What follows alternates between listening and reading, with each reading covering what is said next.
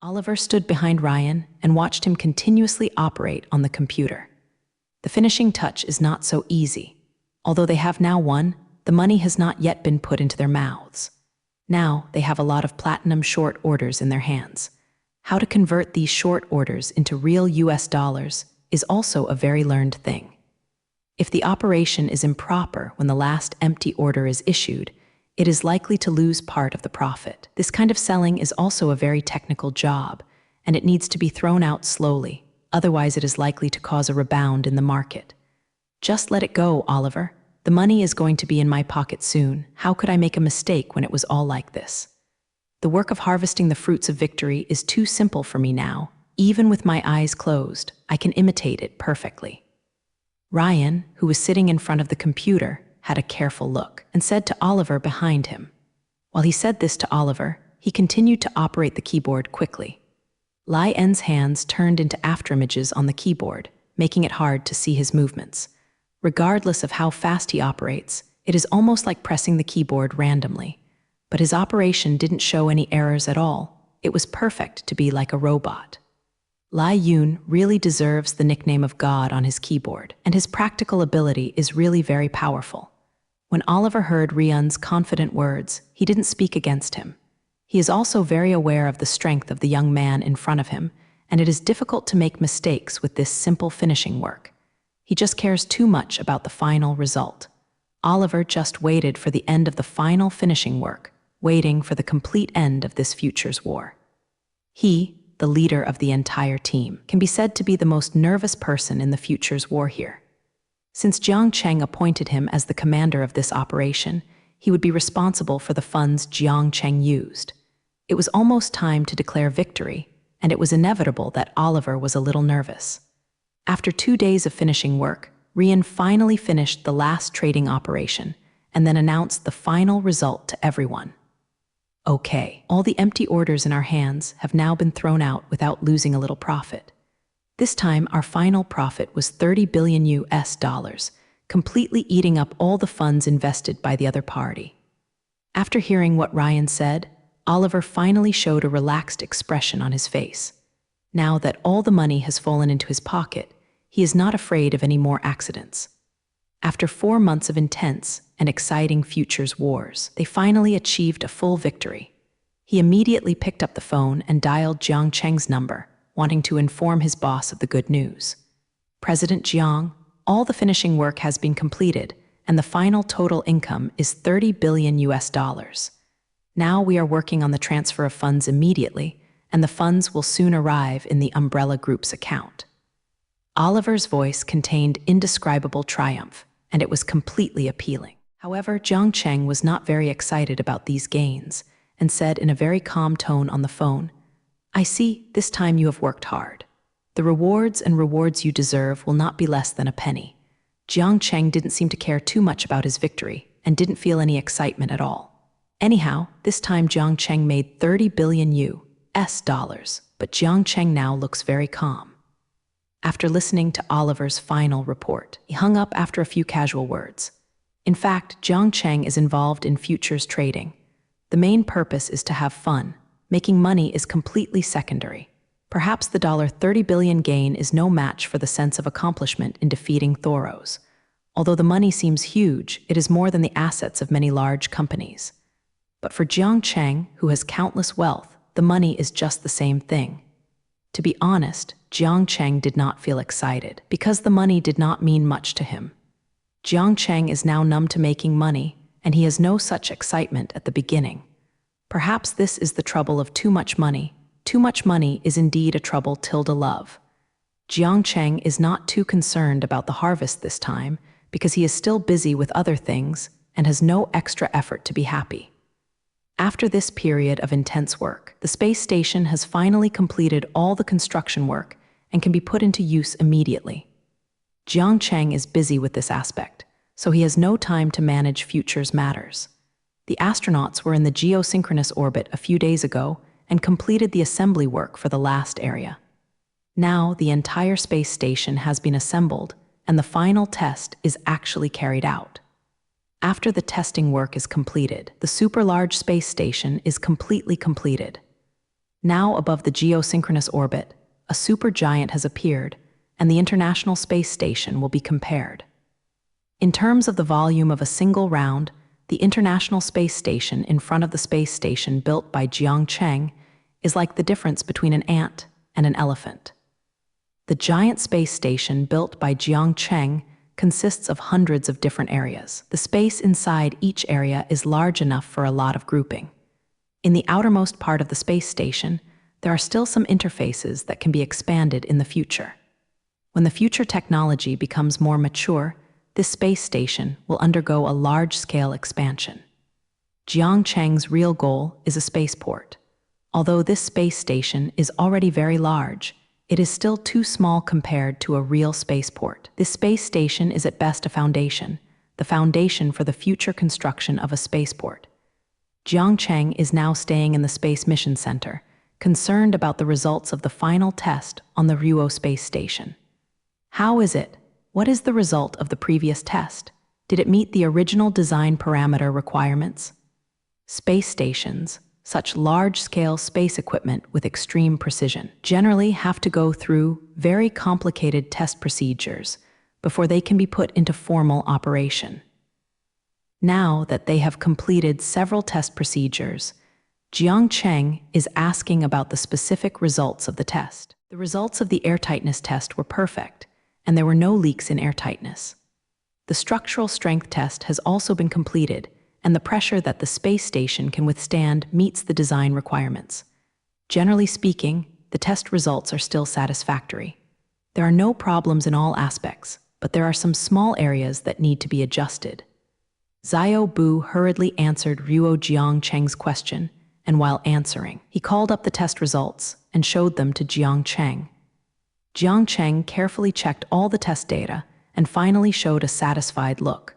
From these test data, Jiang Cheng can know that this space station is perfectly constructed and can basically meet Jiang Cheng's own requirements. After seeing that the space was immediately completed, Jiang Cheng first praised the astronauts. Very good. It seems that the astronauts did a good job this time and basically completed the tasks they completed. During this time, they have also worked hard. They have been working under conditions of weightlessness and basically don't have much time to rest. After the astronauts return to Earth, remember to give them a celebration banquet.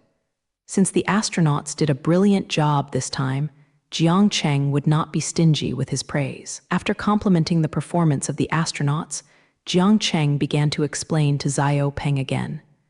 After all the tests are completed, I am going to go to space to take a look. I am going to go inside the space station myself and inspect what is going on there. Speaking of which, I have never been in space, and I am also very curious about space. This time, I took advantage of the opportunity to go up and inspect to personally experience the feeling of a downstream space. Jiang Cheng said something amazing. He wanted to go to space himself. Although Jiang Cheng is the initiator of the human space program, he has not been to space yet. However, Jiang Cheng's identity is a scientist and the boss of the Universe Umbrella Group. Generally speaking, scientists don't take risks personally. Astronauts do things like going to space. Scientists only need to see if the results are on the Earth. When Xiao Peng first heard Jiang Cheng praise the astronauts, he still didn't think it was strange to go up. But when Jiang Cheng said he wanted to go to space personally, his expression instantly became strange. Jiang Cheng didn't know what he was thinking this time. He actually wanted to run into space in person, which was a risky thing. For someone with Jiang Cheng's status, it seemed a little bit risky. President Jiang, don't go there in person. What if there is an accident? We have so many astronauts to use, so you don't have to let you take risks. When Xiao Peng heard that Jiang Cheng was going to inspect the space station himself, he subconsciously objected. Jiang Cheng's status is so precious that it is not worthwhile to venture into space. In Xiao Peng's view, Jiang Cheng is nothing more than habitual willfulness now. As Jiang Cheng's subordinate, he has to shoulder the responsibility of persuading. Although their technology is very mature now, there is still a risk in going to space. In case Jiang Cheng encounters something unexpected this time, this will be an unacceptable result for their subordinates. What are you afraid of? Don't you believe in our own technology? You are also the person in charge of technology. Now you know the chances of accidents in space. Basically, there will be no accidents at all. Jiang Cheng completely ignored Xiao Peng's persuasion and insisted on going to the space station himself. You don't have to persuade me, Xiao Peng, anyway. I'm going to book this space station this time. In the end, Jiang Cheng blocked Xiao Peng's persuasion and directly stopped him from this idea. Xiao Peng saw that his boss had already said so he could only helplessly let go of his last efforts. Well, President Jiang, if you have to go in person, then I will prepare in advance and make complete preparations first.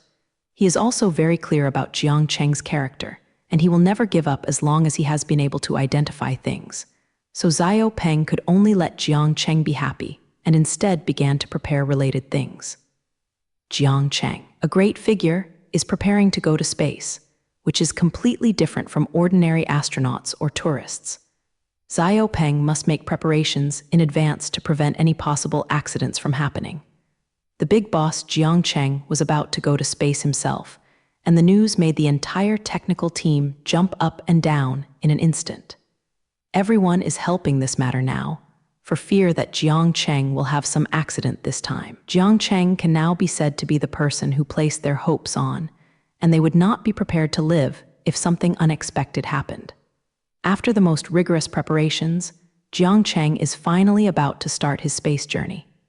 Now the space station has also completed all the tests and is ready to welcome the first batch of guests. As the initiator of the space program, Jiang Cheng will be the first group of guests of this space station. Today is the day of the rocket launch. This time Jiang Cheng did not stand in the command hall, but stayed in the rocket waiting for the launch to proceed. This feeling of identity change makes Jiang Cheng feel very strange. To be honest, this was the first time Jiang Cheng went to space in his life. Of course, this only refers to this life. In his last life, Jiang Cheng didn't know how many times he went to space. Even for something as tall as a spaceship, Jiang Cheng didn't know how many times he had been on it. Of course, these are all experiences in the previous life, and Jiang Cheng has really never been to space in this life. Moreover, Jiang Cheng has never experienced such a backward transportation method for the rockets. When Jiang Cheng went to space in his last life, he either took a space shuttle or used a transmission device. He had never been on a rocket like primitive equipment, because in Jiang Cheng's previous life, a world where science and technology was extremely advanced, he had already eliminated outdated things like rockets and used more advanced technology. But now Jiang Cheng can finally experience the feeling of the original equipment of the rocket. At this time, Jiang Cheng was inside the rocket waiting for the launch, and the outside was completely another scene. The atmosphere of the Space Mission Center today has become a little different. Everyone is very nervous for fear of making mistakes during the launch. It stands to reason that they have done this kind of rocket launch many times. When the mission is busy, dozens of rockets are launched here every day. Now it's just the launch of an ordinary rocket. It doesn't make sense for them to be so nervous. But think of the people in this rocket. This matter is easy to explain. Although the rocket that is about to be launched is ordinary, the people in it are extraordinary. Who made their big boss be in the rocket now, waiting for Ruo to be launched into space. Today's launch mission is related to the life safety of their boss, so no one dares to have the slightest negligence on this kind of thing. Have all the inspections been completed? There can be no accidents in this launch mission, so the most stringent inspections are required. Xiao Peng was directing the pre-launch preparations, and his appearance was also very nervous. This kind of inspection has been carried out many times today, but Xiao Peng still couldn't rest assured, and finally arranged another inspection. In fact, this is all about Xiao Peng's psychological effects, because he was worried about Jiang Cheng's anxiety. Well, since there is no problem, let's start the launch. After the last inspection, Xiao Peng still had to issue a launch command. If it weren't for the fear that Jiang Cheng would be anxious, he would actually want to check again. To be honest, Xiao Peng was reluctant to give this order. It would be great if this launch could be cancelled, so that Jiang Cheng would not have to take risks. Unfortunately, he did not have the right to cancel this launch, and finally gave the order reluctantly. After Ruo Xiao Peng's order was communicated below, the rocket Jiang Cheng was riding on officially began to launch. This Kunpengchuan-type rocket that has undergone repeated inspections is finally about to head toward space. Sitting in the rocket, Jiang Cheng felt a slight vibration at this time. Although the vibration was very slight, Jiang Cheng was still aware of it sharply. When Jiang Cheng discovered the vibration problem, his brows frowned immediately. Originally, Jiang Cheng thought that this kind of rocket damping work had been done perfectly, but when he personally experienced it, he found that there was still a slight deficiency. Although the vibration is very slight now, it still cannot meet Jiang Cheng's requirements. The kind of rocket Jiang Chengjian 3.2 was looking for was not shocked by the party when it was launched. The current Kun-type rocket obviously cannot meet Jiang Cheng's requirements. It seems that after returning to the ground, we have to supervise the development of rockets. The development of the Kunpengchuan rocket will be on the agenda after we return. Although this kind of rocket is already very good, it is not the most advanced kind. Jiang Cheng felt the feeling of the rocket launch, while silently thinking about going back in his heart. It seems that Jiang Cheng himself was right in space this time. He had discovered a new problem just after embarking on the journey. After Jiang Cheng went back this time, the people on the R&D team would start to get busy again. Jiang Cheng's journey into the sky began under such circumstances. After the initial acceleration phase, the rocket slowly became a state of smooth flight. At this time, Jiang Cheng's face looked better, because the vibration at this time was almost gone.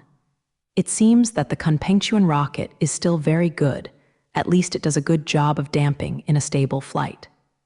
Jiang Cheng's physical fitness can fully cope with the current acceleration, so he still has to watch the situation outside. He was looking through the observation window outside the rocket, looking at the changing landscape outside. The rocket is passing through the clouds one by one, which means that the height of the rocket is slowly rising. When Jiang Cheng couldn't see the clouds at all, the rocket had already reached the stratosphere. The scenery of the stratosphere is very monotonous, and there is nothing in the open stratosphere. The rocket quickly skipped the stratosphere and began to truly enter outer space. When Jiang Cheng saw that the outside of window 23 began to turn black, he knew that he had reached space now. The scenery of space is always so lonely, but in this loneliness, there is something unusual and spectacular. While enjoying the scenery outside Ruo, Jiang Cheng waited for the end of the last journey. After the rocket reached outer space, it was already very close to space. Then the rocket adjusted its direction in the air and began to fly toward the space station. This time, Jiang Cheng did not wait too long, and it didn't take long for Jiang Cheng to see the space station. From the outside, this space station looks like a big cube, which looks like a box from afar. It's just that this box is a bit big. It's a supergiant. The shape of the space station was designed in this way, also for future expansion considerations. Now this space station will serve as the core of the spaceport in the future, with many structural areas spliced outside. In order to be able to expand easily in the future, of course, the space station must be designed well. The space station kept zooming in Jiang Cheng's eyes until the whole picture of the space station could not be seen clearly. Soon the rocket flew to the docking station, ready for docking. Docking the rocket with the space station is more troublesome, because these two things are all moving, and the relative speed between them needs to be considered. Fortunately, these calculations will be done by artificial intelligence, and Jiang Cheng doesn't have to worry about this. Under the extremely precise command of the artificial intelligence, the rocket steadily docked with space. After the rocket stopped moving completely, Jiang Cheng released his seatbelt and walked towards the gate. Jiang Cheng opened the door to space escape and walked into the space station just completed. When Jiang Cheng's foot just touched the ground of the space station, a sound rang out in the space. "Welcome, Jiang Cheng, to this space station. I am Ava. I am honored to be able to serve you. If you have any questions in this space station, you can ask me questions, and I will meet all your requirements." This voice sounded like a mature woman, full of intellectual quality and stability. Jiang Cheng knew that Ava was not a real person, but just a simulated synthetic sound.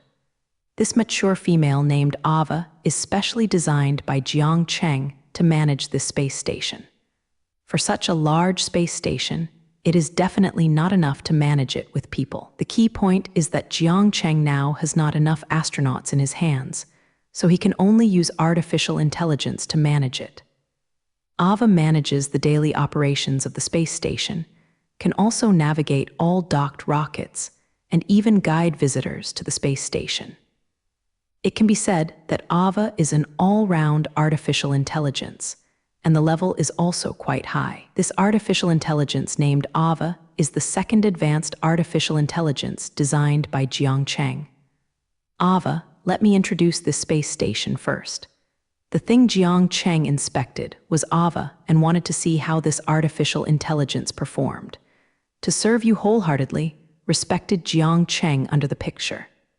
Please stand on the conveyor belt and tell where you want to go. After Ava's voice fell, a moving area appeared on the floor of the space station. This is a fully automated conveyor belt designed by Jiang Cheng for the space station.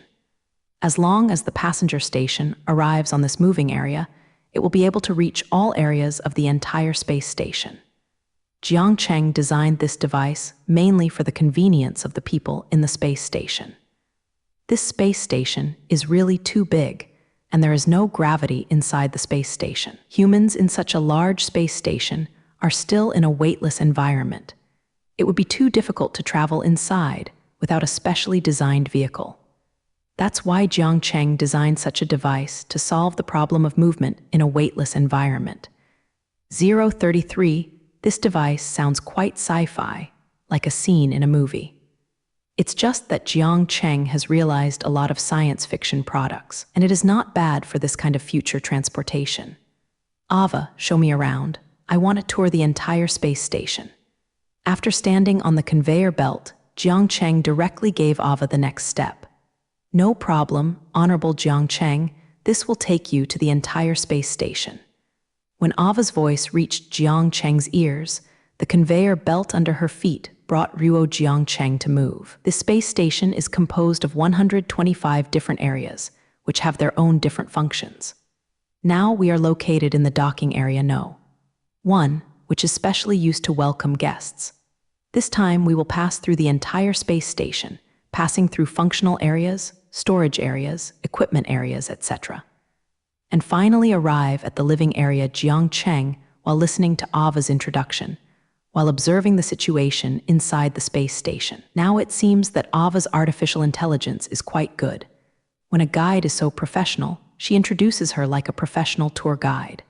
Under Ava's guidance, Jiang Cheng started the sightseeing tour of the space station. Jiang Cheng stood on the conveyor belt inside the space station, observing the situation inside the space station. The area we are now in is a functional area, where we can carry out some formalities and personnel assignments. To put it bluntly, the functional area is an office, which will be responsible for handling procedures in the future. Since this space station will be a space transit center in the future, this kind of formalities must be indispensable. In the future, it is unknown how many rockets will arrive at this space station, where the cargo to be delivered to the Earth will be put down. After the space station becomes busy, it won't work without a special place for registration. Then this kind of functional area will be able to experience its value, and it is also an area that Jiang Cheng has designed long ago. Soon Jiang Cheng passed through this area on the conveyor belt and started to head towards Ruo's next area. The area we just entered is the equipment area, where there are many equipment needed for space missions, space thrusters, spacesuits, etc., are all stored inside. Ava is very impressive as a guide, constantly introducing information about Jiang Cheng passing through these areas. As the name suggests, the equipment area is a place to store equipment, which are all things that need to be used in space. These equipments are all prepared for the astronauts, and they will pick up what they need here in the future. For things like spacesuits, astronauts need a lot of things. Boosters are also necessary equipment for activities in space. Astronauts performing space roaming missions are indispensable for this equipment. Moreover, the booster device is still a consumable, and the gas stored inside can only be scrapped after use. There is always nothing wrong with storing large amounts of such consumables, and I don't know when astronauts will use it. Therefore, it is also necessary to store some necessary equipment in the space station. In the event of a problem with the spacesuit's own equipment, it can also be replaced in the space station. Space missions cannot tolerate any accidents. The equipment area is also a very important part of the space station. The next area is the huge storage area. The storage area has a total of 12 areas, covering a huge area. Storage areas from No. 1 to No. 12 will be responsible for the storage of different goods in the future. This storage area is the largest area in the space station, and it can be said to occupy 1/10 of the space station. Since the space is to be used for the transfer of goods, the warehouse must be indispensable.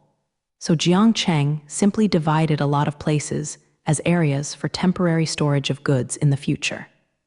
The conveyor belt moved relatively fast and soon took Jiang Cheng away from the equipment area and arrived at the storage area that Ava just mentioned. The storage area is still empty, and there are no goods that need to be transferred. But in the future, this place will be filled with a large amount of cargo, which may come from different places in the solar system. Since the storage area is still empty now, Ava did not let Jiang Cheng stay here anymore, and soon took Jiang Cheng away from this place. There are still a lot of areas to browse in the back. If you don't hurry up, Jiang Cheng don't want to rest today. Jiang Cheng just enjoyed the guidance of Ava's artificial intelligence, watching this giant space station all the way. Since there are so many different areas in the space station, just going around randomly is not an easy task.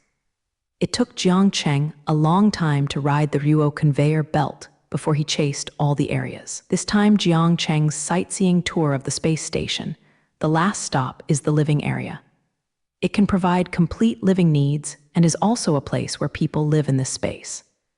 In the future, the staff stationed in the space station, as well as the foreign astronauts arriving at the space station, all need to live in this area.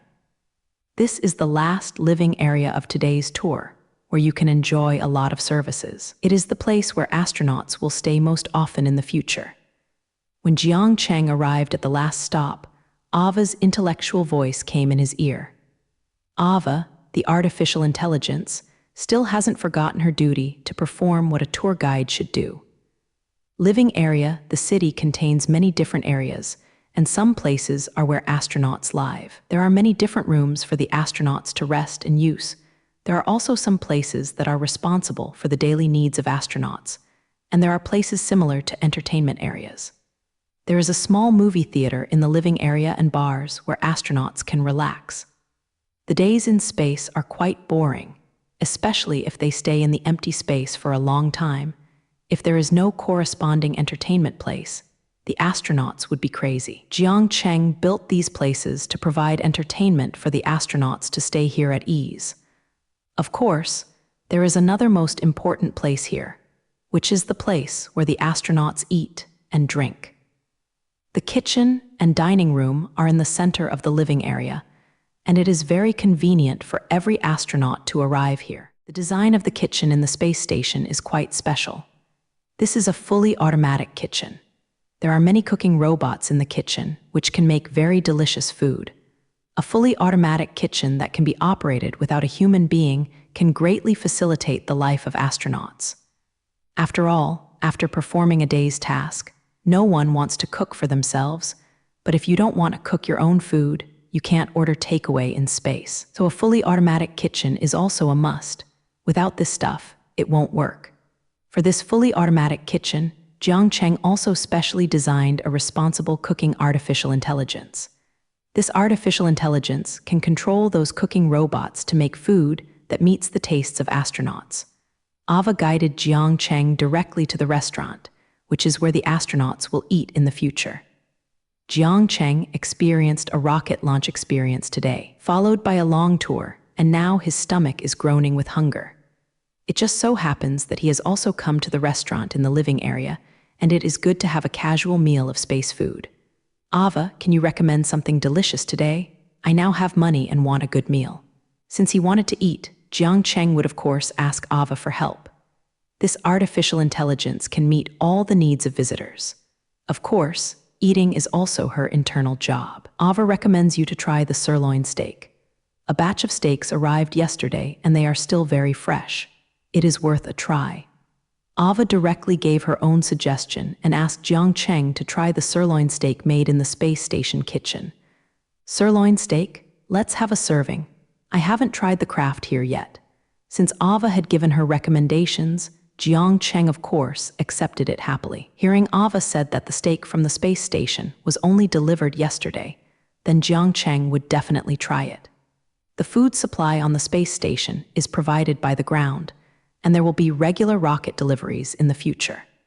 It is very convenient to transport things from the Earth, so Jiang Cheng did not set up an ecological plantation in the space station. Beijing is not as far away as Mars here, and there is no need to grow food by himself. The speed of the fully automated kitchen was very fast, and Jiang Cheng did not wait long to deliver the prepared dishes. The one responsible for delivering food to Jiang Cheng is also a robot, a specially designed and manufactured service robot. As soon as the sirloin steak was placed on the table in front of Jiang Cheng felt the aroma of this delicacy. The sirloin steak made by this cooking robot is very good. As soon as I heard Jiang Cheng. When Jiang Cheng saw the clear textures on the steak, he knew that the steak that made this dish was really fresh, as Ava said, and it didn't take long to arrive. Sirloin steak is a top delicacy. The most important thing is the freshness of the steak. If you use steak that has been slaughtered for a long time, it will not reflect the characteristics of sirloin steak. Facing such a delicious taste, Jiang Cheng certainly couldn't bear it. He picked up the knife at hand, cut a large piece, and put it in his mouth. When the steak entered Jiang Cheng's mouth, it instantly activated Jiang Cheng's taste buds. This sirloin steak is cooked quite authentically, and the taste of the steak is very good. Jiang Cheng just tasted it, and he recognized the cooking level of the space station. Now it seems that the fully automated kitchen designed by Jiang Cheng has been very successful, and those astronauts will be happy. This all relies on the artificial intelligence that specializes in cooking. If it is just a rigid robot, it is impossible to make real food. Only when the artificial intelligence controls the cooking robot will it finally be able to make delicious food that satisfies Jiang Cheng. Just when Jiang Cheng was enjoying sirloin steak, the restaurant began to put D major canon. This music is very suitable to listen to when dining. It can increase Jiang Cheng's atmosphere during dinner. The robot waiter in the restaurant also gave Jiang Cheng a good bottle of red wine, which was perfect with sirloin steak. This is the credit of Ava. How could it be possible to eat steak without red wine, so it was served without Jiang Cheng's explanation? Jiang Cheng listened to soothing music in the restaurant, while drinking red wine while enjoying the sirloin steak in front of Huo. His first meal in space looked very good. The design of the restaurant in the space station is very clever. The surrounding walls are all transparent, and the scenery outside the space station can be clearly seen. While eating, Jiang Cheng could still watch the beautiful scenery in the universe, which is simply the supreme enjoyment. Jiang Cheng just ate slowly if his dinner today was also his first meal in the space station. Today's dinner, Jiang Cheng was very fragrant. He didn't think he had eaten a steak, so Ava asked the kitchen to make one. Jiang Cheng can have such a good appetite for this meal, thanks to the good dining environment in the restaurant. This restaurant is said to be a unique restaurant, allowing people inside to watch the scenery in the universe. When people enjoy food when they are in a good mood, their appetite will be slightly better than usual. This kind of Cosmos View restaurant is only available here in Jiang Cheng. It is something you don't even think about in other places. Jiang Cheng's dinner today was in such a pleasant atmosphere. Today, Jiang Cheng's after-dinner activity is to visit the observation platform on the top of the space station. After eating, Ava led Jiang Cheng to the top of the space station, where there was a large viewing platform. The view here is very wide, and you can see the beauty that you can't usually see from here. You can see the scenery above the Earth, and viewing the Earth from this angle has a different flavor. The clouds on the Earth were constantly surging. Jiang Cheng watched the atmospheric activity on the Earth while slowly digesting what he had just eaten. Ava's daily arrangements for Jiang Cheng are really good, taking all aspects of Jiang Cheng's needs into consideration.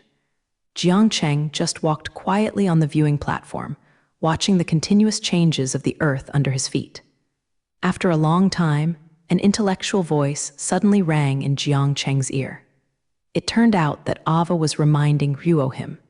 It is detected that your body is a little tired, so Ava suggests that you can go to rest now. Ava can also control the scanning equipment in the space station to scan the current physical conditions of all personnel. The space station's equipment is very complete, with various sensors everywhere, which can scan everyone's current physical condition. When Ava realized that Jiang Cheng was a little tired now, she reminded Jiang Cheng that she should go to rest. Now Jiang Cheng is indeed a little tired, so he returned to his room. The room layout in the space station is pretty good, and the room size is pretty good.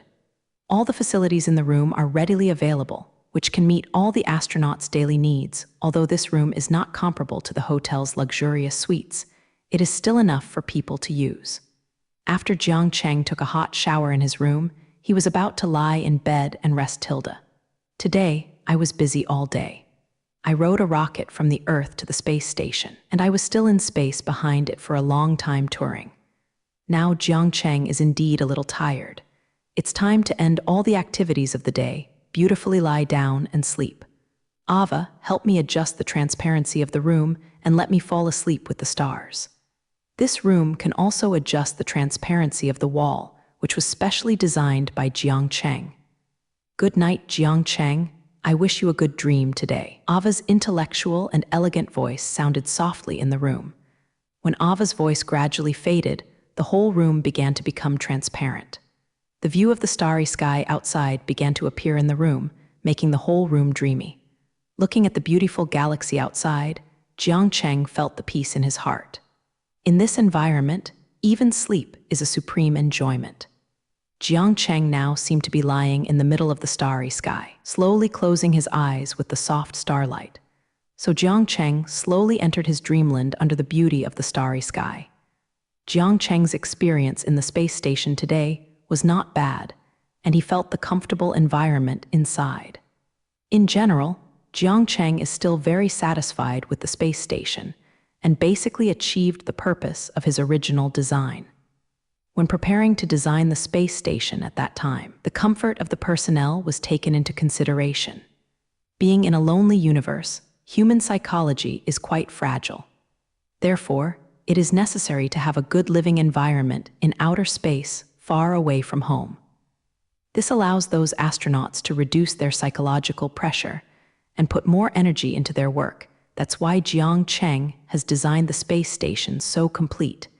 Not only does it have various functions, it can provide all the conditions required for space missions. It also has the best living conditions, which can make astronauts forget the troubles of homesickness. After Jiang Cheng got up the next day, he was idle everywhere in the space station. Yesterday, he only did a preliminary browsing. There are still many things in the space station that have not been carefully viewed. The huge space station is far beyond ordinary people's imagination, and it is impossible to finish it in a few days. What's more, there are still a lot of equipment in the space station, and Jiang Cheng has to test all these equipment. These equipment are related to the future operation of this place, and Pan Jiang Cheng cannot be relieved if he does not test it himself. Jiang Cheng now incarnates as a tester and begins to test all the functions of the Ruo space station. These functions are very complicated, and Jiang Cheng can't finish them in a few days. Fortunately, Jiang Cheng had nothing to do with him recently, so he simply stayed in the space station temporarily and went back after testing all the functions of the space station. The equipment in the space station all have their own functions, and which one is missing will affect the normal use in the future. So Jiang Cheng is so nervous about these devices, and he is ready to use it himself. This space station will be Jiang Cheng's base on the Earth's orbit from now on, and it can be regarded as a forward base for humans to advance into the universe. If there is a big mission, it is an indispensable thing in Jiang Cheng's future plans. That's why he paid so much attention to this place, and even ran over to inspect it himself.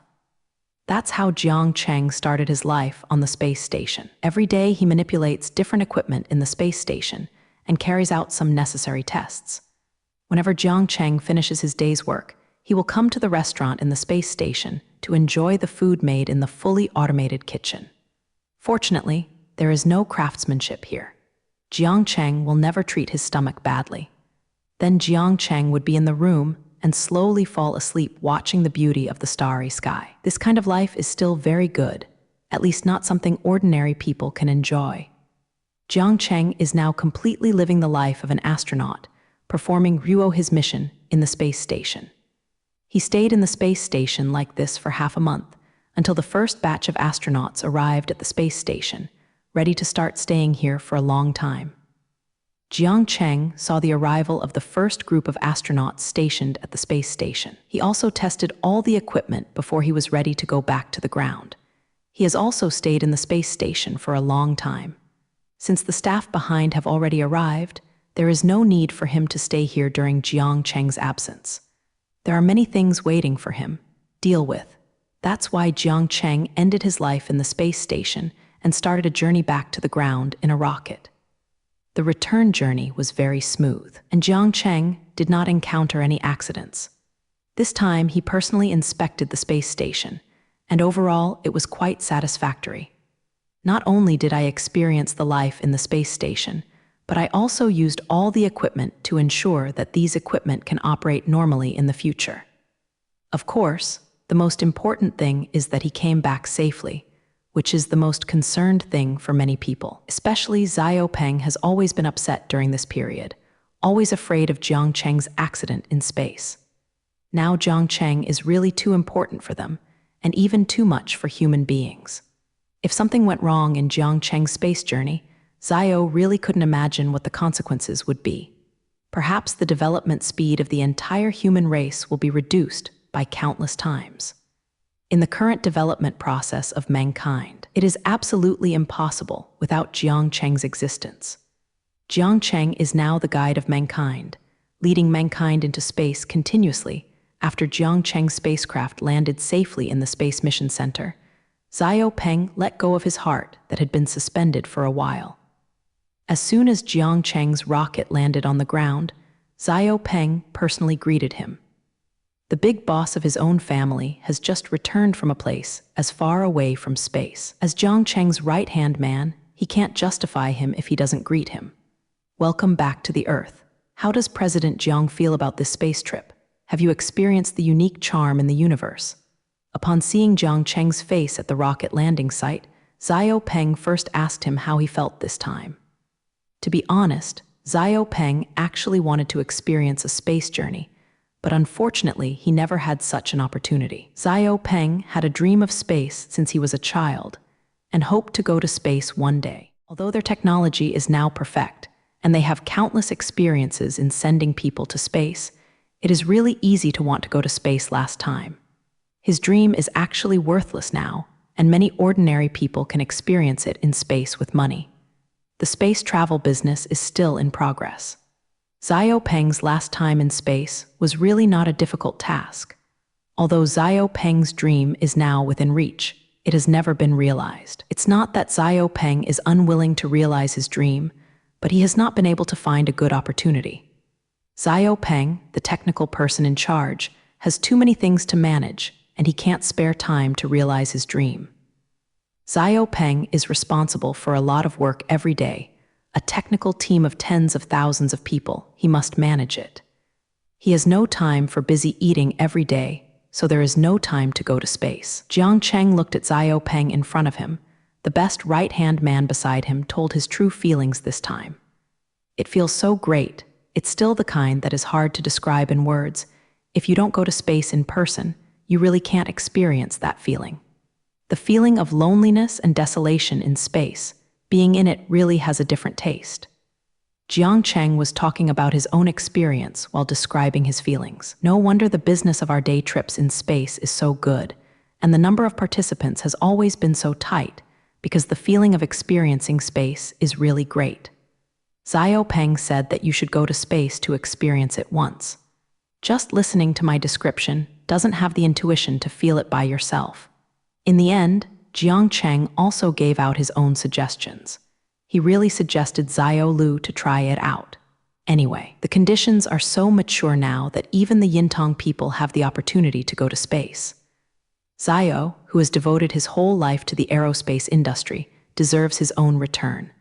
Let's talk about it next time I have a chance. Now that there are so many things on the R&D team, where can I put my effort into it? Anyway, the universe is there, and it is the same when it goes, and the things that need to be dealt with are more important. Faced with Jiang Cheng's suggestion, Zhao Peng still tactfully rejected it, only saying that he would have a chance to talk about it later. Although Zhao Peng agreed with Jiang Cheng in his heart, he also wanted to go to space to realize his dream.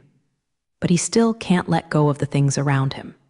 For Peng, contributing his own strength to the development of the aerospace industry is far more important than realizing his personal dreams. Zhao Peng's real dream is to let mankind enter the cosmic age, and he is working hard to achieve this goal. In the face of this lofty ideal in his heart, all other things can be put aside for now. In order for mankind to become a cosmic civilization one day earlier, he can live with his little desire.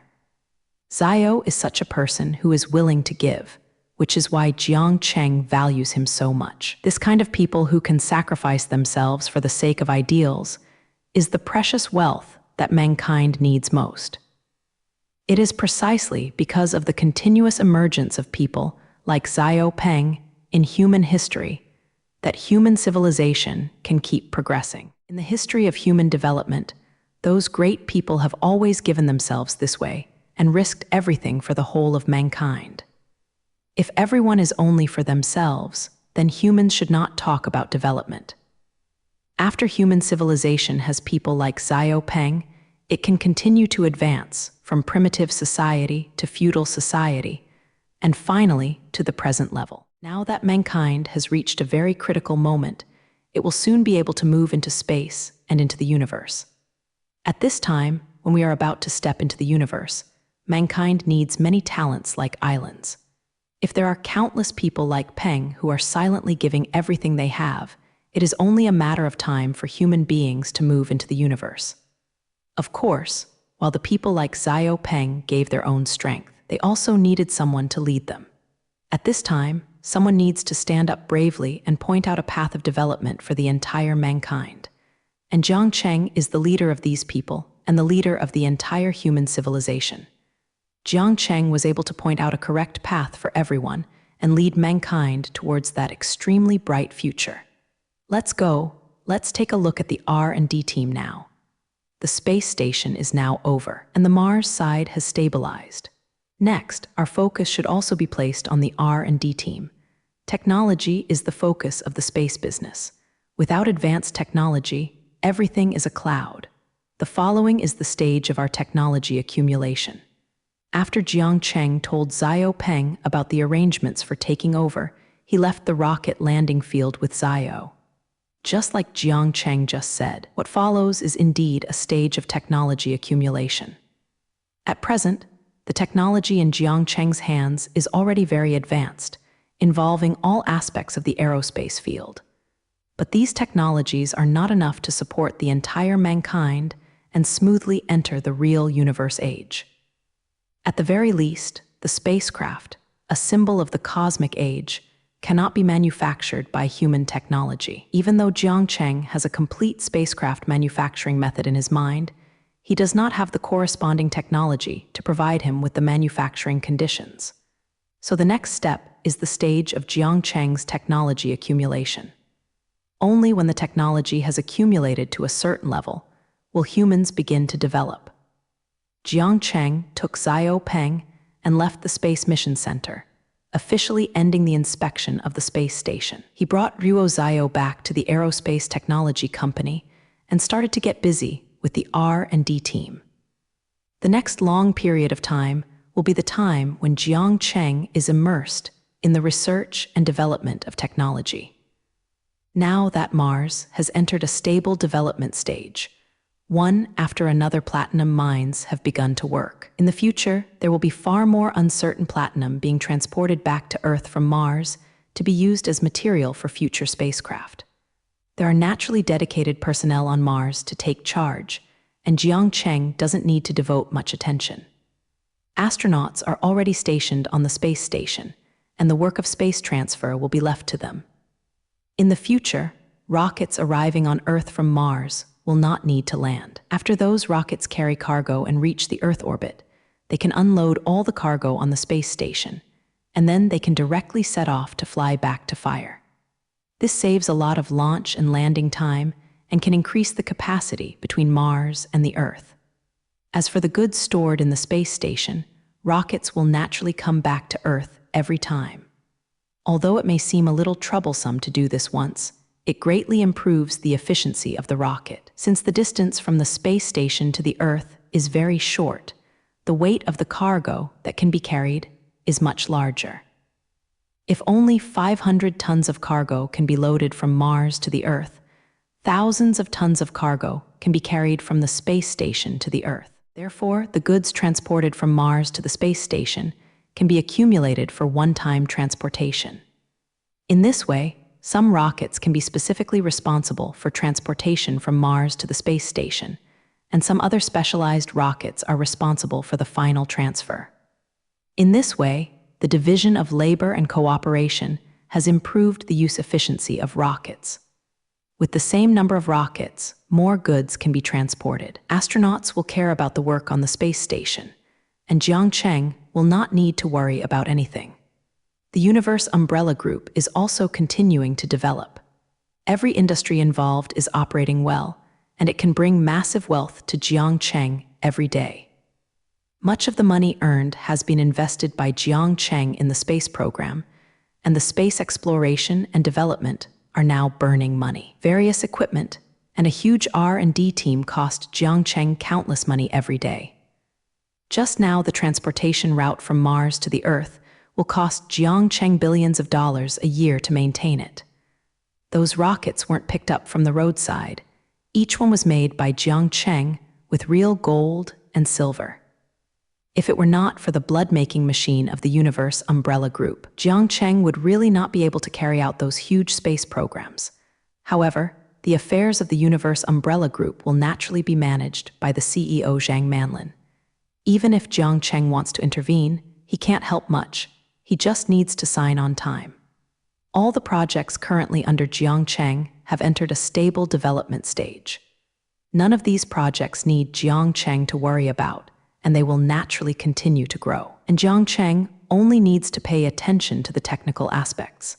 Scientific research is Jiang Cheng's true profession, and it is also what he is the best scientist at. At present, Jiang Cheng has nothing else to pay attention to, so he put all his energy into the laboratory. Now, Jiang Cheng has actually entered an awkward stage. Now the aerospace technology is relatively mature, and even the development of Mars can be carried out. But Jiang Cheng can only develop Mars now, and the efficiency of development is not very high. Using rockets to transport equipment and personnel to Mars is not cost-effective in terms of cost, and the carrying capacity cannot be increased much. Therefore, Hewitt Cheng's development can only be maintained at a certain scale. If you let go of your hands and feet to develop Mars, then even Jiang Cheng can't afford the transportation costs. Because the rocket is restricting Makoto Ryuojiang, he cannot start a large-scale space program. The efficiency of rockets is still inferior to that of spaceships. Spaceships can transport tens of thousands of tons of cargo at a time, and the speed is countless times faster than rockets. The most critical issue is the service life. A rocket will not work for 2 years, but the spacecraft will not be a problem if it is used for 10 years. Although the manufacturing cost of a spacecraft is higher than that of a rocket, it is still much more cost-effective than a rocket when taken into consideration. So the most important thing for Jiang Cheng now is to build a spacecraft so that he can develop Mars on a large scale. But where is the spacecraft so easy to make? This kind of thing sounds like a spacecraft, and it must be very troublesome to make it. First of all, a spacecraft needs a lot of platinum, which is an essential material. Now Jiang Cheng has found the source of platinum, so there is no need to worry about the material. But apart from the problem of manufacturing materials, Technology is what really makes Jiangcheng difficult. The spacecraft can be said to be the crystallization of a civilization's technology, and the advanced technologies mentioned above are all unclean. This kind of transportation that can be used in the universe is the best symbol of a civilization. Only those civilizations that have reached a certain level of development can have such things as spaceships. The current human beings have not yet reached this level, and they are not even qualified to build spacecraft. Had it not been for the existence of a reborn man like Jiangcheng, mankind would not be able to build a spaceship even after hundreds of years. Now, with Jiangcheng, a person who breaks the rules, mankind can start building spaceships soon. But even if Jiangcheng is such a heavenly character, he can't build a spaceship now. The reason is that some related technologies are not mature enough, and even Jiangcheng has no solution. This time in the future will be a period of rapid technological development, and Jiangcheng has tens of thousands of top aerospace talents. He can lead these technical people to develop all the technologies needed for spacecraft. Next, Jiangcheng will enter the stage of technology accumulation to lay a technical foundation for future spacecraft manufacturing. Jiangcheng and his technical team have entered a stable development stage, accumulating technical aspects for future plans. Time will always pass by inadvertently, and now it has been 3 years since Jiangcheng visited the space station last time. Dazzling is now 3 years later. Jiangcheng, who is in the middle of scientific research, is completely unaware of the passage of time. How was the result of experiment J039 last time? Doesn't match the parameter I guessed at the beginning. Jiangcheng was standing in the laboratory inside the Aerospace Science and Technology Company, asking Ruo the final result of an experiment that had been completed before. The result is quite optimistic, and it is basically in line with our previous ideas, and we can start the next phase of experiments. Xiao Peng stood in front of Jiangcheng, reporting to Jiangcheng with a document in his hand. The results of the experiment meet our expectations, so file all the experimental data. The next follow-up experiment will be left to you. I will go back to my own laboratory first. While talking, Jiangcheng pushed open the door of the laboratory and walked directly out of the laboratory, slowly disappearing into the depths of the aisle. After learning about the latest experiments, Jiangcheng left the building of the Aerospace Science and Technology Company and returned to his own personal laboratory. Although he has been conducting research with the technical team for the past 3 years, his main time is still in his personal laboratory. At the Aerospace Science and Technology Company, more is to do some guiding work or to guide the R&D personnel under the opponent. Jiangcheng still has a lot of research and development work in his own hands, so he spends most of his time in his personal laboratory. In the past 3 years, Jiangcheng has been busy developing new technologies, busy with his technical team. With Jiangcheng on the side to guide the work, the entire aerospace technology team has made countless results. In the Aerospace Technology Company under Jiangcheng, a very important new technology will be developed in almost a few days. These technologies are all space-related technologies and can be used in future space programs. There are many technologies Jiangcheng has specially developed, and they are basically technologies that must be used on spacecraft. Many of these technologies have now been developed, and many of the pre-engineering technologies needed to manufacture spacecraft have been breached by Jiangcheng. Although Jiangcheng is still unable to start building spacecraft, he is more than a year ago. The technology at hand has advanced a lot. Perhaps with the newly developed technology in the past 3 years, many new space projects can be launched. Even if these technologies cannot allow Jiangcheng to build a spacecraft immediately, the overall technological level of mankind has improved a lot. Just like Jiangcheng is already using the Pengchuan L-type rocket, this new generation of rocket has been greatly improved compared to the previous one. In terms of loading capacity, it has increased by as much as Japanese letter FOLD. Now the one Pengchuan rocket can carry as much as a dry ton of cargo and fly directly from Mars to the Earth's orbit. In terms of speed, the one-peng rocket has also become much faster, and it only takes 2 months to reach the Earth from Mars. Such a fast time is of great help to the development of Mars. At least the communication between the two places has become much faster. This one-peng rocket is the result of the accumulation of technology in the past 3 years. A large number of new technologies have been used on this rocket, which has resulted in such advanced performance of the Peng Roman 3 rocket. So although Jiangcheng still can't build spacecrafts, from the perspective of technology, the progress of mankind in the past 3 years is really great. The technical team under Jiangcheng alone has made a tremendous contribution to aerospace technology and overcome a difficult problem that could not be solved before. For example, the space station technology was developed by them. This is their most proud achievement. 3 years ago, due to technical limitations, that space station could only be so big. Jiangcheng was planning to build a spaceport at the time, but the technical conditions had not yet been met. So at that time, Jiangcheng had to build a space station first, and then slowly expand it later. Now Jiangcheng can finally break through the space station's volume limitation and can start the expansion of the space station. Jiangcheng believes that with the continuous advancement of technology on his side, the space station will one day develop into a real spaceport. It can be said that in the past 3 years, humans have changed a lot in terms of technology, and they have improved too much compared to before. If human technology 3 years ago was only able to explore the solar system initially, then more development work can begin now. If we use an accurate parameter to express this progress, the technological strength on the Earth now has improved by half an era compared to 3 years ago. Of course, human beings can develop to the present level in a short period of time, and a lot of credit is due to this aerospace technology team. With his aerospace technology team, Jiangcheng completed several decades of technological development in 3 years. It can be said that he has made a technological leap. Now that human beings are technically capable of doing things, there are many things that were impossible to think of before. From this point, we can see how much progress is.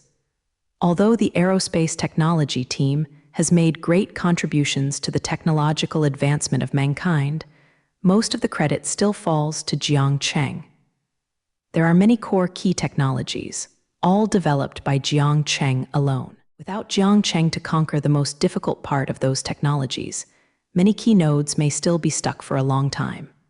Moreover, Jiangcheng's guidance for this technical team is also very important. If Jiangcheng hadn't pointed out the correct direction of R&D for them, those technicians would not know how many detours to take. Therefore, Jiangcheng is an inaccessible figure for the technological progress of mankind in the past 3 years. Now Jiangcheng is about to return to his personal laboratory for the next key technology research and development. Jiangcheng walked into his personal laboratory and stood in front of the test bench, preparing for what? For Jiangcheng, there have been many changes in the past 3 years, and the passage of time can be seen only from his appearance. Now Jiangcheng has broken away from the green look of 3 years ago and slowly began to become a little mature. His original face, which looked a little childish, has now become sharp, and some features that only adults have begun to appear. Looking at Jiangcheng's mature appearance now, I know what the 3 years have meant. After these 3 years of growth, Jiangcheng has now completely escaped from his youth and has become a complete adult.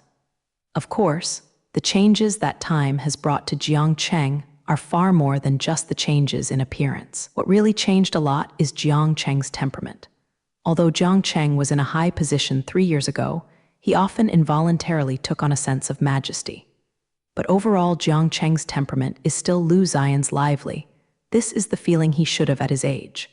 After 3 years of precipitation, Jiangcheng's temperament has become quite calm. Now, when outsiders see Jiangcheng's appearance, they feel that this person must have experienced many things. This kind of vicissitudes of time is difficult to imitate, and only those who have really experienced it can have this feeling. 3 years have not only changed Jiangcheng's appearance and temperament, but also changed many things. First of all, the things that have changed the most are things related to Jiangcheng, and the changes in the Universe Umbrella Group are very big. The Universe Umbrella Group, a huge giant, has begun to have a big company after 3 years of development. Although the Umbrella Group is very powerful, it does not have the background of such a large company, because the time for this company to be established is still too short. After these 3 times of development, the Universe Umbrella Group has become completely different. The hidden dangers left by the Cosmos Umbrella Group in the previous rapid development process have all been eliminated after 3 years of development. Now the Universe Umbrella Group is a real giant enterprise, not only has a strong strength, but also has a matching foundation. At present, the Cosmos Umbrella Group, CDBF Group, is involved in the industry, and all of them have completed the rule of the Sheng. The aircraft manufacturing industry, which has just been involved 3 years ago, has made considerable progress. The G-01 passenger plane launched by Gulfstream has been sought after by many airlines as soon as it appeared. Nowadays, many famous airlines are using this kind of aircraft, and Gulfstream has basically occupied a large part of the market.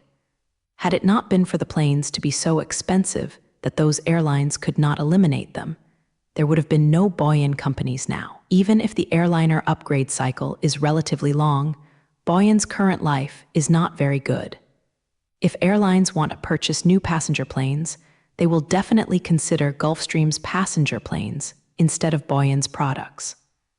The emergence of this situation makes Boeing's company go from bad to worse. If they don't come up with a solution, they will soon be unable to sustain it. The development of the passenger aircraft manufacturing industry is just a microcosm of the development of the Umbrella Group. And there are many areas where the Umbrella Group has developed very well. The automobile industry, which originally had a great advantage, the Umbrella Group has now broken the entire automobile manufacturing industry.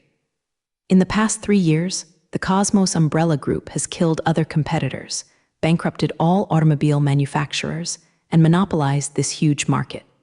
Nowadays, there are no traditional cars on the street. They are all electric cars of various styles. That long time is enough for people to accept electric cars. After all, this kind of car has too much advantage over traditional cars. In terms of performance and economy, electric vehicles are much better than traditional vehicles. What's more, electric vehicles are highly environmentally friendly and can better protect our home Earth. The electric cars launched by the Universe Umbrella Group are also more handsome than other companies' cars, so it is only an inevitable thing to occupy the market. Since electric cars have so many advantages, why do people choose traditional gasoline cars? Now the traditional gasoline car has been completely eliminated. No one wants to use this backward car anymore. Those auto manufacturing companies that rely on traditional cars to survive have long since disappeared in history. These auto manufacturers either switched to other businesses or went bankrupt because their cars could not be sold. Changes in the automotive industry have also had a great impact on other areas. First of all, things like gas stations have now disappeared. Since the cars are already using electricity, the gas station is naturally useless. At present, gas stations have been canceled all over the world, replaced by a large number of charging stations. These charging stations shoulder the function of a gas station together, providing sufficient power for electric vehicles. Cars no longer use gasoline, so the oil industry will definitely be hit hard. You must know that the oil consumed by automobiles accounts for a large part. When automobiles do not use gasoline, the diamond seat of the oil industry is inevitable. Now, the price of oil has fallen again and again, and the country that makes money by exporting oil has been really lying down in the past 3 years. The sluggish oil market has greatly affected those local tyrants in the Middle East. Those countries that depended on exporting oil to become local tyrants can no longer become proud. On the road to fully promote electrification, it is not just electric cars that have replaced traditional cars. Now many fields are beginning to use electricity, giving up the traditional energy that was originally used. More and more equipment and tools are now powered by electricity, and the entire human society has begun to enter the era of full electrification. Jiang Cheng is very happy to see these changes, and he has been silently pushing behind them. Full electrification is the future development direction, and human civilization is progressing little by little. In the development of this comprehensive electrification, Yanguo is undoubtedly the best home country. The construction of the third phase of the nuclear fusion reactor was completed by Yanguo a year ago. All the nuclear fusion reactors that Jiang Cheng designed at the beginning have now been put into use, and they have begun to continuously send electricity to the outside world. When a large number of nuclear fusion reactors began to operate, Yanguo canceled other power stations and all used the electricity generated by nuclear fusion reactors. The electricity generated by nuclear fusion reactors not only does not pollute the environment, but the price is also much cheaper than before. The domestic electricity price is only 1/3 of what it used to be, and electricity is still extremely sufficient. With cheap and sufficient electricity, Yan country has developed very rapidly in the past 3 years. After occupying the leading position in full electrification, the development of Yan country in all aspects has exceeded that of many countries. Last year, Yanguo's GDP has completely surpassed the beautiful country, becoming the most advanced industrial country in the world.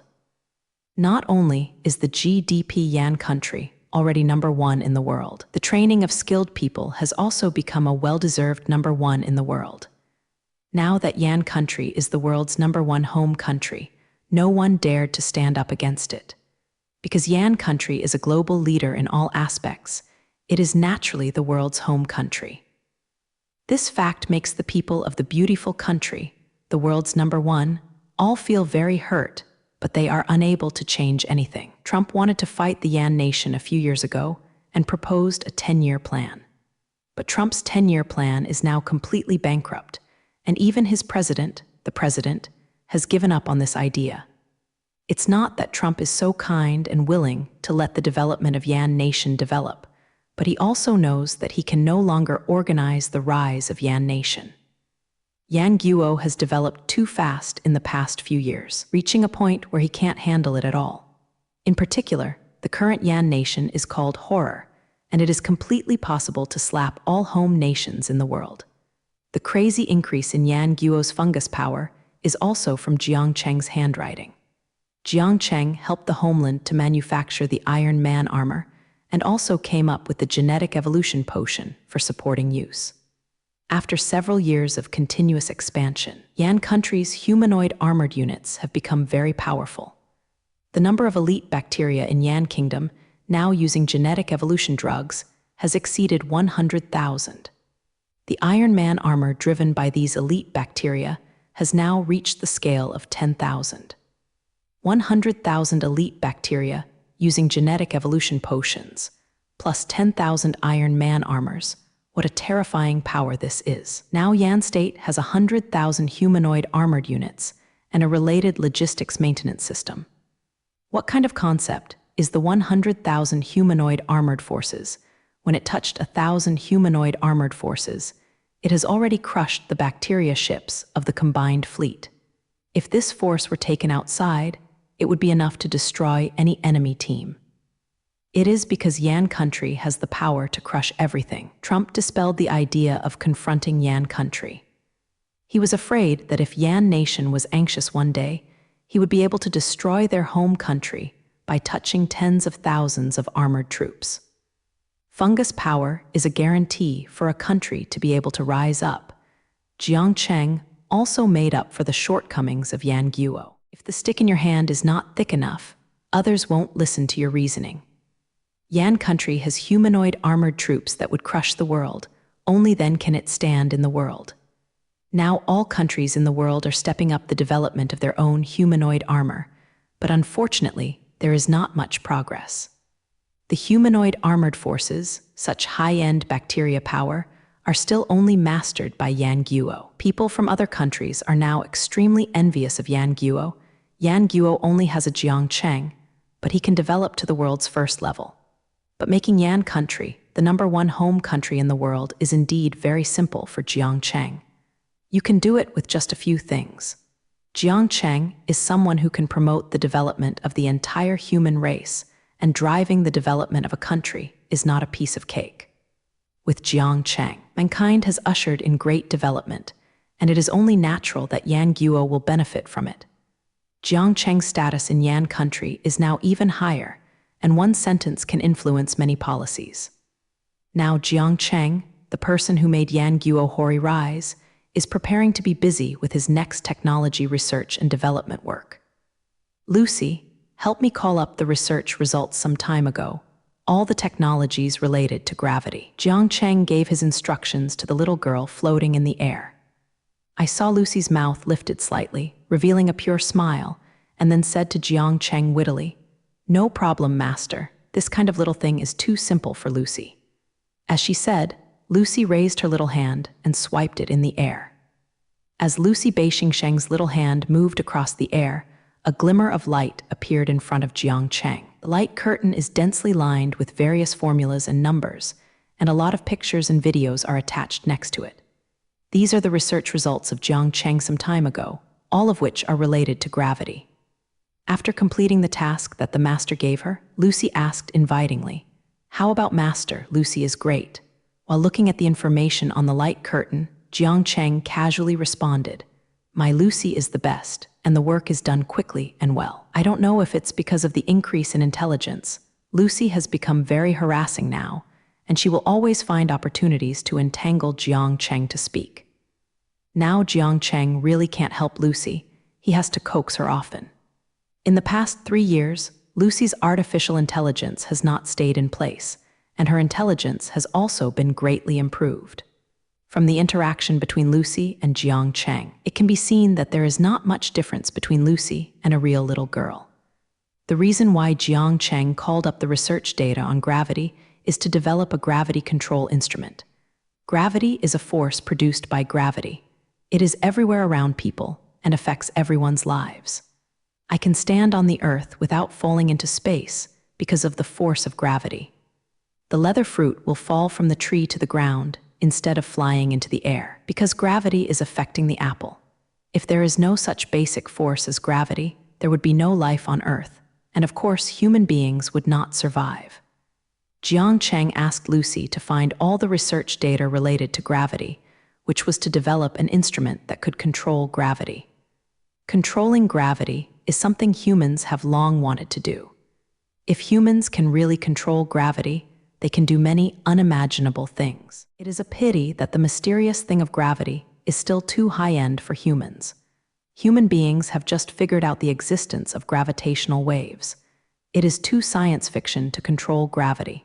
But this kind of science fiction for others is hopeful for Jiang Cheng to achieve. After 3 years of accumulation of technology, Jiang Cheng can already try to develop a gravity controller. This is what Jiang Cheng has to do now, trying to control things like gravity.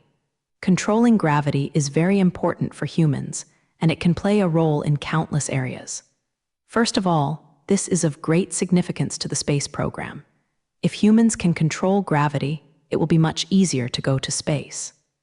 Now, if Jiang Cheng wants to send something to the space station, much of the fuel consumed by the rocket will be used to overcome the gravity of the Earth. If Jiang Cheng can make a gravity control instrument, it can completely offset the Earth's gravity and make the transportation from the ground to space easier.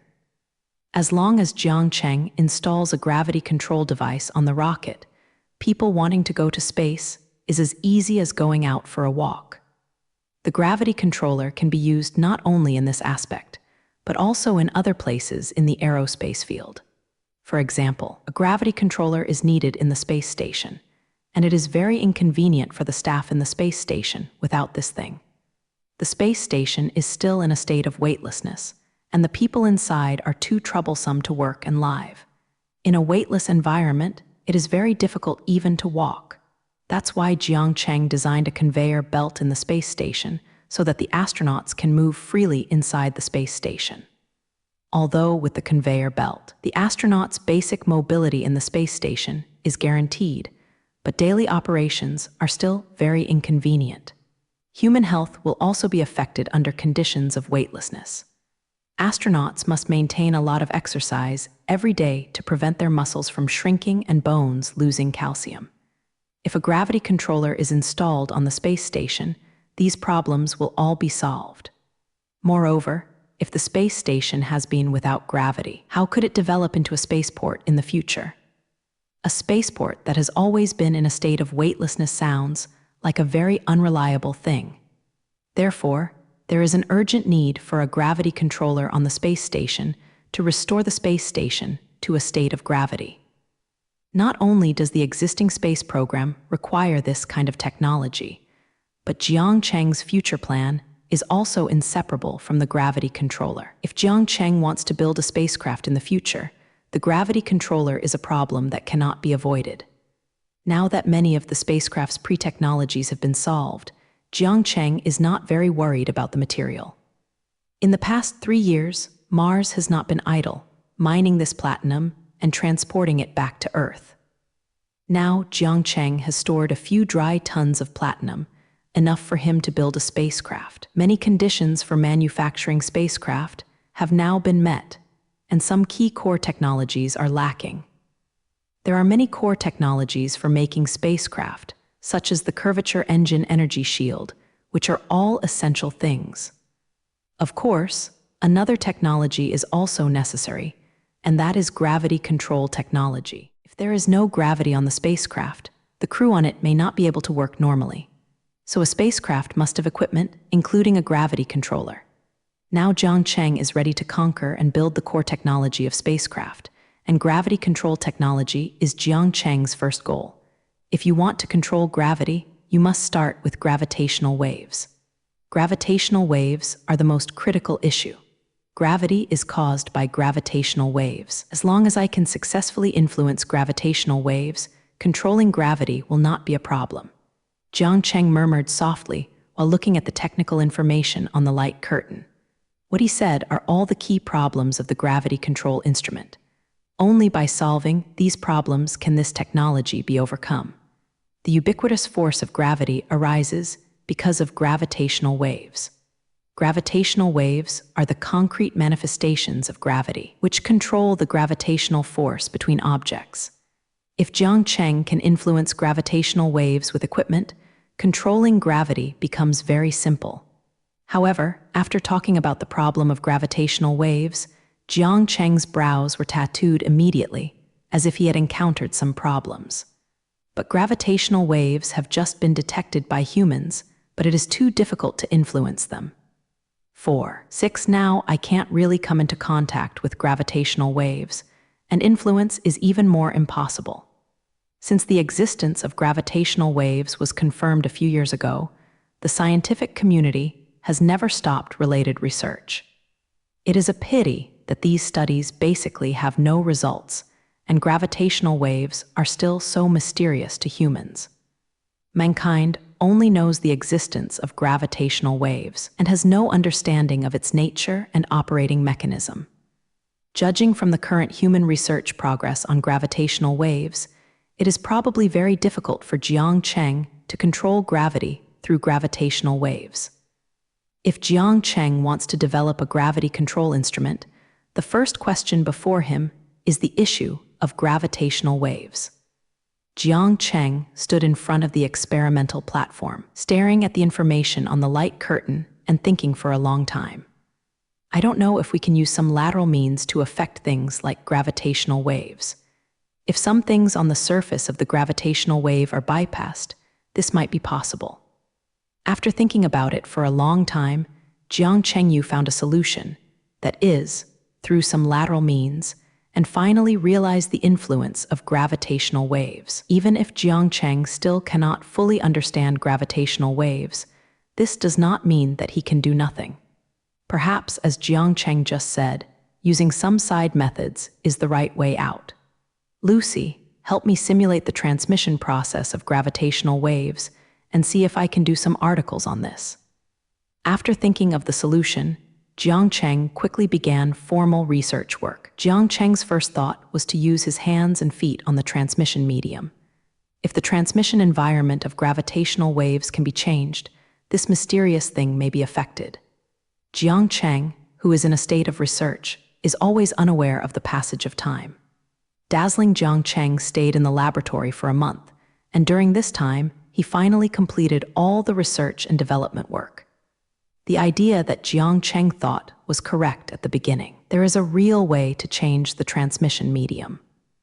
Finally, Jiang Cheng discovered a special field energy. When this field energy spreads around, it can change the transmission environment of gravitational waves. So by releasing this special field energy, gravitational waves can be affected. After solving the problem of gravitational waves, the following work becomes simple. Jiang Cheng only needs to control the intensity of this field energy to smoothly control the surrounding gravity. As long as the intensity of this field reaches a limit, the objects in the range will lose all gravity. If you adjust this field energy to a negative number, you can increase the circumferential gravity. That is to say, as long as Jiang Cheng adjusts the intensity of this field energy, he can control the magnitude of the nearby force. In the end, Jiang Cheng produced a device for generating field energy, which was also called a gravity controller.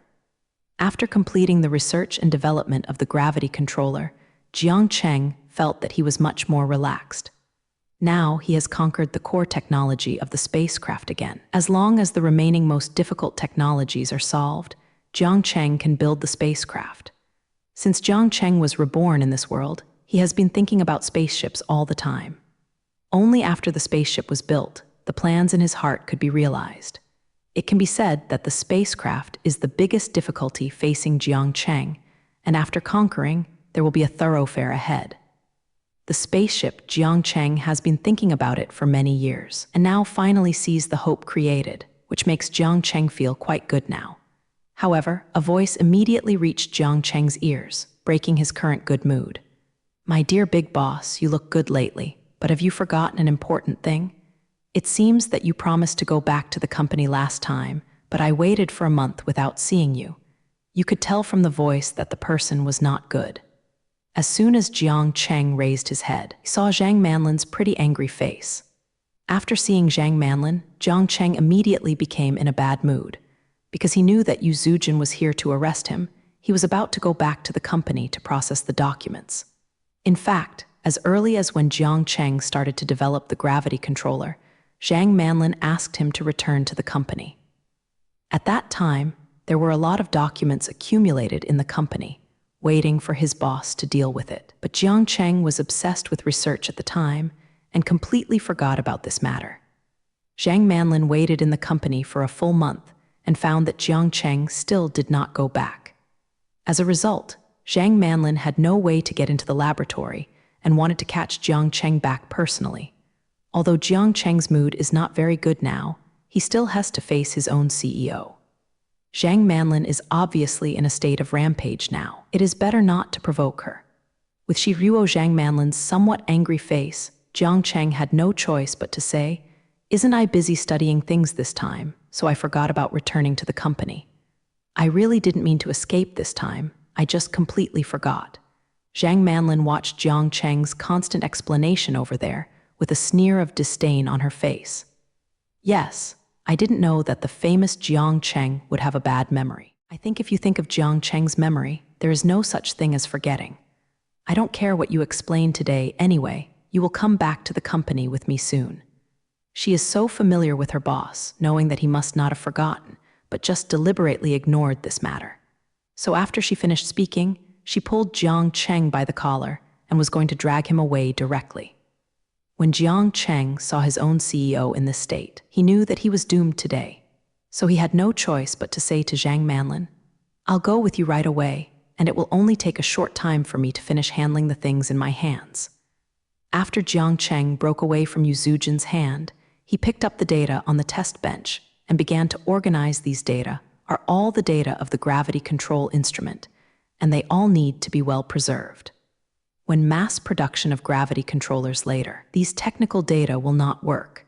Zhang Manlin saw that Jiang Cheng really had something right now, so she started to wait again. But when she saw something on a document, she couldn't help but ask, "Gravity controller, I've been studying this thing during this time. Zhang Manlin asked about her research. Jiang Cheng immediately said proudly, "Of course it's a gravity controller, like a fake gravity control. Technology. With this kind of technology, I can control gravity at will." How powerful? After Zhang Manlin heard Jiang Cheng confirm her guess, her face was full of incredible expressions. She really didn't expect Jiang Cheng to be able to achieve such a point where gravity can already be controlled by Jiang Cheng. In Zhang Manlin's thinking, it is impossible for humans to control such an intangible thing as gravity. As a result, Jiang Cheng now tells her that the gravity controller has been manufactured. It took a long time for Zhang Manlin to relax, and said to Ruo Jiangcheng, "I really didn't expect that one day humans will be able to control gravity.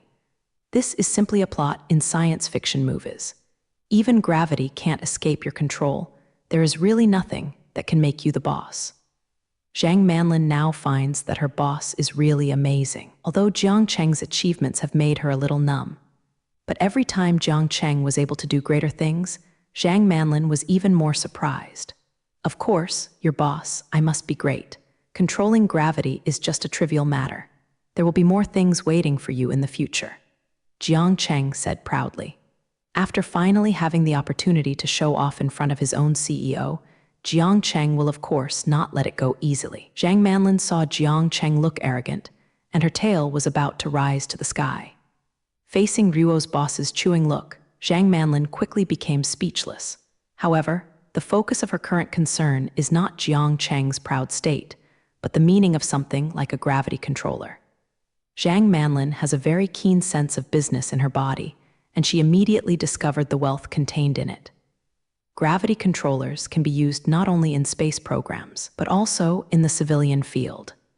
After discovering this, Zhang Manlin immediately said to Ruo Jiangcheng, "Don't you think that the technology of gravity control instrument, we can use it to make a big article? The technology of controlling gravity was unimaginable before, but now you have developed this technology.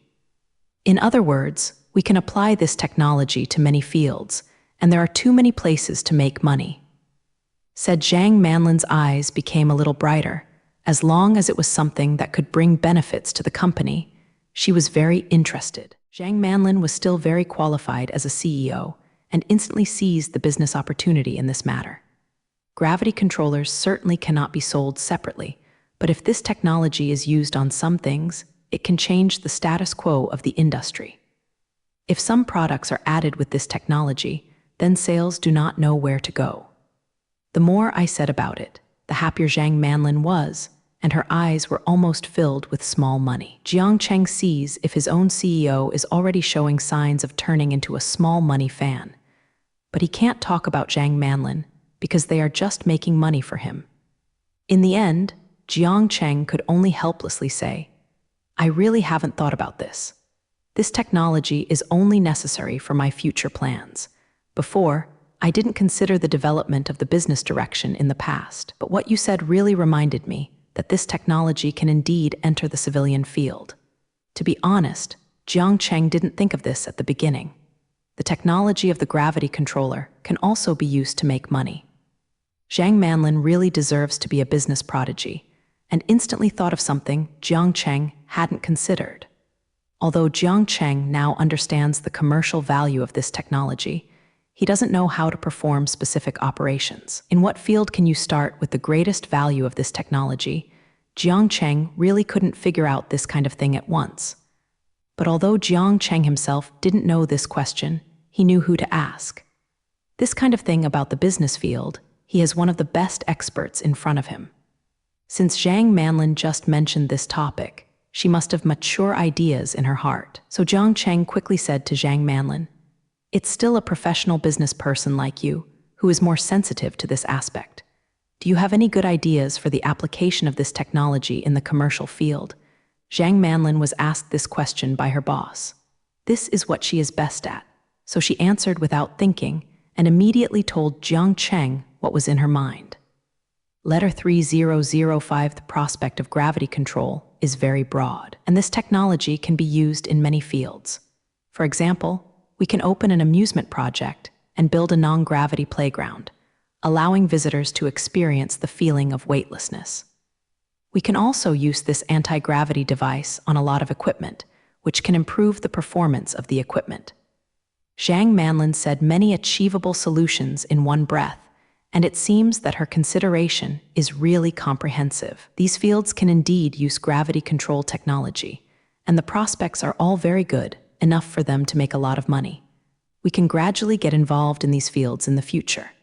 I think the first application of this technology should be in the automotive field. We can install a gravity controller on the car so that the car can float in midair. Then we change the driving method of the car, OK Zhao, so that this car can travel freely in the air. In this way, the floating car has been manufactured by us, and it can be done to the degree in the movie. Don't you think that the floating car is a very good idea, and everyone will be crazy about it? Zhang Manlin finally said that she is most optimistic about the application of this technology in the automotive field. If you really develop a new car like her, this is a real floating car. The floating car that will only appear in the movie has become completely achievable after the emergence of gravity control technology. Once the floating car appears in the world, love will be sought after by everyone. And Zhang Manlin saw this and suggested Jiang Cheng to develop this product. Is it a floating car? This is indeed a very good idea, and it makes people feel very cool when you hear it. After listening to Zhang Manlin's opinion, Jiang Cheng nodded and said involuntarily, "The idea proposed by Zhang Manlin is indeed very good. The feasibility is also very high, and the market prospect is quite good. The most important thing is that something with a sci-fi taste, Jiang Cheng is also very interested in making it. If the Umbrella Group really launches a flying car, it will undoubtedly realize the scene in a science fiction movie. Being able to bring out the things in the fantasy and reality, there will be no shortage of buyers at that time. No matter how high the future price of this kind of flying car is, there will definitely be a lot of wealthy people rushing to it. Anyway, the prices of luxury cars and supercars are not low. Even if they are more expensive, how expensive can they be? In the hearts of those who are rich, the most important thing is to install a generalist, and the floating car is simply the best weapon to force. Imagine the feeling of driving a floating car. Others are still driving slowly on the road, but they are flying quickly in the sky. This feeling of being superior to everyone, those rich people will certainly not let it go. If the boss thinks this idea is good, then we can start acting immediately. The technical matters are left to you, and I will be responsible for the other matters. Boss, you'd better complete the design of the floating car as soon as possible, and we will put it into the market as quickly as possible." Seeing that Jiang Cheng had agreed to his idea, Zhang Manlin was immediately ready to take action. Zhang Manlin is always so vigorous and resolute, and the things that have just been settled will be done immediately. "Okay, I'll leave the publicity planning to you. Now you can start the preliminary publicity work. I will be able to get the finished product of the floating car soon. I will complete the research and development of the floating car as soon as possible and strive to keep up with the overall plan. Anyway, I have completed the most critical gravity controller, and other supporting technologies are not very difficult." Soon the two people discussed everything, and they were ready to officially start taking action. After the agreement was reached, Jiang Cheng and Zhang Manlin separated immediately and began to be busy with the things they were responsible for. Jiang Cheng continued to research and develop the technology needed for flying cars in the Nerd Lab. Zhang Manlin left Jiang Cheng's personal laboratory and returned to the company to prepare for the sale of new products. But when she left, she always felt that something was wrong, as if she had just forgotten something. But she still had a lot of things to do, so she quickly forgot this feeling aside. After Jiang Cheng found out that Zhang Manlin had just left, she couldn't help laughing while staying in the laboratory. He won't remind his CEO. She seems to have completely forgotten the purpose of her coming here. She is going to catch him and go back to handle official business. In the end, Zhang Manlin was attracted by the gravity control instrument. In the end, Zhang Manlin even forgot her original purpose and went straight back to the work before the sale. Although Jiang Cheng has not forgotten this matter, he is not so stupid to take the initiative to remind Zhang Manlin. This matter is also a good thing for Jiang Cheng. At least he can avoid those annoying documents for the time being. Jiang Cheng has just completed the research on the gravity control instrument and is now about to devote himself to new work. But he will not complain about the hard work of these jobs, because this is his favorite thing. It is not an easy task for Jiang Cheng to realize the floating car in science fiction movies. Although Jiang Cheng already has the core technology, he wants to cooperate with gravity control technology. Let the car truly realize floating driving. He still needs to solve several problems. The first thing Jiang Cheng wants to solve is a driving force problem. The transmission mode of ordinary cars is definitely not working, and a new power system needs to be redesigned. The floating car is floating in midair, and it is definitely not possible to run on wheels like a car. Jiang Cheng must install a brand new power system on the flying car to allow the flying car to travel smoothly in the air. Jiang Cheng has already thought of the solution to this problem, and that is to use a jet design to push the floating car to move in the air. Anyway, this kind of car is completely floating in the air, and there is no need to consider friction with the ground. In this way, the floating car can be easily pushed, and not much horsepower is enough. You only need to add a propulsion device to the tail of the flying car, and you can easily drive the car to move. The power problem is not what Jiang Cheng is most worried about. He thinks that the trouble is the control system of the flying car. In traditional cars, the direction is controlled by the reverse wheel, and the steering wheel can control the angle of the wheels to achieve the purpose of adjusting the direction of the car. But the floating car needs a completely different control system because it changes its power mode. This requires Jiang Cheng to carefully consider how to design this special control system. Jiang Cheng needs to make this kind of control system able to control the height and direction of the flying car, but it can't use the airplane's control mode. Because the aircraft's control system is too complicated, ordinary people simply cannot learn to control it. Those who will buy a flying car in the future will definitely not be able to accept the airplane control mode. So the biggest problem for Jiang Cheng now is how to design a simple and efficient control system. It can not only control the complicated power mode of the flying car, but also allow ordinary people to operate it conveniently. Jiang Cheng quickly devoted himself to the research, completely immersed in the world of technology. After several days of hard work, all the research and development work was finally completed, and a real floating car was successfully designed. Now Jiang Cheng only needs to hand over the design drawings to his subordinate factories to be able to mass-produce floating cars. Floating car, something in science fiction movies, was realized by Jiang Cheng. When Jiang Cheng completed all the R&D and design work, the launch of the floating car has entered the countdown. Soon Jiang Cheng sent all the design drawings to the automobile manufacturing company under the Umbrella Group. Let those factories start production immediately and strive to produce enough floating cars when the new cars are released. This floating car is definitely very popular. Don't be funny when the supply is insufficient tilde. While the floating car was stepping up production, Zhang Manlin also completed her work and prepared all the pre-release work. Now that all the preliminary work has been prepared, the floating car has officially started its publicity. When the new advertisement of the Universe Umbrella Group appeared in front of the public, everyone could not believe what their eyes saw. The new advertisement tells everyone a heavy news that the Universe Umbrella Group has successfully developed a floating car, which will be officially launched soon. Everyone can't believe that this thing is true. Something in a science fiction movie like a flying car actually appears in reality.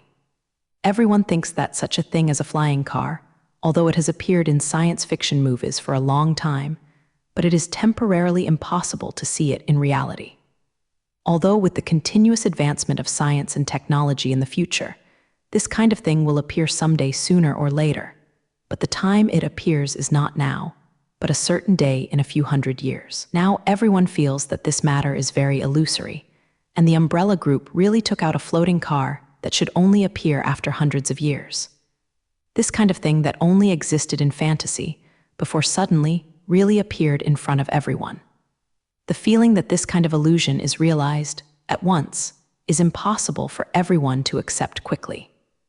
Many people think that this time the Universe Umbrella Group just made a gimmick, not really made a flying car. Floating car is still just a concept car, and it hasn't really been manufactured. This kind of use of concept cars as a means of publicity is very common in the automotive industry.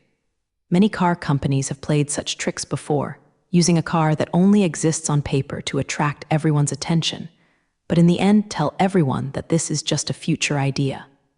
But when Jiang Cheng came forward to confirm the news, everyone quickly accepted the matter. Even Jiang Cheng has personally confirmed the existence of the floating car, so this is definitely not a propaganda method.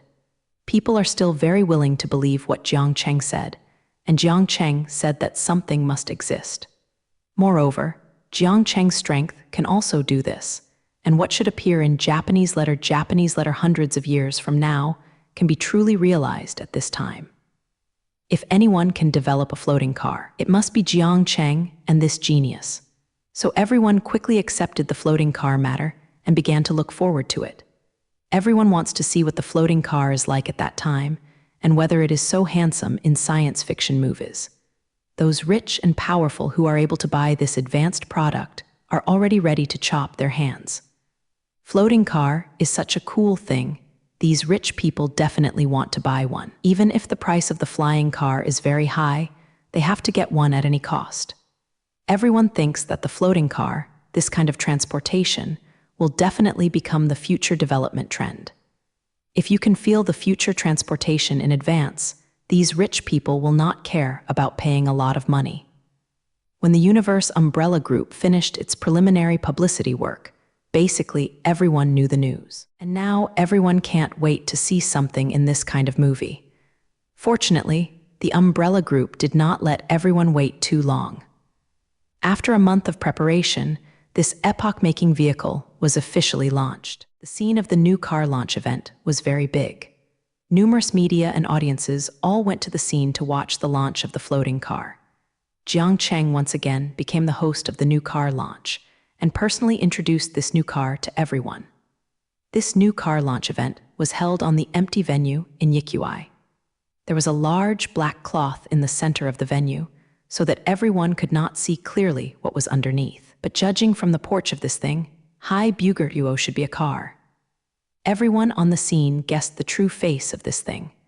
Below the black cloth should be the protagonist of today's press conference, the newly launched floating car by the Universe Umbrella Group. Welcome everyone to our company's new car launch conference. Today, we will release a brand new vehicle. This new car can be said to subvert the concept of traditional vehicles and can drive normally even off the ground. That's right, today we are going to release a floating car.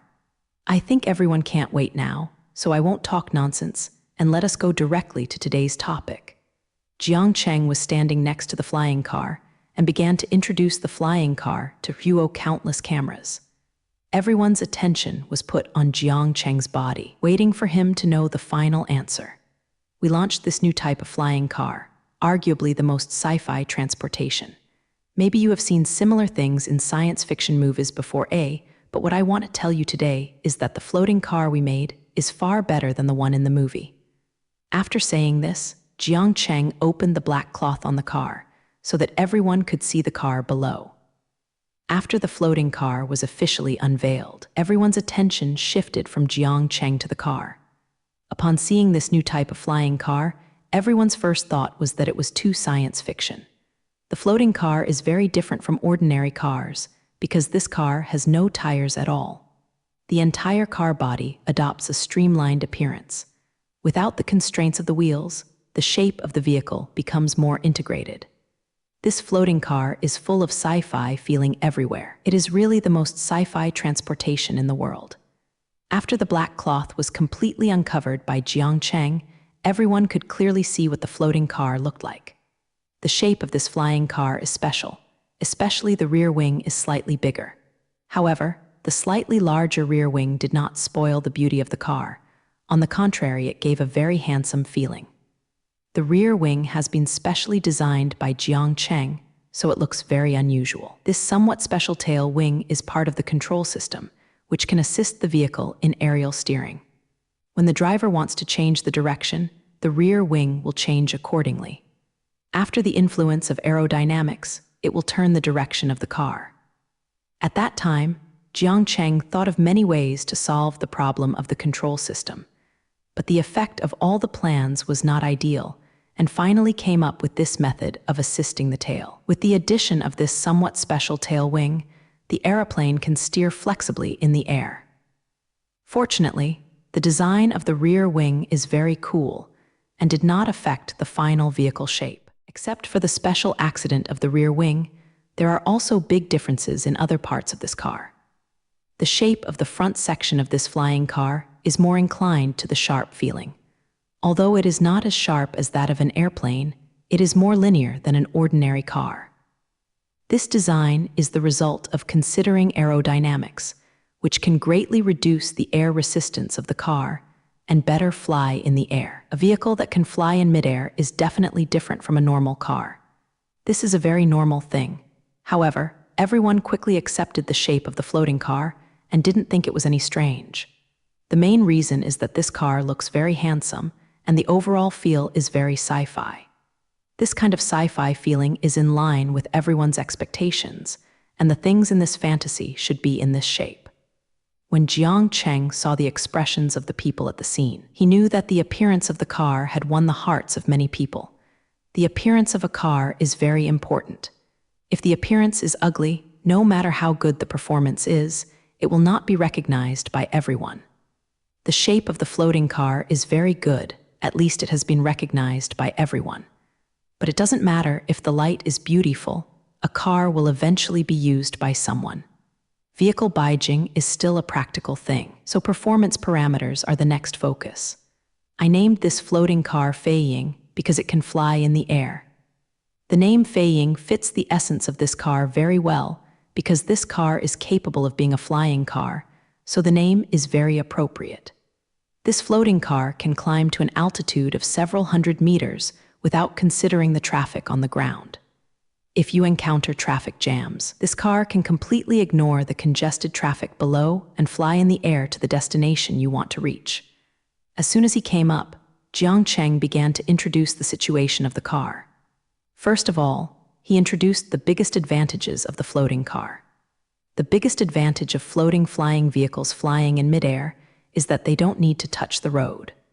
No matter how badly the road is blocked, it will not affect the driving of this car at all. You don't need to worry about things on the ground in the air. If you own this car, you can face traffic jams smartly. This advantage alone has moved many people, especially business people, who are most afraid of encountering traffic jams and delaying important things. If you drive this floating car, you don't have to worry about traffic jams anymore. Those rich people are now even more deeply moved, ready to go and buy one back soon. Traffic jams don't care whether you are rich or not. The rich people like them have long been unable to bear it, and they are stuck on the road with the poor. Now they have the opportunity to be above everyone else, driving high in the air. This feeling is exactly what they have been pursuing. Of course, this floating car has more than this feature. Speed is the most terrifying part of this car. The floating car I developed has a speed that surpasses all vehicles. This car can reach a speed of thousands of kilometers per hour, which is not comparable to vehicles on the ground. Everyone was instantly overwhelmed by this exaggerated performance as soon as they heard the speed of the upper dry kilometer. You know, even in F1 traffic jams, the speed of 400 kilometers is already the limit. This floating car can actually break through to a speed of thousands of kilometers per hour, which is simply an incredible thing. But if they think about it carefully, they will know that this is a normal thing. You need to know that in the air, you don't need to consider the friction on the ground, so the aircraft will have such a fast speed. This floating car is tantamount to the deformation of an airplane, but the power is different. Floating vehicles have the same operating conditions as airplanes, and of course they are much faster than cars running on the ground. If it is not for the handling of the problem, Jiang Cheng can get the flying car to a speed of several thousand kilometers per hour. Jiang Cheng was worried that the human reflex nerves could not control the speed too fast, so he limited the speed to 1 kilometer per hour. In addition to speed, This car has a lot of great things, and I will slowly introduce you Jiang Cheng 5. 6 introduced a lot of the situation of this floating car at the press conference. When he finished all the introductions, everyone knew enough about this new car. After understanding the detailed data of the floating car, everyone immediately became a little bit unable to sit still. Everyone soon began to inquire about the price of this new car from the Umbrella Group. If the price is acceptable, they are ready to buy one. It's a pity that the price of this new thing is always high, and not everyone can afford it. Jiang Cheng's price for this floating car is $2 million, which is far beyond the price of an ordinary luxury car. However, this price was still unable to organize the wealthy, and soon this new car was sold out of stock. Regardless of the high price of $2 million, there are too many rich people in this world. There are many people who can afford to buy a car in China, let alone expand to the whole world. So when the floating car was officially put on sale, Jiang Cheng and the others prepared. The supply of goods instantly became insufficient. Originally, the factory had produced 50,000 flying cars, and Jiang Cheng felt that these cars had been bought and sold for some time. But Jiang Cheng still underestimated the strength of the rich. In the face of the attraction of the flying car, $2 million is really nothing. Many people immediately took out $2 million and drove off the flying car. So this has caused a shortage of supplies, and many places have even been sold out. In the end, it was Jiang Cheng who asked the factory to work overtime, which barely met the needs of the outside world. The hot sale of floating cars is actually a very normal thing. This kind of things in science fiction movies, as long as they are capable people who don't want to have them. Moreover, the car developed by Jiang Cheng is not only insignificant, it is actually very powerful.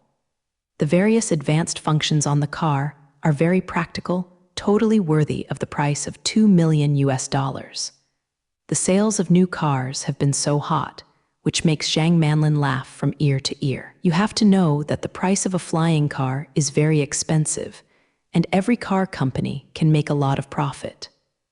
Although the cost of a flying car is higher than that of an ordinary car, after entering mass production, the cost of each car is only 300,000 yuan. With a cost of 300,000 RMB, it dared to sell at a price of $2 million.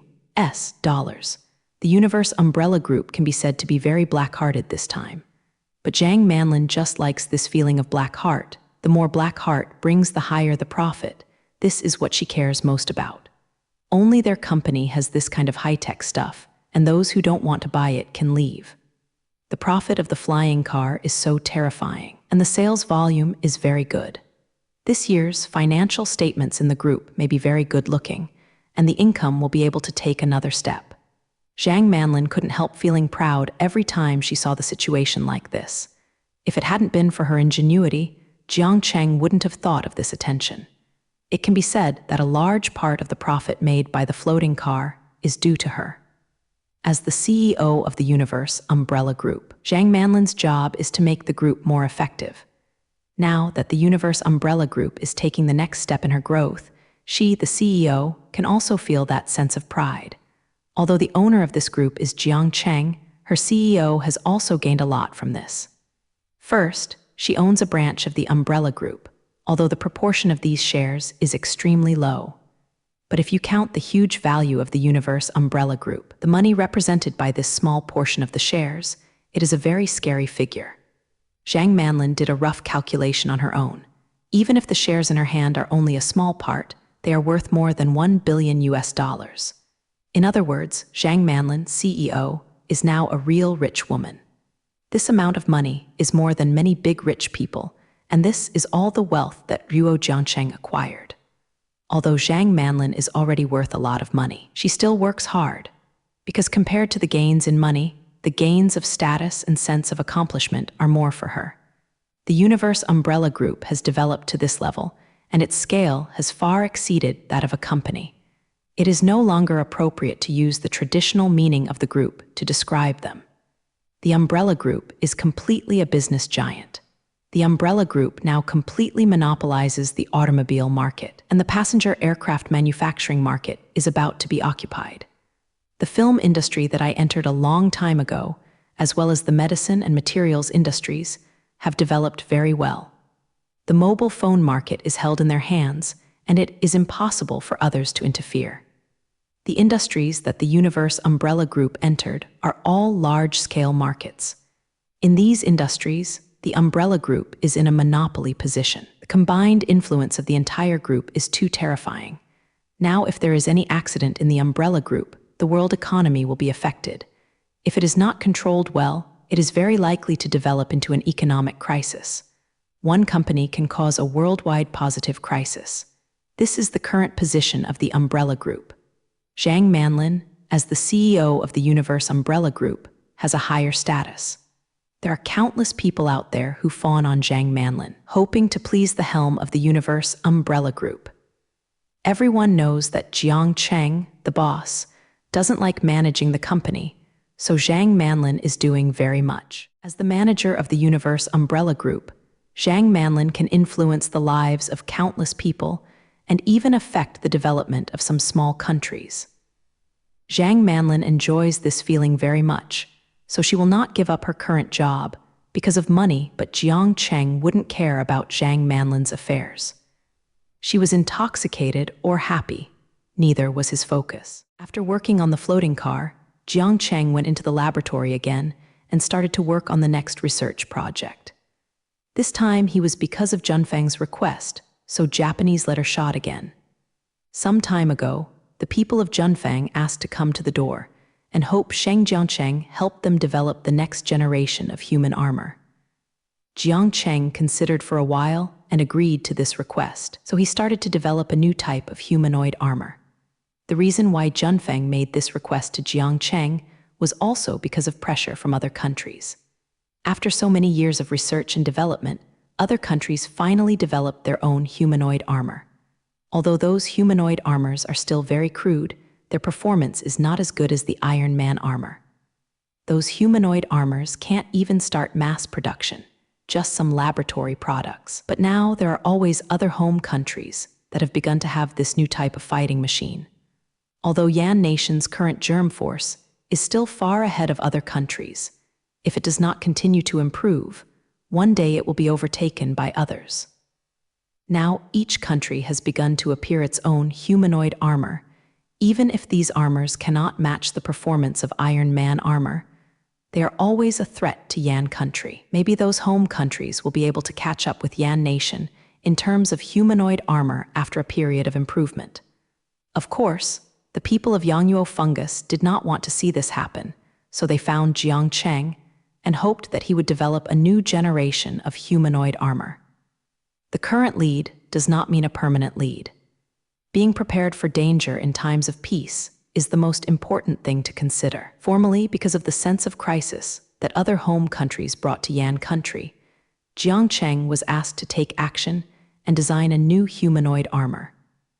The message from the bacteria side is that it is hoped that the new generation of humanoid armor will have a qualitative leap in all aspects, far surpassing the previous Iron Man armor. They wanted Jiang Cheng to personally design a new generation of humanoid armor, completely using the opponent behind him in this regard. If Yan country can have a new generation of humanoid armor, it can continue to suppress other home countries. Jiang Cheng readily agreed to Fungus' request. He liked to do this kind of thing. It is also very interesting for Jiang Cheng to develop a new type of humanoid armor by himself. The sense of accomplishment of being able to watch a handsome mecha be born in front of him is almost overwhelming.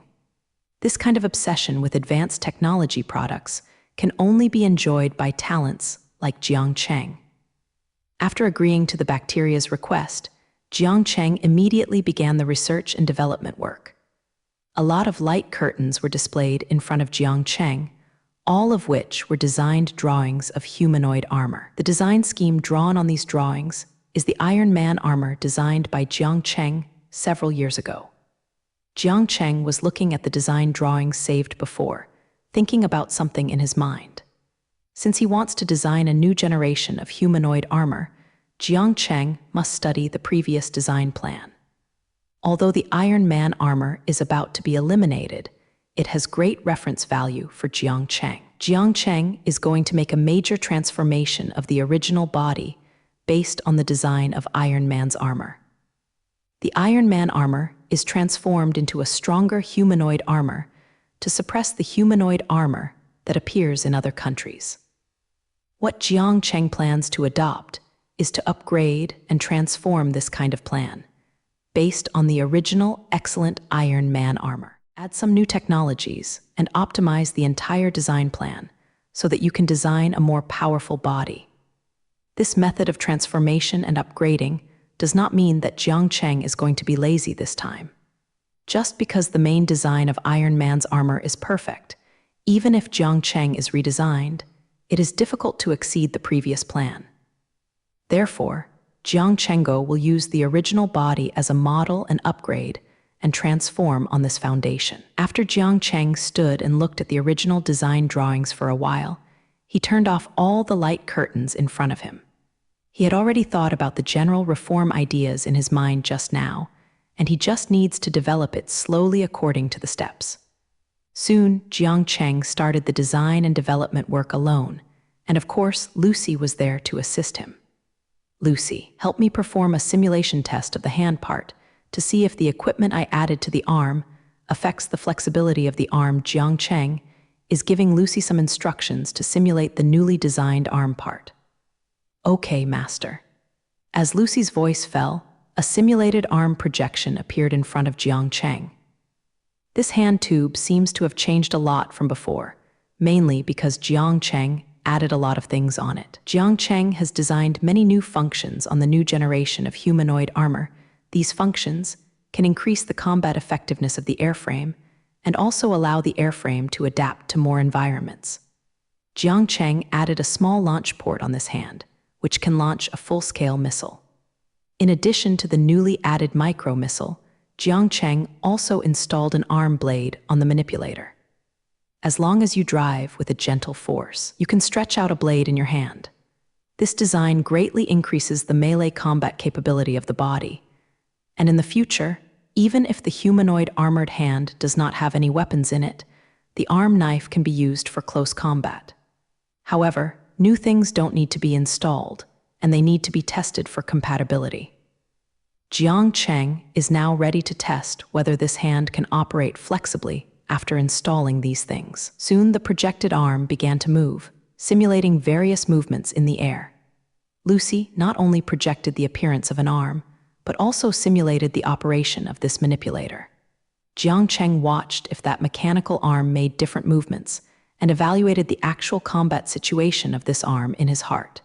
It seems that Jiang Cheng's design is perfect this time, and those added things did not affect the flexibility of the manipulator.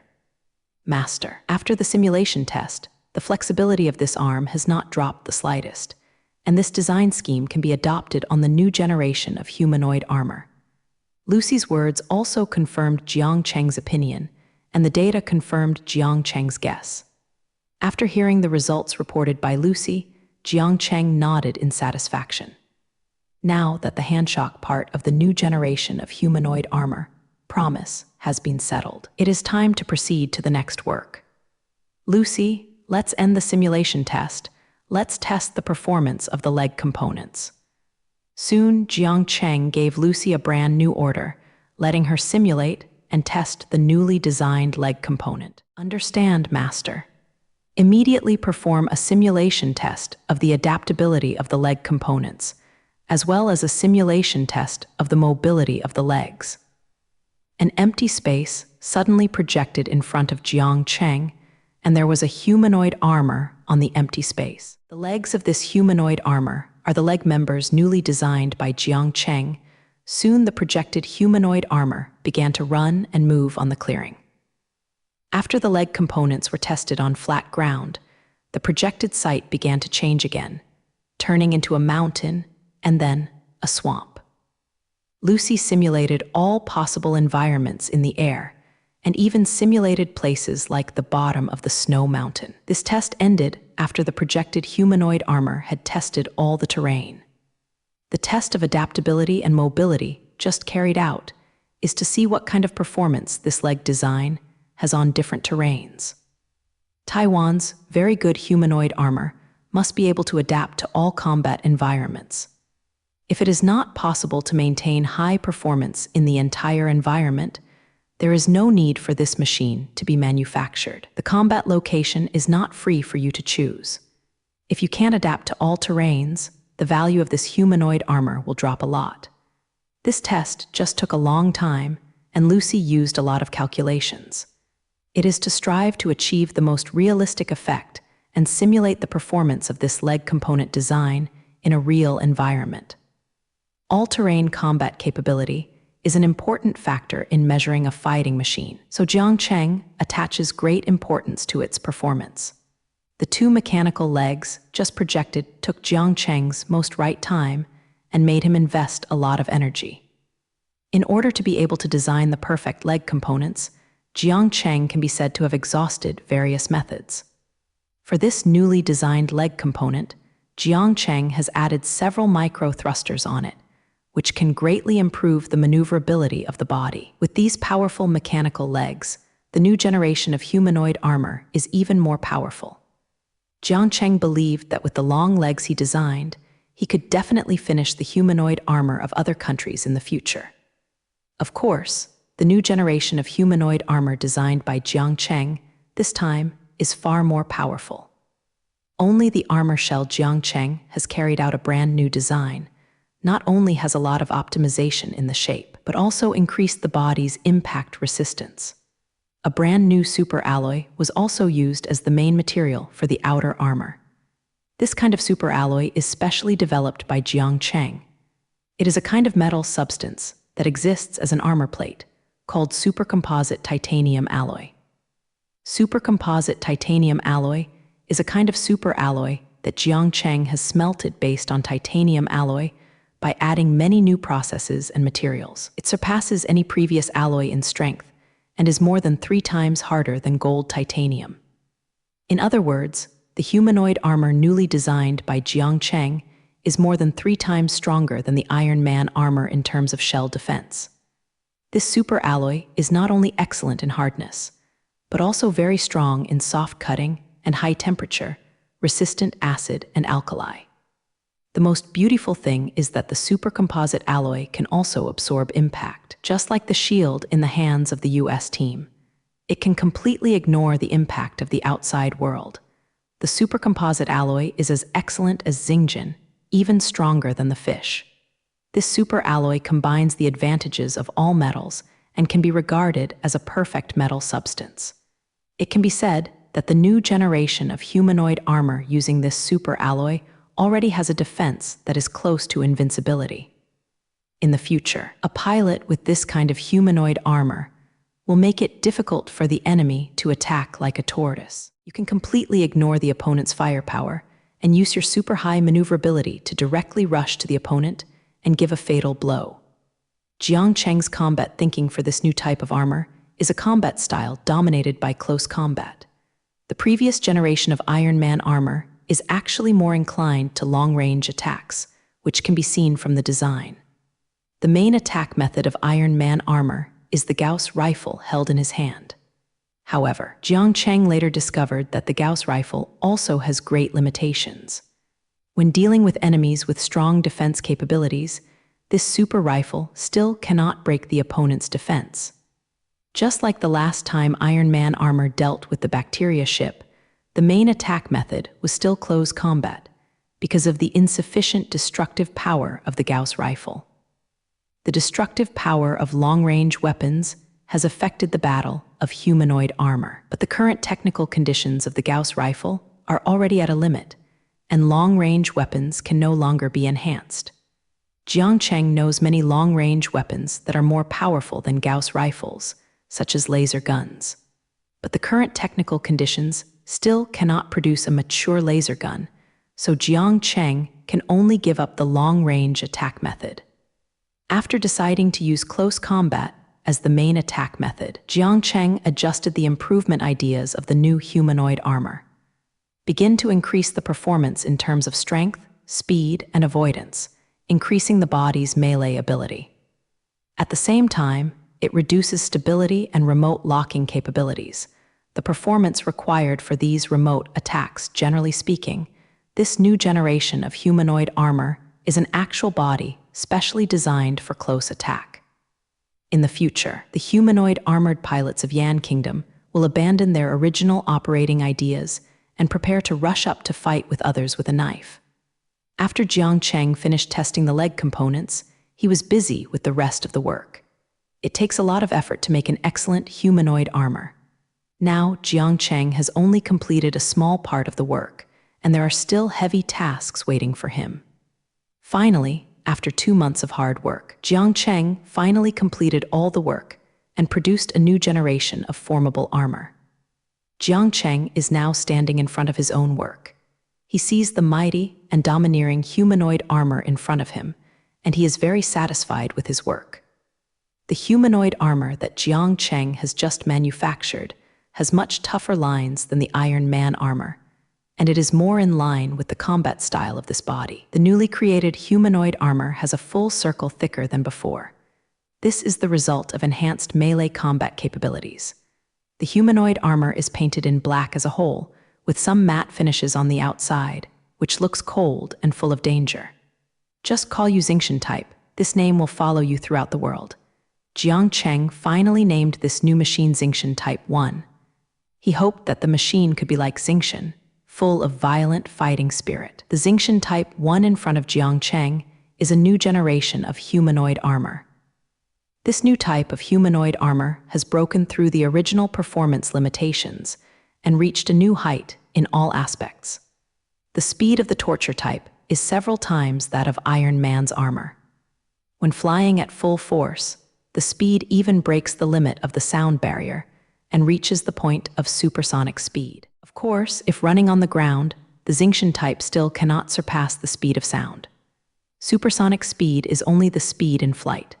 However, the Xingqian type's mobility on the ground is also very strong. Not only the speed and flexibility are also excellent. Xingqian type can adapt to a variety of different terrains, even in some extreme combat environments, can show a strong combat effectiveness. According to Jiang Cheng's previous test data, the Xingqian type can run as if walking on the flat ground on high mountains and can move freely in the deep sea. Even in an environment with an altitude of tens of thousands of meters, the Xingqian type can start a battle very well. If Xingqian Type 1 cannot adapt to the environment, there may only be space. At least on Earth, there is no longer a combat environment that Xing Tian cannot adapt to. Xingqian type currently has no space combat capability and cannot fight in the universe. This is caused by technical limitations. Jiang Cheng has not yet reached the technical conditions required for humanoid armor to fight in space. If the Xingqian type can fight in space, then it cannot be said to be a kind of humanoid armor, but a real mecha. The biggest difference between humanoid armor and mecha is the ability to fight in space. Mecha can be said to be the product of humanoid armor development to a certain extent. It is the main fighting machine in the universe age. To make a real mecha requires a lot of very high-end technology. First of all, the power is a big problem. The power source required by the mecha is much larger than that of the humanoid armor. The existing fusion reaction cannot meet the needs of mechas and requires a more powerful energy source. Jiang Cheng can't come up with better energy now. The compact reactor is already the best, so the mecha is just a fantasy. In addition to energy, the mecha also has high requirements for materials, and the hardness of each unknown needs to be very strong. Not to mention that the supercomposite titanium alloy newly developed by Jiang Cheng is very good, but it still cannot meet the requirements of mecha. Material strength required for a real mecha is at least 10 times that of supercomposite titanium alloy. Only such a strong material can adapt to the environment in space. The Xingqian type cannot fight in space because the main body is not strong enough. Jiang Cheng can't meet these conditions now, and he is still far away from these conditions. So Jiang Cheng couldn't make real mechas, so he could only make some humanoid armors for temporary use. However, if the technological level of the entire mankind continues to advance, sooner or later Jiang Cheng will be able to create a real mecha. Judging by the rapid advancement of human science and technology, Jiang Cheng may be able to create a real mecha in a few years. The reason why Jiang Cheng agreed to the requirements of the bacteria formula is also to do technical accumulation. Although Xingqian 1 is only a humanoid armor, its technical difficulty is much lower than that of mecha. But in the process of creating Xingqian, Jiang Cheng still learned a lot of experience. As Ruo Jiang Cheng continued to make more advanced humanoid armors, his accumulated experience for mechas became more abundant. When the external conditions met the requirements, Jiang Cheng was soon able to take out a real mecha. Now the Xingqian type has completed the manufacturing work, and this new generation of humanoid armor has officially appeared in the world. In the future, the Xingqian type will be the main equipment of the Yangyuo fungus formula, and the old Iron Man armor will be slowly eliminated. The famous Bacteria Man drives the Xingqian type and can simultaneously deal with 5 opponents who are like Iron Man armor. The overall combat capability of Xingqian type is 5 times that of Iron Man armor. After possessing the Xingqian type of new armor, the gap between Yan country and other countries was once again widened. After Jiang Cheng got his job, he immediately contacted the people from Junfang, now that Jiang Cheng has finished his work, and fulfilled the previous request of Junfang. Then the people from Junfang came to inspect the goods. Although the combat power of Xingqian type is far superior to that of Iron Man armor, the people of the bacteria must be tested before they can start the work of equipment replacement. I think the Iron Man armor Beijing has been used for a long time, and everyone is already familiar with it. If you can't determine the combat power of Xingqian type, the people of fungus will not be at ease. This time the Xingqian type 1 testing work was once again placed in the secret base last time. This secret base is now the main base of humanoid armored forces, with the best personnel and facilities in the country. So this new generation of humanoid armor testing work here is the most suitable. As the designer of Xingqian type, Jiang Cheng, of course, also participated in this test. After determining the time for the test, Jiang Cheng set off with Ryuk Xingqian type 1 once again at this familiar secret base. Jiang Cheng discovered that the changes here are still quite big. In the past, this secret base was used for exercises, but now it is the largest humanoid base. Therefore, the corresponding renovation project is also inevitable, and many new buildings serving armored services have been added to the base. Some buildings are responsible for the daily maintenance of humanoid armor, while others are places for daily driver training. Jiang Cheng took Ruo's newly manufactured Xingqian 1 and stepped onto this base to begin performance testing. Today's test of bacterial recipes attaches great importance, and there are many big bacteria on the scene. Everyone is here to see if the Xingqian type's combat effectiveness can replace the existing Iron Man armor. This test is mainly to conduct actual combat exercises, letting the Bacteria Man drive the Xingqian type to conduct confrontation exercises with Iron Man. Fungus prepares to test the real combat effectiveness of Xingqian 1 through this approach that is close to actual combat. Jiang Cheng is standing around a small training ground with a bunch of big bacteria, waiting for the test if it is about to start. This training field is the place where Bacteria Daily trains humanoid armor to control all aspects of equipment. It is very suitable as a venue for this test. A black armor stood in the middle of the training ground, doing some adaptive activities. The Xingqian type is driven by an experienced germ person, but this is the first time he has driven this new type of armor, so he has to adapt for a while before he can control it freely. Standing opposite the Xingqian type are 5 Iron Man armors, controlled by the same experienced veteran pilots. The 5 of them don't need to engage in adaptive activities. The Iron Man armor is something they touch every day. After intensive training for the past few years, 603 has already turned the control of this kind of armor into a physical instinct. The Iron Man armor is like a part of their body, and control is as easy as eating and drinking. So they don't need any adaptation. They can perfectly control the armor they wear. After the Xingqian type controller was familiar with the operation of the armor, the test officially began. I saw the 5 Iron Man armors scattered all at once, surrounding the Xingqian-shaped group in the middle. The two parties began to confront each other in the middle of the field. Both parties did not act in a hurry, but waited for the other to reveal their flaws. Humanoid armor fights are very fast.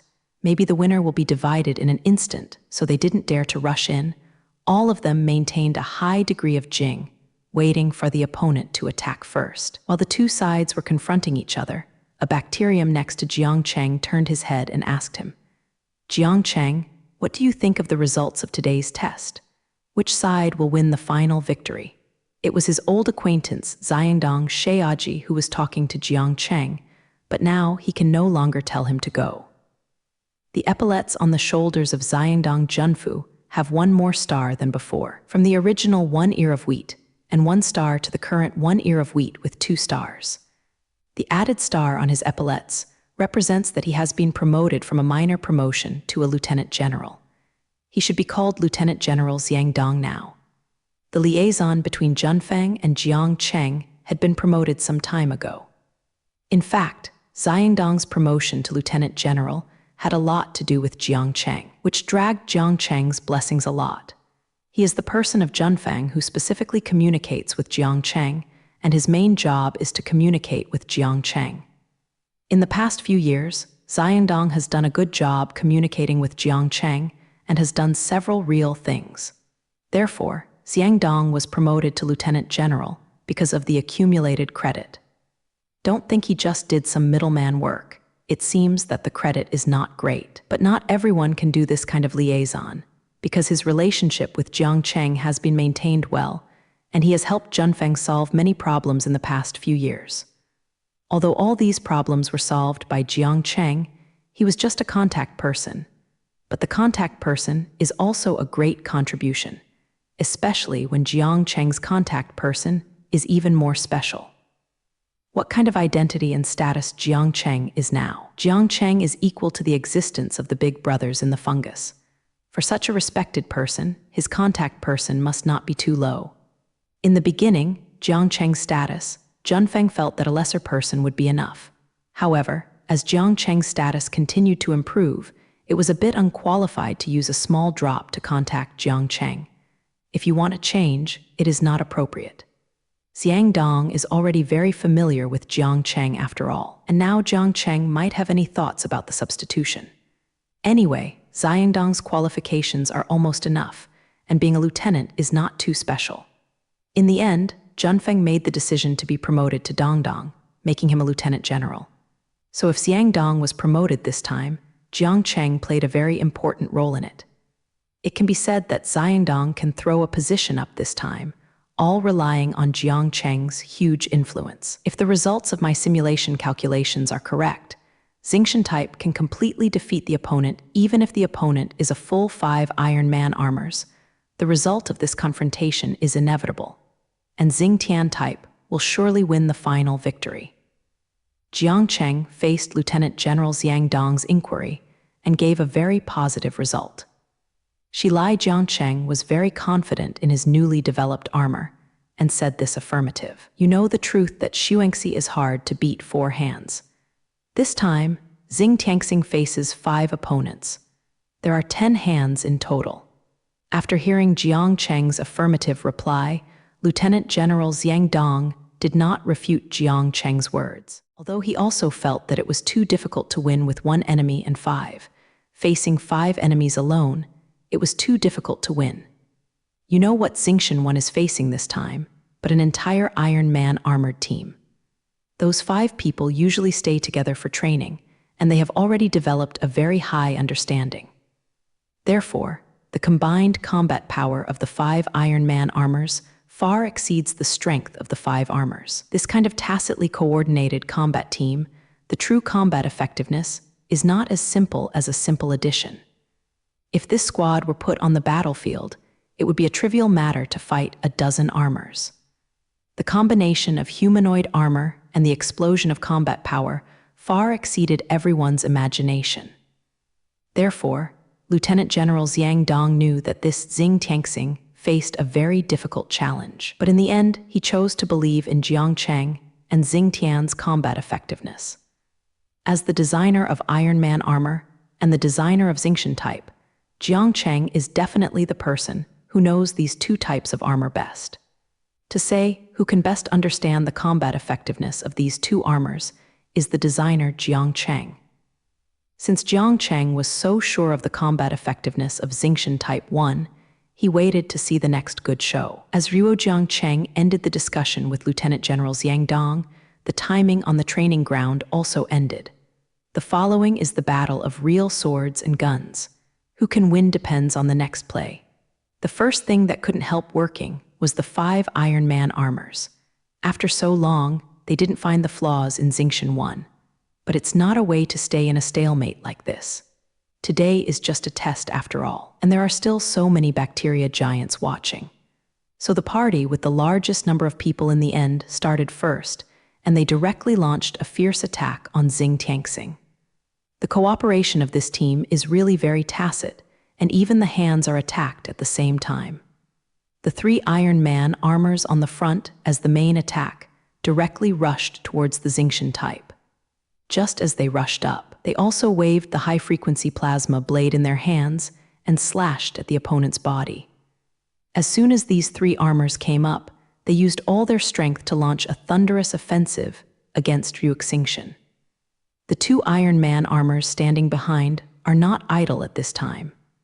They launched a fierce attack from behind, picked up a Gauss rifle, and started to fire continuously at the back of the Xingtian type. The 2 armors behind the Xingtian type exist as a containment of firepower. The Gauss rifles in their hands continuously poured firepower, and the bullets instantly flooded the Xingtian type's back. The 5 Iron Man armored offensives are really fierce, and they are mercilessly killer. Their attack formation is simply perfect, sealing all possible coping methods of Xingtian type. First of all, Xing Tian had to face the bullets from behind, and the firepower of the Gauss rifle was already fierce enough, and it was not easy to deal with it. If Xing Tianxing turns around to deal with the firepower behind it, the attack from the 3 armored units in front will come immediately. First, the firepower is contained from behind, and then the frontal attack is carried out. These 5 of them are really experienced, and they will provide Xingtian type to survive as soon as they shoot. I don't know what kind of response Xingtian 1 will make. It seems that he has fallen into death. This is the strength shown by the tacitly coordinated combat team. This kind of combat power is simply not something that can be faced alone. Those who stood on the edge of the field to observe this confrontation test all squeezed a cold sweat for Xingtian Type 1. Everyone can now see that Xing Tianxing is already in a very disadvantageous position. If Xing Tianxing can't crack the current situation, I am afraid he will be defeated in an instant. Only Jiang Cheng remained calm and did not show any worries. Because he has absolute confidence in his newly designed armor, Xing Tian can deal with the current situation and eventually defeat 5 opponents. Under everyone's attention, Xing Tianxing made his own response. His actions were beyond everyone's expectations, because Xing Tianxing didn't take care of the bullets shot at him from behind. And instead of advancing, he took a big step forward. Just as he took a big step forward, he popped out the blade on his arm and swung the blade towards the opponent in front of him. People who saw this scene were very surprised by Xingtian's choice, because the bullet behind him was about to hit him. Even if he could break the frontal attack, the 2 armors behind him would use the Gauss rifle in his hand to completely defeat the Xingtian Type 1. The doubts in these people's hearts didn't last long, because what happened immediately would tell them the answer. I saw those bullets flashing through the air, and they hit the back of Xingtian 1. Ding, dang, those bullets hit Xingtian Type 1 with a crisp sound, and the sound of metal hitting continuously reverberated above the venue. However, Xing Tianxing was not affected by those bullets, but continued to cut to the front opponent. Those bullets that hit the Xingtian type were just tickling him without breaking the Xingtian type's defenses, and even the Xingtian Type 1 movement could not be deformed. Xing Tian type didn't even feel the impact of the bullet. He still maintained his previous actions, trying to break the current situation with offense against offense. Seeing that the bullet of the Gauss rifle had no effect on Xingtian, everyone in the scene was shocked. They all know the power of the Gauss rifle, which can penetrate very thick steel plates with a single shot. Even if Xing Tianli's armor is very strong, the Gauss rifle cannot break the defense. The impact of those bullets should also greatly affect Xing Tian type, but the Xingtian type on the field now seemed to have nothing, ignoring all the bullets behind it. This scene was something Jiang Cheng had expected long ago, so he was not as surprised as the others, since he maintained Ruo's calm expression. Jiang Cheng is very clear about the armor strength of Xingtian type. The Gauss rifle cannot break the defense at all. Moreover, the supercomposite titanium alloy has the property of absorbing impact force, and those subclicks have no effect at all. In other words, the attack of the two 0-10 armors at the back is completely invalid. Xingtian 1 now only needs to face 3 front opponents. The defensive power of Xingtian 1 instantly conquered everyone. Such a powerful defensive power is countless times better than Iron Man armor. The combat power shown by the penalty type alone can make the big brothers of the bacteria determined to upgrade their equipment. Jiang Cheng had expected such a scene a long time ago, and this is also the reason why Jiang Cheng let Xingtian Type 1 follow the close combat route. Since none of the existing long-range weapons can affect the Xingtian type, there is no point in continuing to insist on long-range attacks. With a long-range weapon that can't be broken, it's better to rush up to close combat. Before the breakthrough in long-range weapon technology, Jiang Cheng was not prepared to make long-range company-type armor. Perhaps it will take a big leap for long-range attack weapons before long-range attack armor will appear. The situation on the field is now developing in the direction Ruo Jiang Cheng expected. Xingtian Type 1 is about to crack the opponent's offensive and then launch its own counterattack. The Xingtian Type melee armor will soon show its power to surprise everyone.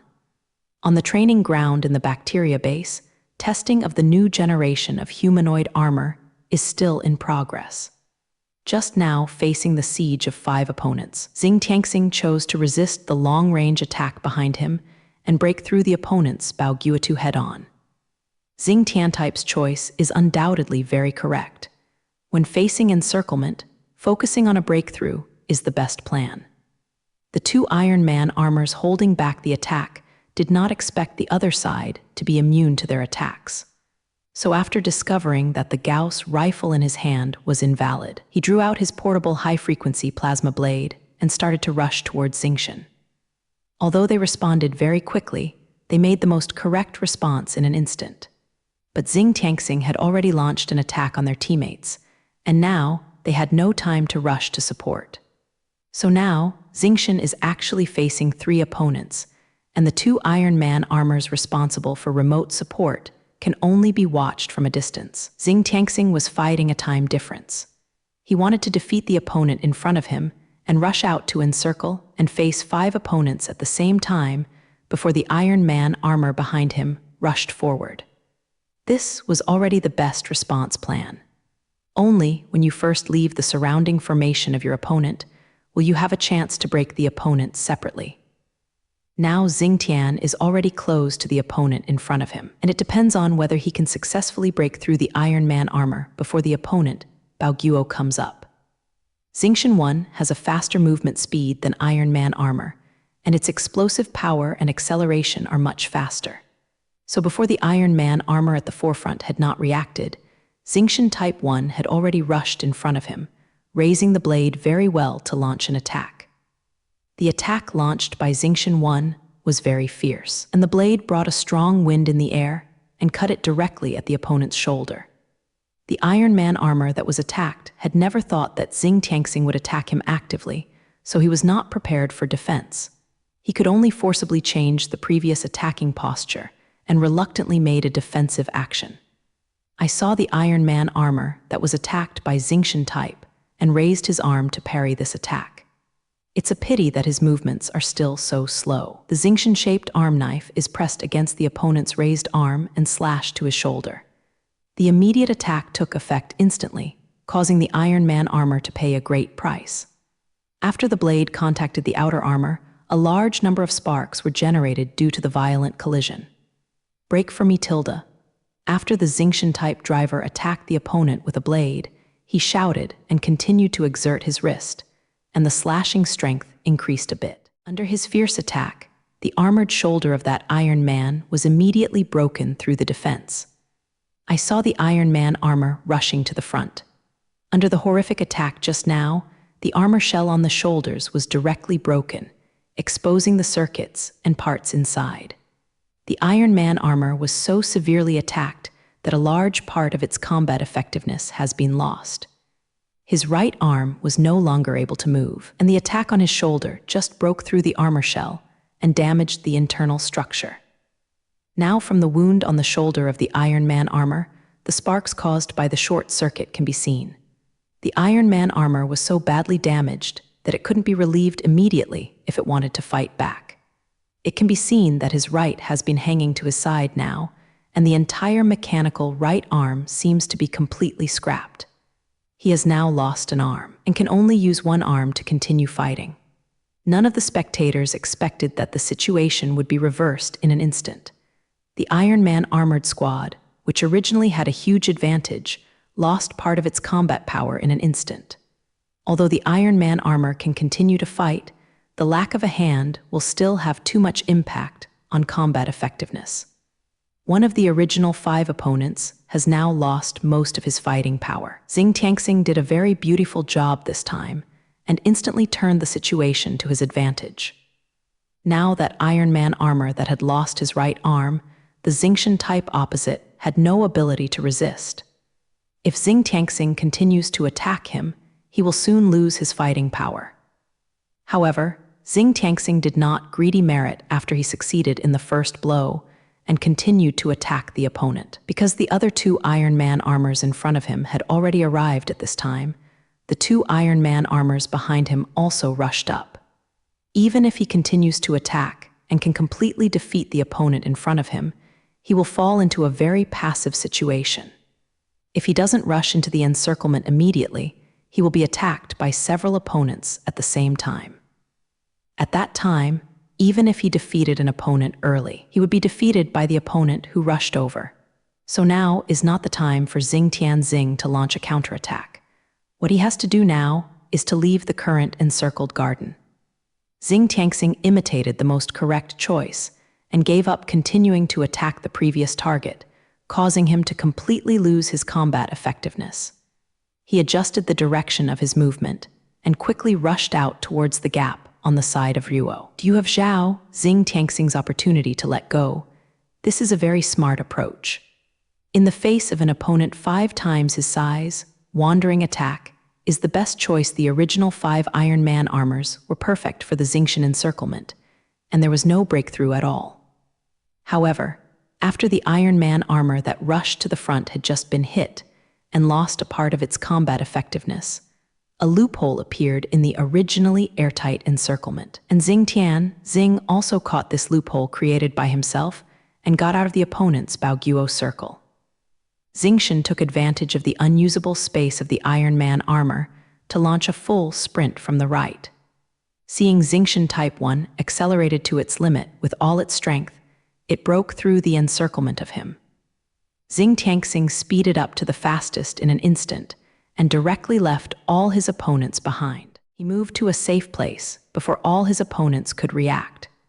Just after Xing Tianxing broke through the opponent's encirclement, the situation began to tilt towards him. Just now Xingqian was in the middle of the 5 Iron Man armors, and there was not much room for free movement at all. Being confined to a small place, Xingqian type simply cannot give play to its own advantages, and the opponent can take advantage of his own large number of people and carry out a ruthless siege on him. The current situation is completely different.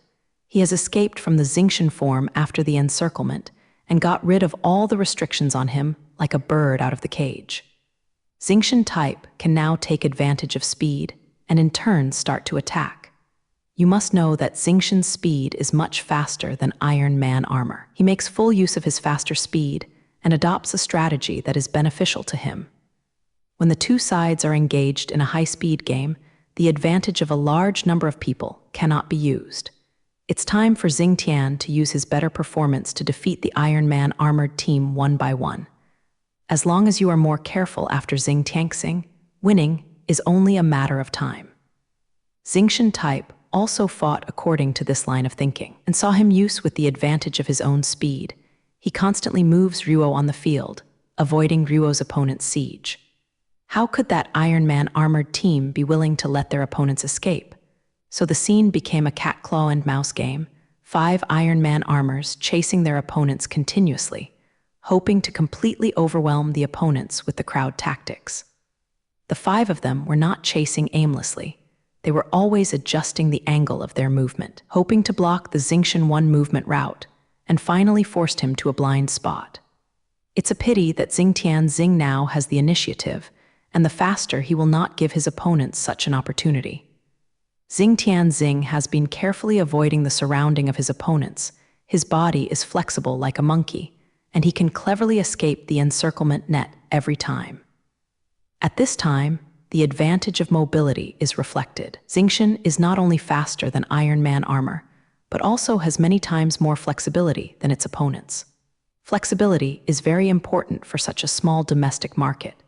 Many times the Iron Man armored team has completed Bao Guo, but Xing Tian used its flexibility to escape. Now the situation is in a deadlock again, but it is starting to benefit Xing Tianxing. If they can't do anything with Xingtian as they do now, then it's time for Xingtian to fight back. At that time, you can use your mobility to start destroying them one by one. Jiang Cheng has been observing Ruo that driver's performance to see how much combat effectiveness he can display in the Xingtian Type 1. A good humanoid armor is not just a good one. If the driver can't perform the performance of the body, no matter how good the humanoid armor is, it is just a pile of scrap iron. At first, Jiang Cheng was very worried about this problem, fearing that the driver wasted the performance of Xingtian 1. But after observing for just this period of time, Jiang Cheng was completely at ease with the driver. The bacterium who was singled out for driving Xingtian is indeed an elite of the elite, with extremely rich experience in humanoid armored driving. When I first came into contact with a completely strange humanoid armor, I was already thoroughly familiar with all the operation methods of the body, and it also showed strong combat effectiveness. To be able to adapt to the penalty, CDCB, Tian won this new armor so quickly, I have to say that the driver is really skilled. Now this pilot is doing very well, perfectly displaying all the combat power of Xingtian type. Facing the siege of 5 Iron Man armors, he chose the most suitable combat side path for Xingtian type. Now Xing Tianxing has changed the situation on the scene and has begun to change from passive defense to active attack. I saw Xing Tianxing slowly grasp the initiative and began to change from blindly avoiding to walking back. Xingtian type uses the different positions of the opponent's armor to play a time-lag tactic and starts to deal with the single opponent. The first thing he focused on was the damaged armor. Of course, the Persimmon had to pick it softly first. After the Iron Man armor lost another robotic arm, the combat effectiveness dropped very badly. The humanoid armor with one hand missing, like a lame man, poses little threat to him. What Xing Tian type has to do now is to completely lose combat effectiveness of this damaged armor. In this way, his opponents will change from 5 armored sets to 4 sets, and do not know how much weaker they are in the pressure on his Bao Guo. Soon Xingtian 1 caught an opportunity, found a loophole in the opponent's formation, and rushed directly to the damaged armor. The other 4 Iron Man armors were used by Xingtian type behind them. Xingtian type relies on Ruo's own advantages in mobility, creating a one-to-one situation in a short time. Of course, Xing Tianxing won't miss such a good opportunity. He directly pierced the opponent's chest with his arm blade. That location is the core control part of the Iron Man armor, responsible for regulating the power of the entire armor. If this part is stabbed, he will instantly lose all mobility. Now that Iron Man armor, which had lost one arm, could only use his remaining hand to face the Xingtian-shaped attack. Of course, he would not just sit and wait for death like this when facing a Xingtian attack. The Iron Man armor raised his remaining left arm, blocking the vital part in front of his chest.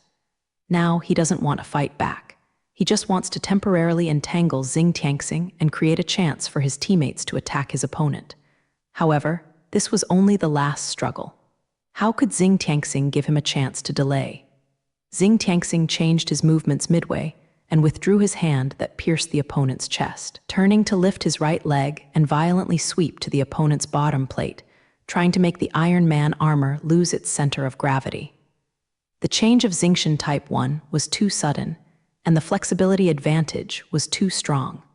It directly used an incredible move to block any possible resistance from the opponent. This sudden change made the opponent have no chance to react. Originally, the Iron Man armor wanted to use the remaining left arm to resist the Xingchen-shaped stabbing. But Xing Tianxing's change made him completely lost. Now his only left arm is still in front of his chest, what he can do to resist Xing Tian-shaped sweep. The Iron Man armor that had lost one arm was directly hit by Xing Tian-type's legs, and immediately lost the body's center of gravity and was knocked into the air. Regardless of the Xingchen 1 flexibility-based melee armor, its strength is not small. Jiang Cheng adopted a new type of power transmission device in the Xingchen type, giving this new type of armor more powerful power. Xingchen type melee armor is on the strength. It can completely crush the original Iron Man armor. So now there was such a situation on the scene, the Iron Man armor was swept into the air directly, completely losing any possibility of resistance. The Iron Man armor in the air couldn't find any leverage points, so I could only watch the opponent continue to attack him. At this time, his teammates couldn't get here, so they could only watch from afar. In the eyes of the 4 Iron Man armors, Xing Tianxing jumped up and rushed to their teammates. Then he grabbed the left arm of the Iron Man armor and slammed him down to the ground. Bump! With a loud noise, the Iron Man armor slammed into the ground, raising a lot of dust. The flying dust enveloped the Iron Man armor and the Xingchen type that was attacking him, so that everyone could not see the situation inside. Xingchen type 1 did not stop his actions, but continued to attack his opponent. The Iron Man armored body itself has been damaged and imitated, and now it has been very popular with Xingchen Type 1, and it has a close contact with the ground. The extent of his body damage has exceeded the limit, and he basically doesn't have much resistance. Xing Tianxing seized the chance of a fatal blow and directly pierced the opponent's power core, causing the opponent to completely lose all combat power. When the dust on the field slowly fell, all could only see the Iron Man armor, lying motionless on the ground. It seemed that it had lost the ability to move. The power core is the most critical part of the humanoid armor. When his power core is pierced by the Xingchen type, it means that he has completely withdrawn from the battle. This time the test can be said to be changing rapidly. Xing Tian type seized the opportunity and first let Tian Gong's opponent out. Now the Xingchen type defeated an opponent, and all that was left was to gradually defeat the other 4 armors. After the Xingchen 1 attack, the situation on the field began to lean towards Ruo. The loss of a teammate is still a big blow to the Iron Man armored team. This time, there is a big loophole in their original tight formation. Without the cooperation of a teammate, their 5-man formation can no longer be used. The original tacit flanking strategy of the 5 people is no longer feasible.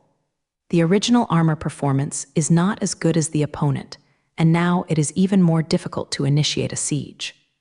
Although the situation of the 4 Iron Man armors was very unfavorable, they still did not give up fighting. I saw the 4 of them standing together back to back, forming a tight defensive formation. Since their national offensive had completely failed, they had no choice but to adopt a counter-defense strategy. Then they can only switch to a defensive stance, hoping to find an opportunity to counterattack in the defense. Although they can't keep up with the opponent's speed, if they mainly adopt a defensive strategy, the defensive circle formed by the 4 Iron Man armors is still strong enough. If Xingchen 1 is not careful when attacking, it will be defeated by an instant counterattack. Therefore, Xingchen type cannot be careless now. The next battle is the time to really test him. This test of Xingchen type has now entered a white-hot stage. From the very beginning, the Iron Man armored squad took the initiative, but now Xingchen 1 has the upper hand. The the situation has changed rapidly. Now everyone is very satisfied with the Xingtian's performance, and the battle in that period of time has revealed enough. Even if the Xingtian type couldn't break the opponent's defensive cause at the end, those bacteria bosses were very satisfied. Just the kind of maneuverability demonstrated by Xingtian type just now makes people like bacteria like them so happy. They have now made up their minds to start the work of changing outfits and let Xingtian type replace the already large Iron Man armored forces. In the future, Iron Man armor will retreat to the second line, and all the main forces will use the Xingtian type. When the Xingtian type material enters the fungus recipe, Yan Kingdom will be able to possess this powerful fighting machine, once again widening the gap with other home countries. After Jiang Cheng watched the test during this period of time, he already had his own expectations for the final result. Originally, the performance of Xingtian 1 could completely explode the Iron Man armor, and the driver's technique was so good. So he didn't worry about the final result at all. The 4 Iron Man armors must not be able to withstand the Xingtian 1 attack. Soon the situation on the court confirmed Jiang Cheng's thoughts, and Xing Tianxing began to launch a fierce attack. Although the opponent has adopted a defensive stance, the 4 armors rely on each other to defend, but the defending party is always passive. Under the Xingtian type high-speed maneuvering, they simply couldn't hold on for too long. This is the truth that they will lose if they hold on for a long time. Xingtian Xing began to exert his performance advantages and suppressed the 4 armors in front of Ruo. Exactly the same as Jiang Cheng just guessed, Xing Tianxing instantly gained the upper hand. I saw Xingtian 1 figure turned into a series of afterimages, constantly attacking the opponent's formation from all angles. People on the sidelines kept hearing the sound of metal collision, which was the sound made when Iron Man's armor was hit. As their 4 armors were continuously attacked by Xingtian 1, some traces gradually began to appear on the armor shell. This is the damage left after being attacked. Although they have not been penetrated by the armor shell yet, it seems that they have not lost much combat effectiveness. But when these damages continue to accumulate, it is only a matter of time before their defense is broken. Xing Tianxing constantly wielded like a blade and flexibly shuttled among the 4 opponents. Although the 4 46-0 Iron Man armors have already formed a defensive formation, they still have little to do with their opponents. The defensive counterattack tactics originally planned to be adopted have now become a joke. They can't make counterattacks at all now. They can only passively defend against attacks. Now they only have the defense left, and the counterattack doesn't know where it went. Passive beatings like this can't last long, because sooner or later they will be unable to withstand such attacks.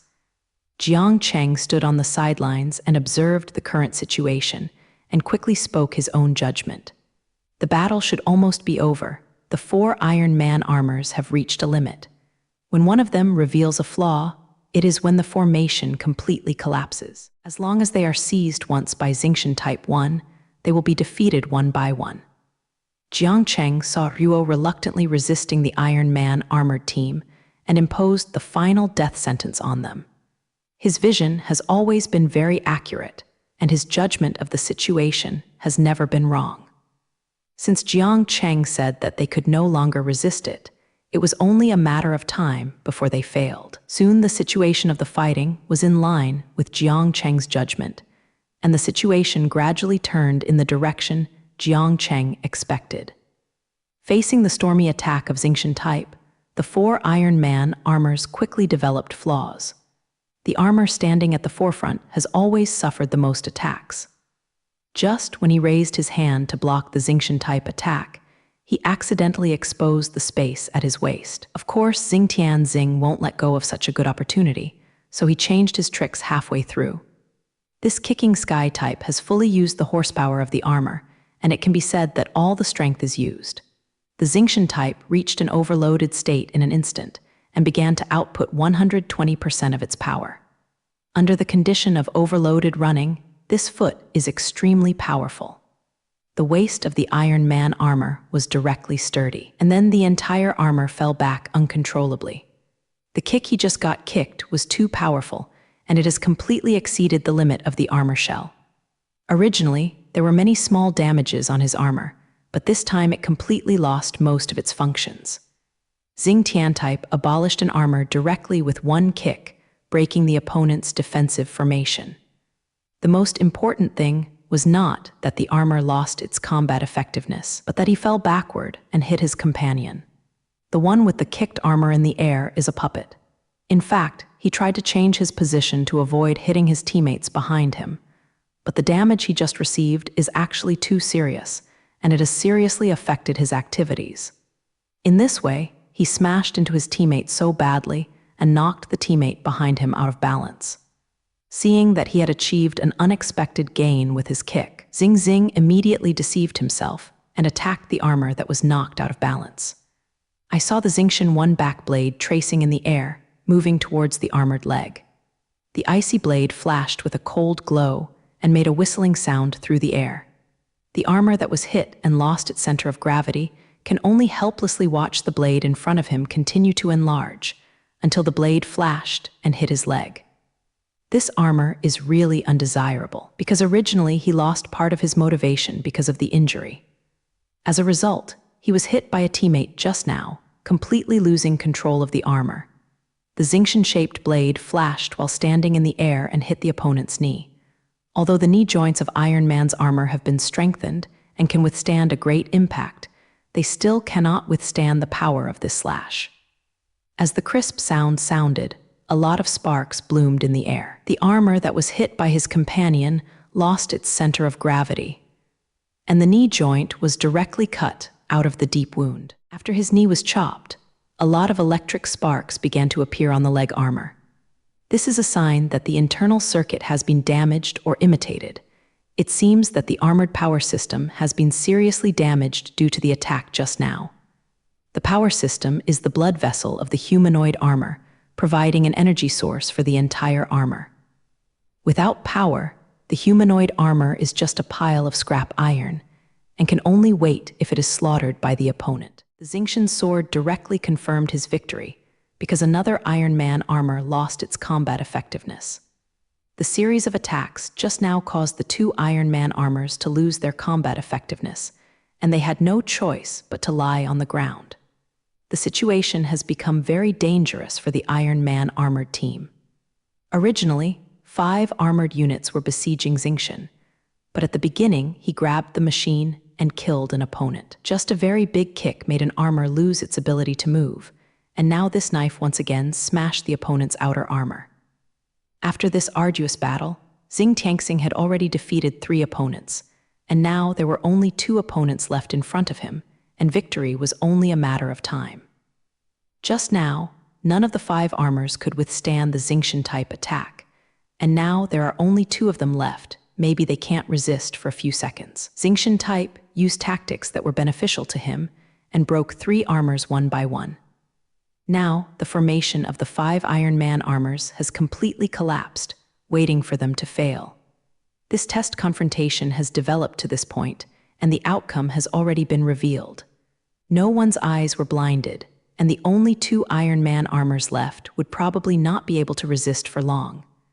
The next is just some finishing battles, depending on how long Xingshan type will take to harvest opponents. No one on the sidelines of the fungus man driving Ryuk Xingshan type 1 waited too long. After breaking through 2 opponents one after another, he did not stop his actions, but continued to launch a fierce attack. Now, he can let go of his hands and feet to attack without worrying about the opponent's counterattack. The 2 opponents left in front of him were very difficult to resist, let alone affect him. When Xingshan Type 1 is no longer in scruples, the attack power displayed is very terrifying.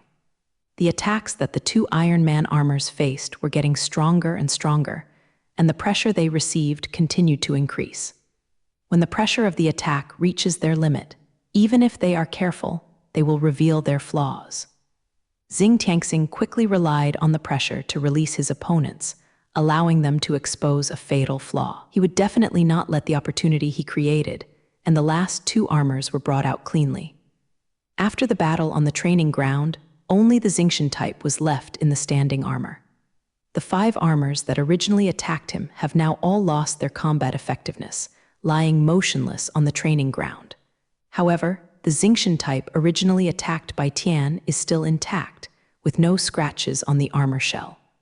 Judging from the final result, Xing Tianxing can be said to have won the game.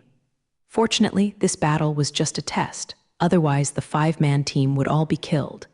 It's just a test now, so the Xingqian type has a sense of measure. They just suffered damage to the armor, and the pilot did not suffer any injuries.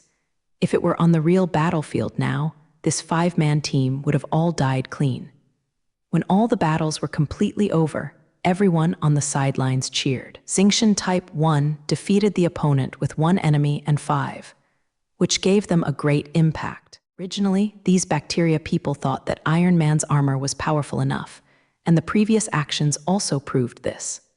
But when Xingqian appeared in front of them, they told them that this new generation of humanoid armor far exceeded the previous generation of Iron Man armor.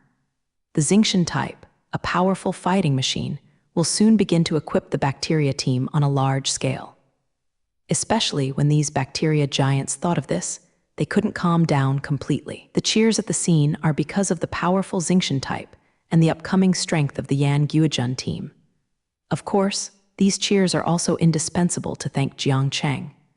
Without him, all this would no longer exist. This time, Jiang Cheng can be said to have helped Junfeng once again, giving them the powerful armor of Xingqian type.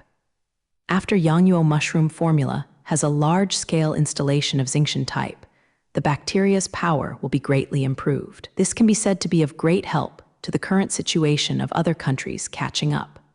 Now Yan Nation is no longer afraid that other countries will catch up, because they already have the most powerful weapons. Xing Tianxing used a perfect performance today to show everyone his powerful combat effectiveness. Other countries have just come out with simple humanoid armor, but Yan country has already come to the front of all the countries. Today's actual combat test represents an increase in the bacteria's actual strength for the bacteria, but it has a completely different meaning for Jiang Cheng. Jiang Cheng has thoroughly seen through this test the development trend of humanoid armor in the future. Before a leap in the development of long-range weapons, melee armor will probably become the mainstream. This test can be said to be a contest between long-range armor and melee armor. From the results, Jiang Cheng's prediction is correct. The Iron Man armor completely lost the battle because the Gauss rifle is really out of keeping with the times. In the case that long-range weapons cannot break the defense, melee armor can completely crush the opponent. Therefore, Jiang Cheng's future research on humanoid armor will shift to melee armor. However, long-range attack-type armor Jiang Cheng is nothing but research. As long as a powerful long-range weapon is created, this type of armor is still very useful. In the future, long-range weapons will be developed sooner or later, and powerful firearms will certainly appear. Therefore, Jiang Cheng couldn't completely fall into the research and development of long-range attack armor. At least he had to study it by the way. The cooperation between melee armor and long-range armor is the most correct development idea, and neither armor will work. Jiang Cheng determined the next research direction in his heart, that is, to continue to upgrade Xingqian Type 1. This kind of humanoid armor will become the main battle weapon in the future. By the way, he will also develop some related technologies for long-range offensive armor to prepare in advance for the future. After finishing today's test, Jiang Cheng was ready to leave this secret base. Of course, before leaving, the big man from the bacteria side came forward to entertain Jiang Cheng for a meal, and thanked him by the way. Jiang Cheng didn't feel any special feeling for these words of thanks. In fact, he developed humanoid armor for himself, and fighter armor in the universe will be the mainstream in the future. Now, the people of Junfeng are installing his humanoid armor on a large scale, and they are actually doing testing work for him. Any problems in the use of these humanoid armors will be quickly reported to Jiang Cheng. And Jiang Cheng will also improve his humanoid armor technology through these issues. When the time is completely ripe, Jiang Cheng will begin to manufacture real mechas. After Junfeng confirmed the Xingqian type's combat effectiveness, he began a large-scale change of outfit. The new equipment needs the adaptation of those bacteria, and the manufacture of Xingqian type also requires them to worry about. And these things are not about Jiang Cheng's business. He started his leisurely life again. This test confrontation has developed to this point, and the outcome has already been announced. No one's eyes were blinded, and the only 2 Iron Man armors left would probably not be able to resist for long. The next is just some finishing battles, depending on how long Xingqian type will take to harvest opponents.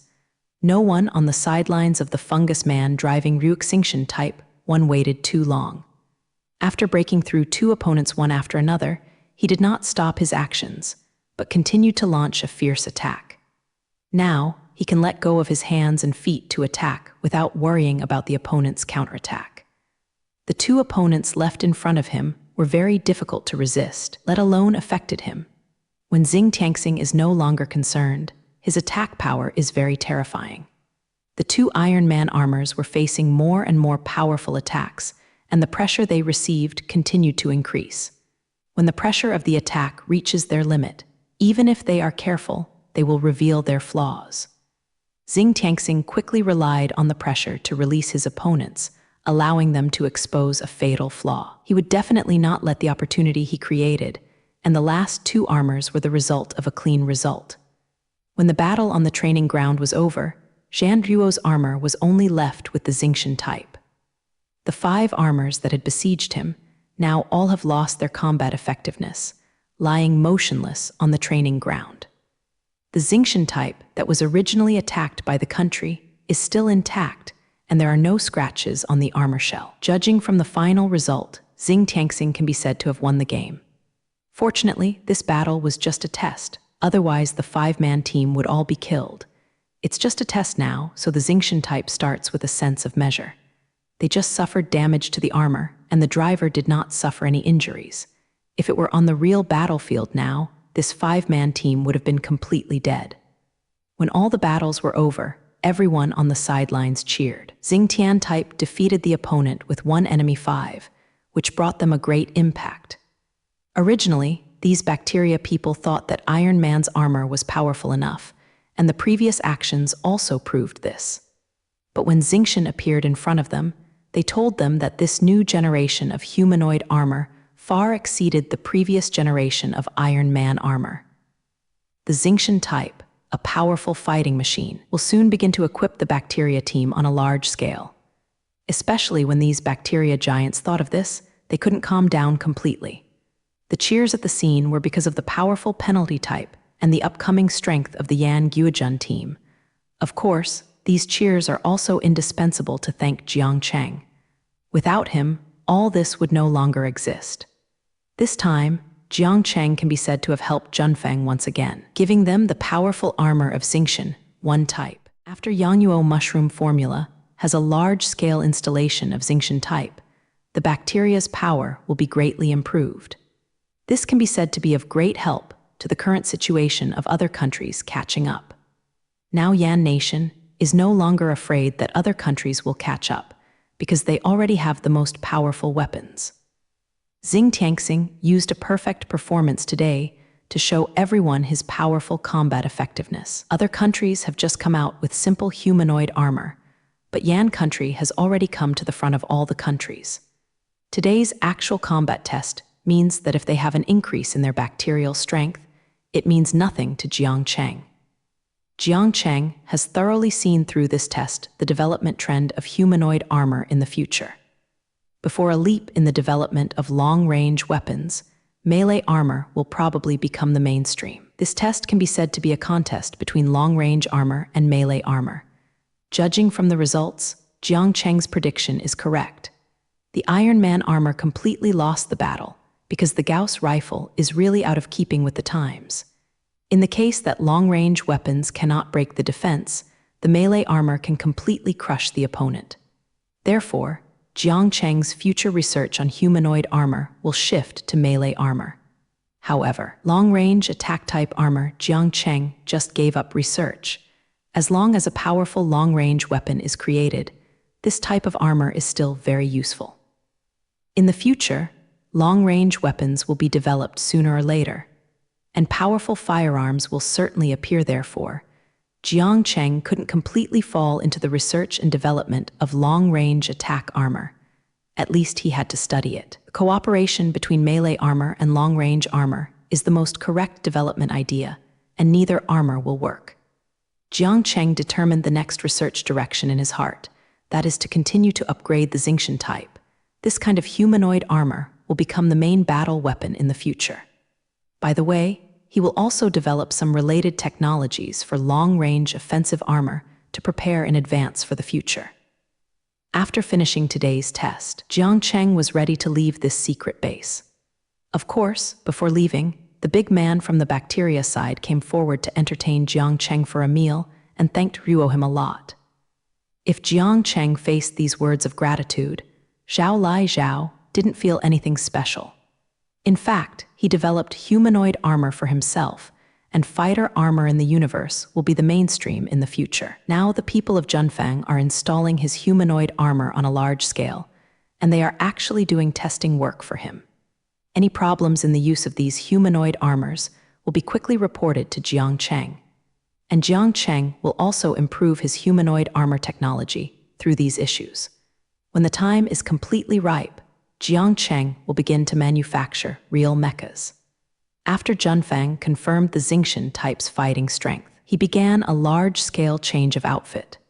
The new equipment needs the adaptation of those bacteria, and the manufacture of Xingqian type also requires them to worry about.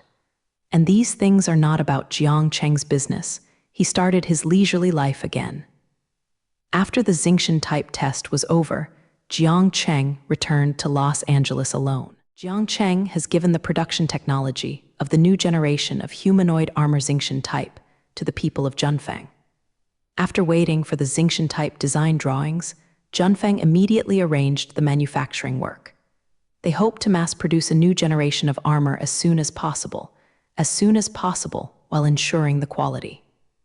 Xingqian type is a brand new armor, and its fighting style is also very different from Iron Man armor. For this completely unfamiliar humanoid armor, the pilots of the bacteria will need a period of adaptive training. Those pilots are all accustomed to the operation of the Iron Man armor now, and they must be replaced with a new generation of armor for a time. There must be many unsuitable places. Although the pilots of those humanoid armors are all elites, it is impossible to bring out the full combat effectiveness of Xingqian 1 immediately. The people in Fungi are so anxious to arrange armor production. They want to be familiar with the new generation of armor as soon as possible. Only after a sufficient number of Xingqian types are formed can the next step of training be started. Coupled with issues such as tactical changes, these all require a long time to adjust. After the battle, thinking of humanoid armor is changed to close combat, all tactical manuals need to be reformulated. The cooperation between the team members and the arrangements for the team to fight together are all to be worried about by the bacteria. Replacing the main battle equipment has never been a simple matter. There are many things involved. Therefore, the people of the bacteria side hope to change to new armor as soon as possible, so as to form sufficient combat effectiveness in the shortest time. Only if they get the new Xingqian type a day earlier, they can arrange the next work. Fortunately, when manufacturing Iron Man armor, Zhenfang had already built many production lines for humanoid armor. After these production lines have gone through the task of manufacturing Iron Man armor, they have now become very mature. All these things like output and quality are guaranteed to a certain extent, and skilled workers have been trained. With a lot of mature production lines, the production of Xingqian 1 will definitely be very fast. Although the manufacturing process of Xingqian type is different from that of Iron Man armor, the general manufacturing process is similar. After all, Xingqian type is improved on the basis of the main structure of Iron Man armor, so the difference in manufacturing links is not very big. As long as the people of Zhenfang make adjustments to the original production line, they can transform into a Xingqian type production line. Zhenfang is currently working on the transformation of the production line. I believe it will be completed soon. At that time, Yan Kingdom can start producing Xingqian type with all its strength, and the output at that time will be very terrifying. This is the strength after having a complete industry, and a large number of new armors can be manufactured in an instant. Now other countries have just completed the design of humanoid armor, and even the production line has not been completed. Even if their humanoid armors are put into use, they may not be able to fully take shape in terms of quantity. It's very troublesome for these countries to work hard for a period of time. The construction of a complete industry is very troublesome. Had it not been for Jiang Cheng's help, Yang Guo couldn't have established a complete production line so quickly, let alone produce 100,000 Iron Man armors in the past few years. Therefore, Yang Guo is not only a technological leader in the field of humanoid armor, it is a comprehensive leader in all aspects. It is impossible for other countries to catch up with Yan Nation in a short time. While Yang Guo was busy producing Xingqian Type 1, and other countries were busy making their first batch of humanoid armors, Jiang Cheng suddenly went idle. Some time ago, Jiang Cheng had been staying in the laboratory, either busy studying gravity control technology or busy developing a new generation of humanoid armor. Now that the gravity control instrument has been developed, Xing Tianli has also begun to invest in the formal manufacturing process. So Jiang Cheng couldn't find anything to do at once and spent the whole day idle on the R&D team. The gravity control technology developed last time has already been applied by the R&D team. They took the technology developed by Jiang Cheng and used them in many different fields. The space station was the first to use this technology, and the R&D team has been busy transforming the space station these days. Jiang Cheng plans to install gravity control devices on the entire space station so that a gravity environment can be created in the space station. With a space station after gravity, the personnel inside will be much more convenient. At least those astronauts do not need to be in the space station, but can stand on the floor with their feet on the ground. After the entire space station has gravity technology, not only the internal personnel will be much more convenient, but the work efficiency of the expansion has also improved a lot. After several years of accumulation of technology, the bisheng that originally limited the scale of the space station has been broken. Some time ago, Jiang Cheng started the expansion of the space station. Now that he has a gravity controller, the speed of the expansion has risen all at once. Jiang Cheng believes that if the construction continues at the current speed, the space station will become a real spaceport within a few years. The astronaut training program that began a few years ago has now yielded mature fruits. The first batch of astronauts to participate in the training have all completed the training content.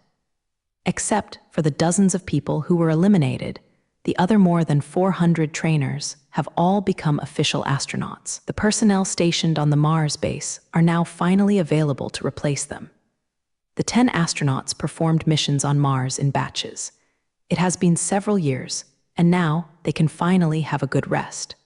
A large number of astronauts will continue to complete training in the future, and there will only be more and more new astronauts every year. With the addition of these people, Jiang Cheng can let go of his hands and feet and do a big job. If Jiang Cheng was in the stage of technology accumulation in the past few years, now is the time for him to start big development. With the accumulation of technology in previous years, substantial development becomes possible. The next few years will be the most critical period for Jiang Cheng's development.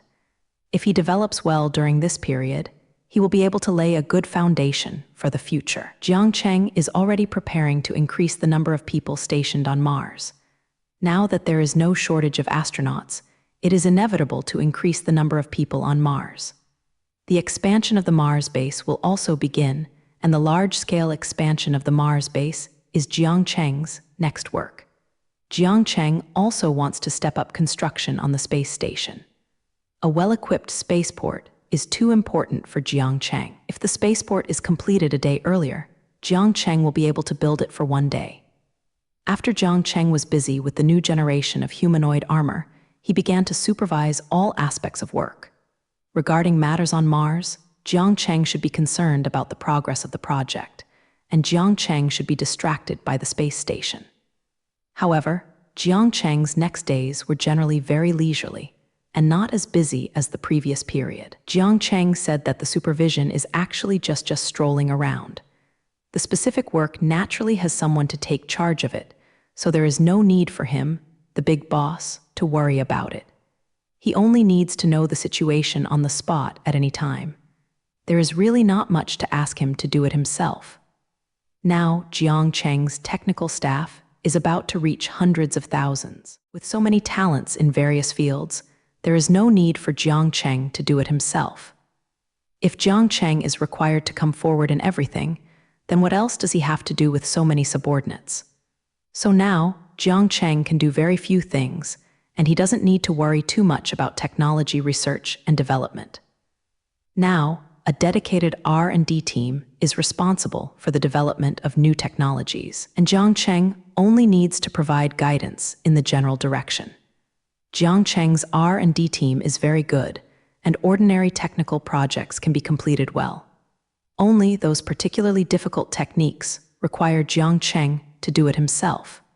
Jiang Chengyi will research and develop high-end technologies like the previous gravity control technology. This kind of core technology is not to say that the R&D team can't do it, but it takes too long.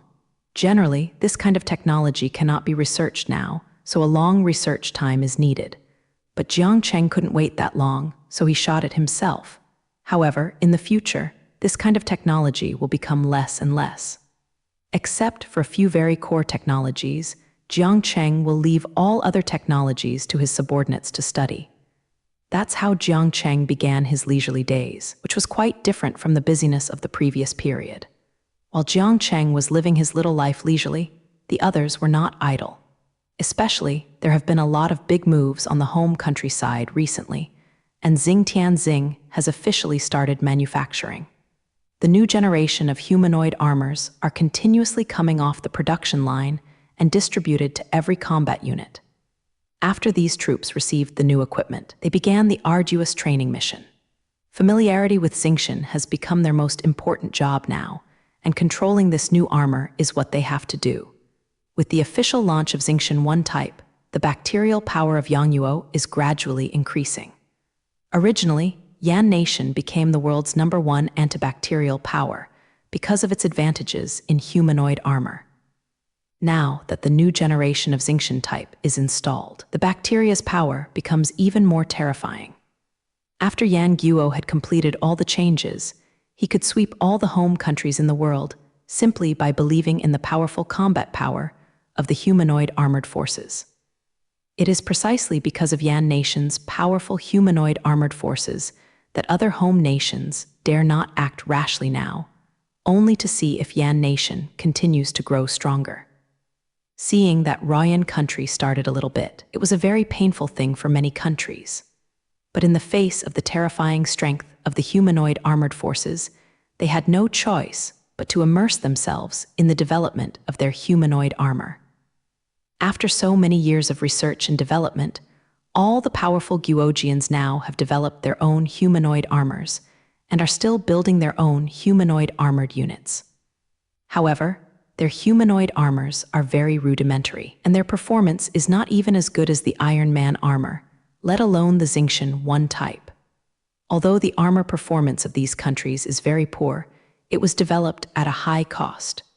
Those home countries do not have Jiang Cheng's heaven, and they can only use a lot of people and money to pile up technology.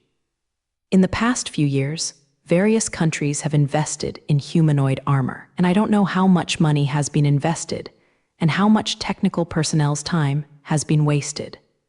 Because of the excessive investment in the field of humanoid armor, the development of these countries in other disciplines is basically at a standstill. All the research funds and technical personnel are all transferred to the armor research and development part by those countries. So other scientific research fields will naturally not be developed. However, Yan Guo has made great progress in scientific research in recent years.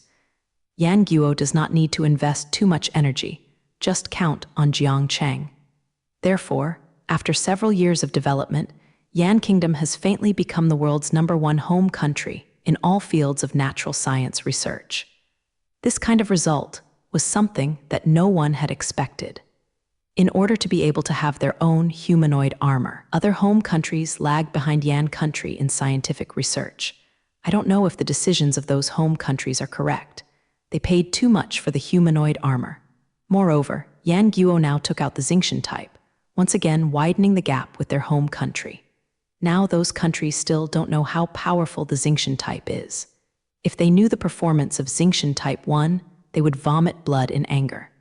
In order to catch up with Yan Guo in this regard, they gave up investment in scientific research in other fields, allowing Yan Guo to surpass them in scientific research.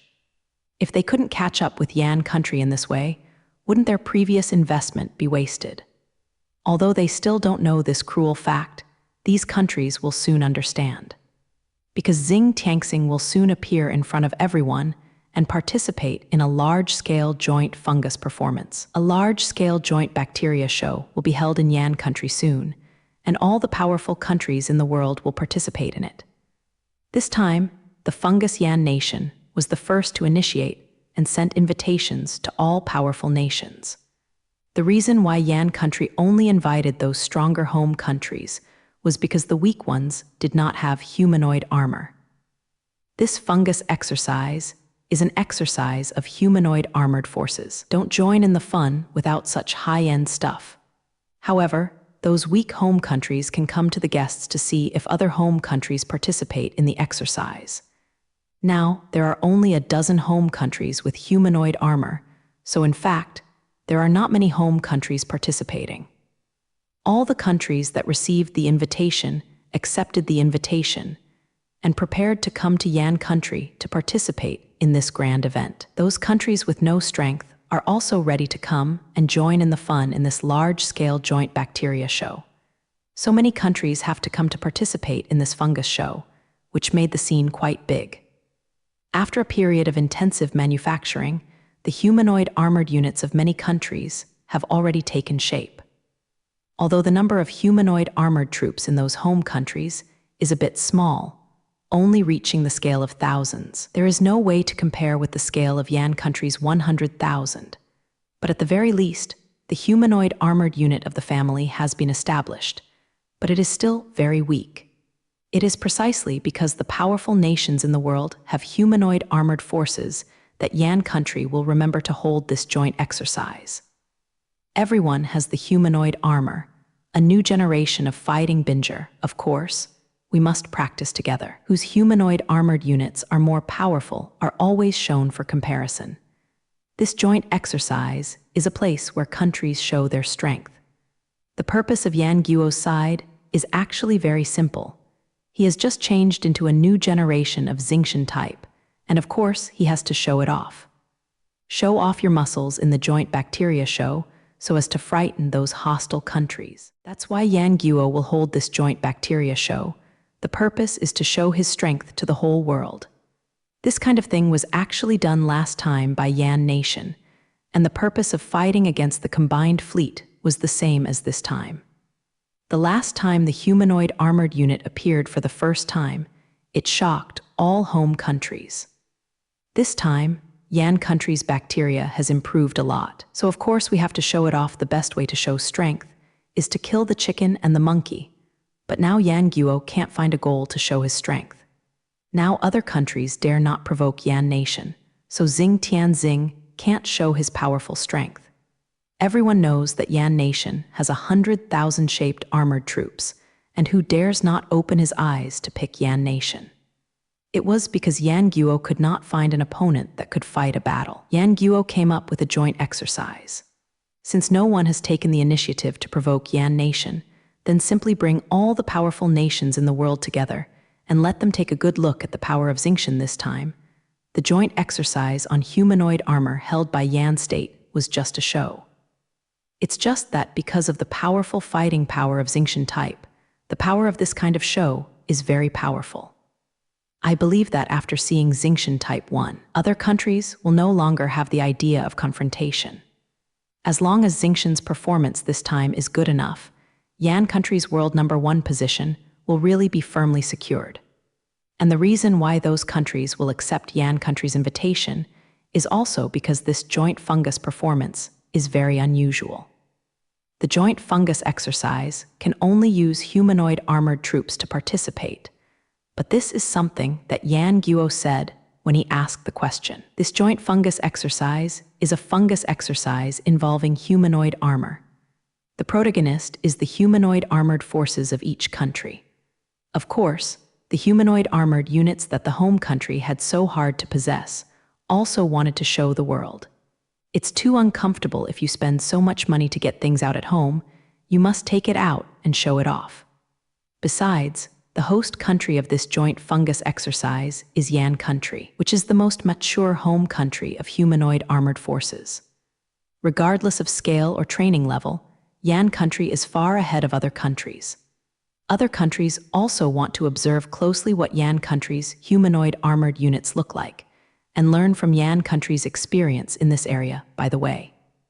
The home country that plans to come over to participate in the joint fungus performance is actually fighting the attention of a teacher. Now they are ready to build a large-scale humanoid armored unit, but they have no experience in how to use this new fighting machine. Since Yan Guo has a complete experience, it is also a good thing to learn back. However, Yan Guo didn't care that his own experience was learned, because other people did not have that advanced armor, and they could not learn from Yan Guo. After a period of preparation, all the powerful countries in the world came to Yan China, participate in this special joint bacteria show. They also brought the humanoid armor of their own country, ready to show off their own strength while learning the experience of Yan country. Every country has confidence in its own technology and believes that its humanoid armor is the best. Those weak countries without humanoid armor also rushed to the Yan country actively, ready to be a guest on the scene.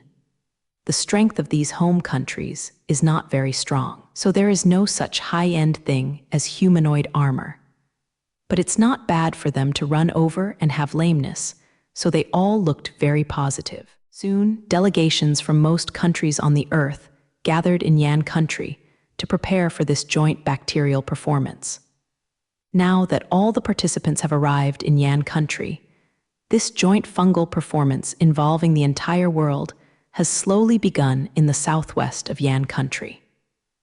The site of the joint bacterial exercise was selected in a mountainous area in the southwest. The selection of the mountain area also took into account the combat capability of humanoid armor on all terrain.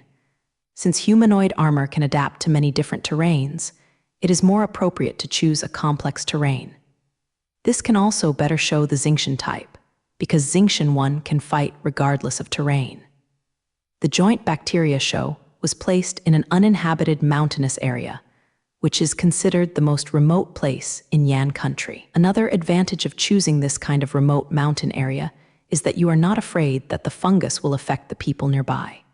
Humanoid armor, a fighting Bing device, is very dynamic when it is active. If the humanoid armor enters a state of combat, the damage to the surrounding environment is very difficult to control. Especially during the humanoid armor exercise, a large area nearby was flattened accidentally. If you choose a place with a lot of people, everyone really can't do anything. Now this remote mountainous area is very suitable. There are not many people here. You can do whatever you want without worrying about other issues. However, this remote place has a downside, that is, the traffic situation is really bad. This mountain area has only one small road leading to the outside world, and it is the kind of small road that cannot be open to traffic. There are a lot of people and equipment participating in the fungus show. How to transport these equipment is a problem. Fortunately, Yan Guo has deployed a large number of 23 planes and built a field airport in the mountainous area to meet the transportation needs. Now that the personnel from various countries have been transported to prepare, the joint fungus will naturally begin. A temporary viewing platform was built next to the scheduled exercise site. This is the place where all the guests watch. The view is quite good, and you can see all the surrounding scenery. Yan Guo is also equipped with a lot of binoculars on the observatory so that guests can see the exercise more clearly. In a private room in the center of the observatory, Jiang Cheng held a telescope on the situation in the venue under Shi Ruo. After Jiang Cheng heard about the joint fungus exercise before, he temporarily put aside the matter at hand and took the initiative to participate in this fungus exercise. Jiang Cheng is definitely going to come and watch the large-scale joint fungus show. It is difficult for this kind of scene to occur in the exercise, where all the powerful countries in the world participated in the antibacterial activities. Of course, Jiang Cheng would not miss this good opportunity. Anyway, there are not many things in his hands. It doesn't matter if he is missing. There is no problem in taking the time to run over. Not to mention that the protagonist of the fungus act is humanoid armor, and Jiang Cheng will come to participate. Jiang Cheng's authority in the humanoid armor has become the authority, and any opinion can convince everyone. Any advice he gave on the sidelines can benefit the people of the bacteria side. So even if Jiang Cheng didn't take the initiative to come over this time, the people from the bacteria side would beg him to come over. The private room Jiang Cheng is in is an IP private room specially prepared by Junfang. The environment and various conditions in the private room are the best. There are not a few high-end private rooms on the viewing platform, and the representatives of the powerful countries do not receive this treatment. Jiang Cheng occupies this good private room alone, but no one can say anything. Who made Jiang Cheng the inventor of humanoid armor? Regarding the exercises of humanoid armor, he certainly deserves the best treatment. This private room was still very wide, and Jiang Cheng seemed a bit empty in it. Accompanying Jiang Cheng is Lieutenant General Xiang Dong. Of course, this Jiang Cheng's dedicated contact person must be by his side. Except for the two of them, there is no other person in the private room. As for the waiter, there is no such thing. After all, this is the site of a fungus drill. The waiter is really not suitable, but the people who came here are basically a bunch of germ people, and they can get used to the current conditions.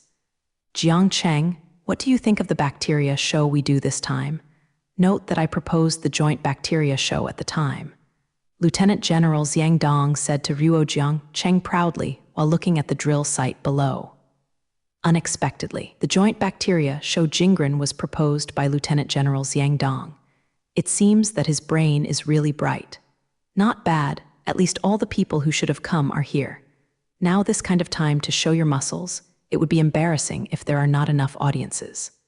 Jiang Cheng knew what Junfeng meant very well and immediately pointed out the purpose of this fun show.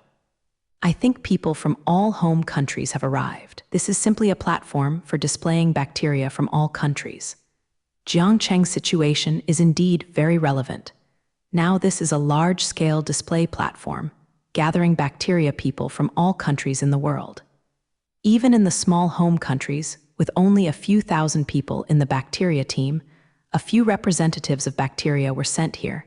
It really became a show of bacteria people from all nations. Of course, we have put a lot of effort into this invitation. Basically, each country has sent a special person to notify it, just to make the scene bigger. Xiang Dong Shaojian's proud expression still did not fade, but this time he was completely different. Just now he was proud of bringing up the joint fungus act. Now he is proud of this big scene. Being able to invite so many home countries to participate is also a manifestation of Yan country's strength. If it weren't for the fact that Yan country bacteria were so powerful now, these home countries would not give Yan country face, so they rushed over all the way to participate in this joint bacteria show. Being able to bring together the representatives of all the countries in the world is still very proud of him. Looking at the exercise site below, Jiang Cheng agreed with Lieutenant General Xiang Dong's words. The scene you did this time is really big. I think the home country with humanoid armor is here. The beautiful country came with their humanoid armor. Of course, the bear country would not fall behind, and also brought their humanoid armor troops to participate. Home countries like Eagle Country, Franchise, and Dejai all brought their newly developed humanoid armors. The humanoid armors of each country on the exercise site are already undergoing final preparations. Jiang Cheng saw many different types of humanoid armors through the binoculars, all of which are waiting to appear on the exercise. The joint fungus performance this time was really a big scene, and all the powerful countries of fungus came together. Jiang Cheng was chatting with Xiang Dong Shaojiang while holding a telescope to observe the situation below.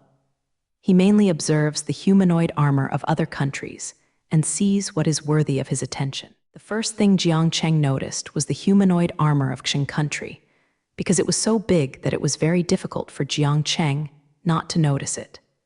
The humanoid armor developed by Qing Guo was named Arctic State by them.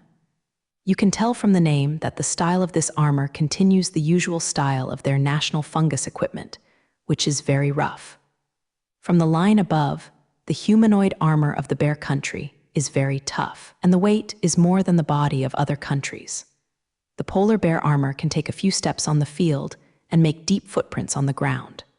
Although Qing Guo's humanoid armor looks very angry, Jiang Chengxin's evaluation is not very high.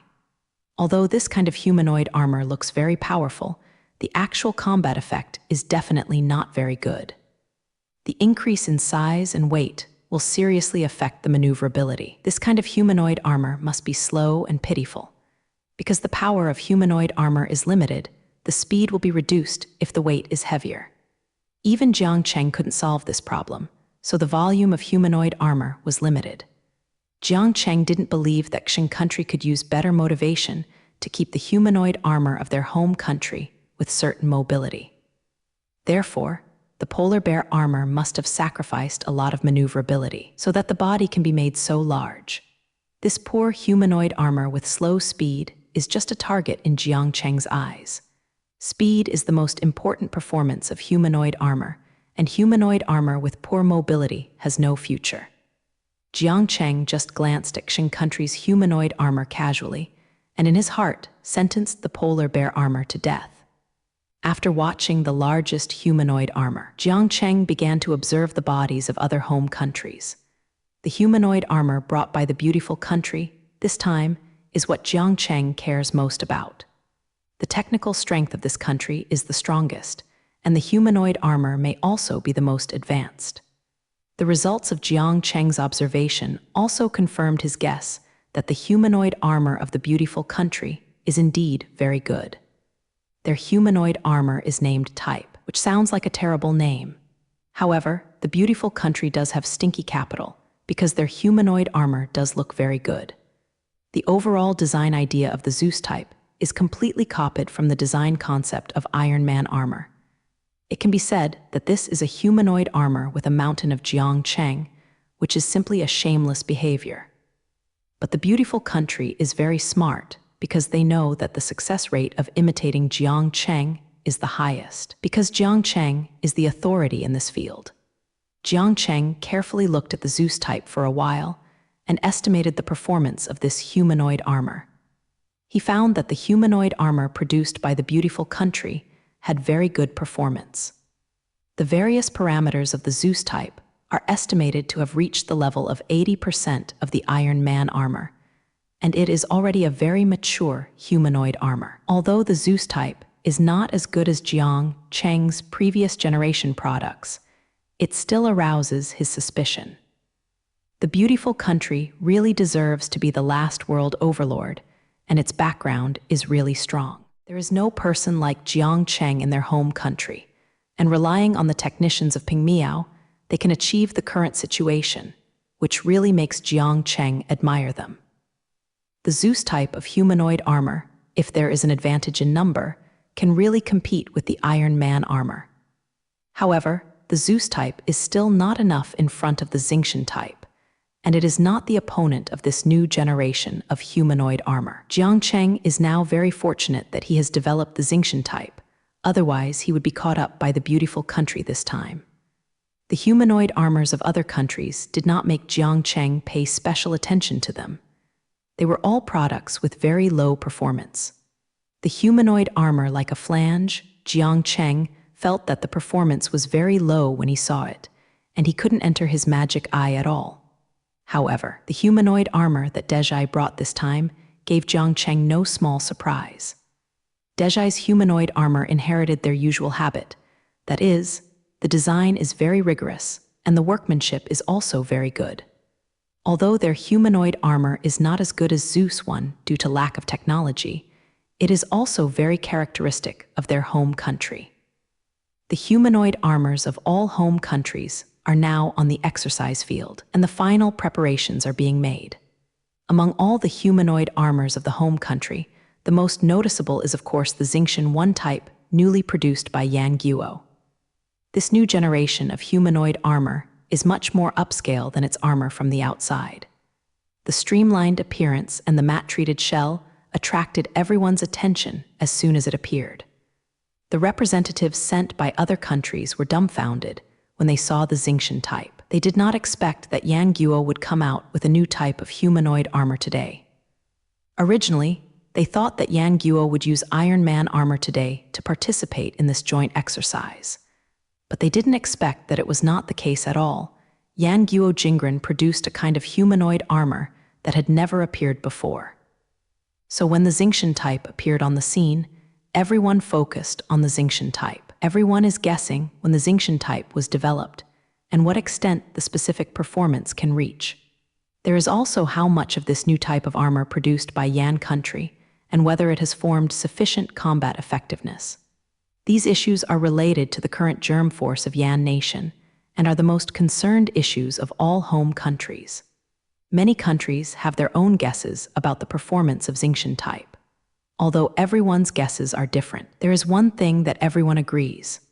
That is the Xingqian type new type of armor. The combat effectiveness must be stronger than the Iron Man armor, and even a lot stronger is a reasonable situation. Otherwise, Yan Guo wouldn't bother to study it. It would be better to use the original equipment. This consensus left the hearts of all representatives of the home and country feeling cold, and they were desperate for such speculation. The mood of all the home countries in the joint fungus performance is very low now, because the appearance of Xingqian 1 broke their previous illusions. Originally, they thought their home country. Now they have their own humanoid armor that can compete with Yan country.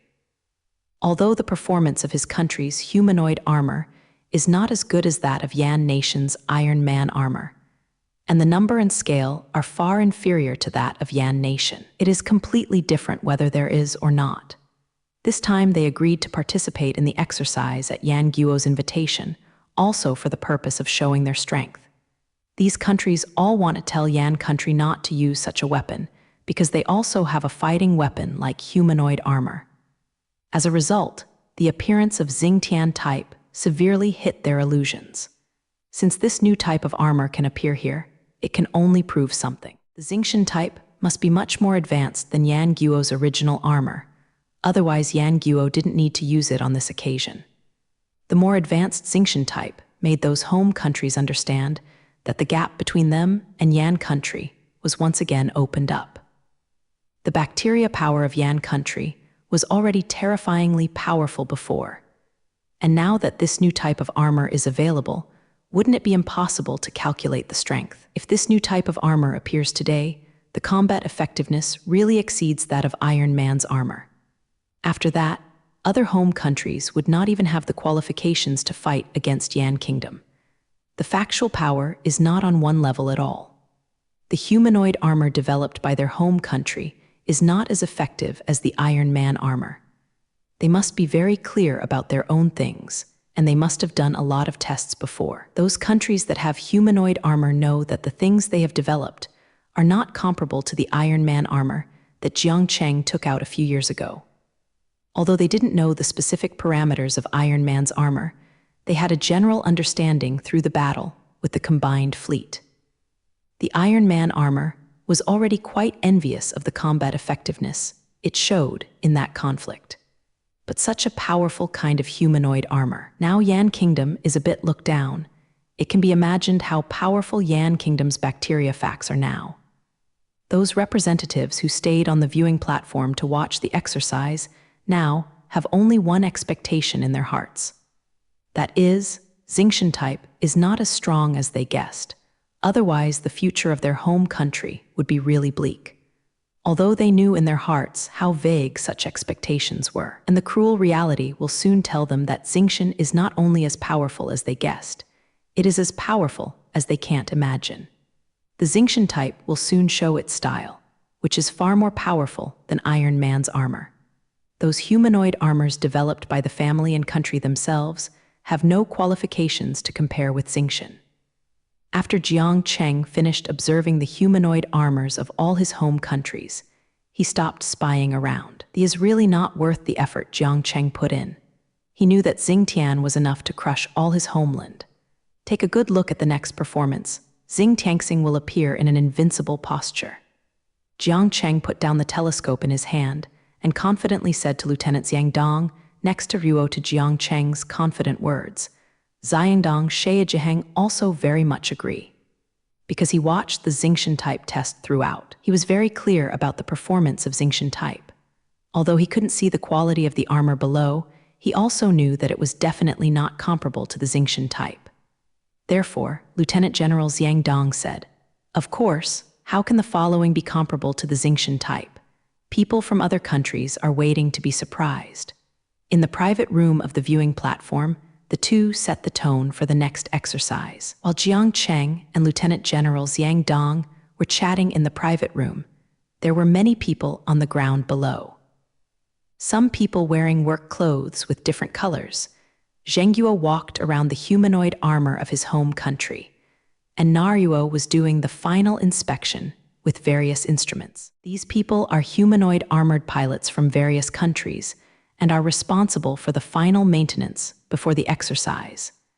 Humanoid armor is a very sophisticated piece of equipment, so it must go through detailed testing before it goes into battle. Humanoid armor also needs to adjust various parameters to the most appropriate state before fighting.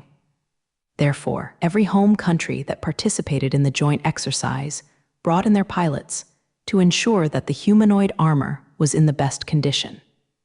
Except for those pilots who are busy making the final adjustments on the field, the pilots who are in charge of driving the humanoid armor today are making the final preparations. The pilots sent by each country to participate in the exercise are now in their respective countries, listening to their captain explaining today's task. In one of the drivers' gathering places, a white-looking driver was explaining the next thing to others. The drill is about to begin. Everyone must concentrate their attention. We must pay attention to cooperation with each other for a while and strive to show our best state. This driver seems to be the captain of their group and is mobilizing before the exercise. Today is a very important day for us because the people of the entire beautiful country are watching us. From his words, you can hear that this is a fungus from a beautiful country who is instilling the belief that he will win if he will win. As the most powerful home country in the world, our beautiful country can never lose to any home country. Although our humanoid armor may not be as advanced as Yan Nation, we definitely cannot admit defeat. So please, everyone, work hard. God bless a beautiful country. Unexpectedly, the people sent by the beautiful country this time were quite confident. After seeing the new generation of humanoid armor from Yan country, they could still say such things. You must know that the bacteria people sent by other countries are now about to give up struggling. Unlike the drivers in the beautiful country who are full of confidence, the people in the Xing country are now in a mood to participate. A tall white man is also doing mobilization before the exercise. This joint fungus performance is a good opportunity to show yourself, so I hope everyone will cheer up. Although our humanoid armor is not as advanced as Yan country, as long as we show our strengths, he is different from the blind self-confidence of the beautiful country. He is very aware that his strength here is insurmountable with the Yan country, so he is no longer ready to compete with the Yan country. Since it is because of armor performance, we cannot compare to the people of Yan country today. Then we will regard the beautiful country as our main opponent and go all out to win the second place in this exercise. Are we not better than Yan Nation and stumping us? I don't want us to lose to any country other than Yan Nation today.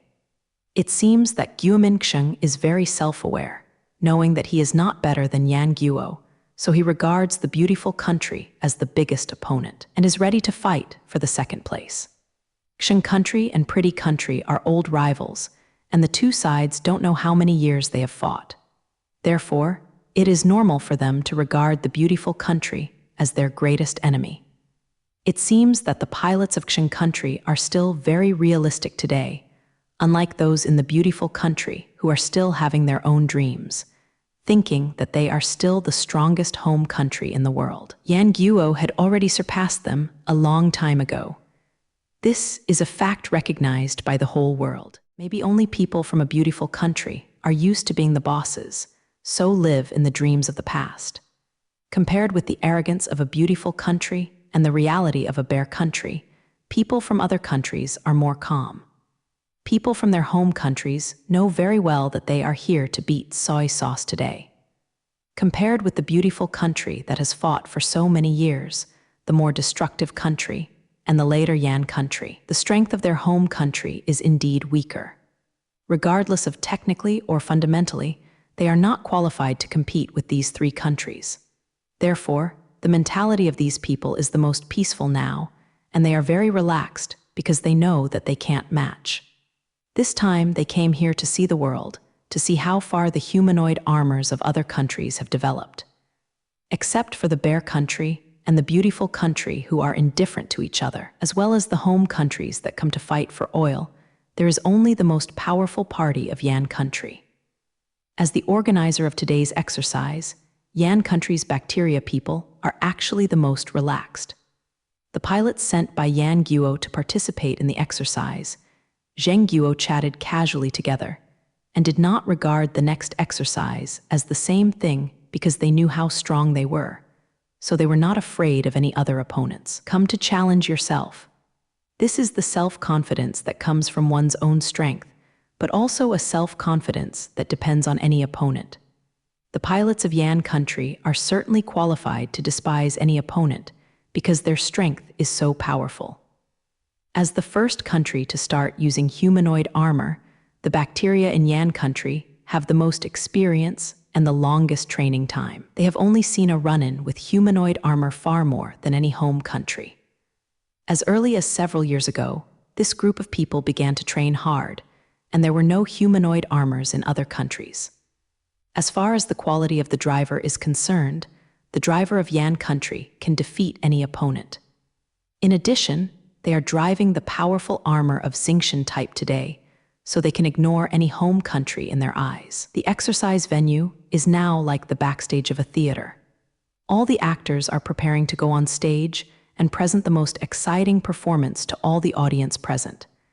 After the pilots debugging at the drill site, the humanoid armor of each country was adjusted to the best condition.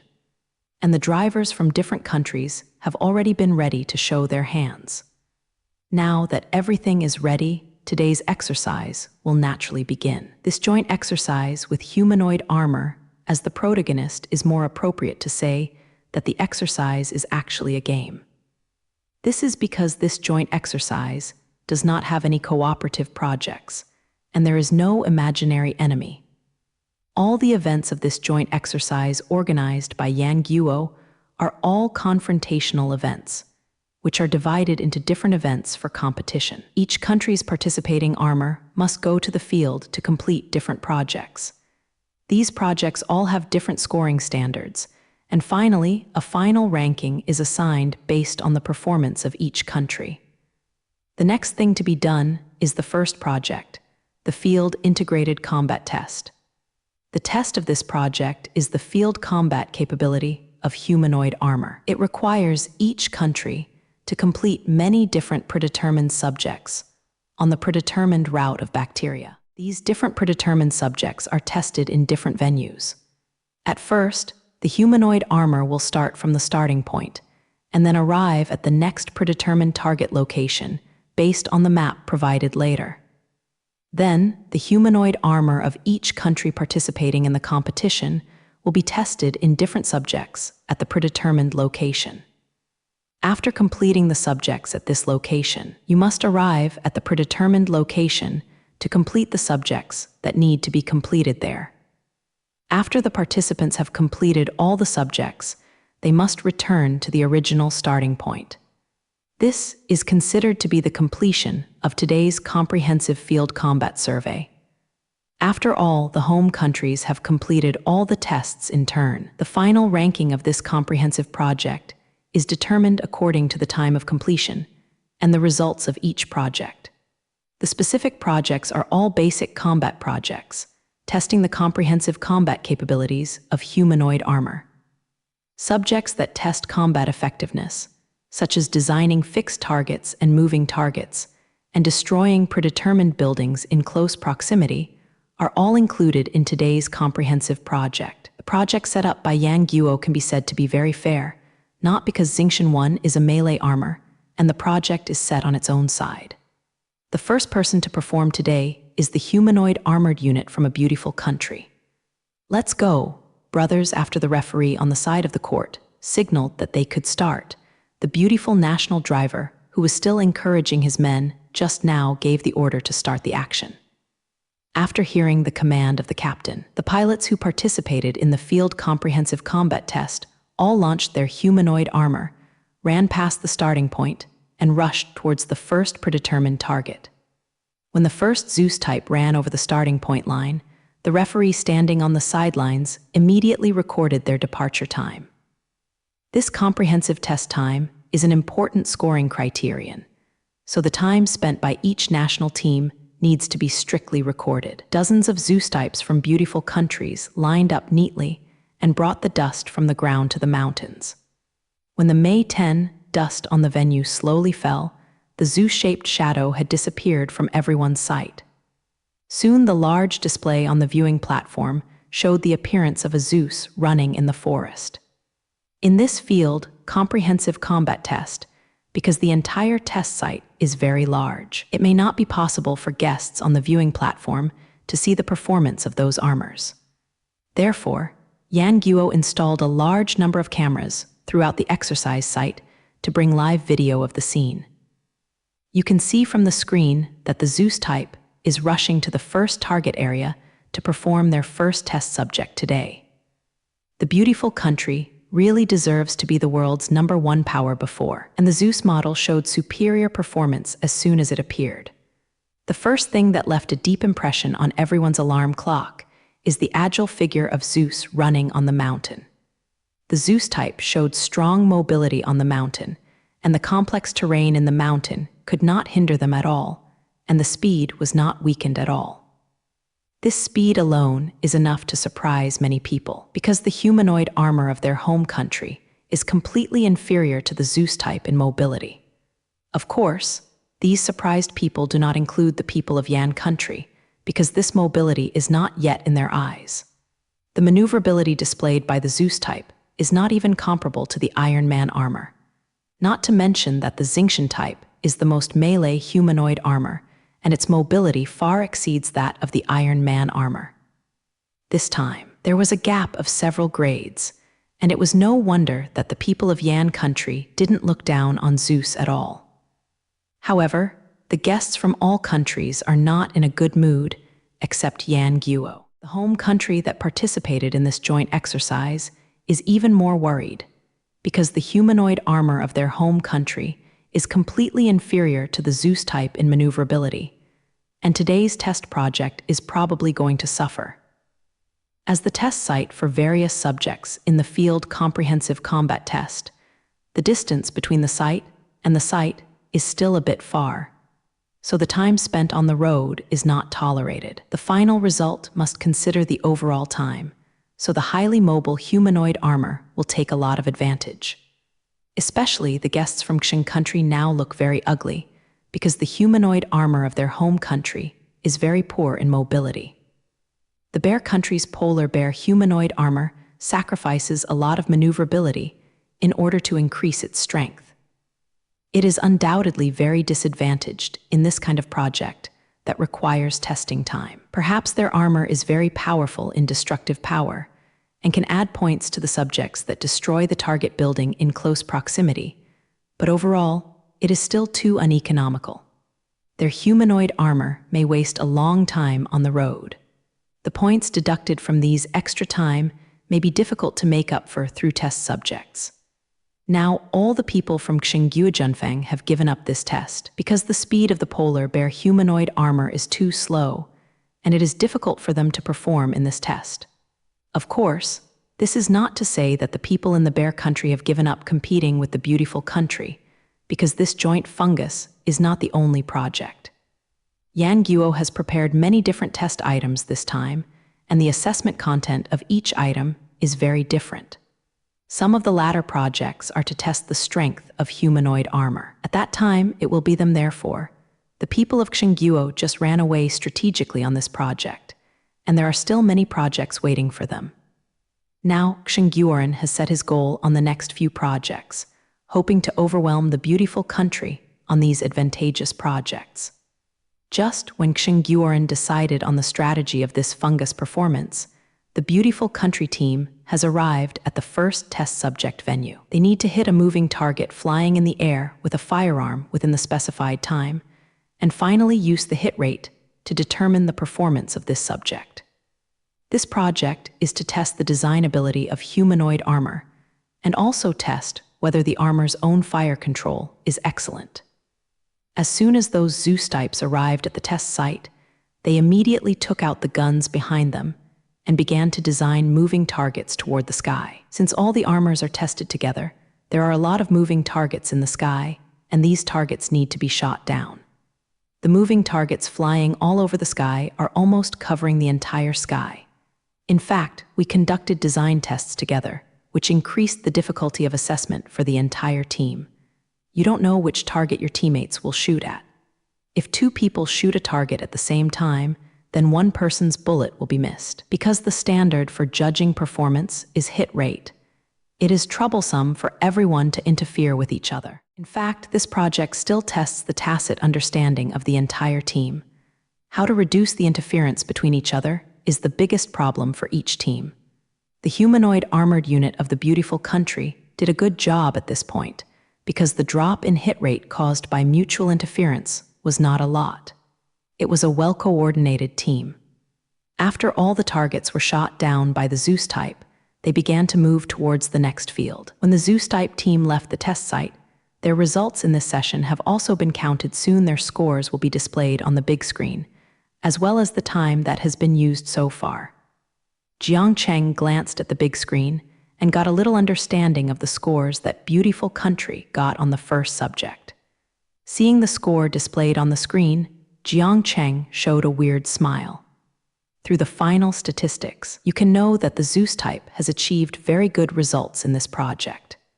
As for the reason Jiang Cheng showed that expression, it was because of the achievements of the beautiful country in this project. He was completely sure about one thing now: the Zeus type really copied the Iron Man armor design. The original design of the Iron Man armor was a long-range attack type armor that enhanced the armor's fire control capabilities. The performance of the Zeus Type L is undoubtedly imitating the Iron Man armor design idea. It can be said that the Zeus type developed by the beautiful country is completely copied from the Iron Man armor, so it can have the current performance. People from the beautiful country are really shameless. They are shameless to compete with my design. Now that Jiang Cheng has determined this matter, he can start to complain ruthlessly. Xiangdong Xiao Jiang naturally understood what Jiang Cheng was talking about, so he followed up and said, "Yeah, I didn't expect them to be so shameless. They just changed a foreigner, even if it was the armor he developed. Didn't Jiang Cheng sell an Iron Man armor to Zuckerberg, who must die last time?" Jiang Cheng estimated that the beautiful country started the mountain race at that time. Who told Jiang Cheng to sell them one at the time? It's just that they couldn't solve the problem of control at the time, so they dragged it out some time ago. They are not afraid of copying my design. Judging from the current performance, the Zeus type has at most 85% of the performance of the Iron Man armor. It seems that the technology of their mountain race is not yet at home.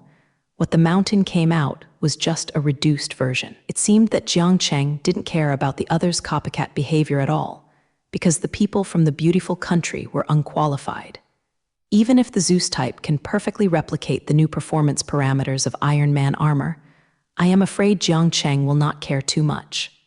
Because now Yan country already has Xingtian type, this kind of equipment is more than Iron Man armor. What's more, melee armor is the development trend in the future, and the problem of insufficient destructive power of long-range attack armor cannot be solved by Jiang Cheng in a short time. If the beautiful country has been going along the current road, I am afraid it will go further and further on the wrong road. It can be said that the beautiful country has been following Jiang Cheng to eat ashes, and he was completely playing around and applauding. Jiang Cheng now hopes that the beautiful country has been developing long-range attack armor so that they can waste a lot of their investment. It is precisely because Jiang Cheng knows the shortcomings of the long-range armor that after seeing the performance of the Zeus type, he will show that kind of deep smile. People from the beautiful country are probably still happy on their own because their humanoid armor performs very well now. It seems that Shanzhai Jiangcheng's design is really right, and I will continue to study it in the future. Just when Jiang Cheng and Xiang Dong Shea Jiao vomit, the beautiful country team has already arrived at the second test site. The second subject is to test the destructive ability of humanoid armor.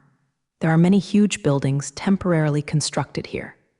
These buildings are all empty inside, just used as empty houses for testing. This subject requires participants to destroy a huge temporary building and finally evaluate the score by the time and degree of damage after the Zeus-type team arrived on the field.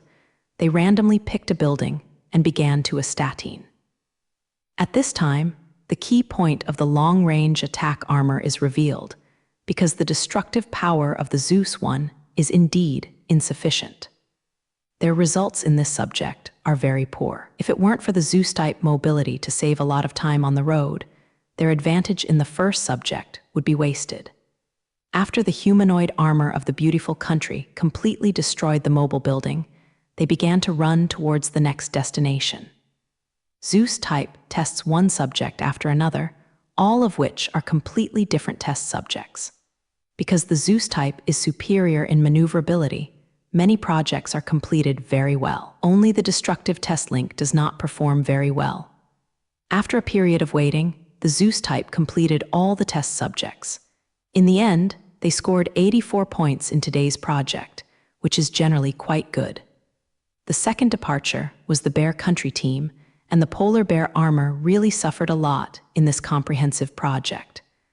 The rugged polar bear-shaped armor is very clumsy on the mountain, and you can see that it is not suitable for combat in this type of terrain. The polar bear humanoid armor is actually designed for urban warfare, specifically strengthening the armor and strength, so it's not surprising to have such a performance. Except for Xing Guoran's good grades in destroying buildings, he has no advantage in other subjects. Especially when they were on the way, they wasted too much time, and they deducted a lot of points during this link.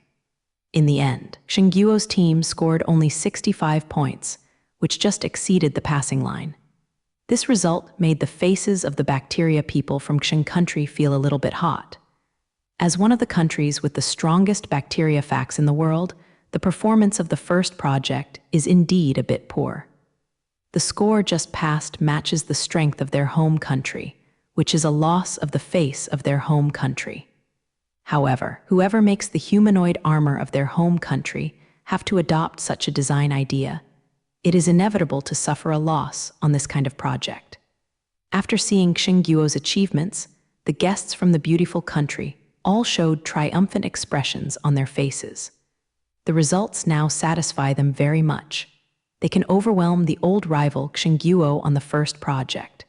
Such performance is enough for them to explain. Compared with the polar bear armor of the bear country, their Zeus type does not know how much better. The gap between 84 points and 65 points is very large, which is a sufficient comparison. When Xing Guo's score appeared on the display, Jiang Cheng showed an unexpected expression. He has long seen the disadvantages of Xing country's armor, and it is not surprising that the first project has such an achievement. Xing Guo's armor really did not perform well. I really don't know what they think of this design idea. The designer who stumped Xing Guo drank too much vodka. How else could he have designed such a thing? Facing the polar bear humanoid armor developed by Ryuaxing country, Jiang Cheng began to mock it mercilessly. In Jiang Cheng's view, the design of the polar bear humanoid armor with outstanding defense and strength is completely on the wrong path. This design idea is even more wrong than long-range offensive armor, and it is not the direction that humanoid armor should develop. Long-range offensive armor has a future, at least if there is a major breakthrough in long-range weapons.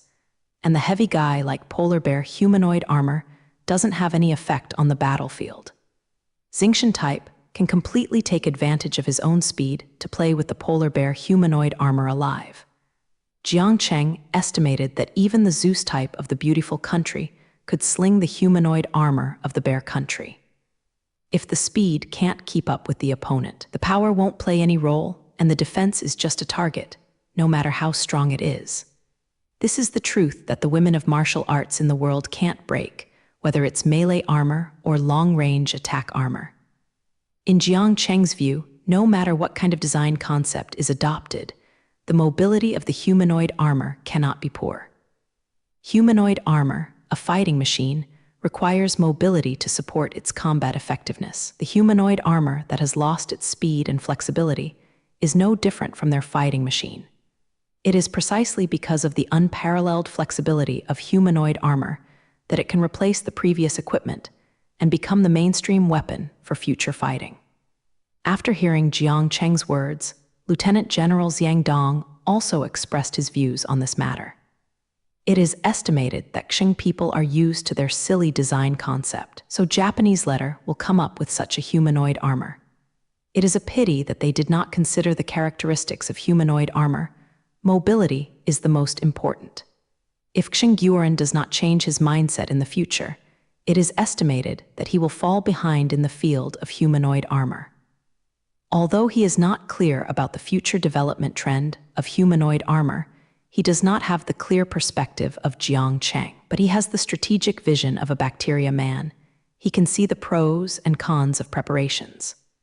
Therefore, Lieutenant General Xiang Dong immediately pointed out the shortcomings of Qing Guoren, which basically coincided with Jiang Cheng's ideas.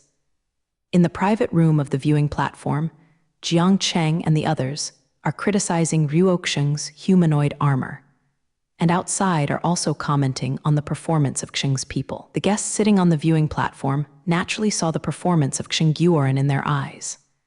Everyone began to make judgments on the performance of the two countries just now, so the contrast is naturally immediately separated. Compared with the pretty good performance just now, Qing Guoren's performance seems a bit clumsy. Basically, everyone is very optimistic about the bear people, because the humanoid armor they took out is indeed too weird. As the opponent of Qing Guoren for so many years, Pretty Country will not let go of this opportunity to hit the opponent. A beautiful Chinese man was even more sarcasm. It seems that the armor of the bear countryman is not very good. The first test has just passed the test. I think they don't need to participate in the following tests so as to avoid embarrassment in front of the world. When he said this, his voice was very loud, as if he was afraid that others would not hear it. The bear country bacteria man sitting not far away, of course, heard the other side's laughter. It's a pity that they can't refute anything, because the results are there, and their performance today is really bad. Qing Guojun couldn't make excuses for his team, so he had to put all his hopes on the projects in the next few days. Some of the following items are what they are good at with this type of power armor, and they will definitely be able to completely overwhelm the beautiful Zeus type. At that time, they are going to return all the humiliation they suffered today and smile very hard at the fungus in the beautiful country. By now, Qing Guoren was still immersed in his own world, dreaming of regaining a city in the next few days. It is a pity that they will not reflect on their mistakes, so they will only go further and further on the wrong path. After the humanoid armors of the two home countries have been tested, several other home countries have also appeared in sequence. The humanoid armors of these countries that appeared later are not the same, and the difference in performance on the court is of course very big. It is worth mentioning that Dejai's humanoid armor shows very good performance. There are no obvious shortcomings in their armor, and of course there is no too much advantage. This kind of humanoid armor, which is very average in all aspects, performed very well in the test, and finally got 78 points. This result can be said to be no. One outside of the beautiful country. It is not unreasonable that Jiang Cheng was optimistic about them. After more than half a day of testing, only Yan Guo's Xingqian type has not yet appeared. Among the many countries that have already played, the final result of the beautiful country is undoubtedly the best. The bacteria people of the beautiful country are very proud of sitting on the viewing platform, as if they have won the first place today. They saw that the people from home had exerted their full strength, even if they were not much worse than Yan Guo. To be able to completely lead other countries in this test project, they are indeed proud of the capital. It's a pity that the Xingqian type will appear soon, and they will know where the gap is. When the Xingqian type appears in front of everyone, the pride of the beautiful people will be torn to pieces. As the host of this bacteria show, Yan Guo will, of course, make his final appearance. When the other countries have completed their own tests, Xing Tianxing will finally begin to appear on the stage. The Xingqian type attracted everyone's attention as soon as he appeared on the stage. Everyone wanted to see if Yan Guo's new type of armor had the right combat effectiveness. The humanoid armor of Yan Country on the exercise site is preparing for its debut. The one sent to participate in the joint fungus exercise this time is a relatively elite humanoid armored unit from Yan Country. All pilots have boarded their armor, waiting for the official departure. All the Xingqian types that are going to be on stage today are now surrounded. Standing in the middle is their captain. Today this is the first project of the joint bacteria show, so our performance is better, and we will try to get a good start later. It seems that the captain is mobilizing before the start, and the surrounding players are listening carefully. I hope everyone can show their best. I don't know how many people from different countries are watching. The armor you wear is the most advanced armor, so I don't want us to shame Yan Country today. I don't want to say any more. I just need to let you know one thing: we are the strongest. The captain revealed a strong self-confidence when speaking, and this confidence comes from their great strength. The Xingqian type, driven by the bacteria from Yan Nation, far exceeds the performance of the humanoid armor of any other country. And in terms of the driver's own quality, these Yangnuo bacteria are all the most powerful existence. All of them are the first batch of bacteria to receive humanoid armor training, and they have all been strengthened by gene-enhancing drugs, and the physical qualities of reflex nerve endurance are far beyond ordinary people. Yan Guo has such an advanced new generation of humanoid armor, and also has such a powerful driver. Today, even if it wants to perform poorly, it is difficult to do. Now this group of Yangnuo bacteria people have set themselves a goal that is to get a 100-point score in this project. In today's field comprehensive combat test, even if they scored 99 points, it was considered a failure. Only a full score was considered a good performance. This is their strict requirement for themselves, and it is also their belief in victory. This group of Yangnuo bacteria people feel that they have such good conditions to have. CDDJ can drive the best humanoid armor in the world, and can also use genetic strengthening agents to improve their physical fitness. If they still can't get the best results, then they are sorry for the resources they have now. The starting point of the bacteria in Yan Country is much higher than the others, so the goal should naturally be set higher. If their current thoughts were known to others, they would probably vomit blood in anger. They still feel that their previous performance is pretty good, enough for them to go back and have a good blow. As a result, this comparison shows that they have no pursuit.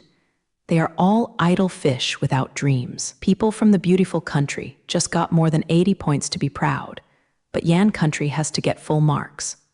The mentality of the two sides is completely different now, because the bacteria in Yan Country have the mentality of a strong man, and only the real strong will demand such strict requirements on themselves.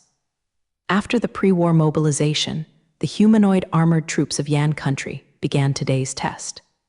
Xing Tian type put up a fungus formation on the field, ready to rush to the test site of the first subject after hearing the start signal. All guests from home and country on the observatory are now focusing on the Xingqian type. Now that all other countries have completed the tests, the focus will naturally be on the Xingqian type. Many people are very interested in Yan Guo's humanoid armor and want to see how they perform.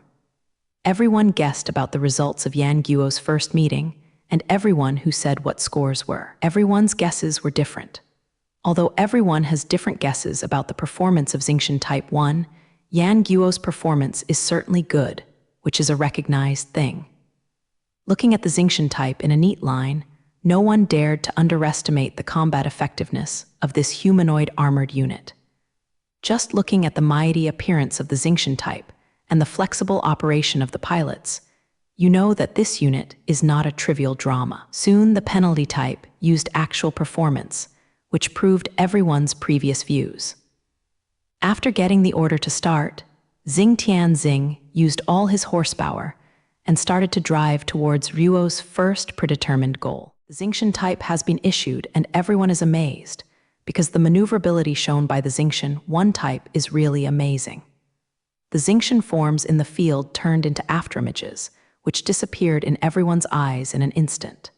Then the Xingtian-shaped picture began to be played on the big screen. On the screen, the Xingtian-shaped flashed light, quickly skipping one mountain after another. Everyone only saw the Xingtian type on the mountain, as if walking on a flat ground, ignoring the complex terrain of the mountain, and still maintaining the extremely high-speed bacteria.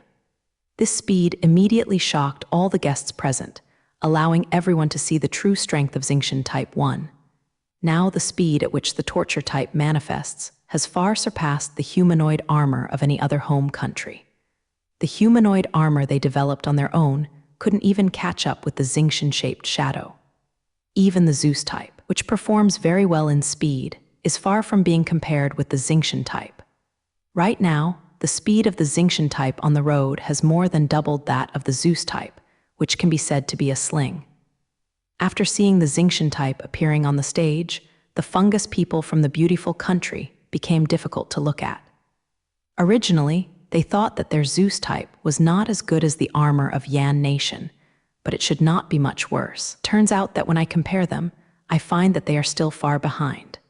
As soon as Yan Guo appeared on the stage, all the guests present were amazed because the speed of Xingtian 1 was so fast. Xingtian type shows not only speed, but also agility in walking bacteria. Speed alone is not enough on the mountain. Flexibility determines the performance on this complex terrain. Just looking at Xingtian 1 on the mountain, completely ignoring the influence of the terrain, you know how flexible this armor is. After Xing made a shining debut, his follow-up performance did not disappoint everyone. It only took a very short time for the bacteria from Yan country to arrive at the test site of the first subject. The screen shows the time currently used by Xing, which is more than twice as short as the previous fastest result. Xing has not yet conducted the first test, but everyone thinks that today's number 1 has come out. With such a strong maneuverability, the results must be very high in today's test. Even if some items do not perform well, the final results will definitely be excellent. Mobility is too cheap for this project. Timing is one of the biggest advantages. This is just like the Zeus type of a beautiful country. Their performance is temporarily ranked first because of their good mobility. The Xingtian type now exhibits so much maneuverability than the Zeus type, and that Xingtian type's first place is expected by everyone. But what these people don't know is that the bacteria people in Yan country don't just want to get the first place. Now, everyone is marveling at the performance of Xing, and they don't know that the fungus people of Yan Kingdom have better requirements for themselves. The bacteria people of Yan Nation did not surpass other home countries to get the first place to satisfy them and have even more ambitious goals. They are ready to achieve full marks on this project. Even if 1 point is deducted, they count as failure. Only full marks can reflect their strength. This kind of mentality of not getting full marks is a failure. I am afraid that no one will believe it. When all Xingtian types have arrived at the test site, they will begin the test of moving target shooting.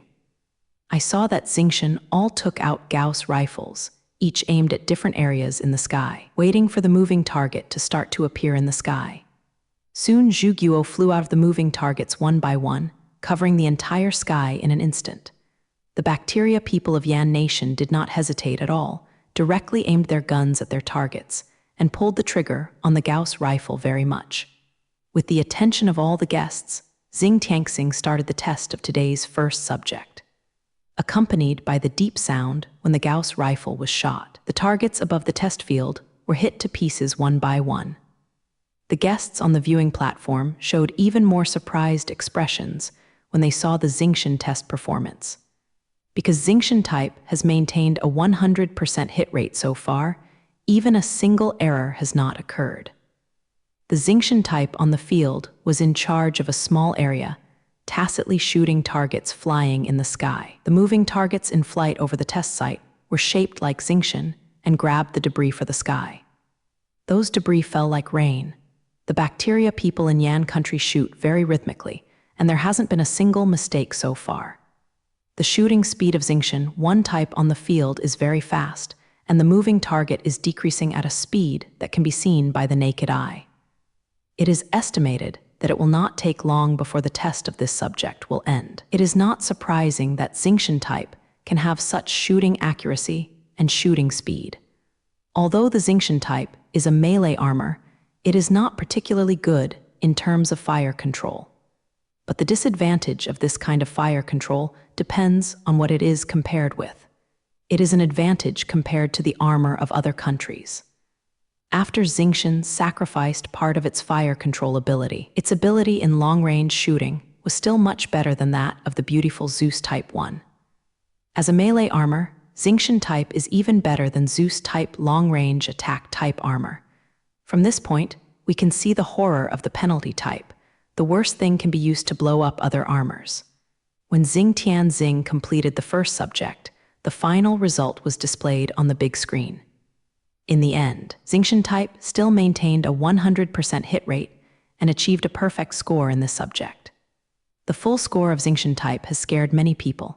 Before that, there was no country or country that had scored a full score in any subject. The moving target shooting test that Yan Guo just concluded was the first full score in today's exercise. A full score can always arouse people's retreat, because it means that Xingtian type has not played its full potential. Xing Tian type can get 100 points only because the score is only 100, not that they have this ability. After seeing the results of the first subject, everyone was completely convinced of Xing Tianxing. Being able to show such a powerful long-range shooting ability has already explained a lot of things. This shows that Xingtian type is no longer the first-generation humanoid armor, but a brand new second-generation humanoid armor. Now, this huge gap in performance means that Xingtian type has completely surpassed the armors of other countries and is no longer a product of the same era as other armors. The appearance of this fact made everyone feel desperate, and the strength of Yan nation was already so strong.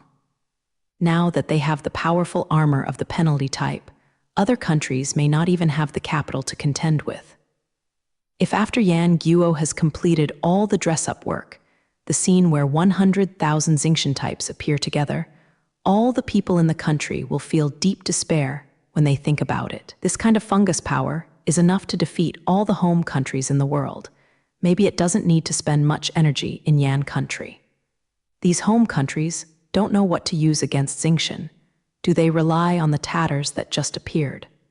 The absolute crushing strength shown by Xing Tianxing has caused many people in the country to give up the idea of confronting Yan country. Since there is no hope of fighting against Yan nation now, it is better to honestly acknowledge Yan nation's status. All the home countries that watched the exercise test on the spot are now in deep despair, and they have become powerless to resist the strength of Royan country. Among all the desperate home countries on the viewing platform, the beautiful country is the most special one. The bacteria people of those beautiful countries are now the same as the people from other countries, and they feel deeply desperate for the strength of Yan country. Different from the simple despair of the germ people in other countries, their despair is still deeply unwilling.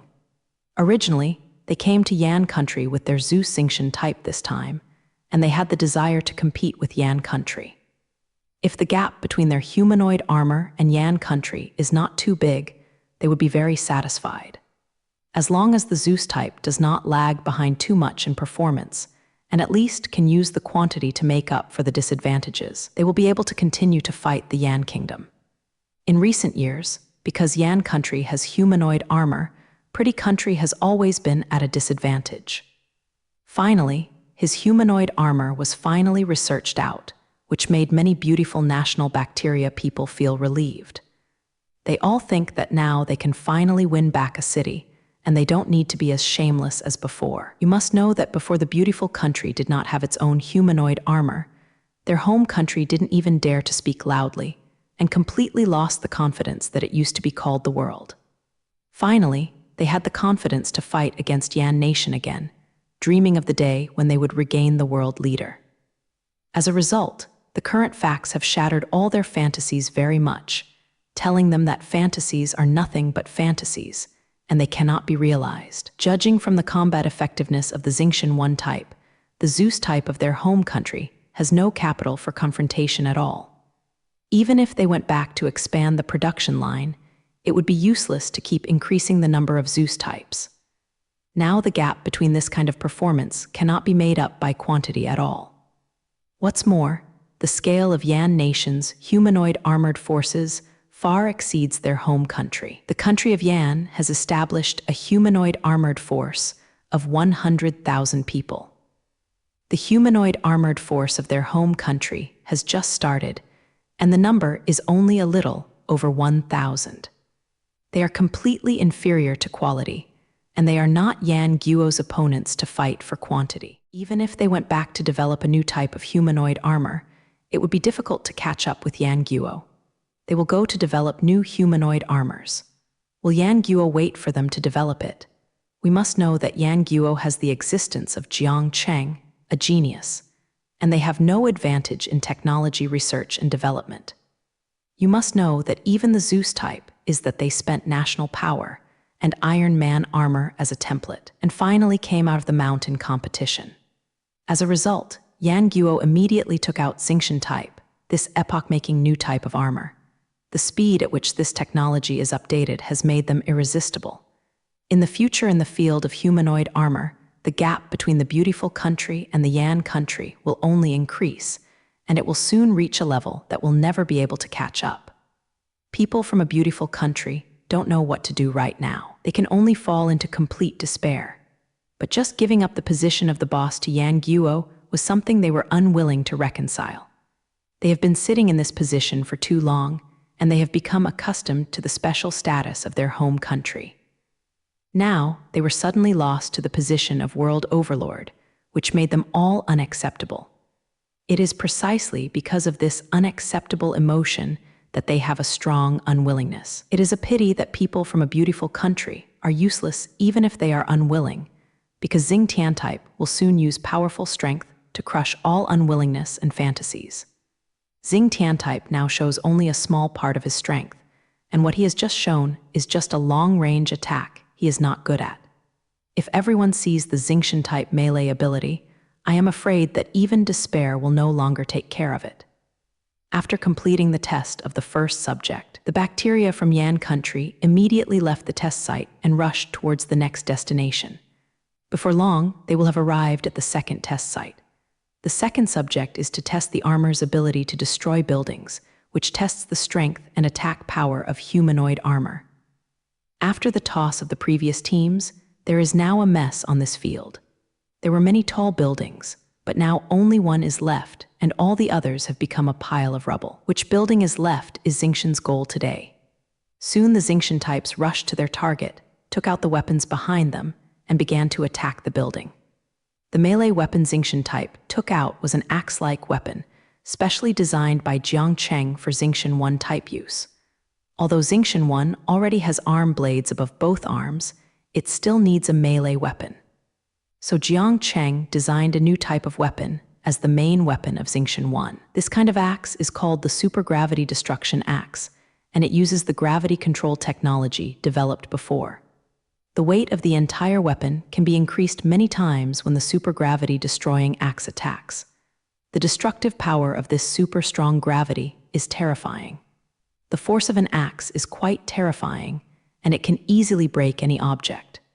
Soon everyone can see the power of this weapon, and the target is the building in front of Xingqian. I saw a Xingqian type raising the axe in his hand, and slashing hard to the bottom of the building. Just as the axe drew a curve in the air, a red light flashed across the axe. This red light is a sign that the gravity of the axe is beginning to increase, and the supergravity destruction axe increases its weight many times in an instant. The supergravity destruction axe slashed the building with a scarlet light. When the supergravity destruction axe touched the building immediately produced a huge vibration. This is the performance after withstanding the huge impact force, which shows how strong the destructive force caused by the supergravity destruction axe is. The supergravity destroying axe made the building tremble with one blow, and it looked a little shaky. The supergravity destroying axe caused a great copy of the building in one stroke, and it seemed to be unable to support it. Fortunately, in the end the building shook twice and did not fall during this attack. But this building can only persist here, and it will soon become a pile of fragments. After the first Xingqian holding a supergravity destruction axe, it launched its first attack on the target. The other Xingqian type also immediately waved the axe in his hand and slashed at the building in front of him. Red lights flashed in the air, and the building was hit by countless huge impacts in an instant. After so many destructive attacks, the poor building finally couldn't hold on. I saw that the building made a harsh sound and then dumped to one side amidst a loud noise. As soon as this building fell, all the dust on the ground was lifted up. The bacteria people in Yan country didn't just let go of their goals. This subject has to calculate the degree of destruction. The Taiwan Xingqian type rushed into the dust and began to continuously destroy the fallen building. Everyone's sights were all covered by dust, and only the loud sound of the supergravity destruction axe hit the target. When the dust on the field gradually dissipated, only a pile of small rubble remained on the ground. It seems that the fungus people in Yan country have completely destroyed their goals, and they can't even see a larger stone. No one could have imagined that the huge building originally here would be destroyed so quickly as it is now. The destructive power of Xingqian type was fully demonstrated in this project, and everyone was stunned by the sight in front of them. Soon, Xing Tianxing destroyed his goal and started to move towards Ruo's next destination, and Yan Guo's results in the second subject also came out. The score of 100 points on the display screen pierced everyone's eyes, which means that Ruoxing Tian type got full marks in this subject. In the first two projects, they showed perfect performance, and the power of Xing Tian type has been deeply rooted in everyone's hearts. The penal type, a new generation of humanoid armor, is far beyond the performance of the previous generation of armor, regardless of its long-range design or melee destructive ability. Among the subjects that Xing Tian Xing had just completed, what caught everyone's attention most was the weapon Xing Tian Xing held in his hand. Without the powerful destructive power of the supergravity destructive axe, the humanoid armor of Yan Nation just now would not have achieved such good results. The supergravity destructive axe, a super powerful melee weapon, showed unparalleled destructive power as soon as it appeared. This powerful weapon attracted everyone's attention as soon as it appeared, and everyone discovered the power of this weapon. The destructive power of humanoid armor is a very important indicator, so this test subject will appear. Just relying on the destructive power of the humanoid armor plate itself is not enough to play a role in fighting. Therefore, humanoid armor must have a handy weapon to be able to exert its maximum combat effectiveness. The emergence of the supergravity destroying axe made up for the last shortcoming of the Xingqian type. This kind of weapon that uses gravity to increase destructive power is the most suitable for Xingqian type. Usually, the supergravity destruction axe is not as heavy as it is in battle, and it can even become basically less weight. This kind of weapon that can freely control gravity will not affect the maneuverability of Xingqian type at all. The combination of the supergravity destruction axe and the Xingqian type is quite perfect. Just the full score can prove this. The bacteria people from other countries saw the supergravity destroying axe, and their faces were all envious. They also want the humanoid armor of their home country to have such an excellent weapon. If their humanoid armor also has this kind of weapon, the combat effectiveness can be improved a lot in an instant. To measure the ultimate combat effectiveness of a humanoid armor, weapons are also an important component. After possessing a very powerful weapon, the combat effectiveness of the humanoid armor can be raised to a level immediately. It's a pity not to look at the appearance of the supergravity destruction axe is very inconspicuous, but it is impossible to develop these home countries. Therefore, the germ people of these countries can only be greedy now. It is impossible to get such a powerful weapon. Jiang Cheng looked at the performance of the supergravity destruction axe in actual combat and nodded in satisfaction. After this weapon was developed by him, it has not yet undergone a destructive test. It is just time for this test to allow Jiang Cheng to see the power of this weapon. Judging from the expression on Jiang Cheng's face, he is still very satisfied with the results of this test. The supergravity destruction axe penalty sky combined together, destroying such a large building in an instant. This destructive power is already very powerful, at least enough to be used in this era. Not bad, but the follow-up research cannot be put down. Jiang Cheng finally commented on the supergravity destruction axe he had developed, but he wanted to study more powerful weapons. If you let others know Jiang Cheng's thoughts, you wouldn't be ashamed to die. Having researched out such a powerful melee weapon, they are still not satisfied. Compared with Xianyu, they are no different. Jiang Cheng is always so unaware of satisfaction, so he can't keep moving forward. Xing completed one test after another, in the exclamation of countless people. In the obstacle race behind, Pan Fu infiltrated these subjects, and Xing Tianxing all showed the strength to crush the audience. Xing Tianxing took full marks in every subject in the end. If the current situation of Xing Zhao continues to develop, it would be an easy task to get the first place in this project today. Everyone now thinks that the next subjects are no longer needed, and the Xingshan type's advantage is already too great. Even if the Xingshan type did not perform well, the first place was already from Yan Guo. The bacteria people in Yan country now seem to have not used all their strength. They can achieve the best results if they are casual. This relaxed and comfortable state is what makes everyone most afraid of. This means that if there is still a part of Xingshan type strength that has not been shown, it is only the tip of the iceberg. Xing Tianxing was able to win the first place so easily, which surprised everyone enough, and even more surprised things were still waiting for them.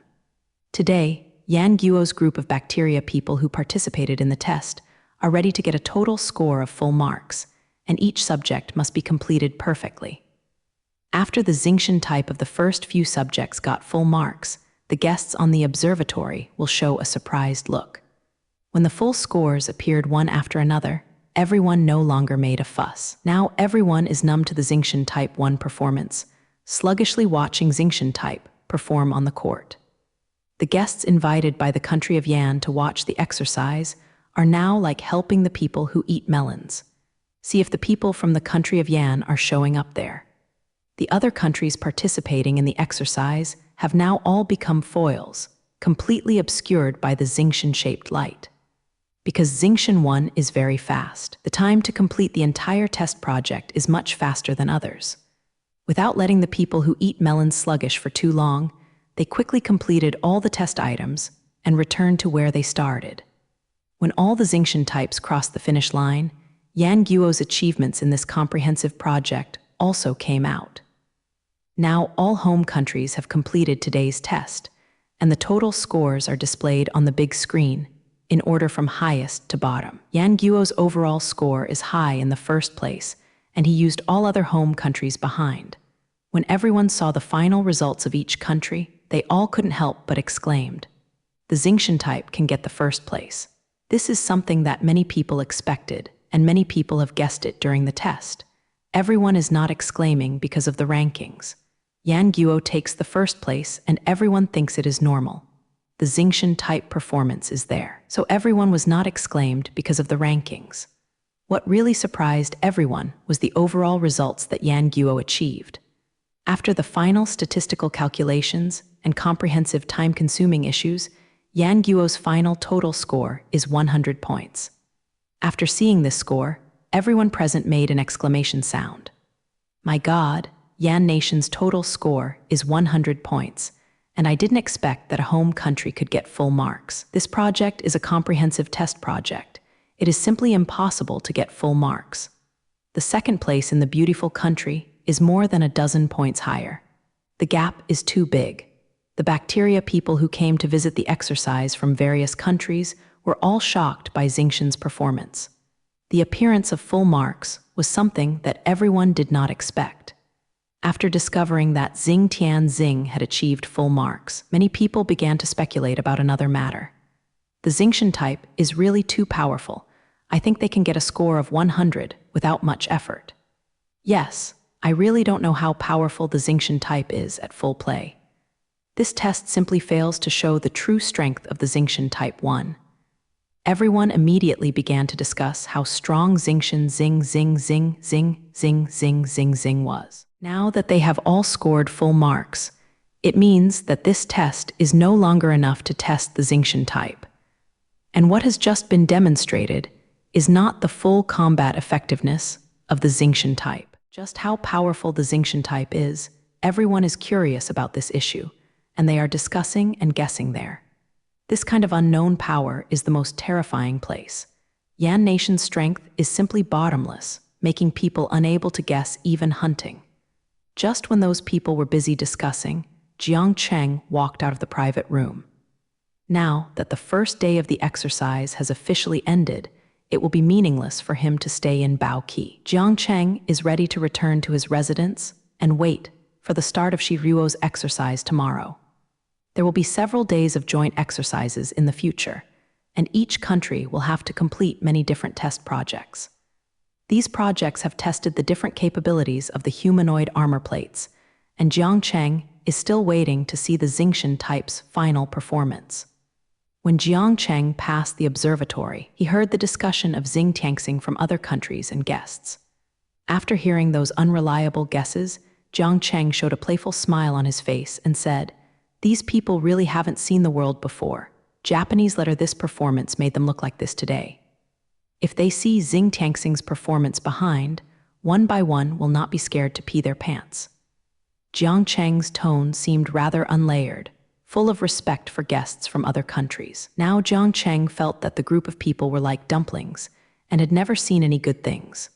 Jiang Cheng has his own reason for saying this, because today's project is actually not the most suitable for Xingtian Type 1. The remote attack subjects tested today are not what Xingtian is best at. Some of the latter projects are to completely test the melee ability.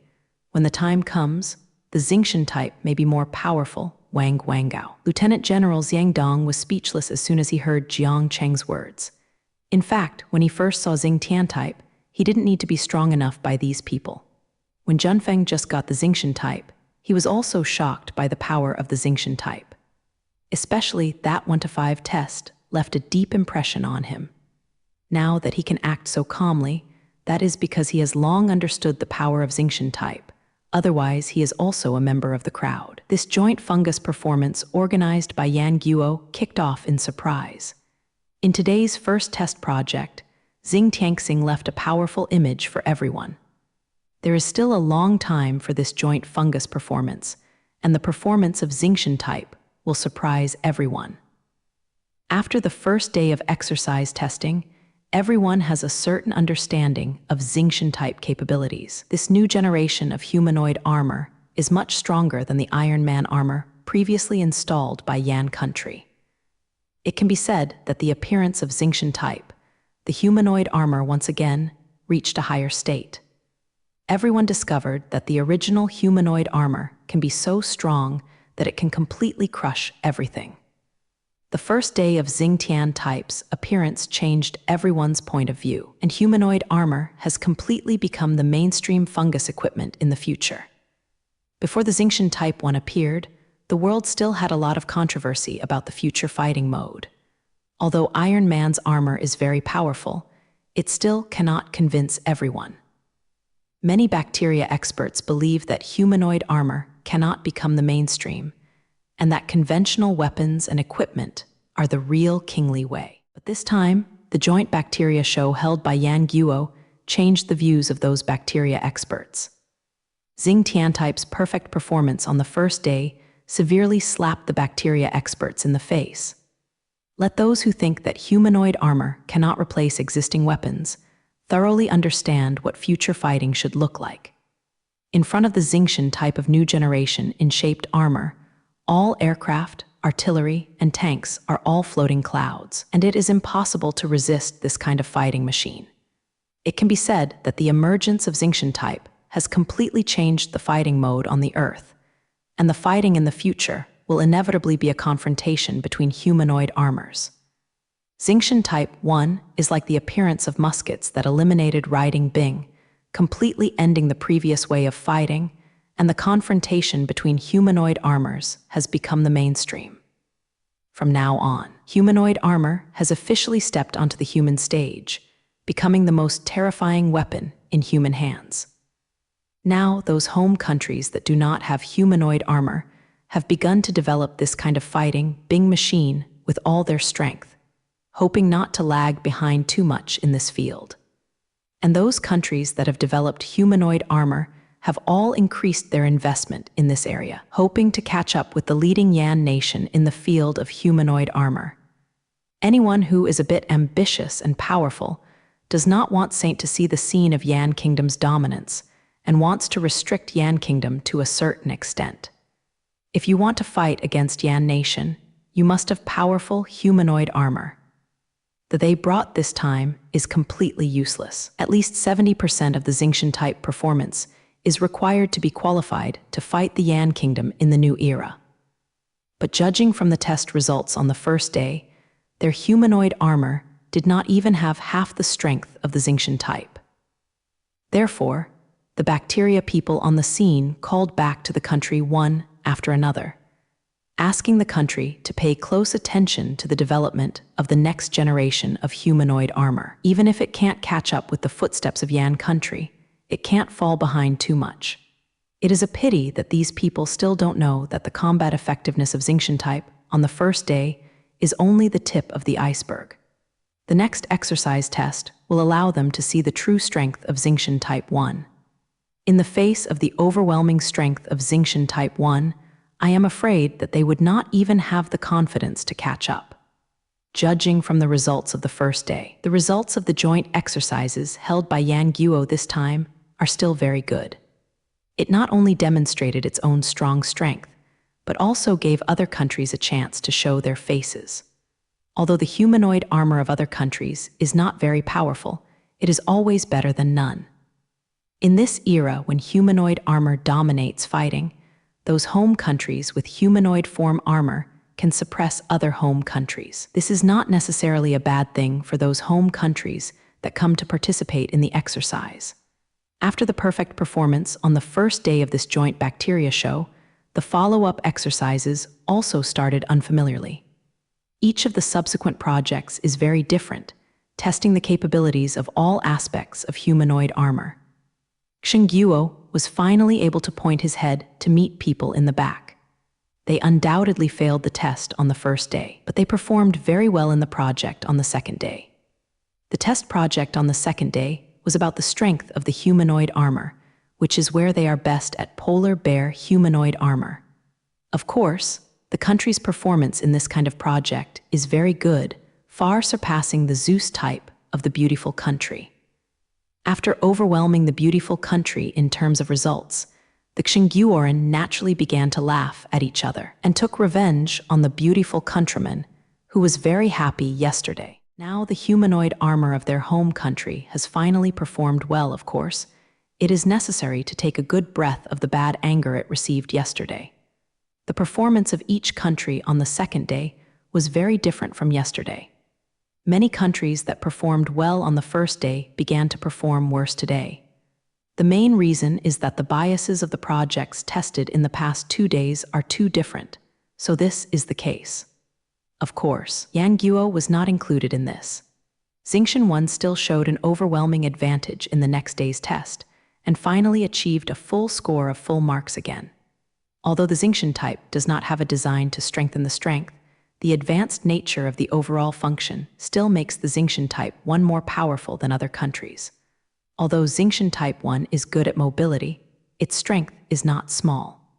If the melee-type humanoid armor is not strong enough, how can it engage in close combat with the opponent?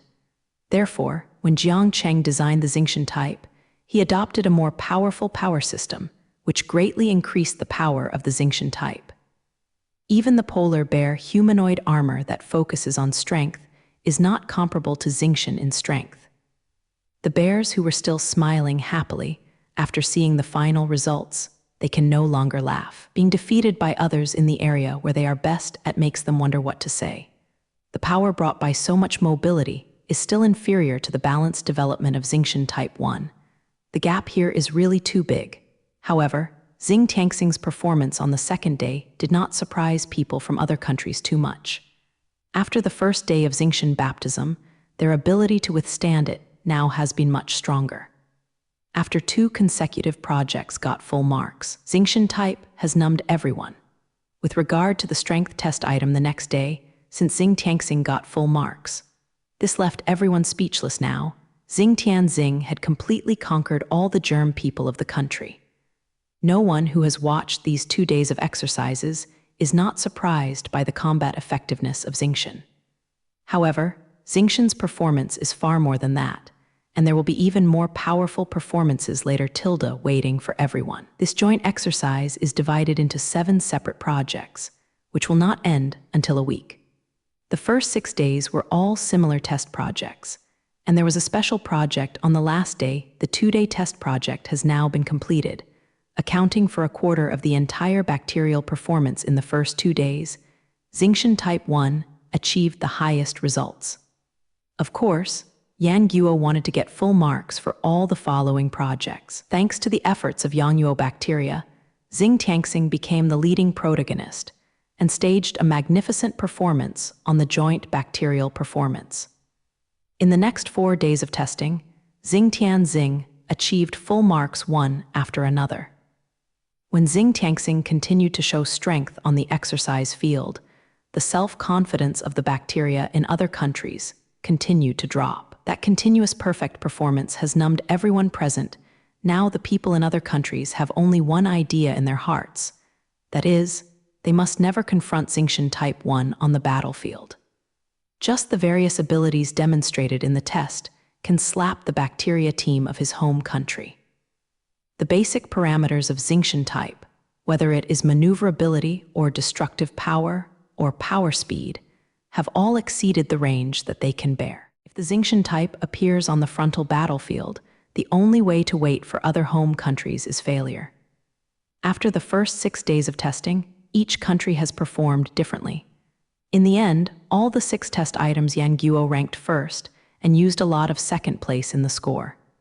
The second place is the Zeus type of beautiful country, but they are not happy.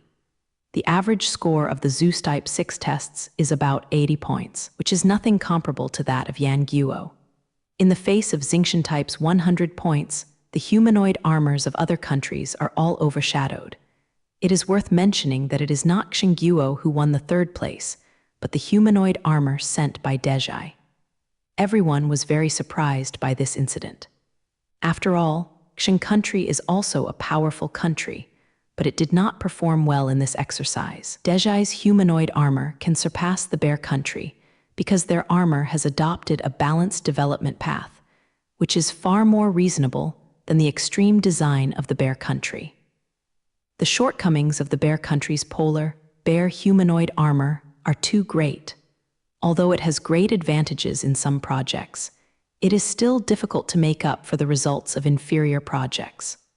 However, Xingguo finally got the 4th place by relying on his superior project results. Although this ranking is already high, it is indeed a failure for Xingguo. Yan Guo's humanoid armor is too advanced, and they can't compare, but they can still fight for the 2nd place. As a result, they not only lost to the old rival of the beautiful country this time, but even Dezhai's humanoid armor could not match. It can be said that the ranking that Xing country has won this time is quite inconsistent with the strength of their home country. But now that all the test items have been compared, the people of Xing country have nothing to do if they are not reconciled. Perhaps it is precisely because of their wrong development direction that caused the current result. Jiang Cheng's original judgment was still very accurate, and the country's humanoid armor had gone on a wrong path. This has been well proven in this joint bacterial performance. It can be said that the Bear country, a traditional bacteria power country, has fallen behind in the new fighting mode. If the people of Qing country still reflect on their own mistakes, their future bacterial power will only be pushed farther and farther away by other countries. The failure of the joint bacteria show reminded the people of Qing that their previous set was no longer working. In the future, high mobility is the right path for humanoid armor, and the traditional silly, big, black, and thick are no longer in line with the development of the times. For Cayenne Guo, there is one thing to be thankful for, that is, they still have time to look back. Now the humanoid armor has just started, and it is not too late to correct my mistakes. If the humanoid armors of all home countries have been developed and perfected, Cayenne Guo will have no hope even if he wants to catch up. Fortunately, Xinguoren realized it in a timely manner, and soon notified the country to change the direction of research and development, and began to imitate Yan Guo's humanoid armor design ideas. I believe that if they work hard, they can still recover the wasted time. When the joint bacteria show completed the schedule of the first 6 days, it entered the special project of the last day. On the last day, the humanoid armor confrontation is going to be carried out. This is the real battle between humanoid armor. The previous test items are completely different. This time, each country needs to discharge its own humanoid armor and fight against other countries. In the first 6 days of the test project, each home country completed its own assessment, and there was no direct contact with other home countries. The last day of humanoid armor against the plug is completely different, but this requires everyone to come to a real confrontation. At that time, it will be the confrontation between steel and steel. The humanoid armor is even more powerful.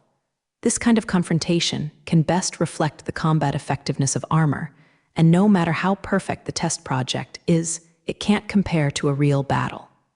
Jinjia's armored armor is more powerful, and everyone will know it immediately.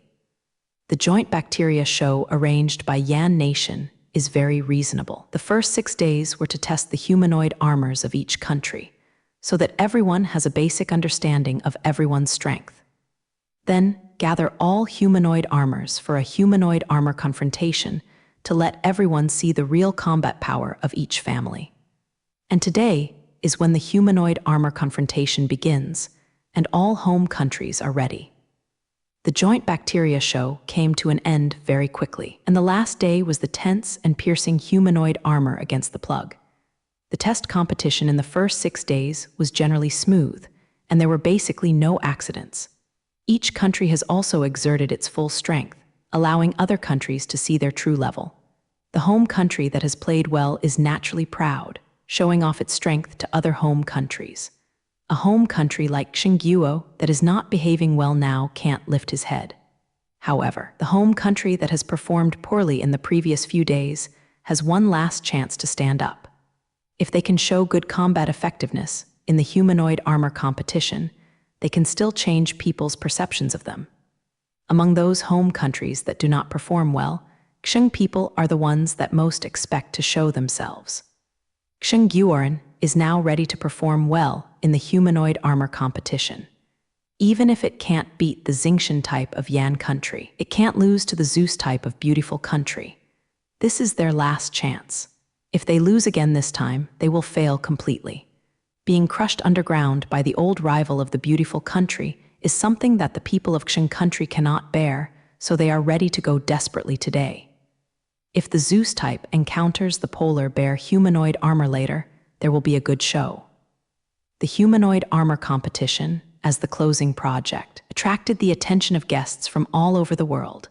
Whose humanoid armor is more effective depends on the performance in this competition. Humanoid armor is also worth looking forward to against the Cypriots. No one has seen the battle between humanoid armors. The real battles of humanoid armor between various home countries are definitely much better than those tested items. Therefore, the number of guests present today is particularly large, far exceeding the number of the previous few days. Many of these people are bacteria from weak countries, and they are here to watch the show.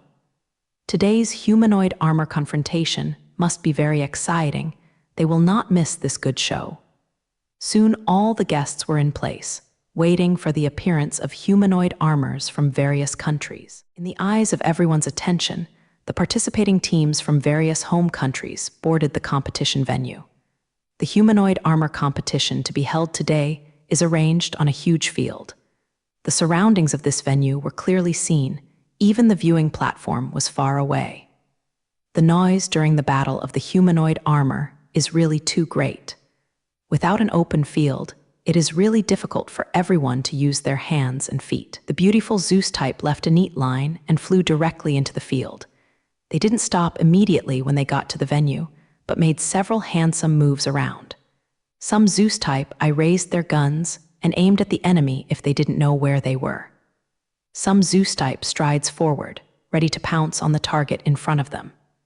A few Zeus models raised their arms and saluted in the direction of the viewing platform. What's even more exaggerated is that there is a Zeus model that actually made an attack to prepare, but I don't know who he was performing it for.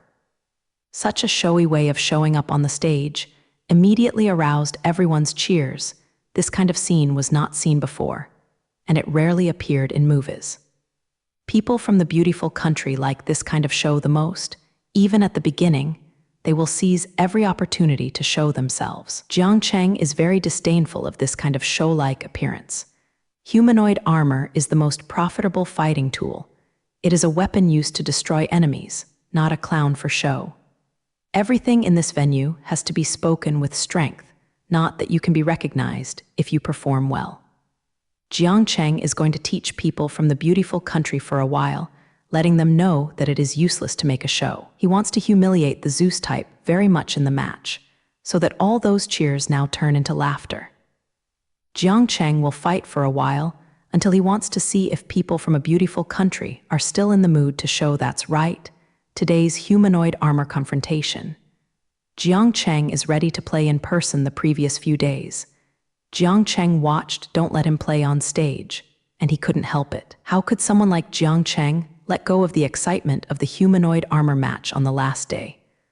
Originally, the people on the bacteria side didn't want to let Jiang Cheng play. After all, they couldn't afford it if something went wrong.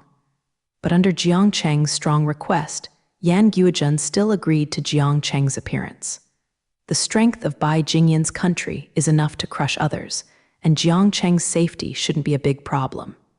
Anyway, Xingchen Type 1 can sling all opponents on the court, and it's no big deal for Jiang Cheng to play. Jiang Cheng is now staying in a Xingchen type, standing in Yan Guo's team, waiting to play.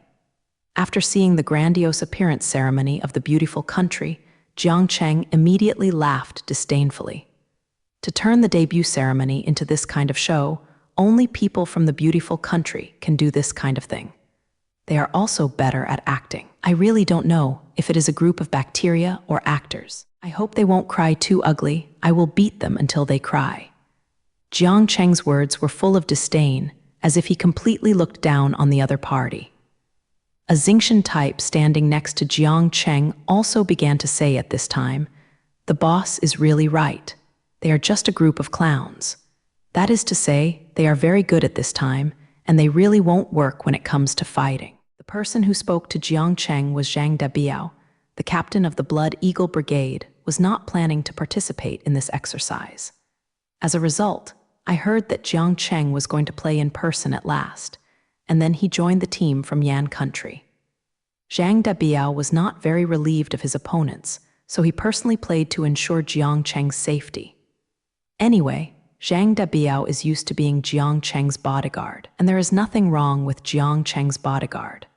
After the people from the beautiful country ended the show-like debut ceremony, teams from other countries slowly began to play. The second team is Dejai's team. They don't like to show up like the beautiful Chinese, and they entered the game very low-key. They didn't even want to say hello to the audience and immediately stood still after entering the venue. This behavior is their usual style, very rigorous and with a trace of rigidity. Dejai's team entered the game second, which was determined by the previous ranking. In the end, Dejai ranked third, so they are now the second to appear. There is nothing wrong with this arrangement of appearing in accordance with the rankings. By the way, it can also reflect their current results. However, there seems to be a country missing in the middle, that is, the country of Yan, who is the number one. If you want to ask why Yan country's team has not yet appeared, the answer is actually 25 simple. Of course, Yan Guo will be the last to appear as the host. The finale is the most powerful character. The performance of Xingqian type a few days ago is completely a big bow SS, who has seen the final bow SS play from the beginning. Xingqian type must wait until everyone is present and finally appear on the stage as a king so that they can meet their current status. After Dejai completed their low-key debut, the third player to play was from Xingguoren. The Xingguoren didn't play any tricks when he came on stage, but he walked into the playing field very plainly. The same low-key approach to the stage contains completely different things. Unlike Dejai's group of people, Xingguoren is mainly in no mood to play tricks now. A few days ago, the results were so bad. It was not even better than Dejai's home country. Drivers in the country are under great pressure now, and they are not in the mood to engage in any debut ceremony. This group of Xingguo pilots now have a fire in their hearts, and they are ready to vent out on the pit. In today's competitions on this kind of venue, their armor can still be used more. After all, the entire venue is only that big, and the advantage of mobility is cancelled out a lot. The defensive power of the polar bear humanoid armor is still powerful, and it can be used in this situation. They are still very confident in this kind of arena-like project. Even if it is not possible to fight against the extremely strong Yan country, it is still possible to deal with the group of people in the beautiful country. At the very least, they also have a match for people with moral integrity, and ranking third is their bottom line. If the entire joint exercise can't compare to Dejai, where will bear the country's face as a strong country? The teams from other home countries also appeared one by one, and finally, it was time for Jiang Cheng and the others to play. Jiang Cheng took the other bacteria people with a slow pace and walked towards the arena step by step. The speed of their Xingqian-type machines is not very fast, and Jizhai seems to be a little slow. But this slow pace brought great pressure to everyone, as if several humanoid beasts were on the stage. There was no fancy debut ritual, nor did he imitate any right moves. Xing Tianxing walked into the venue step by step like this. This ordinary and imposing way of debut made all the audience feel their aura. Jiang Cheng and the others seemed to exude an endless aura, overwhelming everyone. This kind of momentum was brought about by the performance of the previous few days, and everyone still remembered Xingqian's previous performance. So even if Jiang Cheng and the others simply walked in, they all had an extraordinary effect. Compared with Jiang Cheng and the others' imposing way of coming on stage, the show just now by Beautiful Country is really ridiculous. In the face of Xing Tianxing's absolute strength, all showing off is a futile act, and in the end all of them will be scummed. Jiang Cheng took Zhang Dabiao and 3 other bacteria people, driving Xingqian to the center of the entire venue. After Jiang Cheng was driving at the Xingqian 1 station, Jiang Cheng looked up and scanned the other humanoid armors in the field. When Jiang Cheng's gaze passed the germ men, no human being looked at Jiang Cheng, and every humanoid armor that did not pass Jiang Cheng's gaze would immediately lower their heads. Even if he hadn't been convinced by the beautiful people from Qian country, he didn't dare to raise his head under his gaze. This is the momentum brought by the strength, so that the opponent dare not let them know that they are completely inferior to the opponent, so they lowered their heads. This kind of behavior is actually admitting defeat, admitting that he can't beat Xingqian. Although it seems that the germ people of these countries are a little bit scared, they can't help it if they don't. In this kind of real sword and gun competition, the Xingqian one is not comparable to them at all. If Jiang Cheng and the others were really good at it, the others wouldn't be enough for them. Rather than being beaten by Jiang Cheng on the arena for a while, it is better to be soft now. Now that he bows his head, maybe Jiang Cheng will keep his hands for a while, so that they can lose a little better. They knew they couldn't beat it before they actually started it. This was caused by the suppression of armor performance. In fact, they were all competing for second place today, and Yan Guo had already booked the first place. But even if they bow their heads, Jiang Cheng is not going to let them go, because Jiang Cheng is going to play something special today. Jiang Cheng said to the germs of every country and country on the field, "You all get up, or it won't be enough for us to fight. Today, I am here to change the rules. In this match, our Yan Nation team will fight against all your home countries. It can also save a little time to get up, and everyone can go home after the fight." Jiang Cheng just made an amazing decision in front of everyone. The original rule against Serbia was that every team from one home country would fight against a team from another home country. The specific table of matches has been decided by drawing lots. After several rounds of elimination, the final ranking will be determined. As a result, Jiang Cheng has overturned the previous rules and prepared to have a good show against everyone. Jiang Cheng's words were full of arrogance when letting people from other countries go together. This kind of defiant attitude makes the bacteria in other countries unacceptable. They also knew that they couldn't beat Yan Guo's Xingqian type, but Jiang Cheng looked down on others by doing so. To Yi, they are not Yan Guo's opponents. Can't you beat Jiang Cheng and the others together? Even the audience on the viewing platform could not understand Jiang Cheng's decision. We must know that there are a total of 16 countries participating in this joint fungus performance. In addition to the Yan country, 15 other countries have brought their own humanoid armor. In other words, there are only 15 countries in the world, and they have developed humanoid armor, which is a fighting weapon, and have this new era of main battle weapon. And all the 15 countries were invited by Yan Guo to participate in this joint fungus performance. In this humanoid armor confrontation, each home country needs to send 5 armors to form a combat team to fight against other home countries.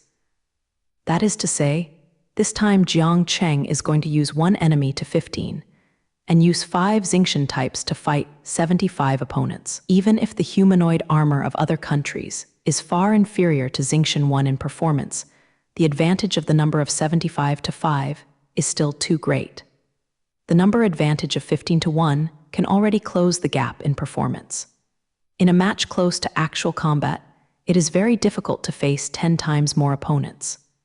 Even if Jiang Cheng had confidence in Xing Tianxing, this matter was really crazy. Everyone didn't quite understand Jiang Cheng's decision, and they didn't know why he did it. If it were to proceed according to the schedule, it would only be a matter of time before Yan Guo got the first place. For one, no home country is Yan Nation's opponent, but it is not necessarily for one to fight all. Although the people of other home countries do not have any tacit understanding with each other, there are even the Xing country and the beautiful country that disagree with each other. But this overwhelming advantage in numbers is still too difficult to smooth out. As long as the humanoid armors of other countries swarmed up, the number of people could pile Jiang Cheng and the others to death. To know the truth that 2 fists are hard to beat 4 hands, now Jiang Cheng each of them has to face 30 fists. At that time, no matter how powerful the Xingqian type is, I am afraid that it will be difficult to show it.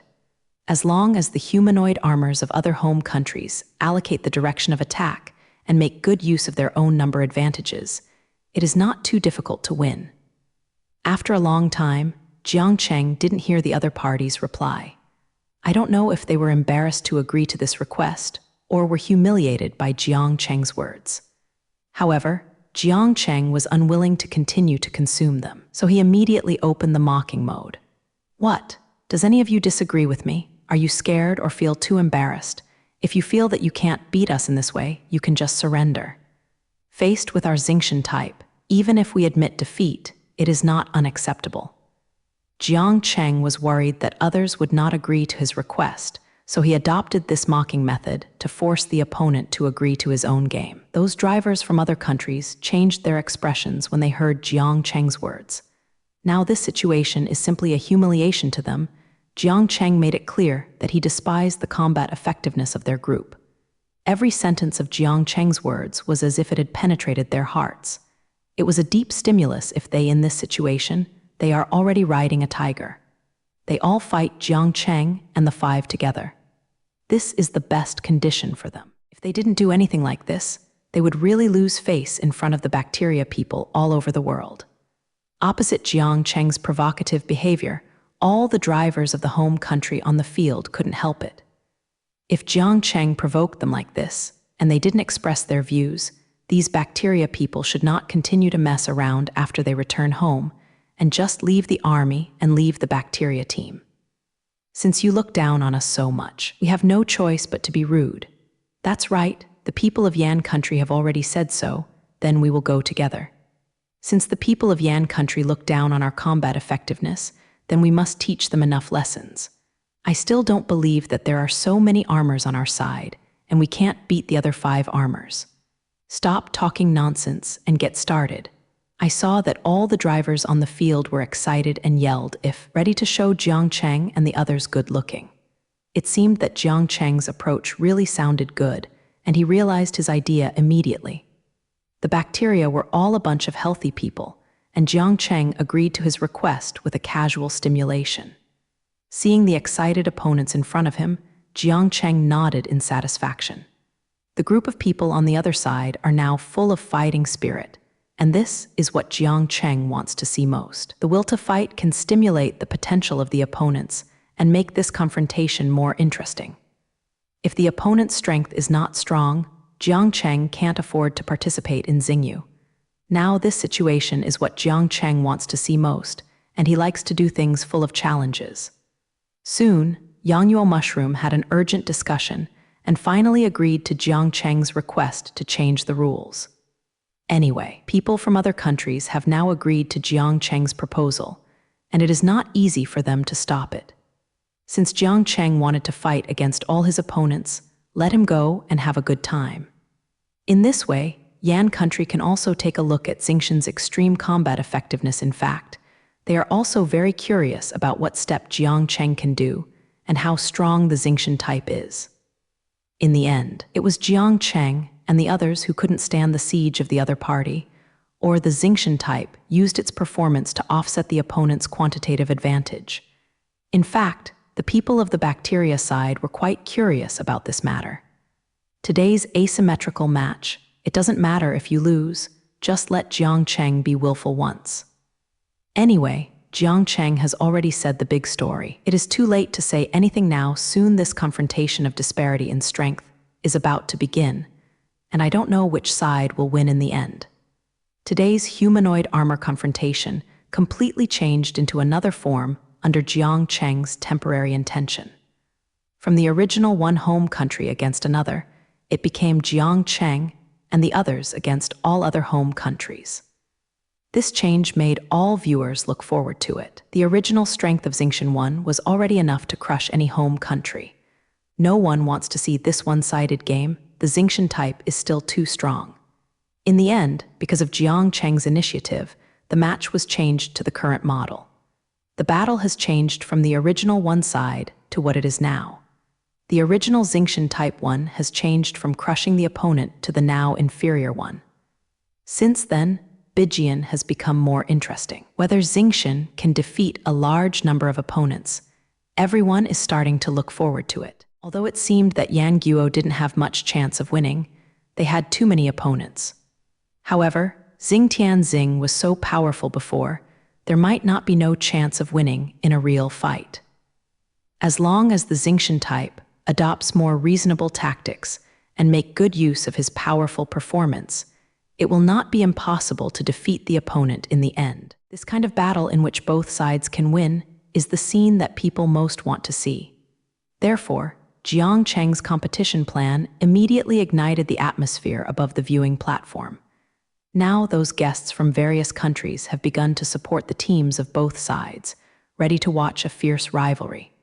While the spectators in the stands were cheering, the contestants below discussed together. After changing the rules of the match, both sides need to prepare before they can start the next good show. Teams from other countries need to discuss how to cooperate later. They had never fought together before, let alone a tacit understanding between them. It's not just that the teams can fight together. Everyone's formation and the order of shots need to be arranged in advance. If they were to face Jiang Cheng in this way, I'm afraid there is really no way to deal with each other. The difference between the rabble crowd and the team that cooperates tacitly, the difference in combat effectiveness, is almost one in the sky, and the other, CFFC, is underground. So they need to arrange their tactics in advance so that they can take advantage of their numbers. Just when the 15 countries gathered together to discuss, the people from Yan country also discussed together.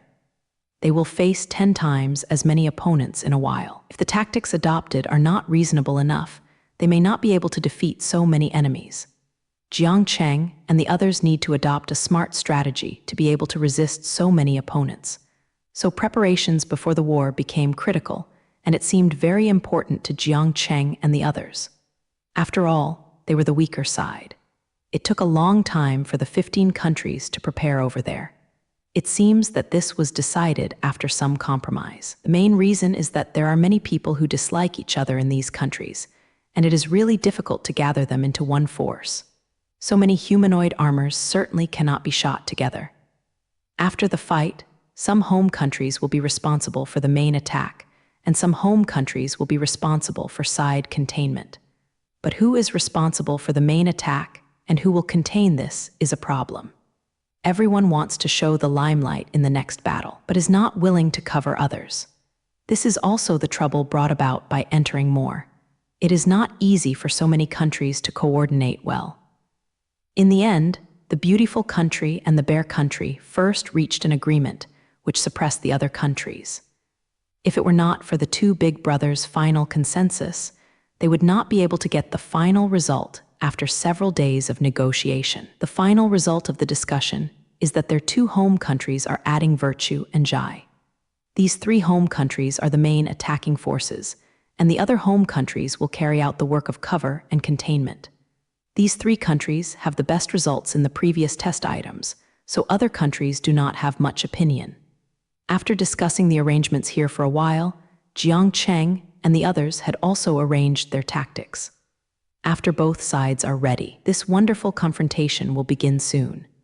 Just when the two sides were about to start fighting, Zhang Dabiao couldn't help but said to Jiang Cheng, "Boss, you haven't discussed this with us before, so how come we are fighting everyone else? The number of opponents is too much, and the result of a fight is really hard to say." Growing up, Bio was complaining about Jiang Cheng's sudden decision, and even he was manipulated by Jiang Cheng. In fact, Su's decision was not discussed with others, and even the people of Yangyuo fungus formula didn't know that he was going to do so. But now that the time has come, Zhang Dabiao has no choice but to make a comment before the battle begins. "What are you worried about? Are you afraid of stumping you? You are also a person who has experienced big scenes, so stupid you don't even have this courage. Didn't all of them have been discussed just now? As long as my plan can be implemented smoothly, it will be easy to kill their group." When Jiang Cheng heard Zhang Dabiao still complaining at this time, he immediately remarked, "Well, the boss likes excitement, so let's have a good fight today." In fact, Zhang Dabiao was not afraid of the people opposite. He just complained casually. This kind of challenging battle is actually his favorite. Being able to use only 5 Xingqian Type 1 to challenge the 75 humanoid armors on the opposite side, this kind of stimulus also provoked Zhang Dabiao's strong fighting spirit. Zhang Dabiao's eyes turned red at this time, and he just waited for a good fight.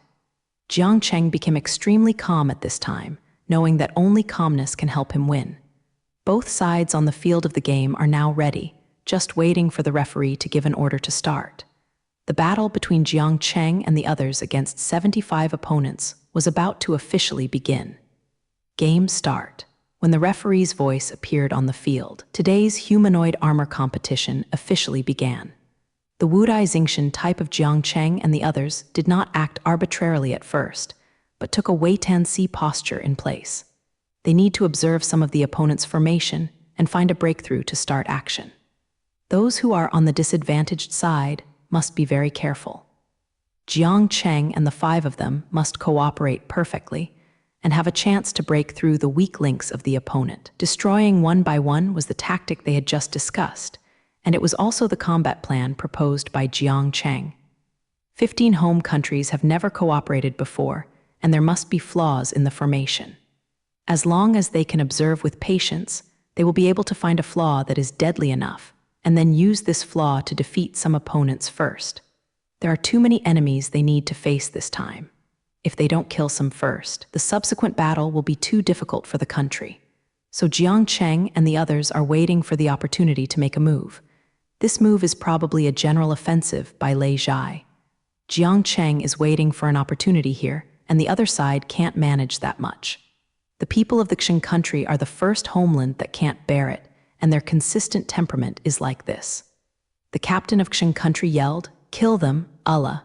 After the roar, he activated the armor and rushed towards Jiang Cheng and the others. Ula! His players also yelled and started to attack Jiang Cheng and them. Damn old Mauzi, always so impulsive. The beautiful Chinese man standing next to them cursed secretly. People from the beautiful country saw the Bear countrymen rushing up, so they had no choice but to attack. Originally, they had negotiated that it was not the Bear countrymen who rushed up first, but it turned out to be what it is now. Dezhai's pilots saw that the other two home countries that they were attacking were all on, so they had to rush towards Jiang Cheng and the others. The armors of other home countries have also begun to move to the side. These main tasks are to contain and support. Bai Jing can attack at the same time with so many armors, and not too many people can do it at the same time on the front battlefield. They need to launch a diversionary attack from the side or behind, so that they can distract Jiang Cheng and the others. If Jiang Cheng and the 5 of them were distracted by these people, the 3 home nations that attacked frontally would have a chance. The armor performance of the 3 home countries is the best. Even if it is a Xingtian type, it cannot withstand too many attacks. Now these humanoid armors of different home countries have launched a Bao Guo formation. If they wait until their Bao Guo is completely formed, it will be difficult for Jiang Cheng and the others to show their strength no matter how strong they are. However, since Jiang Cheng said big talk before, there is naturally a solution now. If he wants to break through the Bao Guo network formed by so many people, the time difference is what he wants to take advantage of. He didn't believe that the other sides, so many people from different countries, would cooperate with each other so tacitly. The formation of this kind of temporary team will definitely have loopholes. There will always be people who are faster and others who are slower. The time difference caused by these speeds is an opportunity for Jiang Cheng and the others. Jiang Cheng saw the 3 home countries rushing in front of him, but did not pay attention to them. These 3 countries are the most difficult opponents today, so Jiang Cheng is not planning to take them first. He was going to break through the weaker armors first, and finally deal with the 3 most difficult bones. Jiang Cheng's gaze turned away from the armor rushing towards them, and turned to the armors on both sides that were going to turn around to contain them. In an instant, Jiang Cheng's brain started to rotate rapidly, and he began to analyze the situation on the start. Jiang Cheng is doing battlefield analysis, using his supercomputing power to find the weakness of the opponent's formation. In Jiang Cheng's mind, many action plans are simultaneously calculated, and the success rate of these plans is being judged. In less than a second, Jiang Cheng calculated many different results and took the most reasonable course of action. Don't pay attention to the proven opponent, attack the enemy on our left. There is the weakness of the opponent's formation. Jiang Cheng found that the enemy on the left did not keep up with the entire team when moving. So the opponent's formation was pulled out of a neutral position, and this neutral position is a weakness they can take advantage of. Everyone pay attention to the space on the left side of the place. We can rush through the other side's enclosure. It's now, do it. Jiang Cheng gave instructions to his teammates to act, and then took the lead and rushed towards the left. The other 4 dared not delay the slightest, and rushed past Jiang Cheng with all their strength. Now, a very strange scene appeared on the test site. A large group of humanoid armor rushed towards Jiang Cheng and the others, and the overwhelming offensive looked very fierce. But Jiang Cheng and the others ignored the attack in front of them, turned their heads, and rushed towards the left. Because there were more than a dozen armors on the left side, the speed was a little slow, leaving Bao Guo with a small gap. As long as Jiang Cheng and the others rushed to the position of the gap, they can attack the dozens of opponents that are placed alone. However, Jiang Cheng and the others had only a moment of opportunity because the gap in the opponent's formation would soon be blocked. The few home countries on the left that are not fast enough will soon catch up with the big troops. If they wait until they catch up, the flaws they exposed will disappear. After the other party's weakness disappeared, it was very difficult for Jiang Cheng and the others to try. Maybe they will be consumed by the crowds of tactics, and they will lose the match completely. If Jiang Cheng and the others can seize this opportunity now and defeat some opponents first, the subsequent battle will be much easier.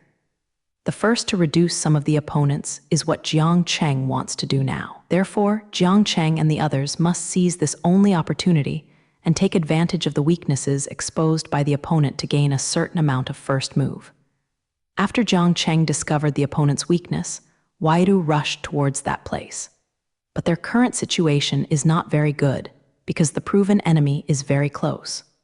The Zeus type is already very close to them, and it will take a few seconds to reach the attack range and start attacking them. Although the Zeus type of the beautiful country started a little later, it was much better in mobility than the armor of the bear country, so the second start came to the forefront.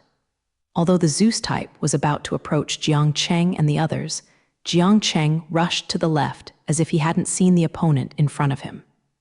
The Zeus type in front saw the opponent ignore them, and of course he would not let go of this good attack opportunity. So the 5 Zeus types raised their weapons at the same time and slashed towards the front Jiang Cheng. If Jiang Cheng was hit by these 5 attacks at the same time, even if the Xingtian type defense was very strong, the armor shell would not be broken. But Jiang Cheng's actions will definitely be affected, and the speed will soon drop. Maybe Jiang Cheng was about to be completely contracted by the other party, and then faced with simultaneous siege by dozens of armored units. No matter how powerful the Xingtian type is, it will be difficult to maintain sufficient combat effectiveness in the face of dozens of simultaneous attacks from opponents. Therefore, Jiang Cheng must leave as soon as possible, or else he will face failure. The 5 Zeus type that launched an attack towards Jiang Cheng originally thought that their attack would succeed, but when their weapons were about to approach Jiang Cheng, they found that the enemy in front of him suddenly disappeared. Their attack fell into the air at once, completely unaware of what happened. Jiang Cheng seemed to disappear suddenly. Out of the scope of their attack, this is not to say that Xingtian type would teleport suddenly, so it avoided the opponent's attack. But because Jiang Cheng's speed is too fast, Japanese letter will make the opponent have the illusion of disappearing. The Xingtian type that Jiang Cheng drove has just reached its limit speed, which has exceeded the visual capture limit of the opposing driver. That's why they didn't find out how Jiang Cheng left, which gave the illusion that Jiang Cheng suddenly disappeared. Jiang Cheng used the speed to reach the limit, and after opening the opponent's attack, Jai Ruo ran to the gap on the opponent's encircling circle. Of course, the 4 Xingtian types in the back would not hinder Jiang Cheng, and at the same time they improved to the extreme speed and followed Jiang Cheng closely. Wudai Xingtian 1 was transformed into 5 afterimages at the same time. Before being attacked by Zeus, it staggered the opponent's attack first. The 5 afterimages crossed a long distance in an instant and reached the leftmost side of the opponent's formation. This place is where the gap lies, and it is also the key to Jiang Cheng's victory today. When Jiang Cheng and the others used all their opponents, they temporarily separated from the opponent's Bao Guotu. Now they are no longer in danger of being besieged, but can start to fight back. As long as they move faster, they can use this short time to do many things before the encirclement is reformed. Now the situation is very different from just now. Jiang Cheng and the others have seen a slight turn for the better. At this time, the Xingtian type speed advantage can be manifested. If it weren't for the Xingtian type speed to go against the sky, it might be trapped in heavy encirclement. Because Xing Tianxing had a speed that his opponents could hardly match, he was able to grasp the gap at that moment. Therefore, maneuverability is the most important parameter of in-shaped armor, and many things cannot be done without speed. Speed is the life of humanoid armor, which Jiang Cheng has always believed very firmly, and Xing Tian was designed according to this idea. Today, Jiang Cheng's foresight played a very important role. He used Xingqian's speed to find himself a chance of victory. Now, Jiang Cheng and the others can attack the opponent who placed the order. First, reduce the number of some opponents. At the beginning, they rushed towards Jiang Cheng's armor and found that the opponent had changed the direction of action and spontaneously adjusted the positions between each other, wanting to restore the Baoshan just now. If Jiang Cheng and the others do not hurry up now, there will be no chance to do it. Now it depends on whether the opponent Bao Guo circle formed faster or Jiang Cheng's attack was faster. The dozen or so pieces of armor that were a beat slower had not kept up with the big army at this time. Just when they were still not sure about the situation, Jiang Cheng and their Wudai Xingqian Type 1 had already rushed in front of these people. As soon as Jiang Cheng rushed to the front of the armor, he did not hesitate to eject the arm blade on his arm and slashed at the armor. Others also followed Jiang Cheng to attack, acting very decisively without any hesitation. There are still dozens of armors behind them, and there is no time to hesitate. Xing Tianxing burst out his fiercest attack in an instant, attacking Ruo with the momentum of thunder. This thunderous offensive stunned those armors at once.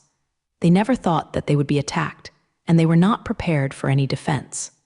The dozen or so slower-moving armors are from flange, and the armors are silly. If Jiang Cheng were to evaluate the armors of these two countries, they could only be described by the word Kai. The humanoid armor developed by the two countries has poor performance in all aspects, and it can be said that there is no bright spot at all. In the test project of the previous few days, these two countries have always been at the bottom of the list, and they have divided up the bottom and bottom positions respectively. Jiang Cheng aimed at these two home countries, which may also be due to their weak strength. Falan and Idali, the two home country rookie armors, faced the thunderous offensive launched by Jiang Cheng, and they were unable to make effective resistance. Seeing Wudai Xingqian flashing several times, all the attacks were completed. The humanoid armors of those two home countries have been completely defeated. The armors chasing Jiang Cheng and the others behind can only watch if their teammates are attacked, but they can't make any rescue. Because Xing Tianxing had already moved a distance from them, it would take at least a few seconds to get past them. It's a pity that a lot of things can happen in a few seconds, which is enough for Jiang Cheng and the others to complete their attacks. For the two home countries that were a bit slower, one of the 10 armored units was defeated. Others didn't even see Jiang Cheng's attacking movements clearly and had no idea how their teammates were defeated. They only saw the Xingqian type flashing on the ground a few times, and then 10 armors fell on the ground on their side. In fact, a lot of things happened in an instant. Jiang Cheng and the others successively launched many attacks on their opponents. Then they destroyed the control centers of the 10 armors, and finally completely lost their combat effectiveness. It's just that Jiang Cheng and the others are too fast. They have reached the point where people can't see clearly. That's why this situation has been caused. After realizing that they had lost 10 armors, the rest of them all took a breath.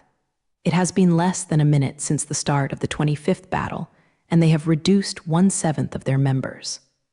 The combat power Jiang Cheng and the others showed was really shocking. Being able to hit 10 armors in an instant while facing so many people surrounded by them, this kind of combat efficiency is beyond their ability.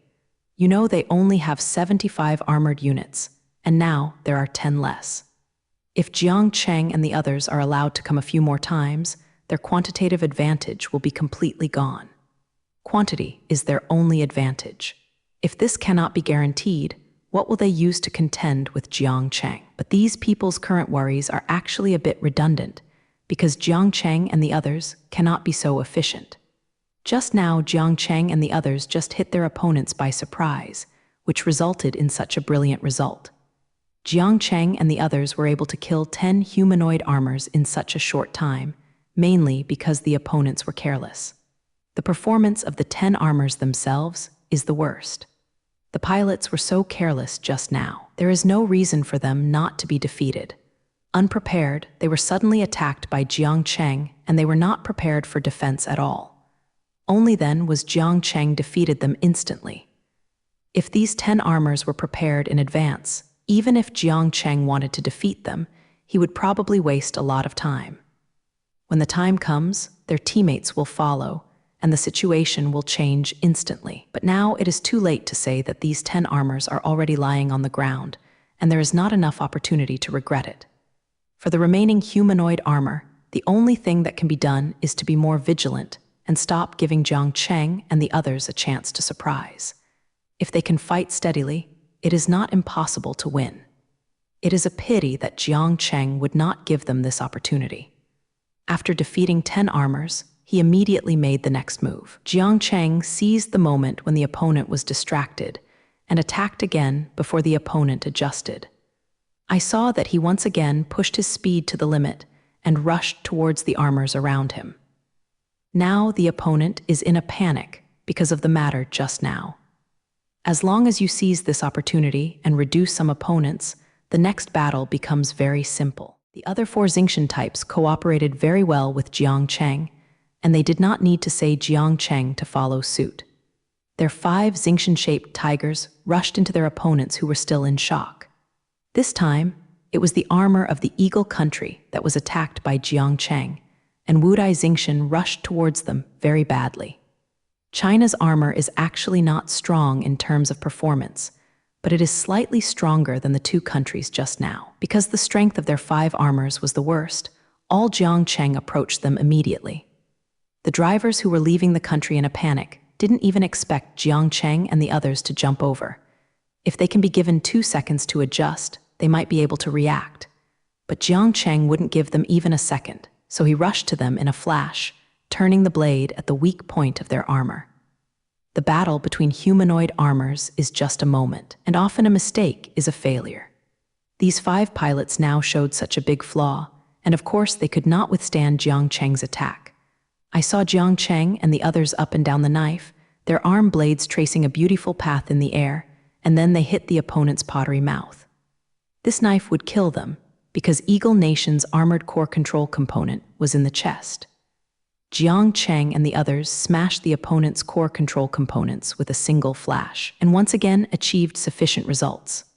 The humanoid armor, whose core components were shattered, lost all combat power in an instant, and completely softened to the ground motionless.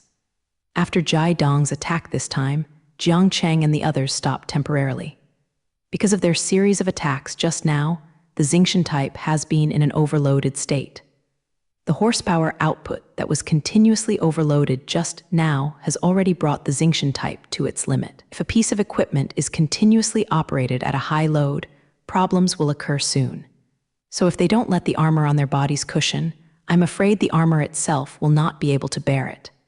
But they only need to let the heavy armor buffer for 3 seconds, and the opponent can't do much in such a short time. Now that the remaining armors on the field, let alone give them 3 seconds, even 30 seconds are useless, because they had been frightened by Jiang Cheng and completely lost the courage to continue fighting. They lost 15 armors in an instant, which made them all stand in place. Even if the penalty type needs a buffer to stop, they didn't make any movements. Looking at the current situation on the court, Jiang Cheng knew that it was time to crush the audience. Opponents who have been scared like this now can no longer pose any threat to them. Although the opponent still had 60 armors left, they could completely fight Jiang Cheng and the others. But they no longer have the courage to fight and have completely become a group of lambs to be slaughtered.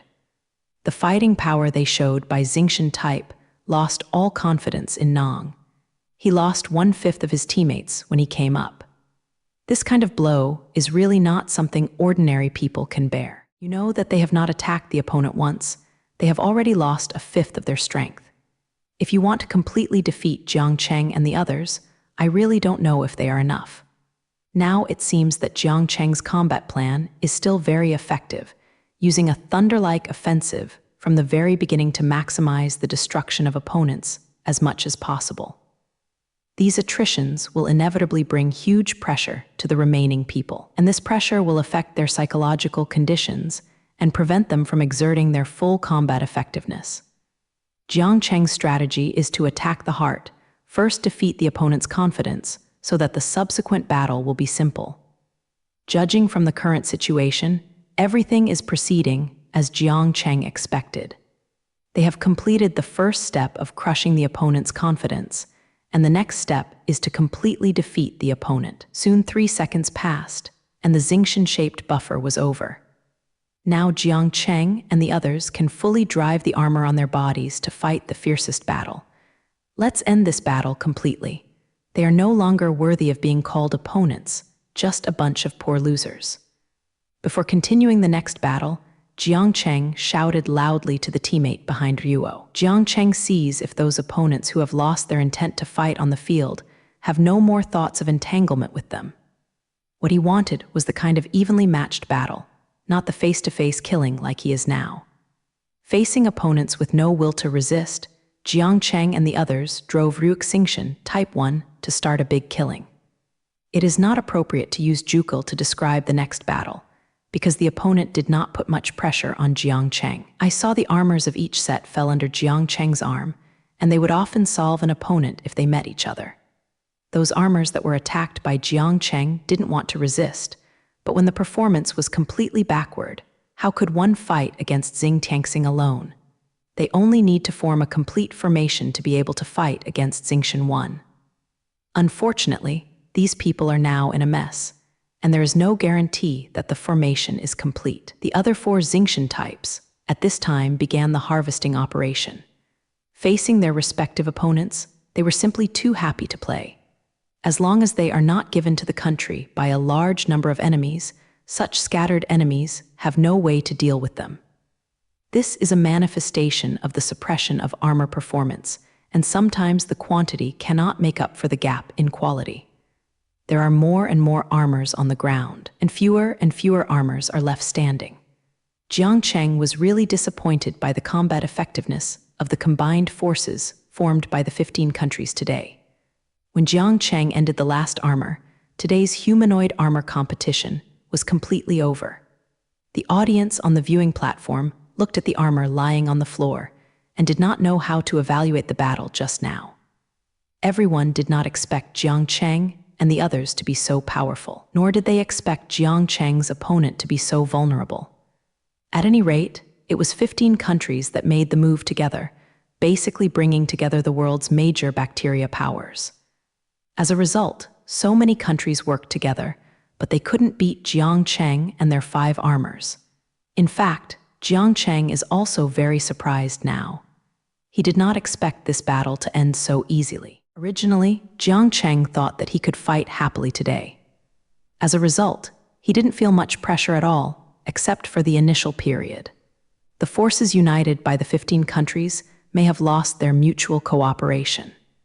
If Jiang Cheng faced more than 70 armors from one home country today, instead of a team composed of 15 home countries, I am afraid that there would be no way to end the battle so easily. Today, Jiang Cheng's opponent, Bai Jing, is a temporary team, and there have been too many mistakes. If they were able to cooperate tacitly just now, there would be no gap in the initial formation. As long as there is no such gap for Jiang Cheng and the others to rush out, Jiang Cheng and the others will face endless national offensives. When the time comes, the ending may be different, and the root of everything is the small gap in the beginning. It was the gap that gave Jiang Cheng and the others a chance, allowing them to defeat all their opponents one by one. However, there are so many in this world. It is useless to make excuses if you lose. This group of people was so casual. Originally thought they could move their muscles and bones, they didn't even sweat much. It seems that it is really difficult to find an opponent. Loneliness turned out to be such a feeling.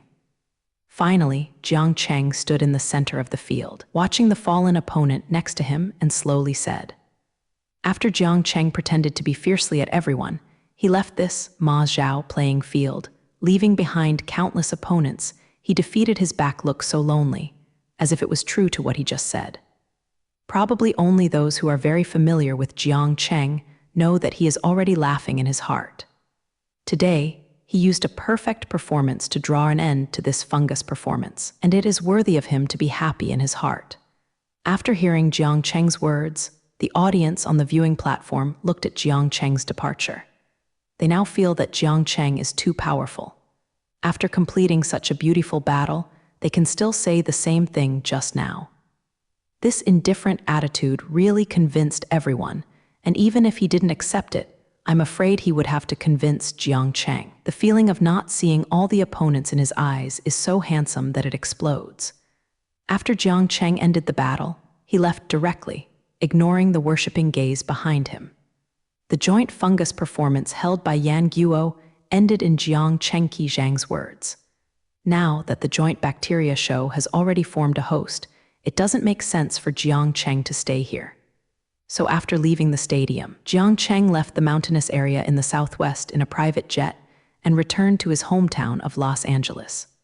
Overall, the joint bacteria show was very successful, at least for Yan Guo. Yan Guo achieved all the goals of holding the fungus performance, showed his strength to the world, and by the way suppressed other home countries. After returning home, Jiang Cheng continued to be chic again, and spent every day very happy. Jiang Cheng went home and continued to live his chic little life, but he didn't know how much impact this joint funeral performance had.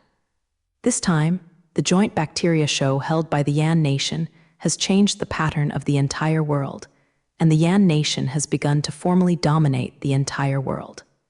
The impact of the joint bacteria show became apparent after it was over. The most obvious point was the improvement of the overall status of Yan nation. When the events that happened during the United Aircraft's performance were spread out, no home country would dare to fight against Yan country. Especially those countries around Yan country, all of them are honest now, for fear that Yan country will take the initiative to make trouble for them. In the international arena, the voice of Yan Guo was much louder, and he immediately grasped the world's right to speak. Now that the country of Yan has finally secured its position as the world's top power, no country dare to jump out to question it. Even overseas, Chinese are treated much higher, and there is no policy to discriminate against them anymore. These quietly occurring changes are all manifestations of Yan nation's rise in status.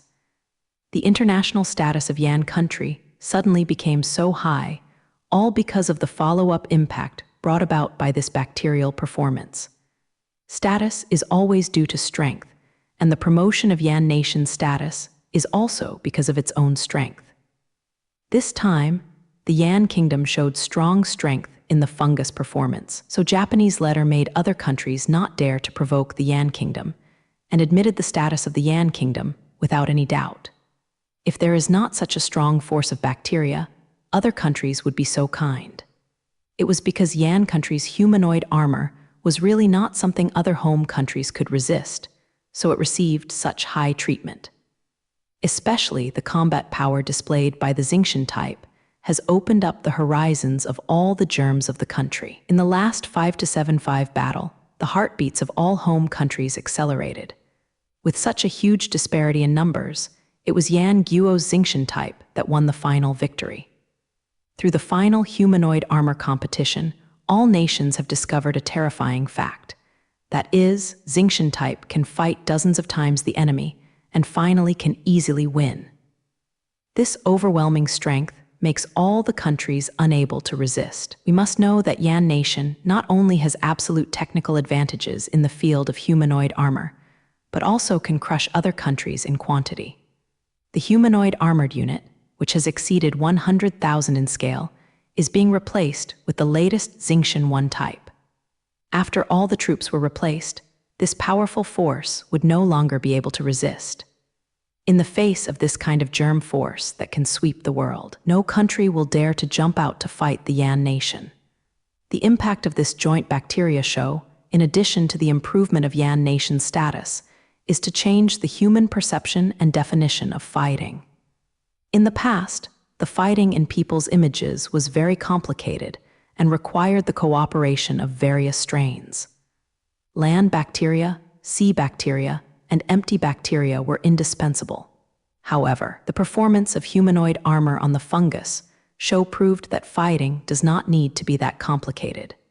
Fighting is actually a confrontation between humanoid armors, and other strains are not very important at all. All you need to do is to send humanoid armored troops to the field to defeat all traditional bacteria teams. This change is due to the fact that the bacteria in all home countries have seen the real combat effectiveness of humanoid armor. They know very well that the future will be the era of humanoid armor, and all the weapons in the past will be eliminated. Just a few test exercises have allowed the whole world to see the power of humanoid armor. They finally discovered that the original humanoid armor was so powerful that it crushed everything. After this time, the official appearance of the United Bacteria show in humanoid armor has also changed the fighting mode of the world. In the face of the humanoid armor that ignores everything, the previous fighting mode seemed too ridiculous. Combination of steps and tanks, vertical strikes, and 3-in-1 combat by sea, land, and air are now all out of date. In the future, the humanoid armor will be the protagonist of the fight, and nothing will steal its limelight. Now all countries have a consensus that humanoid armor is the equipment that determines the future direction of fighting. Whether it is a small-scale local conflict or a large-scale, full-scale fight, humanoid armor is essential. In the future, fights between nations will be dominated by humanoid armor, and all other weapons and equipment will be reduced to auxiliary. When a fight occurs between two home countries, the confrontation between humanoid armor can determine the trend of the entire fight. The one who has the advantage in humanoid armor can definitely take advantage of the fight. It can be said that it was just a joint bacteria show, which directly changed the future fighting trend of the entire mankind, and also changed the development direction of many countries.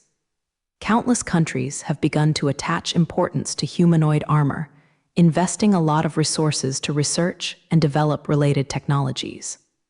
Since then, humanoid armor has been the most popular topic, and it is also the most concerned thing for all countries. It can be said that this bacterial performance has changed many things and also changed the direction of human development. Perhaps this change is what Jiang Cheng hopes to see, otherwise he wouldn't be so concerned about the fungus. Because Jiang Cheng knows that humanoid armor is the future trend, especially the mecha developed on the basis of humanoid armor, which is the main weapon of the interstellar age. Mecha can be a symbol of civilization, and Jiang Cheng is of course very concerned about this aspect. Once Jiang Cheng returned to Los Angeles, he dived into the experiment and continued his research work. The research he plans to conduct this time is not about mechas, but research projects in other fields. Mecha is certainly an indicator of the degree of civilization development, and it is also very important to humans, but now is not the time to study mecha technology. Although Jiang Cheng also wanted to develop a real mecha instead of the shrunken humanoid tilde armor. However, the current technical conditions still cannot meet the requirements, and the real mecha is still too far away for Jiang Cheng. Because the real mecha involves too many technologies, most of the current humans can't do it. Even Jiang Cheng is powerless and can only wait for the development of human technology. So what Jiang Cheng is going to study this time is other things, something that is also important to humans. Lucy, help me make a list that I have compiled before and let me see what techniques are still unfinished. Jiang Cheng stood in front of the experimental platform and said to Lucy in midair, "Okay, master." Lucy replied cleverly. Soon a light curtain appeared in front of Jiang Cheng. Above the light curtain was a complete science and technology tree with many different technological projects densely arranged. It can be seen from the results on this technology tree that this is a technology tree of a large-scale project. At the top is the model of a large spaceship, which is the ultimate goal of this technology tree. This is a science and technology tree about spacecraft, with all the specific technical items related to spacecraft. This science and technology tree about spacecraft was produced by Jiang Cheng as a whole some time ago. Since Jiang Cheng is still unable to manufacture mechas, it might as well study the spacecraft. The specific technologies required for the spacecraft are listed on the technology tree. If all the above technologies are developed, Jiang Cheng can build the spacecraft of his choice. Many technologies on this technology tree are bright, which means that this technology has been developed. While some technologies are dim, these technologies are still in a state of completion. Judging from the situation on this science and technology tree, a lot of spacecraft-related technologies have been conquered. Most of the technology names are bright, and there are not many dim names left. Many of the technologies on the technology tree were researched by Jiang Cheng's R&D team. In particular, most of the branch technology is the result of Jiang Cheng's technical staff. Judging from the names on the technology tree, you can know how much credit this team has done. The technology required by the spacecraft is innumerable, and now they have completed most of them. Of course, they only completed some relatively difficult technologies, and the most difficult core technologies were all solved by Jiang Cheng himself. Like the biggest core nodes on the technology tree, the technologies above are all from Jiang Cheng's handwriting. The gravity control technology developed by Jiang Cheng some time ago occupies a very important position on the technology tree and is a core technology that cannot be bypassed. Now that the name of gravity control technology has been lit, this is Jiang Cheng's irreplaceable role. Without Jiang Cheng to conquer the most difficult core technologies, how many years would it take for mankind to build a spacecraft? Now that most of the technologies in the entire science and technology tree have been illuminated, only a few core technologies remain, and the entire science and technology tree is completely completed. In other words, the technology of the spacecraft is now very mature.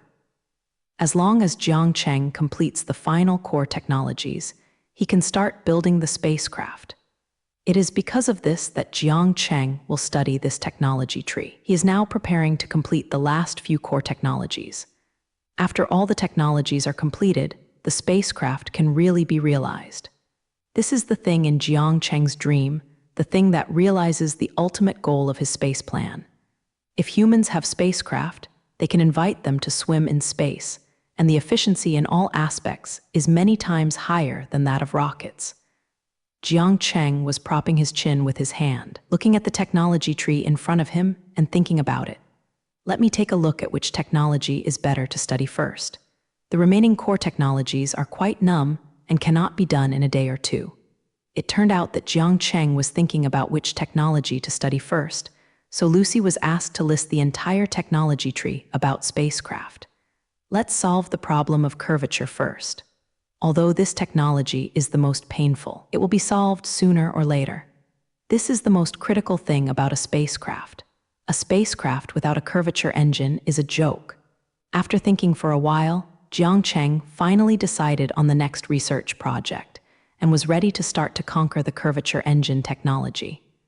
This technology is indispensable to the universe because the curvature engine can achieve true superlight speed flight.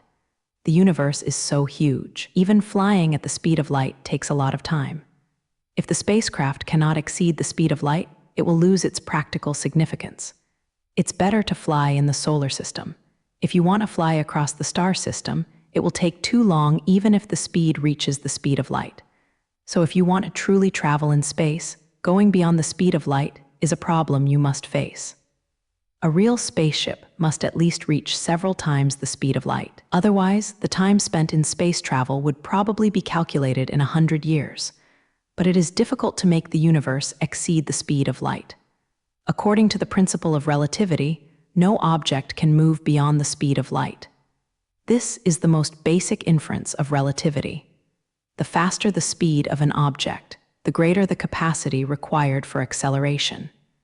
This is the basic principle of relativity. If you want to directly accelerate the spacecraft to the speed of light, the energy required is infinite, which is why objects cannot exceed the speed of light.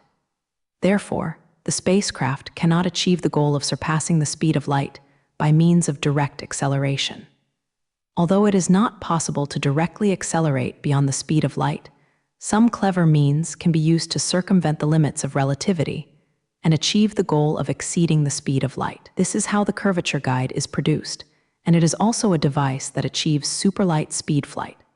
After a spacecraft is loaded with a curvature guide, it can travel faster than the speed of light in space. Although this seems to violate the theory of relativity, it is indeed an achievable technology. In fact, the curvature quote does not violate the theory of relativity, because this is the effect achieved through lateral means. The curvature engine may sound very tall, but the truth is very simple. The space in which the entire universe is located is actually not flat, but full of various folds. The size of these folds is 67, which is curvature. When the curvature is 0, the space is completely flat, and the greater the curvature, the greater the wrinkles in the space. Curvature guide is a technology that uses space pleats to drive spacecraft. If we can change the curvature of the space, we can increase the pleats in the space, which is actually equivalent to shortening the distance between 2 points.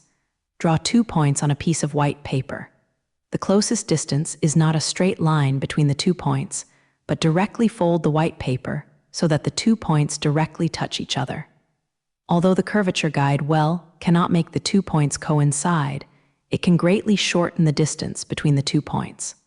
So the curvature is not really beyond the speed of light, but the space is folded up, thus shortening the distance in between. To put it bluntly, the curvature engine does not increase the speed of the spacecraft, but shortens the space in which the capable spacecraft is located. If a spacecraft needs to reach a place a light year away, but its speed is only half the speed of light, it will take 2 years to reach its destination. But when the spacecraft started the curvature engine, the pleats of the space increased 4 times. For the spacecraft, the distance of 1 light year has become a quarter of a light year. In this way, it takes half a year for the spacecraft to reach its destination a light year away. After all, the speed of the spacecraft surpassed the speed of light and reached twice the speed of light. In fact, it's not that the speed of the spacecraft has become faster. Its speed is still half the speed of light, but the distance is shortened to a quarter of the original, making the overall speed 4 times faster. The curvature engine actually shortens the distance in space so that the speed of the spacecraft exceeds the speed of light. Curvature guide is a device that increases the space fold by changing the curvature, and finally increases the speed of the spacecraft. Therefore, the curvature quote does not violate the theory of relativity, it just bypasses the restrictions of the theory of relativity. Of course, the curvature guide can do more than that. Increasing the speed by 4 times is not the limit of the curvature guide. The better the curvature of the engine, the larger the space fold, and the more speed the spacecraft will eventually increase. Those super civilizations that can span the entire universe have very advanced curvatures. Their curvature engine can increase the speed by tens of thousands of times, allowing the spacecraft to easily reach several times the speed of light. However, such an advanced curvature cannot be made by Jing-Jiang Cheng. It is something that can only be played by the top cosmic civilization. The curvature engine Jiang Cheng wants to manufacture is not that advanced. The curvature engine Jiang Cheng plans to study this time can shorten the space by 20 times, which means that it can increase the speed of the spacecraft 20 times. In the design, the spacecraft built by Jiang Cheng has a speed of half the speed of light. So after installing this curvature engine, the speed can reach 10 times the speed of light. 10 times the speed of light is also sufficient for the time being, at least enough in the solar system. At that time, between Mars and the Earth, it only takes a few minutes to reach it. This speed is about the same as having a snack at the door. 10 times the speed of light is enough for Jiang Cheng to explore nearby galaxies. For example, the nearest neighbor to the solar system is only about 5 light-years away. This distance travels at 10 times the speed of light, and it only takes half a year to reach it. In other words, Jiang Cheng will send a spacecraft to Proxima Centauri, and it will be there in only half a year. However, for a spacecraft that is 10 times the speed of light, it takes too long to go to places light-years away. But when it takes time to go so far, Jiang Cheng may have a better curvature engine. Jiang Cheng only needs to develop a better curvature engine to increase the speed of the spacecraft again. Therefore, the curvature engine is the most important technology of interstellar civilization, which is related to the issue of flight speed. To increase the speed of the spacecraft, there is only the path of curvature. There is no room for improvement in the speed of the spacecraft itself. Basically, the speed of all civilized spacecraft is about half the speed of light. It's not that the speed cannot be increased, but that after the speed exceeds half the speed of light, too much energy is needed to continue accelerating. The faster the speed, the more energy is needed to accelerate, which is the basic law of the universe that cannot be bypassed. Accelerating to half the speed of light is the most energy-efficient option, and the spacecraft is basically designed like this. So what limits the speed of a civilized spacecraft is the curvature technique. When Jiang Cheng decided to develop the curvature guide first, he immediately went to work. However, before developing the curvature guide, Jiang Cheng still needs a lot of manufacturing materials. The curvature engine requires a lot of materials, many of which are rare materials. One of the rarest materials is platinum. The curvature of the material requires a lot of platinum to be manufactured. This is Jiang Cheng's true purpose of mining platinum on Mars, and it is also the material Jiang Cheng needs the most. The biggest use of platinum is to create curvature. This material is in great demand even for high-end cosmic civilization. That's why Jiang Cheng will plan ahead on Mars and mine platinum on a large scale. In the process of researching and developing the curvature guide, Jiang Cheng will probably waste a lot of platinum. The technology used by curvature is very complicated, and it may not be successful to manufacture many units.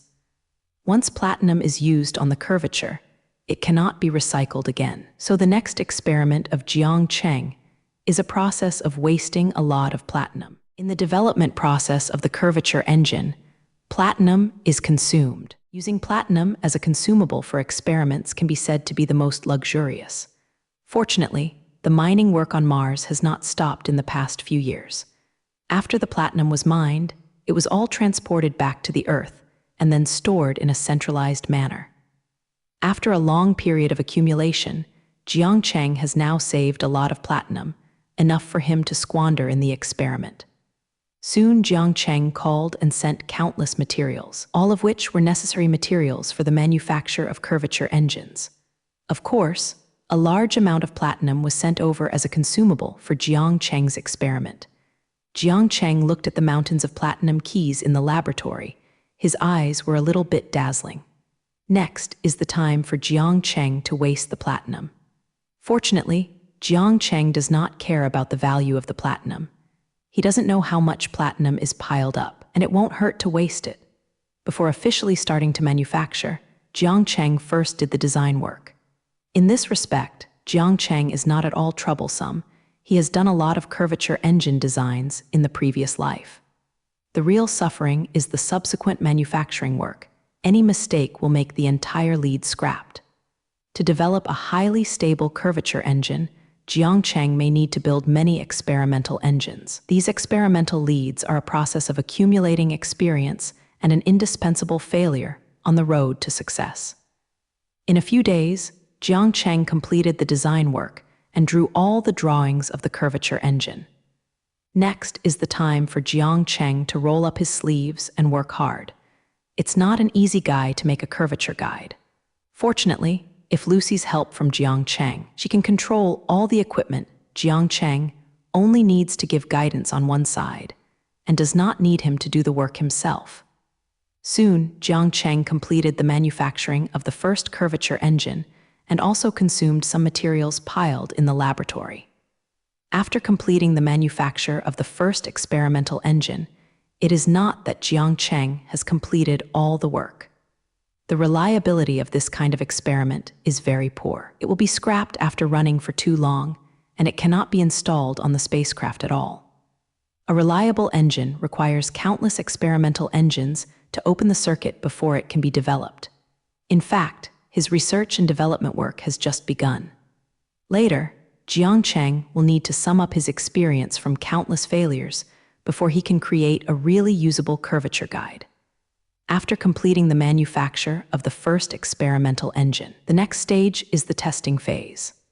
After the test is completed, Jiang Cheng needs to improve the design of the engine based on the test data and perfect the design of the engine little by little. After repeating this work countless times, a perfect curvature engine will be born. Jiang Cheng is still in the initial stage of work, and he still has a long and difficult way to go on the road to the development of the curvature engine. Jaisu is now standing in front of a curvature engine, preparing for the test. The curvature of this unit is so large that it almost fills up the whole room. Had it not been for the entire room to be the largest room in the laboratory, I would not be able to fit this experimental engine. After all, the curvature guide is the equipment used by the spacecraft, and the volume is, of course, not much smaller. This engine is only a relatively rudimentary curvature engine, so the volume is not particularly large. If it is the kind of advanced curvature engine that can accelerate hundreds of times, then the volume is probably the size of a small building. Jiang Cheng checked the lines connected to the engine and then started this test. Lucy, ready to start engine testing, pay attention to recording all the data. Experiment number 1 starts testing. After Jiang Cheng's order was given, Lucy activated the energy transmission line and started sending energy to the engine wheel. After the energy source line was transmitted to the yin, the experimental yin in front of Jiang Cheng began to sparkle with different colors. These lights represent that the folds of the space are increasing, and the distance of the entire space is beginning to be shortened. Jiang Cheng, who was in the country of Yinfen, didn't feel much, because only the relative distance was shortened. Jiang Cheng, who is within the scope of Yin's influence, will not be affected in any way, and it is no different from being in a normal space. When the light of different colors on the top of the guide begins to increase, that is, when the power of the guide reaches its maximum. At this time, the space of the engine-weak country has been relatively shortened 20 times. If 573 is here on the spacecraft, the speed will increase by as much as 20 times. However, citation is now in a fixed position, so there is no change. Now only through the test equipment can the changes in space be tested. Master, now the no. One experimental engine has reached the maximum power. The space fold test is in line with expectations. This engine has reached the design requirements. Lucy is reporting the test data to Jiang Cheng. Let Jiang Cheng understand the specific situation of the current experimental engine. After hearing Lucy's report, Jiang Cheng nodded in satisfaction and said, "Very good, continue to maintain the maximum power. See how long this pilot can run." The test data of experiment No. 1 meets the design requirements, and it does not mean that Jiang Cheng's experiment was successful. Now this is only a short-term operation, and there is no problem at all. After running at full power for a long time, various problems will definitely occur. These problems are what Jiang Cheng needs to solve. The entire R&D process is to discover and solve problems. If one engine can run for a long time, it can meet Jiang Cheng's requirements. Master, engine parameters have begun to fluctuate, and several indicators have exceeded the Jing threshold. Whether to terminate this test. After running for a few minutes, some problems appeared in the experimental engine No. Lucy immediately informed Jiang Cheng of the current situation and asked whether to terminate the experiment. At this time, since the light flashing on the experimental engine began to become unstable, this meant that some problems had indeed occurred. Just looking at the current condition of the engine, you know that it will stop running soon. It seems that this engine is not stable enough, and it will not work after only a few minutes of running. This kind of engine is really unusable, and no one dares to install it on a spacecraft with something that can only take a few minutes. At least it needs to be able to keep running for hours before this engine has practical value, or it is a failed test product. Judging from the current situation, Jiang Cheng's first experimental engine failed. However, this was also something that had long been expected, so Jiang Cheng's mood did not fluctuate in any way. He calmly gave Ruoxi a follow-up order. Stop the energy input and terminate this test. Now that the No. 1 experiment engine has problems, there is no need to continue testing. If you continue to input energy, it might explode. The explosion of the curvature engine is not just a matter of fun. If you are unlucky, there will be space shocks, and even Jiang Cheng will not be able to end. After receiving the order, Lucy immediately acted to cut off the power supply of experimental engine No. 1 and disconnected all input ports. Without the energy source, the curvature engine immediately stopped running, and the surrounding lights disappeared instantly. In order to prevent the experimental engine from causing spatial shocks, Jiang Cheng finally terminated this test. Although the first test ended in failure, Jiang Cheng did not have any frustration. The original research and development process of this kind of engine is to find defects in the continuous failure and finally develop a reliable engine. This failure was not meaningless, and Jiang Cheng could sum up many experiences from it. Now what he wants to imitate is to figure out the reason for this failure and strive to improve the design of this engine. Lucy, analyze all the test data and find out the reason that makes the engine unstable. Soon Jiang Cheng began the work of summing up experience and wanted to get enough from the failed experiment. After hearing Jiang Cheng's order, Lucy mobilized a large amount of computing power and began to analyze the data of this experiment with all his strength. The analytical capabilities of artificial intelligence are different, and it didn't take long before the final answer was reached. Master, the final result has been analyzed. Just now, there were some energy transmission problems in the node. One citation J7 node, which caused energy accumulation and finally affected the operation of the entire citation. It turned out to be just a small problem on one node, which caused problems with the operation of the entire engine. After listening to Lucy's analysis, Jiang Cheng thought for a while before saying, Dao, J7 node, it seems that space folds have affected this area, causing problems in energy transmission. Let the robot come over to dispose of this scrapped engine, and we go to improve it. After speaking, Jiang Cheng left the room, ready to go to Ruoshu to solve the problem. After being tested just now, the number engine is now completely scrapped. It can be seen from the black smoke rising from the engine. You can already know it without testing Jiang Cheng. That's why Jiang Cheng asked Lucy to send a robot to dispose of the scrapped engine. Once the curvature guide is scrapped, even the value of recycling is lost. Jiang Cheng will never miss this kind of scrap product that has no value, so let Lucy quickly dispose of it, so as not to affect the subsequent tests. Soon, several robots walked into this room, lifted up the still smoking engine, and walked out of the room slowly.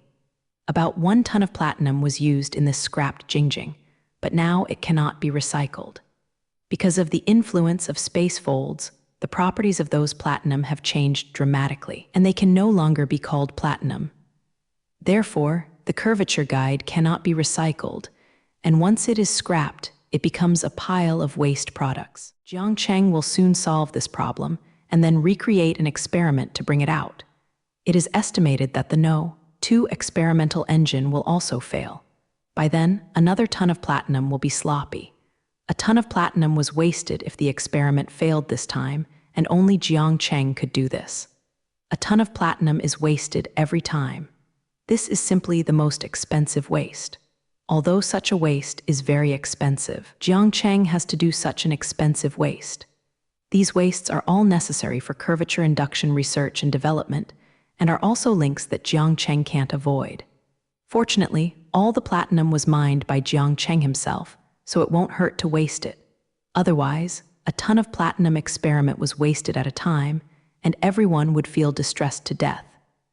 Later, Jiang Cheng conducted several tests, and each time he failed for various reasons. Zhao, every test failure curvature engine basically scrapped the platinum used in it, and all wasted. After each failure, Jiang Cheng will sum up his experience and continue to test after improvement. Jiang Cheng's behavior is like taking ton after ton of platinum and throwing it into the water, without any hope of success at all. If some women who like gold and silver jewelry see this scene, they don't know how much they hate Jiang Cheng. If these platinum were given to them, I'm afraid Jiang Cheng could do anything to them. Holding the rarest precious metal platinum on the planet, throwing a ton of it into the water at a time, no one can stand this scene. However, Jiang Cheng knows that these failures are all valuable. Without the errors discovered by these failures, how could he achieve the final success? Jiang Cheng spent more than 7 months in the laboratory in order to design a sufficiently stable curvature engine. During these 7 months, Jiang Cheng has made countless improvements to the experimental engine, and then performed an unknown number of tests on the experimental engine. However, the results of these tests were not satisfactory to Jiang Cheng. These experiments always showed some problems, which prevented the engine from running at full capacity for a long time. In the past few months, the amount of platinum that Jiang Chengguang has wasted has reached several hundred tons. If Jiang Cheng wasted so much platinum and spread, I don't know how many people would say that Jiang Cheng was a prodigal. It should be known that although the price of platinum is now much lower than before because of Mars mining, but platinum is still a rare metal on the Earth, and the price is still relatively high. At the very least, the price of platinum on the planet is still considered a precious metal, just a little lower than gold. In order to develop the curvature engine this time, if all the platinum was wasted for money, the price would be an astronomical figure. This kind of behavior is almost like throwing money into the water and still driving the money into the water. But the platinum that Jiang Cheng wasted is not in vain, because Jiang Cheng has made great progress on the curvature engine. Those countless failures allowed Jiang Cheng to find the shortcomings of the previous design and continuously improve the new design plan. The hundreds of tons of platinum dropped by Lanxi could be regarded as Jiang Cheng's tuition. The curvature engine is a very high-end technology. In fact, it is very difficult to develop it with human current technical conditions. This kind of technology is generally something that civilizations that have initially entered the universe can get involved. This technology is still a bit too advanced for current humans. In addition, curvature induction is one of the most high-end technologies. Even Jiang Cheng's research on this technology is not easy. What's more, research and development is still under the current technical conditions, and the difficulty is many times higher. In fact, it is not a good time to study curvature engines. Jiang Cheng should wait for a while, until human technology develops to the right time, and then he is involved in this high-end field. But Jiang Cheng couldn't wait for that time. He wanted to start a follow-up space program immediately. If Jiang Cheng wants to accelerate the development of human civilization, he can only study the curvature engine technology under reluctant conditions. This wasted platinum is the price of developing this technology in advance, and it is also a loss that Jiang Cheng cannot avoid. Jiang Cheng urgently needs the help of Curvature Guide to create a real universe. Only spacecraft can accelerate the development of mankind and allow mankind to truly enter the universe. If humans can now have a curvature engine, it would be tantamount to shortening the development time for decades. These decades are the reason Jiang Cheng is so anxious, and also the reason why he is willing to pay such a high price. If you want to force the development of this technology, you must pay the price of high-quality products. This is a very fair exchange, and Jiang Cheng also knows this. So Jiang Cheng didn't feel distressed at all about the hundreds of tons of platinum wasted. Besides, this is also the first time Jiang Cheng has studied curvature technology in this life. It is normal that he has encountered a lot of problems. After Jiang Cheng has accumulated enough experience this time, it will be much easier to have similar research next time. If Jiang Cheng wants to develop a more advanced curvature guide next time, it won't be as difficult as this time. At least it won't fail so many times.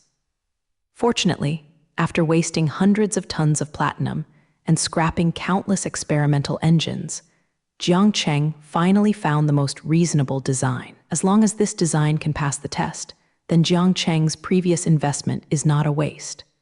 Jiang Cheng is staying in the laboratory now, watching the test situation of this experimental engine. Lucy, please report the latest test data. How does this experiment lead today? Jiang Cheng looked at the fascinating platform in front of him with colorful rays and asked Lucy beside Ruo. In the largest room of the laboratory, there is a curvature guide running, and Jiang Cheng and Lucy are standing beside it. Jiang Cheng is confirming the current situation with Lucy and is concerned about the experimental engine being tested. The curvature guide in the room is Jiang Cheng's latest improved experimental guide. It can be said to be the most perfect test product in the 4 months. In the design of this experimental engine, Jiang Cheng learned from the previous failed experience and improved all the areas that could be improved. Jiang Cheng is confident in the design of this experimental engine and believes that it will definitely pass the final test. But in the end, the experimental data must be used as the standard, and you must pass the test if you are confident. Master, experimental engine no. 126. There is no abnormal situation now. The test data is normal, and the space fold has been maintained 10 times the state. The output power of the engine is very stable, and there is no fluctuation during the operation. Lucy kept reporting the current situation to Jiang Cheng, which made Jiang Cheng's expression a lot easier. Judging from the current situation, the condition of this experimental engine is very good, and it is hoped that it will pass the final test. This experimental engine, numbered 126, has been in operation for 5 days. During these 5 days, the experiment has been operating at full capacity. This is the best test result among all experimental engines if after 2 days of testing, this engine has not had any problems. Then Jiang Cheng's success can be declared. Jiang Cheng has wasted too much time and invested too much resources for the curvature of the thing. The research and development of this technology is really a difficult task for Jiang Cheng. Therefore, Jiang Cheng is now eager to see that this experimental lead can finally succeed.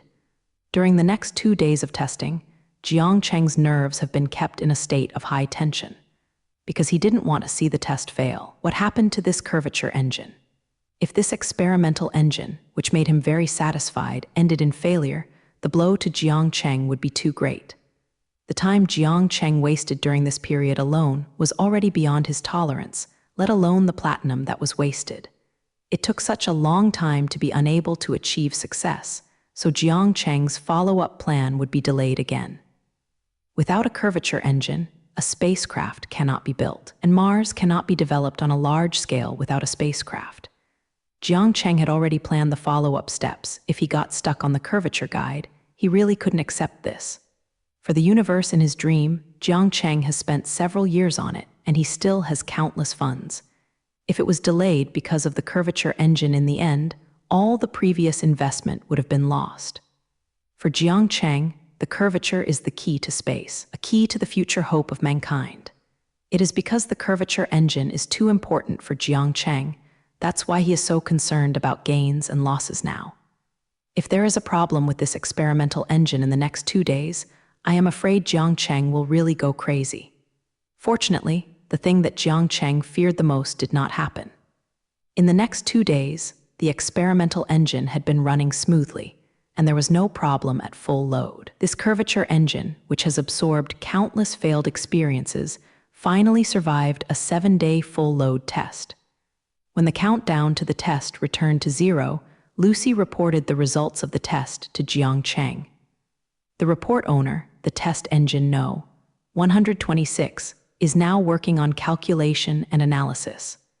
After Lucy said this sentence, she entered the state of checking calculations and began to put all her computing power into the analysis of the data. It's not that the lead lasted for 7 days, even if it passed the final test. The curvature engine is not a joke. If something goes wrong, the entire spacecraft will fall into space shocks. At that time, even one of the people on the spaceship will not survive. So now Lucy still needs to analyze all the data in the test, calculate the data returned by the engine, and finally be able to judge the result of the test. If all the data in this experiment is okay, then it can be put into use and installed on a spacecraft. Jiang Cheng anxiously looked at Lucy, who was calculating the analysis state, and waited for Lucy to tell him the final result. The waiting time always passes so slowly, not to mention that this matter is so important to Jiang Cheng.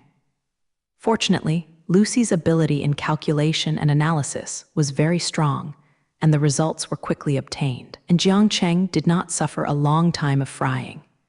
In Jiang Cheng's expectant gaze, Lucy began to report the final result. The calculation and analysis of all test data are completed, and now the final results are reported. Experiment No. 126. After 7 days of full load operation, there were no problems.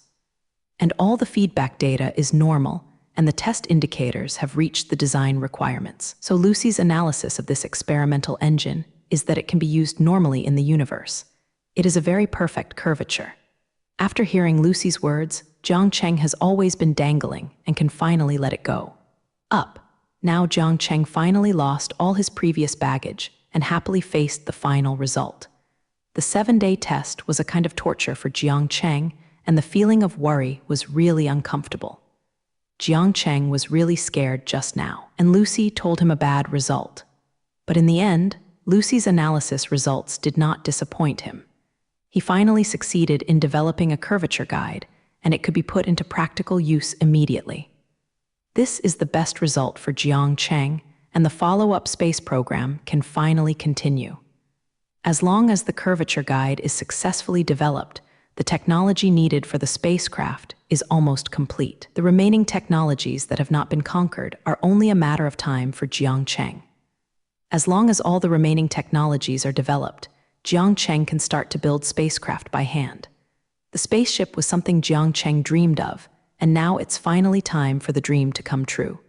Great, I finally conquered this most difficult bone. From the tone of Jiang Cheng's speech and his expression, we can know that he is very happy now. Even speaking, he seemed a little excited, and he was no longer calm as usual. Jiang Cheng's performance is quite normal now. After working hard in the laboratory for 7 months, his final success is certainly worthy of his happiness. Besides, curvature induction can be said to be the most difficult technology on the spacecraft. Now this technical difficulty has been overcome by Jiang Cheng. This is also worthy of Jiang Cheng's celebration. However, Jiang Cheng just celebrated for a while and returned to that state of absolute calm and began to arrange follow-up work with Lucy. Lucy, record all the test data, save all the experimental records of the past few months, and maybe send the design drawings of this curvature engine to the R&D team when they are used in the future, so that they can arrange for manual work, manufacturing work. Now that the curvature guide has been designed, it must start the formal manufacturing work. Jiang Cheng intends to introduce this curvature as a standard configuration on spacecraft in the future. Before he developed a more advanced curvature channel, this combination was a must-have for all spacecraft, so now the work of manufacturing is about to begin. After 7 months of hard work, Jiang Cheng finally completed the research and development of curvature guide. Next is the final stage of drama. Jiang Cheng is going to work hard for the spacecraft. After 7 months of research, Jiang Cheng finally completed the research on the curvature engine. During these 7 months, Jiang Cheng basically never left his personal laboratory and basically stayed in the laboratory for food and accommodation. Although Jiang Cheng's personal laboratory is actually his home, this kind of research without going out for 7 months is still too desperate for Jiang Cheng. Now that the curvature engine has been researched and the manufacturing process has begun, but Jiang Cheng couldn't relax yet. Several of the technologies required by the spacecraft have not been researched, and Jiang Cheng is going to get all the technologies in one go this time. The remaining few core technologies are much lower in difficulty than the curvature engine, and Jiang Cheng is confident to develop them all in one go. These core technologies are said to be less difficult than the curvature engine, but they are also relatively speaking. If these technologies were handed over to Jiang Cheng's R&D team, they would not be able to get them out in a few years. So Jiang Cheng is not the time to relax. He will stay in the laboratory for a few months. Anyway, Jiang Cheng had been in the laboratory for 7 months, and he didn't care about staying longer. The main reason is that Jiang Cheng couldn't wait too long and couldn't wait to see the spacecraft appear. The attraction of the spacecraft to Jiang Cheng was so great that Jiang Cheng did not hesitate to do so. When Jiang Cheng remembered the appearance of the spaceship, he was full of energy that could not be used up, completely forgetting the fatigue caused by the research in the previous 7 months. So Jiang Cheng continued to invest in research and began to develop the remaining core technologies. Time passed so slowly, and another 5 months have passed since the curvature engine was successfully developed. This time, a whole year has passed since Jiang Cheng was busy with the spacecraft's technology. Scientific research work is such a waste of time This is still the case where Jiang Cheng's technology is already very fast. If you switch to a general R&D team to accept these projects, you will not be able to achieve Jiang Cheng's level within decades. Although Jiang Cheng has been busy for a whole year, these hours are not lost by waves. Under Jiang Cheng's unremitting efforts, the remaining technologies have been overcome, and only the last core technology is still under study.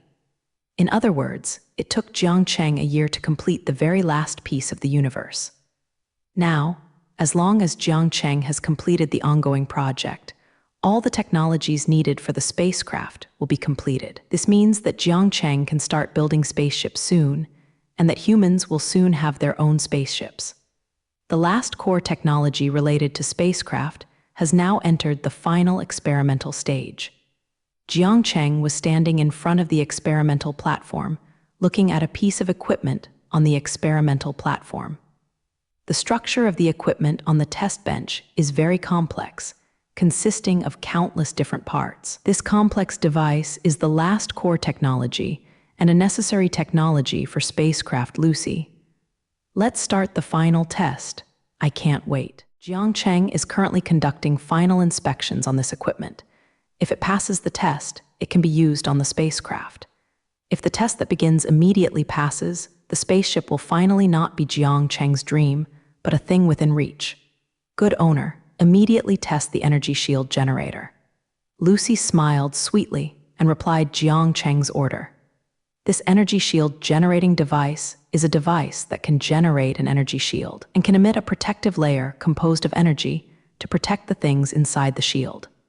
This last core technology necessary for the spacecraft is the related technology of the energy shield. If a spacecraft does not have an energy shield, it may not even be able to fly safely in the universe.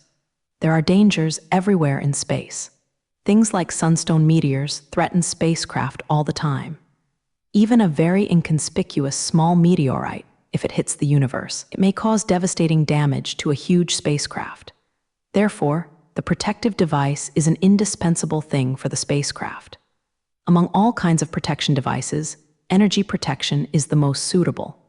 Although the energy shield does not have enough protection against energy weapons, it has a very good defense against attacks from the facing entities. Regardless of the fact that there is only a thin layer of energy protection, it can resist a very large impact. What Jiang Cheng is going to do now is the final test to see how strong the energy shield produced by this device is. Start the energy transmission work. The energy is being smoothly input. The energy input is completed, and the energy shield generator is ready to operate. After the preparation work is completed, start the energy shield generator. As Ryuoxi kept manipulating the equipment in the raid room, the equipment on the test bench had also undergone some changes. When the energy shield generator is activated, a white light curtain appears around the equipment. This layer of light curtain completely surrounds the generating device, forming an oval spherical light film. This oval light film is the energy shield, and the next step is the strength test. Start the impact test. The impact equipment starts.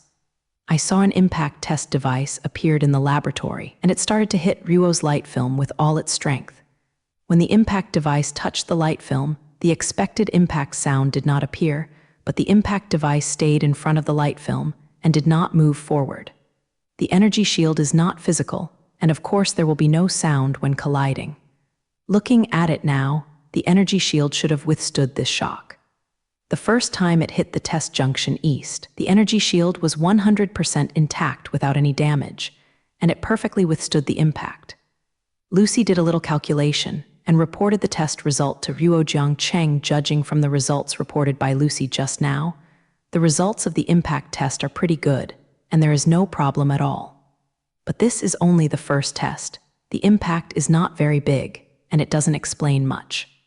The impact test has always been gradually increasing. As long as it withstands the following test, the energy shield is qualified. Start the second impact test and double the impact force.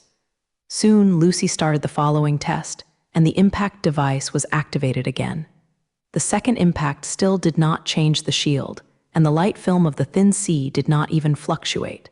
At the end of the second impact test, the energy shield was 100% intact, and there was still no damage. Lucy once again reported good news to Jiang Cheng. So far, this ability shield has performed very well. It perfectly withstands all 25 impacts, and it seems that there is still a lot of room left. In the following time, Lucy continued to activate the impact device, and each impact on the energy shield doubled the previous time. Although the impact is increasing, the energy shield still exists steadily without any influence at all, until the impact force increased by 32 times. The impact guess had some influence on the protective device. I saw the impact this time deformed the light film slightly, and then it would return to its original appearance. In the fifth impact test, the integrity of the energy shield was 80%, and the loss was within the expected range. Judging from Lucy's report, this energy protection is quite reliable. We must know that the impact force that the shield was tested this time was 32 times stronger than the first time. The specific figures are roughly equivalent to the impact generated by tens of thousands of large trucks when they collide together. Such a powerful impact did not break the energy protection, but only lost less than 20%. It seems that this kind of energy shield is really powerful, enough to withstand very powerful impact. As long as this device is installed on the spacecraft, there is no need to fear meteorites in the universe. Lucy did not proceed with the next test and continued to increase the impact. Because the impact force has now reached the designed figure, there is no need to continue testing. Very good, let's end this test. Send the design drawings to the R&D team, let them start large-scale production work. Now that the test results meet Jiang Cheng's expectations, the next step is the manufacturing process. Jiang Cheng is talking about large-scale production. This does not mean that Jiang Cheng is going to start large-scale spacecraft manufacturing. Next, he was just preparing to build a spaceship, but he needed many energy shield generators. This kind of energy shield generating device can only generate a certain area of energy shield, but the spacecraft has a very large volume. Therefore, a spacecraft needs a lot of such devices to produce enough shields to benefit the spacecraft. If it is not mass-produced as soon as possible, it will not be able to keep up with the next plan. Jiang Cheng is now ready to start building spacecraft, and related equipment must be in place in advance. After arranging the production of the energy shield, all the technologies required for the spacecraft have been completed. After a year of research, Jiang Cheng finally completed the previous technological accumulation, making the emergence of spacecraft possible. But he can't relax now, because there is one thing waiting for him. Lucy, adjust the drawing number C09 from the database and send the drawing to Xiao Peng. Tell Xiao Peng that this is the final design plan of the spacecraft, and let him do the preparatory work first. Jiang Cheng had completely completed the design drawings of the spacecraft in the research process of the previous few years. Now only need to send the drawings to Xiao Peng. Let the technicians below get familiar with the drawings of the spacecraft and prepare for the subsequent manufacturing work. Inform him to prepare the required materials and equipment, and the relevant technical personnel should be in place as soon as possible. To build a real spacecraft, the preliminary preparations are very complicated. The required materials and equipment are an astronomical number, and the personnel involved are also very large. If you don't prepare everything in advance, you won't be able to start work at that time. Therefore, Jiang Cheng will arrange in advance to let the people below prepare everything first. I hope that within a short period of time, I will be able to see that they have everything ready and then officially build spacecraft. Jiang Cheng held his head tightly when he said the last sentence, and his tone was quite excited. But Lucy didn't pay attention to Jiang Cheng's somewhat abnormal state, but went busy with the work Jiang Cheng gave her. Jiang Cheng's excitement is actually a normal thing, and Lucy wouldn't be surprised. The spacecraft will be built soon, something Jiang Cheng has been looking forward to for many years. Even if Jiang Cheng jumped up excitedly now, Lucy felt very normal, let alone the little excitement now. After explaining all the work, Jiang Cheng left his laboratory. During this year, Jiang Cheng stayed in the laboratory alone, rarely caring about external affairs. The research life that lasted for such a long time made others exhausted physically and mentally. Now Jiang Cheng needs to relax. He hasn't been with the women around him recently, and he should stay with them for a while. Anyway, the preparatory work didn't require his heart, and Jiang Cheng was also happy for a while. Once Zio received the news from Lucy, he became nervous and busy. The preparatory work before building a spaceship is an arduous task for him. Prepare everything so that there will be no problems in the subsequent manufacturing process. This matter did not allow him to be sloppy, and the entire technical team began to get busy. Jiang Cheng just started his vacation, but the people under him are still busy. After a month of intense preparations, all the materials, equipment, and personnel needed to build the spacecraft are already in place. It takes only a month to prepare, and you can see how difficult it is to build a spacecraft. Don't look at 1 month, but it doesn't seem to be too long, but it depends on who prepared it. The person who arranged all the preparations was Zio Peng, Jiang Cheng's most capable assistant. Zio Peng is a top-notch existence regardless of his own technical level or management ability. And if Jiang Cheng is standing behind him, he already has a huge resource. Zio Peng has tens of thousands of professional technicians, and Ryu Umbrella Group fully supports it. This kind of resource is already stronger than any other country, and at least there is no power in the aerospace field that can compare with Jiang Cheng. With so many resources, it takes 1 month to prepare, and the preparatory work for building a spacecraft is really troublesome. Fortunately, everything is ready now, and the next step is to officially start manufacturing. When Zio Peng finished the preliminary preparations, Jiang Cheng ended his chic days. This month, Jiang Cheng has been very leisurely. It is also very good for Jiang Cheng to be able to rest so long after a year of busy. The few women around him also had a very good time this month. Judging from their expressions, they knew that they were well moisturized during this time. During this month of physical stamina, Jiang Cheng's life was called a corruption, so he had a 4-person sports meet at home when he was fine. Jiang Cheng has always liked this kind of 4-man sports meeting, because he can do some indescribable things in the sports meeting, and he can also play many different tricks and movements. But now Jiang Cheng must end these days of corruption and devote his energy to work. After a month's rest, it's almost time. The next thing is very important to Jiang Cheng. Distraction on other things is not enough. Of course, the construction of a spaceship cannot be done without Jiang Cheng's command, and it would not work without him. The universe is such a high-end thing. Even the most detailed drawings and all related technologies still need Jiang Cheng's guidance. Although Jiang Cheng's technical team is very experienced in the aerospace field, they have never built anything as high-end as a spacecraft. The first-time manufacturing is definitely inexperienced, so Jiang Cheng needs to be careful. A spacecraft is a sophisticated thing, and any mistake may cause a serious accident. In the future, if the spacecraft is sailing in space and there are accidents due to manufacturing problems, it will be an irreparable historical difficulty. So for the first time to build a spacecraft, Jiang Cheng really had to look carefully at it. But after the training of this manufacturing work, Jiang Cheng won't have to worry too much about building spacecraft in the future. After training, it will be no problem to make it. This is mainly a matter of experience. Jiang Cheng is now staying in a super huge factory building, watching if countless technicians around him are busy. A group of people are using machines to carry a large amount of armor plates. These are the main materials for the outer shell of the spacecraft.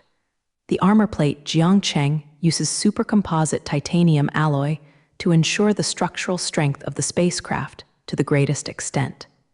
The length of this plant is more than 1 kilometer, and the wide section is as wide as 500 meters. A factory building of this scale has never appeared on the Earth before, and it was specially built by Jiang Cheng before. The purpose of building such a huge factory building is to build spacecraft.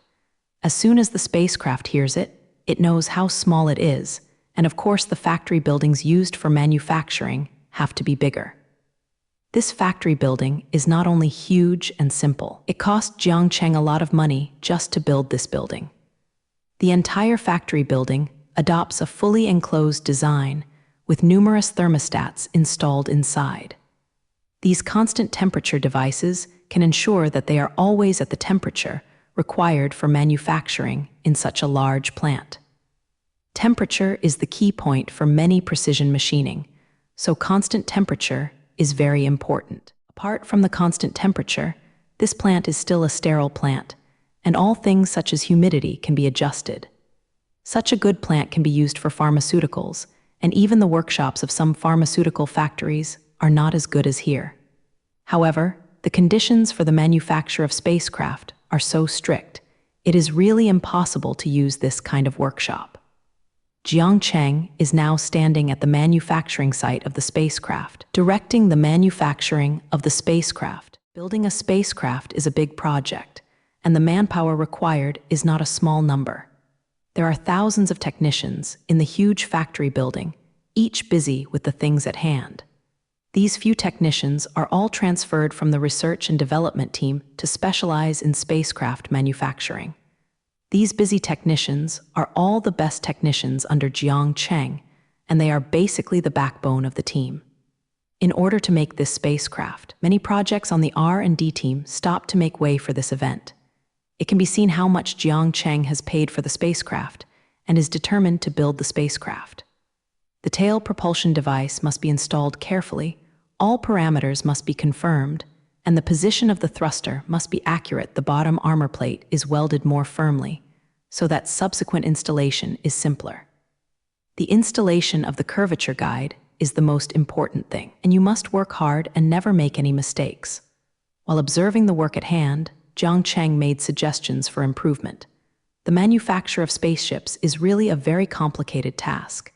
Even though the technicians are already very good, Jiang Cheng still found a lot of mistakes by his staff. In fact, these mistakes are very difficult to find, and only Jiang Cheng can see them. Fortunately, Jiang Cheng presided over the construction of spacecraft in his last life, so he is familiar with this aspect. Otherwise, Jiang Cheng would really not be able to discover the small problems in the manufacturing process. Under Jiang Cheng's careful guidance, mankind's first spacecraft began to take shape little by little. After more than a month of hard work, Jiang Cheng's technicians finally completed the welding of the spacecraft's skeleton. Inside that huge factory building, the outline of the spacecraft can now be seen. It can be seen from the skeleton of the spacecraft that this spacecraft has adopted a more traditional design pattern. The entire spacecraft looks like an elliptical hull without any subversive shape design. When Jiang Cheng was designing this spacecraft, it was not unreasonable that he had not considered those special shapes. Anyway, the spacecraft is traveling in space, and there is no need to consider aerodynamics or fluid mechanics. The shape can be designed in any way. But Jiang Cheng abandoned the more special shape of the spacecraft and adopted this very traditional design. Those more sci-fi spaceships may look better, but their practicality is not as good as this traditional shape. This shape has the greatest utilization of the spacecraft's internal space and the most materials and personnel that can be loaded. The oval design utilizes every internal space without any waste at all. If it is the kind of very sci-fi design, it looks very handsome, but the space inside the spacecraft has been wasted a lot, far less than what it looks like now. Jiang Cheng, the first spacecraft, was prepared to be used by a cargo ship, so more loading capacity was the first factor Jiang Cheng considered. Anyway, Jiang Cheng's definition of this spacecraft is a transport ship, and there is no need to design it so beautifully. It is not impossible to create a spaceship full of futuristic sense in the future. If Jiang Cheng wanted to build a mothership for combat in the future, he could consider designing the spacecraft more beautifully.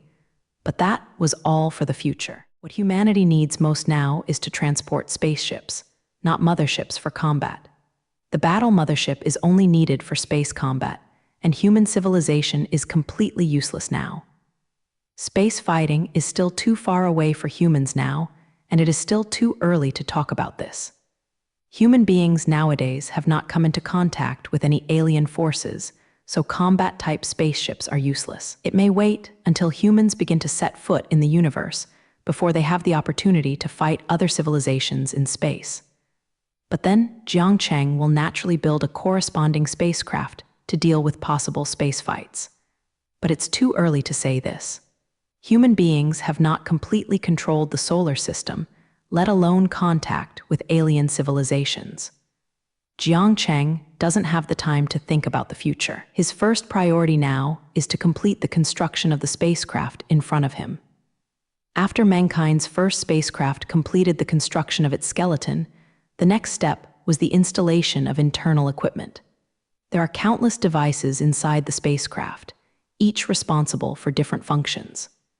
At this time, the technicians under Jiang Cheng began to install the equipment prepared in advance into the spacecraft according to the drawings. Life-sustaining equipment, power system, curvature guide, energy shield generating device, these important equipment are installed properly one by one.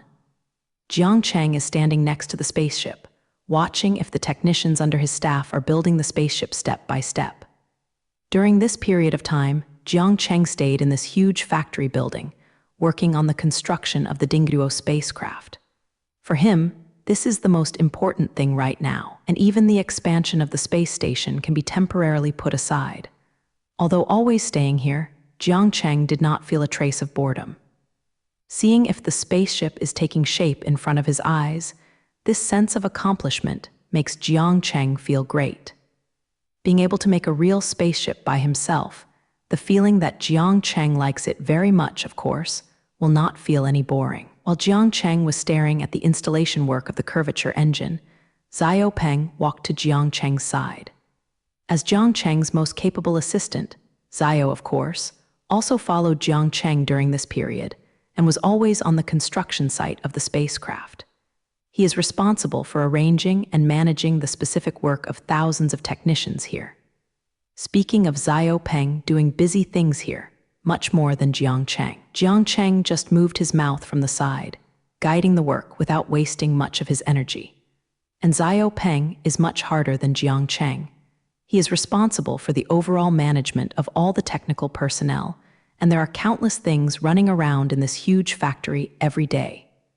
Xiao actually enjoys this kind of busyness, and being able to build a spaceship is very willing for him. This is the first real spacecraft of mankind. It represents the development of human civilization into the city. The future will inevitably be recorded in the annals of history. Being able to participate in this epoch-making project, Xiao Peng felt a great sense of honor. As soon as Xiao Peng walked to Jiang Cheng's side, he brought up work. President Jiang, the current construction progress of the spacecraft has kept up with the plan, and the situation is fairly satisfactory. The technicians have been fully adapted to the construction work of the spacecraft after the previous exercise. Our construction speed is getting faster and faster, and we will definitely be able to complete the construction of the entire spacecraft within the scheduled time. After listening to Xiao Peng's words carefully, Jiang Cheng turned his head and said to him, "Yes, I'm very satisfied with the current progress. You have been working hard recently. Remember to inform the finance department. Everyone's bonus has been doubled." It seems that Jiang Cheng is quite satisfied with the construction of the spacecraft. Jai Jai Big Hand waved to the technicians under him, giving out double bonuses. "Then I will represent all the technicians. Thank you, Mr. Jiang, in advance." When Xiao Peng heard that the bonus was doubled, he thanked Kai Jiang Cheng happily. The person in charge of him is very happy to be able to get better treatment for his subordinates. With bonuses as motivation, he believes that everyone's cleanliness will be improved a lot. The doubling of the bonus that Jiang Cheng has just promised, if it is known to those busy technicians. All of them will definitely become like chicken blood, and they will devote themselves to the construction of the spacecraft. You must know that Jiang Cheng's opponents have always been generous, and the monthly bonuses of these technicians were originally high. The bonuses of most technicians are higher than the total salaries of many white-collar workers outside, not to mention the bonuses of those skilled workers. Most people don't even have the qualifications for comparison. Now, Jiang Cheng has doubled the bonuses of these technicians in one fell swoop, and the effect of this incentive method is simply not too good. Being able to realize their dreams while still being able to get such a wealth of material reports, I believe that no technical personnel will not work hard. Jiang Cheng just paid some money here. For Jiang Cheng now, money is really not a big deal. Just paying a little more bonus, you can upgrade the taxis of your people. This is a very good thing for the construction of spacecraft. Jiang Cheng now only has spacecraft in his eyes. As long as he can complete the construction work well, let alone double the bonus, he is willing to pay more. Have you had any problems with spacecraft construction recently? If you have any problems, you must tell me immediately. Jiang Cheng is now very concerned about things here, and after he has offered a high bonus, he still asked with confidence to see if Xiao Peng encountered any difficulties. Xiao Peng is the general person in charge of the spacecraft construction site. He must be very clear about any troubles during the construction process. There are basically no problems in most aspects, and everything that should be prepared has been prepared before. However, the inventory of some materials is not enough, and the consumption of some consumables exceeds the original plan. The main reason was that everyone was not familiar with the construction of spacecraft at the beginning, so a lot of materials were wasted. Now that Jiang Cheng asked this question, Xiao Peng also directly said the trouble he was facing now. Before starting the construction of the spacecraft, all aspects of the preparatory work had been completed. There are a lot of consumables needed to build the spacecraft, which can fully satisfy the entire construction process. However, in the actual construction, the consumption of some materials exceeded previous estimates. Now, the inventory of several materials is insufficient, and the spacecraft cannot be completed at all. The emergence of this situation, as Xiao Peng said first, is still a problem of insufficient proficiency. All the technicians present, except Jiang Cheng, were the first to have contact with spacecraft construction. At the beginning, there were many mistakes due to experience problems, and these mistakes wear-ted a lot of materials. Because of the waste caused by these mistakes, material inventory problems have appeared.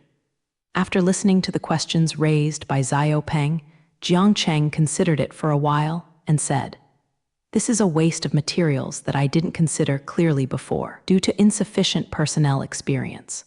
When Jiang Cheng calculated the materials needed to build the spacecraft before, he did not think of this issue. In his previous life, he presided over the construction of the spacecraft, but he had a group of very skilled technicians, and material waste would never happen. As a result, when building the spacecraft this time, a lot of materials were wasted due to insufficient personnel experience, and now there is a shortage of material inventory. This is also the reason that Jiang Cheng didn't think well at the beginning, which caused the current situation. Materials are very important things. What can no material technicians use to build spaceships? If the materials needed to build the spacecraft cannot keep up, the construction of the spacecraft will be delayed. This is also a situation that Jiang Cheng does not want to see. Although the impact of this incident is great, Jiang Cheng is not very worried about the shortage of materials and buys it. Is Jiang Cheng afraid that he will not be able to buy the materials he needs? With the power of the Universe Umbrella Group and the funds in Jiang Cheng's hands, now they can't buy any materials they want to buy. Even if it is that kind of very sensitive material, it is very easy to get some things from Jiang Cheng's domestic relations. Go to count the missing materials, tell the people on the group side the specific numbers, and ask them to send someone to buy them right away. Remember to calculate more when counting the quantity, so that it will not be enough later. Jiang Cheng quickly came up with a solution, and there was no need for Xiao Peng to be anxious about this kind of thing. As long as he greeted the Universe Umbrella Group, someone would naturally come forward to solve the material matter. Jiang Cheng believes that as long as the Universe Umbrella Group goes out, the materials will be quickly obtained. Then I will go to the warehouse to take a look and count all the missing materials. Since Jiang Cheng had already said that, Xiao Peng was completely relieved. Xiao Peng greeted Jiang Cheng, then turned and left. He is still very concerned about this matter, for fear that the construction supervision of the spacecraft will be affected by the material problem. So Xiao left the spacecraft construction site to deal with the material problem. Jiang Cheng continued to stay on site, guiding the technicians in the construction. Looking at the skeleton of the spacecraft in front of him, Jiang Cheng had already begun to want the full picture of the spacecraft in his mind. Now Jiang Cheng can't wait to see the day when the spacecraft is completed, and then drives the spacecraft to swim in the sky. However, the construction of spacecraft is a long-term and complicated task that cannot be completed in a short time. He will have to work hard for a long time before he can see the real spaceship. Jiang Cheng continues to be busy with the spacecraft, but today, a major event has happened in the astronaut training center under the umbrella of the Umbrella Group. Today, another group of trainees completed all the training and officially became a real astronaut. Among the trainees who have officially graduated, there is a relatively special astronaut. This astronaut is slightly older than the others and seems to be in his 30s. The older astronaut's name was Xiaming, who was the one that Jiang Cheng licensed to pass the test. When astronauts were selected for the first time, there was a candidate who left a very deep influence on Jiang Cheng. In the physical fitness test, Xiaming showed his extremely tough will, finally moved Jiang Cheng to let him pass the test directly. This man with great prospects for the sake of his dream gave up that promising job. In the end, Xiaming's persistence was also rewarded, and at a somewhat older age, he became an alternate astronaut. Maybe Jiang Cheng was also because of Xiaming's persistence, so he gave him a chance to prove himself. After passing the test at that time, Xiaming officially started training to pursue his dream. It was only after the astronaut training officially began that Xiaming knew that his dream was not so easy to realize. The training of astronauts is undoubtedly very difficult. Every subject is so difficult to complete and requires all the energy of their trainees.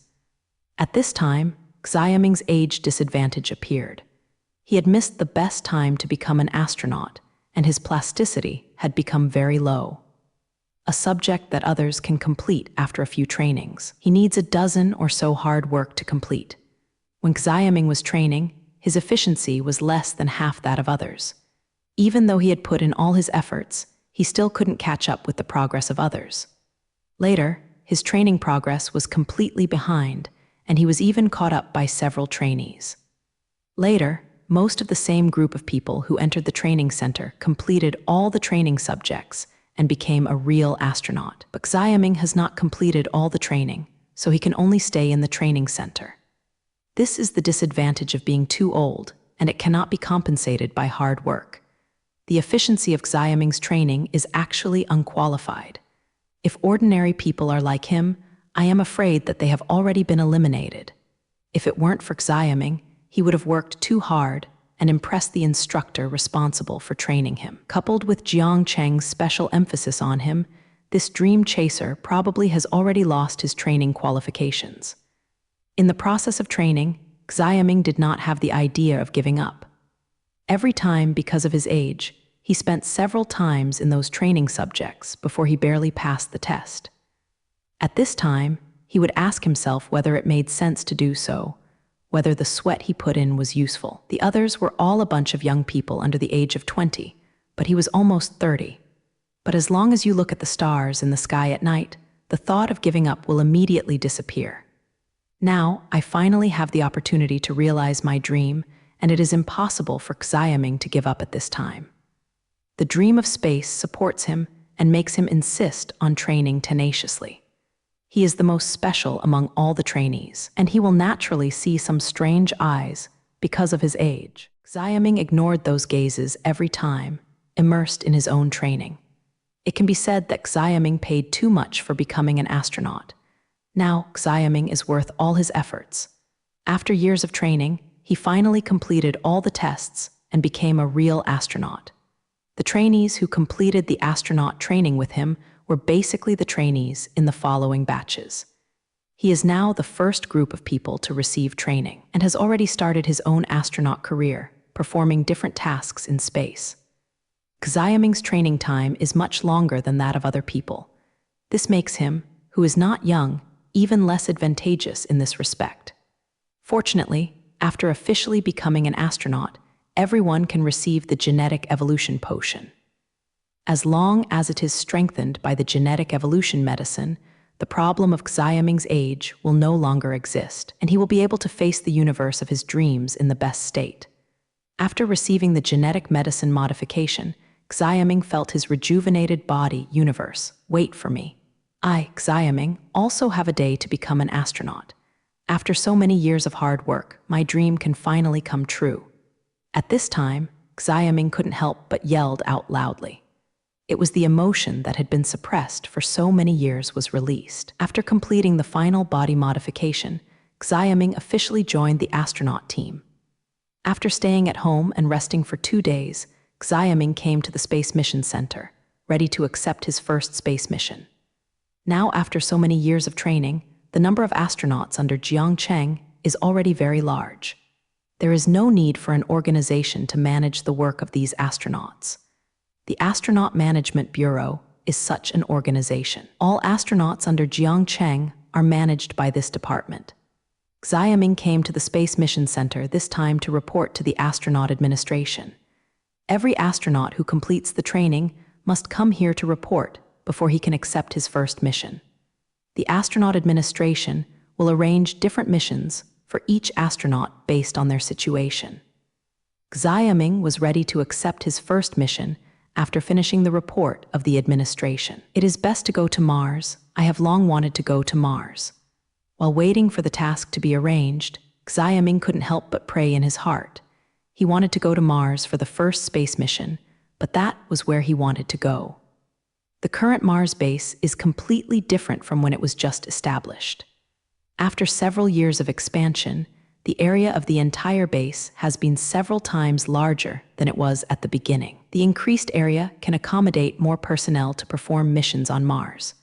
The Mars base is now stationed for a long time with more than 100 astronauts, each responsible for different tasks. Some people are responsible for continuing to expand the Mars base, while others are responsible for managing mining projects. However, Xiaming himself knew that his ideas were difficult to realize. This kind of mission to Mars is not his turn to be a rookie. He can't go to Mars temporarily. Generally, novices will be assigned some simple missions, and such missions to Mars will be assigned to experienced astronauts. However, Xiaming still didn't give up completely. In case of good luck, Mars is short of manpower, he might have the opportunity to go to Mars. The thought of going to places like Mars made Xiaming's mood hard to calm down.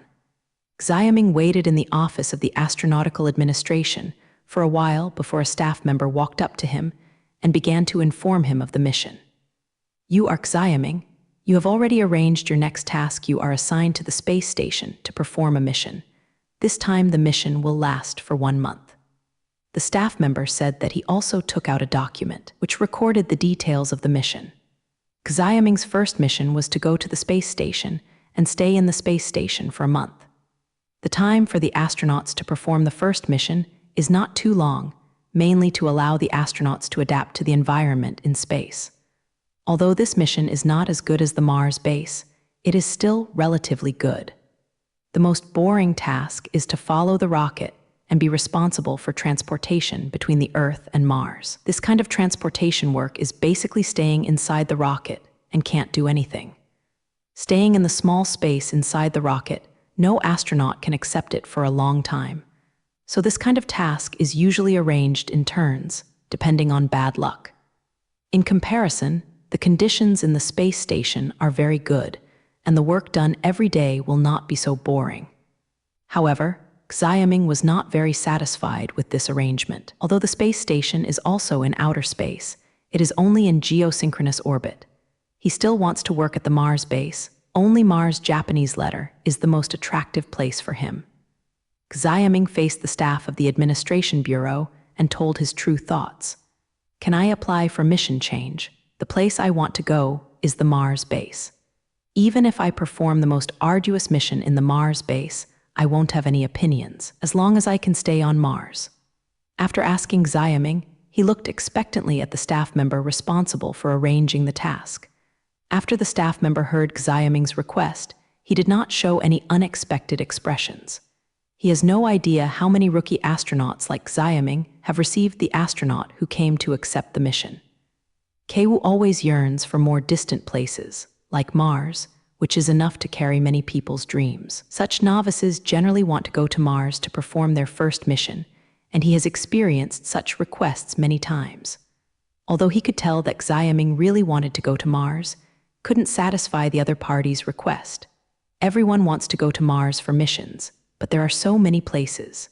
Now the Mars base is already full, and there are many astronauts waiting in line. Astronauts who can go to Mars are all the best astronauts. Novices like you have no chance. So you should work hard to complete your mission. Maybe one day you can actually set foot on Mars. After the staff member refused Xiaoming's request, he comforted him and let him work hard in the future, and there is still hope to go to Mars. Well, it's not bad to be able to go to the Mars space station, as long as you can stay in space. Xiaoming saw that his requirements could not be met, so he could only give up his unrealistic fantasy. He also knows that the opportunity to go to Mars is very rare, not something new people like him can meet. But he still didn't give up the idea of going to Mars, just accumulate some experience for the time being. When he has enough experience in space missions, he will continue to apply for missions to Mars. In the end, Xiaoming had to accept his first mission and left with a detailed mission statement. There are many things to do with him later, and everything must be prepared before the mission begins. You must be familiar with the task information in your hand, and your body must be adjusted to its best condition. Only after all preparations are made can you face your first mission in a perfect state. Xiaoming has very high requirements for himself, and the first space mission must be successfully completed. After leaving the astronaut administration, Xiaoming went home and started preparing. He first looked at a mission document carefully and was familiar with the tasks he was responsible for in a space mission. Then he began to adjust his physical state, using the peak state to welcome his first space journey. After a few days of preparation, Xiaoming was completely ready, and the time had come for him to set off. Xiaoming came to the Space Mission Center and was going to take a rocket here to fly to the space station in geosynchronous orbit. After several years of development, the Space Mission Center is completely different from before. The continuous expansion in recent years has made the Space Mission Center extremely large. The Space Mission Center is now like a small city with countless buildings. Such a huge Space Mission Center can support a large number of astronauts to perform missions in space and can launch many rockets at the same time. With such a large Space Mission Center, Jiangcheng's future space program has a strong ground guarantee. Xiaoming and other astronauts who also went to the space station entered a rocket together, preparing to follow this rocket into space. Xiaoming sat on his seat and looked at the astronaut sitting beside him. His mood became a little nervous. Going to a completely unfamiliar place like space for the first time will inevitably make people's mood fluctuate. Soon the rocket entered the launch procedure. Xiaoming's first space mission officially began. Xiaoming, a person who pursued his dream, immediately realized his dream. So many years of waiting is finally coming true, which makes it difficult for Xiaoming to calm down. Fortunately, the astronaut training in the past few years taught him that he must remain calm at this time. Soon Xiaoming adjusted his mentality and his mood became stable. The rocket soon began to launch. Xiaoming sat in his seat, feeling the huge thrust coming from the party's back. He knew it was just a normal feeling when the rocket was launched, and this force would take him away from the Earth. The astronauts in the acceleration phase have to bear a lot of pressure, but they have already trained these things, so these astronauts did not have any accidents. After the initial acceleration phase, the rocket's speed suddenly increased. When the rocket's speed increased to the highest point, the discomfort caused by the acceleration slowly disappeared. At this time, Xiaoming went to observe the situation outside the rocket. Xiaoming watched through the window if the scenery outside the rocket changed rapidly, and it didn't take long for the outside to become pitch black. He knew that he had reached the stratosphere and was about to arrive in space. When the light outside the rocket completely disappeared, Xiaoming knew that he had left the Earth. At this time, the rocket suddenly adjusted its direction and began to fly toward the predetermined position. After a period of flight, the rocket finally reached its destination, the space station in geosynchronous orbit. when the rocket stopped completely. Xiaoming and the astronauts arrived at the place where they performed their mission, a large space station dedicated to Jiangcheng. After the rocket completed the docking work, the hatch door opened immediately, and the space station was on the other side of the door. Xiaoming stood up from his position at this time, lined up to leave the rocket, and walked into the space station, where he needed to stay next. When Xiaoming stepped into the space station, he felt the difference between this place and the Earth. First of all, the gravity here is different from the Earth. Although the space station has installed a gravity control device, the gravity coefficient is adjusted to that of the Earth.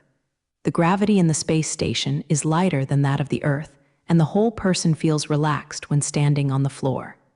I feel that it doesn't take too much effort to walk, and the jump is much higher than the jump on the Earth. This is to make it easier for the astronauts to perform their missions, and it was deliberately adjusted to the current situation. The gravity, which is slightly less than that of the Earth, will not affect the movement of the astronauts, and it can also reduce the physical consumption of the astronauts. Working in a low-gravity environment like space, the accumulated fatigue will be reduced by most. Even if you have to lift things, you will build a lot lighter. In addition to the different accidents in gravity, the interior of the space station is also completely different from other places. The interior of the entire space station is like a huge machine, and Juguo is full of metal walls. The walls were painted milky white and reflected light under the light. The space station was very light. The decoration is clean and full of futuristic style, so people who enter here can't help but think of scenes in science fiction movies. Being in the space station is like being in a movie, making people feel like everything is illusory. The entire space station built by Jiangcheng is completely different from other space stations. This is simply a product of science fiction movies. It is nothing like what can exist in reality. It can't be more normal to give people this kind of illusion. Xiaoming observed the situation inside the Huoruo space station and was familiar with the place where he would perform the next mission. In general, Xiaoming's feeling for the space station is still very good, and it satisfies all his illusions about space. It seems that the mission here is good. Even if it is not comparable to the Mars base, it is not much worse. Just as Xiaoming was looking at the scenery in the space curiously, a voice suddenly reached his ears. "Hello, my name is Ava. I am the artificial intelligence that manages this space station. If you have any requirements in the space station, you can ask me, and Ava will solve all problems for you." This voice sounds very good, and the gentle and intellectual female voice sounds comfortable. Although the sudden sound made Xiaoming very comfortable, it still frightened him. Xiaoming has not been exposed to artificial intelligence before, so he is not very comfortable with the current situation. But Xiaoming soon reacted. He had known the situation of the space station in advance, and he also knew a little about the situation of Ava, the artificial intelligence. "It turns out that you are Ava, and artificial intelligence can do this," Xiaoming said with emotion when facing Ava, who suddenly appeared. He really did not expect that artificial intelligence is so advanced now, and Ava feels like a real person. He can't hear it anyway, and artificial intelligence was talking to him just now. This is why Xiaoming doesn't know much about artificial intelligence. Otherwise, he wouldn't say the same thing. Although Ava is already very advanced, it is not the most advanced artificial intelligence. If Xiaoming sees Lucy, he still doesn't know what to be scared of. "Please follow me. I will take you to familiarize yourself with the entire space station." Ava immediately began to perform her duties, received, and introduced Xiaoming to the space station. After getting acquainted with the space station, Xiaoming went to the restaurant inside the space station and enjoyed a meal of food in space. After eating, Xiaoming came to the room he was assigned to, ready to end the first day of space travel. At this time, Xiaoming of course had to adjust the transparency of the room so that he could see the scenery in the outer universe. When Xiaoming looked at the magnificent scenery outside, his mood became excited and he lost no sleep at all. But after the freshness at the beginning, I soon began to adjust myself and slowly fell asleep. This time he is not here to play. He still has his own task to perform early and rest early to perform the task well tomorrow. This time, he was sent to the space station to perform the mission of expanding the space station. The original space station on a synchronous orbit was completed a few years ago. At that time, the space station had perfect functions and could be used as a transit station between Mars and the Earth, and can accommodate a lot of staff perform tasks inside the space station. Although the space station has long been completed, the subsequent expansion work has never stopped. Jiang Cheng doesn't just want to build a space station. His real goal is to build a spaceport on a synchronous orbit. In order to achieve this ultimate goal, Jiang Cheng has invested a lot of personnel and funds in recent years to continuously expand the scale of the existing space station in order to turn the space station into a real spaceport. In the past few years, the money Jiang Chengguang invested on the space station has reached hundreds of billions. The number of astronauts responsible for the expansion of the space station has also been maintained at several hundred. The first space mission that Xiaoming received was to expand the space station. So much money and personnel investment, the effect is still very good. Compared with a few years ago, the current space station has expanded several times in scale. This space station in geosynchronous orbit can no longer be simply called a space station. The main reason is that the space station is really too big, far beyond the scale that the space station should have. At present, after several years of expansion of Jiangcheng Space Station, its length and width have exceeded 1 kilometer, and there are countless different areas inside. It is simply a giant in space. This space station now has the cone shape of a spaceport and is no longer a mere space station. Although the scale of the space station is now very large, it is still a bit too small as a spaceport. Now this place is really just a dimension, and there is still a long way to go from the real spaceport. Only when the length and width of the space station exceed 5 kilometers can it be called a spaceport. Those spaceports owned by real cosmic civilizations are always more than hundreds of kilometers in length and width. Now Jiangcheng Space Station is still very small, far from reaching the scale of a spaceport. Therefore, in order to have a real spaceport, Jiangcheng has been intensively working on expansion.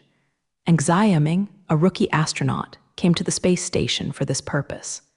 After Xiaoming rested in his room for one night, he got up early the next day. Xiaoming slept quite well last night. Sleeping with the scenery in the universe is still very good. At least let him rest completely. After getting up, Xiaoming cleaned up in the room and walked towards the restaurant in the space station. There are many astronauts eating breakfast in the restaurant. Some of these astronauts are long-stay personnel in the space station, and some come to perform missions like Xiaoming. This space station is not like when Jiangcheng came. He is the only one in the huge space station. Hundreds of staff are now stationed in the space station at any time, and there are hundreds of astronauts performing expansion missions. So many people make the space station full of life, and it's no longer as deserted as before. Xiaoming stood in the dining room, looking at the astronauts coming and going, feeling very excited. Being able to stay in such a place to perform your first mission does not seem to be much worse than the Mars base. Zhu Guo is all a group of astronauts, many of whom he has met in the training center, and they were alternate astronauts who trained with him at that time. Hello there, good morning. Seeing a familiar astronaut, Xiaoming will come forward to say hello and want to work hard to integrate into the life here. Xiaoming just greeted the other astronauts and found a place to sit down to enjoy his breakfast today. It's great here. He eats the food made by the cooking robot and feels everything around him. The decoration inside the restaurant is simple and bright, with a high-tech feeling everywhere. Everything here is so advanced. Even cooking is done automatically by robots. After eating, he doesn't need to pick up the tableware himself, and a robot will naturally come and handle it later. He was surrounded by astronauts like him, and he himself was in space. Being able to perform tasks here and doing the work of building a spaceport, Xiaoming simply thought he was in a dream. This environment is what he dreams of, and it is also the goal he has been striving for. Now, he finally feels like an astronaut, and everything here makes Xiaoming feel very good. After enjoying the perfect breakfast, Xiaoming walked to the predetermined location, ready to start today's task. Today is the time when he officially starts the astronaut mission. From today on, he will give his own strength to the construction of the spaceport. After Xiaoming walked out of the restaurant, he walked towards Yan L8 area. The L8 area is located on the green side of the space station, which is also currently undergoing expansion work. As soon as Xiaoming arrived in the L8 area, he saw Zhu Guo's equipment and machinery. This place is now exactly like a construction site, and there are scenes of construction and construction everywhere. In addition to the construction scenes everywhere around, what is saved is a large group of astronauts. These astronauts are responsible for the expansion work. This space station was built by them little by little, and it took a few years before it had its current scale. Xiaoming spent a few laps in the L8 area to get familiar with his working environment. After getting a general understanding of the situation here, Xiaoming found his own team, ready to officially start today's work. The first thing he has to do is to meet the other astronauts of his team, and then everyone will help each other. Since a lot of the expansion work is in space, the cooperation between the team members is very important. The seemingly calm space is full of dangers everywhere. If the team members don't cooperate well, they don't know what to do in unexpected situations. Xiaoming joined the team this time. The captain is a young man. Xiao Ming greeted enthusiastically when he came over. "You are the new astronaut. I am the captain of your future. My name is Wang Wenjai. You can also call me Dazhai. Welcome to join our team." Don't think that Xiaoming's captain is much younger than him, but it is more than enough to be his captain. Wang Wenjai was the first group of astronauts to complete the training. He has many years of experience in space missions and is already a veteran as an astronaut. But Xiaoming was only his first space mission, and he was a complete rookie astronaut. "Hello, my name is Xiaoming. I was ordered to join the 0137 team. I just completed the training of astronauts.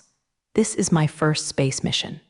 In the future, there will be any bad things to do in the task. Please give me your suggestions." Xiaoming stood in front of the 4 astronauts and introduced his situation to the future team members. Generally, there are 5 astronauts in an astronaut team. This team numbered 0137 originally had 5 astronauts. It's just that an astronaut was transferred to the Mars base recently, so Japanese letter asked Xiaoming to add in. When Xiaoming introduced himself, his attitude was very humble, and he looked like he came to learn. Especially when facing his captain Wang Zhiwen, he put himself in the position of a junior. Of course, he would not despise him because of his captain's age. The other party's experience as an astronaut is much richer than him, and he is indeed a junior astronaut. In the future, he still needs guidance from the other party in many places, so there is nothing wrong with putting it down first. Although Xiaoming has received complete astronaut training, it is one thing to simulate training on the training ground, and it is another thing to actually perform missions in space. In the actual task process, there must be many places that have not been seen before, and some practical operation skills cannot be learned. These empirical things can only be accumulated by time, but Xiaoming is totally blank in this respect. He knows where his shortcomings are, so he put on a humbly asking for advice, ready to learn from the veterans in front of him. Needless to say such things as advice, since everyone will be in the same team in the future, just help each other more. In the future, we will be a family in space, and it is necessary to help each other. If you don't understand anything in the task, you can ask directly, and we will all be happy to answer it for you. Wang Zhiwen, the captain, said to Xiaoming gently, without showing up as a captain at all. It seems that Xiaoming met a good captain this time, and Jing didn't do anything because of his rookie status. Instead, he had to teach him well. "Welcome to the 0137 team. Xiaoming, right? From now on, we will be a family. In the future, you can come to me if you have any problems. I haven't done anything in the space station." After the captain expressed welcome to Xiaoming, several other team members also expressed their welcome. Looking at the enthusiastic teammates in front of him, the smile on Xiaoming's face is even brighter. Through just a short time of contact, he knew that the atmosphere in the 0137 team was still very good, which made Xiaoming feel very comfortable. Being able to join a team with a harmonious atmosphere is the luckiest thing for him as a rookie astronaut. If you encounter a team that discriminates against newcomers, Xiaoming's life will be sad. if you encounter that kind of situation, let alone learning from the old players. Even normal tasks are difficult to complete. Fortunately, the people in the 0137 team seem to get along well, and Xiaming's first space mission has a perfect start. After the 5 astronauts of the 0137 team got to know each other, they were ready to officially start their mission. Let's go to a big fight today. Also, let other teams know the true strength of our 0137 team. Before officially starting the mission, Wang Wenjai shouted loudly. Some time ago, due to the lack of personnel, the 0137 team has been performing simple missions. No spacewalk mission has been performed. During this period, Wang Wenjai did not hear the ridicule of other teams, saying that they were all people who could only complete simple tasks. The relationship between the teams in the space station is not bad, but the various teams are in a competitive relationship with each other, and during this time, he encountered a lot of laughter. After Xiaming joined the players who were originally missing, they were also officially filled. Now, their squad can take on the tasks of the national crisis again, and no one from other squads will laugh at them. The past few days have broken them and others, and then they are ready to do a good job. Xiaming just started his first space mission with the teammates Ruo he had just met. Before leaving the space station, the first thing to do is to prepare. As the team leader, Wang Wenjai began to issue orders. Everyone prepares individually and leaves the space station after the preparations are completed for a spacewalk mission. After hearing the captain's order, everyone in the preparation area began to get busy. The members of Team 0137 put on spacesuits one after another, all carrying thrusters behind their backs. Starting to leave the cabin, open the isolation door after 10 seconds. When Wang Wenjai saw that the team members were ready, he walked under the isolation door to start the final countdown. After 10 seconds, Wang Wenjai reached out to the button next to the isolation door and pressed it firmly.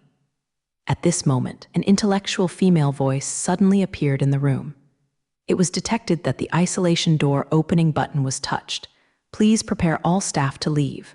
Do you want to open the isolation door? This is Ava's confirmation work. She must confirm that all astronauts are ready, and Japanese letter will open this isolation door. After the isolation door is opened, the isolation area will be in a vacuum state. If the astronaut is not prepared, he will die in a vacuum in an instant. So Ava must confirm that Japanese letter can open this isolation door for the astronauts. Everyone is ready, confirmed to open the isolation door. Wang Wenjai said loudly at this time, for the final confirmation the isolation door is ready to open, please prepare for all astronauts. This is Ava reminding the astronauts that the isolation door is about to open. Next, the astronauts will leave the protection of the space station and face the dangerous outer space. At the same time, Ava issued a jingle report. Red lights began to flash on the walls in the isolation area. These red lights seem to tell the astronauts what situation they will face next. There is no air in space, and a lot of radiation is flooded in it at any time. Without protection, human beings would never survive. The most terrible thing is that there is no gravity in outer space. It is difficult to move fast. The problem of difficulty in moving under weightless conditions has also aggravated the danger in space. If an astronaut encounters danger in outer space, it is very troublesome to escape. So space is not as beautiful as everyone thinks, but a dangerous place everywhere. The astronauts who stayed in the quarantine zone became nervous when looking at the Jing lights around. Although the current technology is very mature, their safety in space has been greatly guaranteed. But accidentally, this kind of thing is impossible to say. Maybe something will happen that will put them in danger in space. Even those veterans who often go to space can't guarantee that they will come back safely. Spacewalk missions are the most dangerous, so every spacewalk mission requires them to cheer up. Prepare for the unexpected. Among the 5 astronauts, Xiaming is the most nervous one. This was his first time in outer space, and he was going to experience the feeling of weightlessness. Xiaming also experienced the weightless environment when he was in the training center. Moreover, he has received simulation training for various tasks in a weightless environment. But simulation training is only a simulated environment after all, and it is not comparable to real outer space. There was empty space all around, and there was even no breathing oxygen outside. The only thing that can protect oneself is the thin layer of spacesuit. People with poor environmental psychological quality can't really bear it. Xiaming is now a little worried, and will he encounter an accident for a while? Even if Xiaming has received the most complete training when it comes to facing outer space, it is inevitable that there will still be some feelings of fear. While waiting for the isolation door to open, Wang Wenjai discovered Xiaming's abnormality, so he immediately said, "Don't be nervous, you just have to act with Ruoas for a while. Take a deep breath, read the spacewalk manual silently in your heart, and recall the scene when you were training." In fact, there is nothing terrible about outer space. As long as we strictly follow the manual, you will gradually relax. In fact, he has been paying attention to Ruok Xiaming, ready to help him relax. It is inevitable for a newcomer to go to outer space for the first time, nervousness and fear. Xiaming's performance couldn't be more normal. Helping the newcomer to overcome the problem of going to outer space for the first time is also what his team leader should do. After Xiaming heard what his captain said, he began to think hard about his previous training. Those trainings have simulated various situations. As long as you follow the training after going out, you will basically not encounter any trouble. Wang Wenjai's method was indeed very useful, and Xiaming immediately calmed down. Perhaps the training he received in the past gave him the courage to face everything, or it was because he had a group of reliable teammates around him, so that he did not have to face the unknown fear alone. Or Wang Wenjai's words gave him enough confidence and let him have the courage to face everything that happened next. "Thank you, Captain, I am fine now. Thanks to what you said just now, otherwise I would still be nervous to death." After adjusting his emotions, Xiaming thanked his captain. "I was a bit embarrassed just now. I forgot all the training I had received before." In the end, Xiaming was a bit embarrassed, thinking that his performance just now was too unprofessional. "Don't worry about the matter just now, just perform the task well after going out for a while.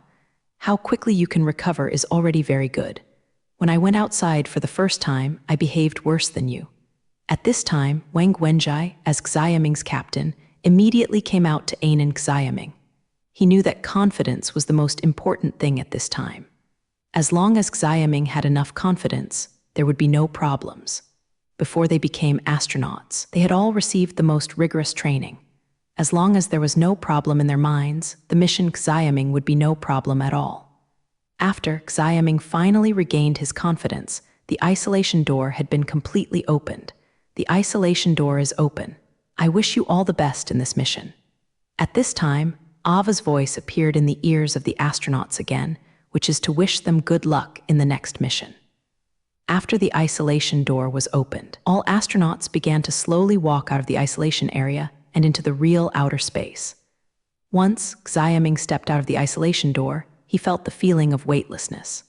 Fortunately, he didn't know how many times he had done weightless training before, so he didn't panic. I saw him slowly adjust his body, then turned on the propeller behind him and flew towards the scheduled mission position. Xiaming, a rookie astronaut, just started his first mission. The thruster on the back of the spacesuit continuously ejected gas, and the reaction force led Xiaming forward in space. After a period of flying, they came to the location of this mission.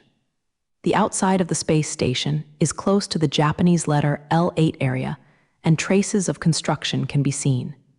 The space station is being expanded outside here, and there are many parts floating in the universe. These components are part of the space station and require astronauts to join them together. After the astronauts have spliced the external components together, they can construct the interior to complete the construction of the internal facilities. The entire space station was built in this way, and the expansion was completed in this way. We have arrived at the predetermined location and will begin the space mission. Immediately everyone's tasks have already been assigned before, so I don't need to say more about them here. Next, please come and follow the scheduled plan to carry out the construction of the peripheral components of the L8 area. Immediately after arriving in a foreign country in the L8 area, Wang Wenjai issued an action order to his team members. Wang Wenjai's voice reached the ears of every astronaut through the communication equipment in the spacesuit. As soon as Xiaming heard the captain's order, he immediately began to act. He first recalled the task he was responsible for in his mind, and then looked for it in time. Soon he found his goal this time, a small welding robot. This welding robot can work in outer space and automatically weld the joints of all components. However, this kind of robot requires personnel to assist in control to ensure the stability of welding. The task that Xiaming is responsible for today is to control this welding robot to weld external components. This welding robot is actually a semi-automatic robot and cannot work independently. The semi-automatic working mode seems more troublesome and wastes a lot of manpower. Fully automatic welding is not impossible. With Jiang Cheng's current technology, it can be half. But the reliability of fully automatic welding is a big problem. The components of the space station must be absolutely reliable in welding, and no gaps should appear. Therefore, the welding work outside the mouth space station will adopt the current semi-automatic mode, using personnel to assist the welding robot to work. In fact, many working robots can complete the expansion of the space station, but without the assistance of personnel, it is difficult to ensure safety. Finally, in order to ensure the reliability of space station construction, Japanese Letter will invest so many astronauts in construction work. If the work of these astronauts is omitted, then the space station may have already been built. However, for future safety considerations, so much manpower had to be used for construction. After Xiaming found the welding robot, he activated the propeller on his back and flew in the direction of the welding robot. Soon, Xiaming grabbed the small welding robot and was about to officially start the next work. Xiaming grabbed the welding robot and flew to the side of a national arc-shaped component, preparing to weld this component to the theme structure of the space station. I am in place, waiting for the action order. However, before starting welding, Xiaming had to seek instructions from the captain. Xiaming, act according to the predetermined plan and prepare for the welding of C-376 components. Be careful when controlling the welding robot. The structure of this component is more complicated. Be careful not to produce welds when welding. Wang Zhuan saw that Xiaming was ready, so he let him start his own work. Finally, I also explained what needs to be paid attention to. Let Xiaming be careful when welding. After receiving the instructions, start acting immediately. After Xiaming replied through the communication device, he began to control the small welding robot in his hand. I saw that the welding robot separated a mechanical arm and extended to the top of the arc-shaped component, officially starting the welding work. Soon there was a glimmer of light in space, which was the light from welding. Xiaming is now highly concentrated. While observing a display screen on the back of his hand, he watched the welding robot perform welding work. The display on the back of his hand is attached to the spacesuit and can be connected to many different devices. This portable display can help astronauts with a lot of work. Now this screen is connected to the welding robot, showing some test readings of the welding position. Through these readings, Xiaming can understand the welding situation and see whether the welding part is firmly welded to the bottom. Now the readings on the display are all normal, which means that the welding robot is running stably and no abnormality is found in the welding place. After discovering that the welding robot was working properly, Xiaming was slightly relieved. The captain of his own has already explained to him just now that the welding of this component is relatively difficult. Xiaming was still a little worried when he encountered such difficult bones during the first mission of 243. But now everything is very good, then he can feel relieved. When Xiaming was on the welding task, his teammates were also busy with their own affairs. Someone is responsible for controlling the booster equipment and transporting the components to the predetermined place. Some people are working with their teammates to calibrate the position of the components. In addition, someone is responsible for controlling the testing equipment and testing the work done before. Testing work is indispensable during the construction process, after which there will be many inspections before the completed part can be put into use. No jokes are allowed on things like the space station. As long as any accident occurs, the damage it causes is unimaginable. Therefore, from construction to putting into use, a district has to go through a lot of testing. The 5 astronauts of the 0137 team just started their day's mission. Xiaoming, a rookie astronaut, began his dream journey under such circumstances. I don't know how far he can develop in the future, whether he can reach the height that Jiang Cheng expected him. These things have to be proved by time. 3 months passed slowly, and Jiang Cheng had been busy building spacecraft during this period. During these 3 months, many problems appeared in the construction of the spacecraft. Although Jiang Cheng's technicians are all excellent, Beijing has never received high-end things like spaceships before. It is inevitable that some mistakes will occur when building such an advanced thing for the first time. When installing the tail thruster, there was a big problem.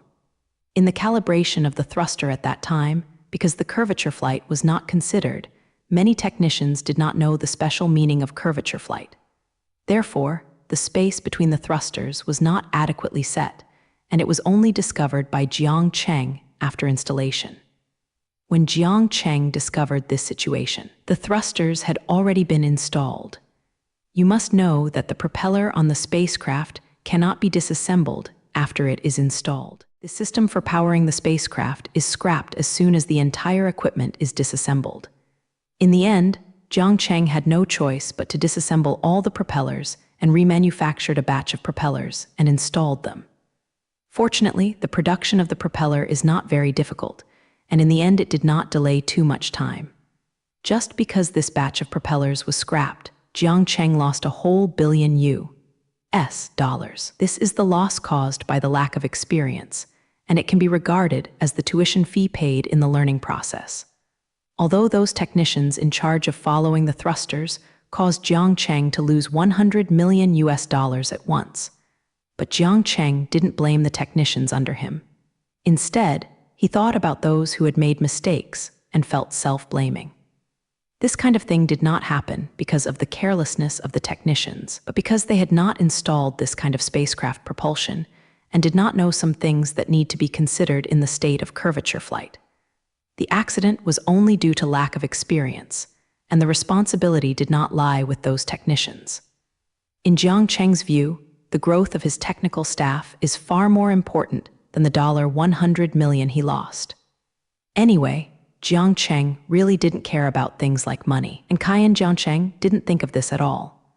There will be no more feelings when there are too many things, which is what Jiang Cheng is now in. Through the construction of the spacecraft, a group of qualified technicians have been trained. This is what Jiang Cheng wants to see most. As long as his technicians are willing to learn, Jiang Cheng is also willing to pay such high tuition fees. Jiang Cheng believes that with this experience in building a spacecraft, they will not make such a low-level mistake again when they come into contact with similar work. Anyway, the spacecraft Jiang Cheng will not only build this one, but the first batch of spacecraft Jiang Cheng is going to build more than 5. In the future, there will be opportunities for them to show their strength, as long as they perform well enough. Mistakes, such as the tail booster, have occurred many times during the construction of the spacecraft. Every time Jiang Cheng didn't blame the technicians under him, just let them sum up experience and education. Such magnanimous behavior also made the technicians work harder. If they can meet a good boss like Jiang Cheng, if they don't work hard, they would be too sorry to be considered this boss. In the end, thanks to the efforts of these technicians, the construction of the spacecraft has not been slowed down because of these accidents, but has accelerated a lot because of the improvement of everyone's work efficiency. The construction progress of the entire universe is much ahead of schedule. The acceleration of the construction progress was something Jiang Cheng hadn't anticipated before. Perhaps this was God's generous reward to him. With the efforts of all personnel, mankind's first spacecraft was officially completed after 3 months of construction. In that huge factory building, a silver-white spaceship was standing in the middle of the factory building. The volume of this spacecraft is far beyond ordinary people's imagination, and it looks like a hill. The entire spacecraft did not appear bloated because of the huge size of the monster, but it gave people a shocking feeling. The huge cosmic spacecraft was docked on the ground, as if a giant beast was sleeping.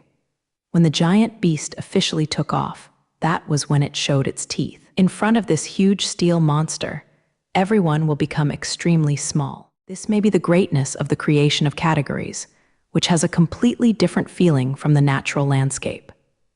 This spaceship is a symbol of man's conquest of nature, and the key to man's stepping into the universe when the last equipment in the spacecraft was installed and passed the last inspection. All the technicians made cheers and began to celebrate the completion of the spacecraft. In these 3 months, all the technicians have really paid too much sweat for the spacecraft in front of them. Now that all the work has been completed and the spacecraft is officially completed, they certainly have the capital to celebrate. Everyone sees the huge spaceship in front of you, proud of your own efforts. The appearance of spaceships is a symbol for mankind.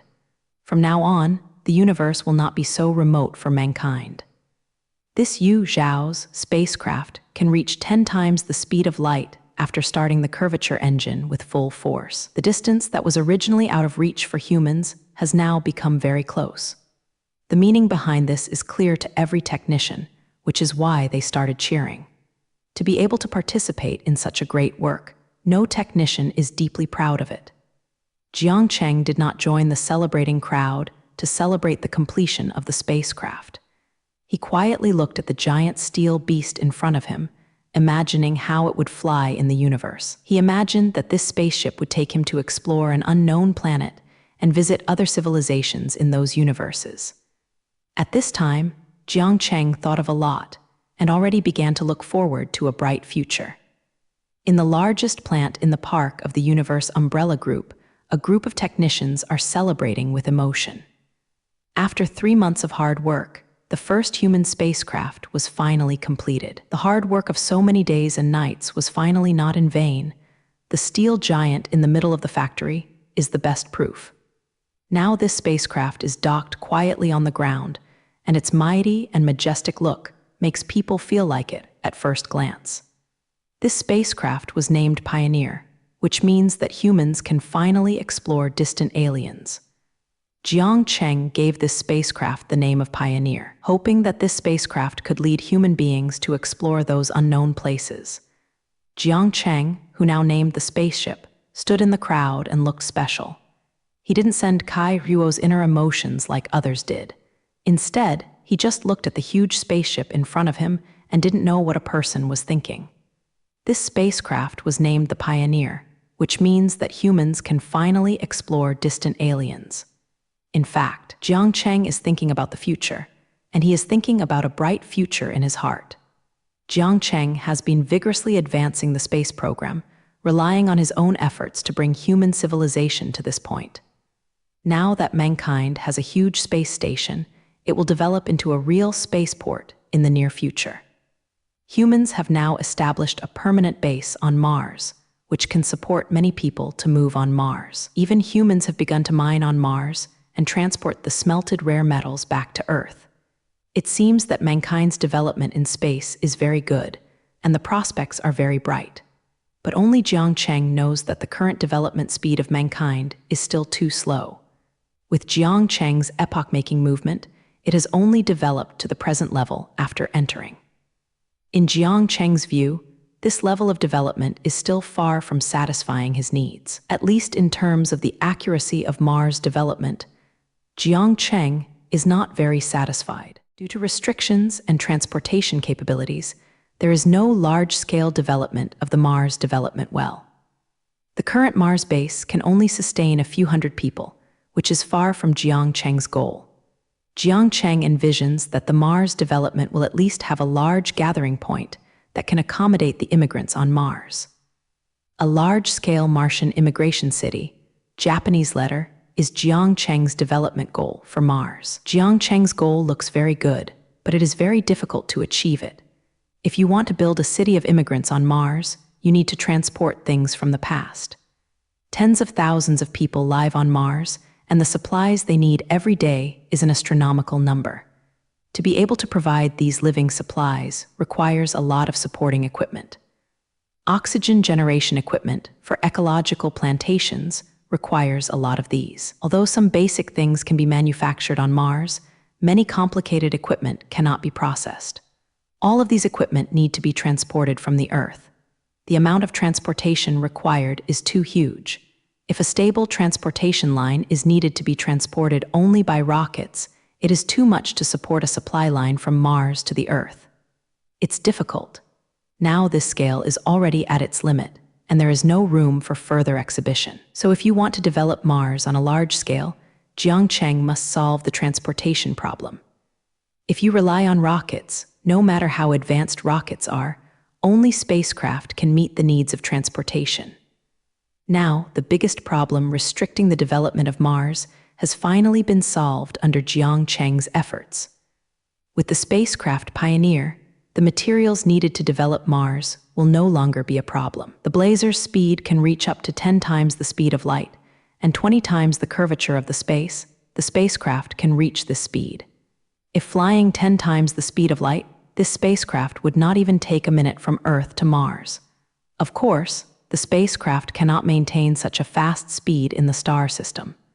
Due to the huge gravitational problems in the star system, the use of the curvature engine may lead to unstable spacefolds. Therefore, when a spacecraft is flying in the solar system, it cannot initiate a curvature attack and can only rely on the speed of the spacecraft itself. But the Trailblazer itself has a speed of half the speed of light, and it can reach Mars in just 20 minutes from the Earth. This speed is faster than going out to eat. It takes half an hour to get out of traffic in the city.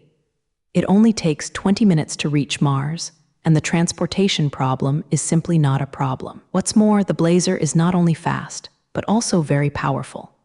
When designing the spacecraft itself, Jiangcheng took into account the issue of practicality and designed it into a spacecraft mainly for transportation. Therefore, the space inside the Pioneer is very large, and there are a lot of cargo that can be loaded. With such a large spacecraft, just looking at the appearance, you know that the transportation capacity is amazing, and it's easy to load tens of thousands of tons of cargo. Now that he has such a spacecraft, many plans behind Jiangcheng can start. The large-scale development of Mars and the Mars migration plan are not dreams. Jiangcheng was thinking about these things in his heart, planning the work that could be started later. Xiaopeng spotted Jiangcheng, who was standing in the crowd, and he immediately walked out of the celebrating crowd and walked in the direction of Jiangcheng. What is President Jiang thinking about? He didn't even participate in such a celebrating moment. Xiaopeng knew that Jiangcheng valued the spacecraft, so he came here alone. He felt that Jiangcheng was the person to celebrate the most now, because he brought it all now.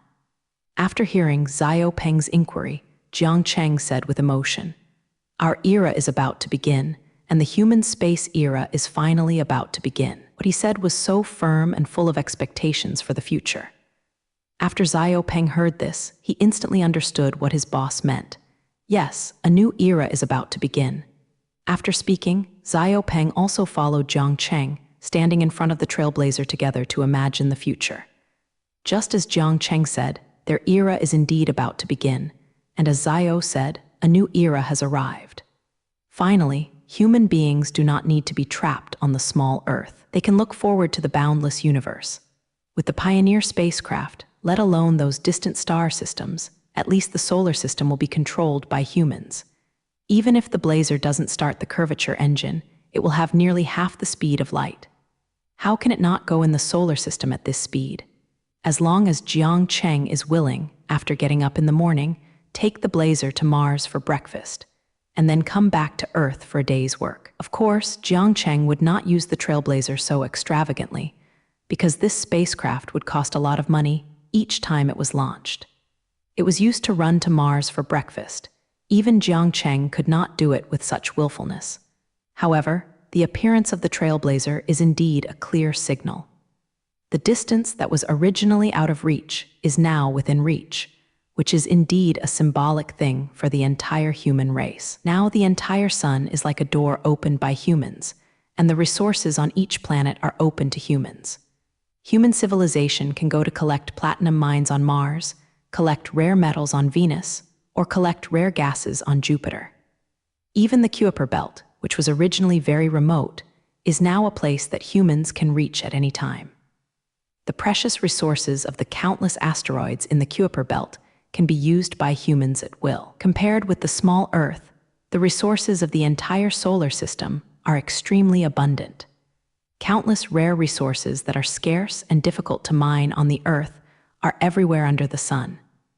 It's just that humans didn't have the conditions to develop these technologies before, so they could only drool over the abundant resources in the solar system. But once you have a real spacecraft, developing these resources suddenly becomes a reality. Mining on Mars has already become regular, and resources on other planets will be developed and utilized step by step after they have the Pioneer. After possessing the resources of the entire solar system, the problem of restricted resources was solved at once. Mankind will no longer have to worry about the exhaustion of resources on the Earth, because there are countless resources in the solar system waiting for mankind to develop. Jiang Cheng and Xiaopeng stood there thinking about the future for a while, then turned around and said to Xiaopeng, "Let's go. Now that the construction of the spacecraft has been completed, the next step is to start." Indulging in the glory of the past has never been Jiang Cheng's style. Although they are proud to build a spaceship, it is not good to be immersed in it all the time. Now that the problem of restricting Jiang Cheng's space program has been resolved, he will prepare for a big one. Yes, the next plan should indeed begin. Humans have been waiting for too long.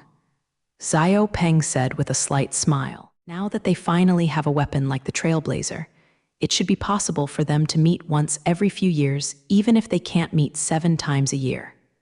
Of course, there are no cowherd and weaver girl in this world. The metaphor among them is just to describe the performance of the Blazer. But before we start the following plan, there is one more thing to do. Let's conduct a trial voyage for the Blazer. Jiang Cheng quickly arranged follow-up work with Ruo Xiaopeng, preparing for a trial flight of the Blazer. The sea trial is an indispensable test work before the Blazer is officially put into use. Even ordinary ships have to undergo trial voyages, and high-end things like spaceships are even more indispensable. The Pioneer Beijing is the first spacecraft of mankind. Without going through a trial test, Jiang Cheng really can't rest assured of this spacecraft. Although the Pioneer has undergone the most rigorous tests, it is still difficult to guarantee the stability of the entire spacecraft without comprehensive sea trials. That's why Jiang Cheng asked for trial voyage, preparing for the final test of the big ship in front of him. Jiang Cheng's words immediately reminded Xiaopeng that he had forgotten that there was this one before. Is it a trial flight? It should be tested and guessed right. Leave the trial flight to me. After that, he left directly to prepare for the trial sailing. After the Blazer completed all the construction work, the technicians were given a break. Jiang Cheng directly gave all those who participated in the construction work a long vacation and gave out huge bonuses. They don't need to come to work until the next spaceship begins to build. The staff responsible for the construction of the Blazers started their vacation happily with their huge bonuses. The next trial voyage has little to do with them. They are just the people who built the spacecraft, and they are not responsible for the driving. After 3 months of busy work, these technicians were finally able to take a good rest. Next is the time for the astronauts to be busy. Driving the Pioneer is their job, 043. Long before the Pioneer spacecraft was built, Jiang Cheng selected some of the astronauts as crew members on the future spacecraft. These astronauts have received complete training in advance and have a general understanding of flying spacecraft. But just understanding is not enough. They need to go to the spaceship to familiarize themselves. In the past, it was because the spacecraft hadn't been built yet, so they couldn't even get on board to train in person. Now that the Blazers have completed their construction, they should start to get busy. This group of crew members who were selected to pilot the spacecraft can't wait to see their spacecraft. To be able to work on the spacecraft, they have long been expecting it. When the crew was selected, countless astronauts signed up just to get the opportunity to work on the spacecraft. Now these lucky people can finally see their future spacecraft, and follow the spacecraft to tour the entire universe. In the following time, hundreds of astronauts boarded the Trailblazer, became familiar with all the work on the spacecraft, and began preparatory training. After a period of training, these crew members finally mastered the Pioneer and could control the spacecraft to navigate the space. The test voyage of the Pioneer is about to begin. This is the first long-distance voyage in space. In the Park of the Universe umbrella group, there is a very huge factory. This workshop was specially built by Jiangcheng as the manufacturing site of the spacecraft. Today's plant dedicated to the construction of spacecraft has undergone very different changes from before. The roof of the entire plant was opened, revealing the inside of the plant. When the roof of the factory building was constructed, it was designed to be openable. This is also to make it easier for the spacecraft to fly directly out of the factory building after the construction is completed. Otherwise, with the size and weight of the spacecraft, it would be really troublesome to transport it out of the factory. It is estimated that there is not such a large trailer on the Earth which can haul big guys such as spaceships out. So Jiangcheng designed this special factory building to directly let the spacecraft fly out of it. Now the roof of the entire factory building has been opened, just waiting for the Blazer to officially set sail. The Trailblazer is now parked in the center of the plant, preparing for the start. The silver-white spacecraft just stopped on the ground quietly, waiting for the moment of its first flight. The Trailblazer is now like a steel behemoth that has found its prey and will attack at any time. Inside this steel behemoth, hundreds of crew members are busy at their posts, doing the part of the work they are responsible for. The launching of the spacecraft is also a troublesome thing. There are too many equipments for such a large spacecraft. The parameters fed back by countless devices are huge and need to be monitored by relevant personnel. The entire spacecraft must be inspected before it starts. These tedious inspections are enough for the crew. While the crew of the Blazer was busy, Jiangcheng was sitting in the bridge of the spacecraft. The bridge of the Pioneer is located at the front end of the spacecraft. It is the brain of the entire spacecraft and the control center of the spacecraft. There are a lot of equipment here, which can detect the situation of the entire spacecraft, and there are also many controllers, which can control all the parameters of the spacecraft. The space inside the bridge is very large, and the front part also uses a transparent design.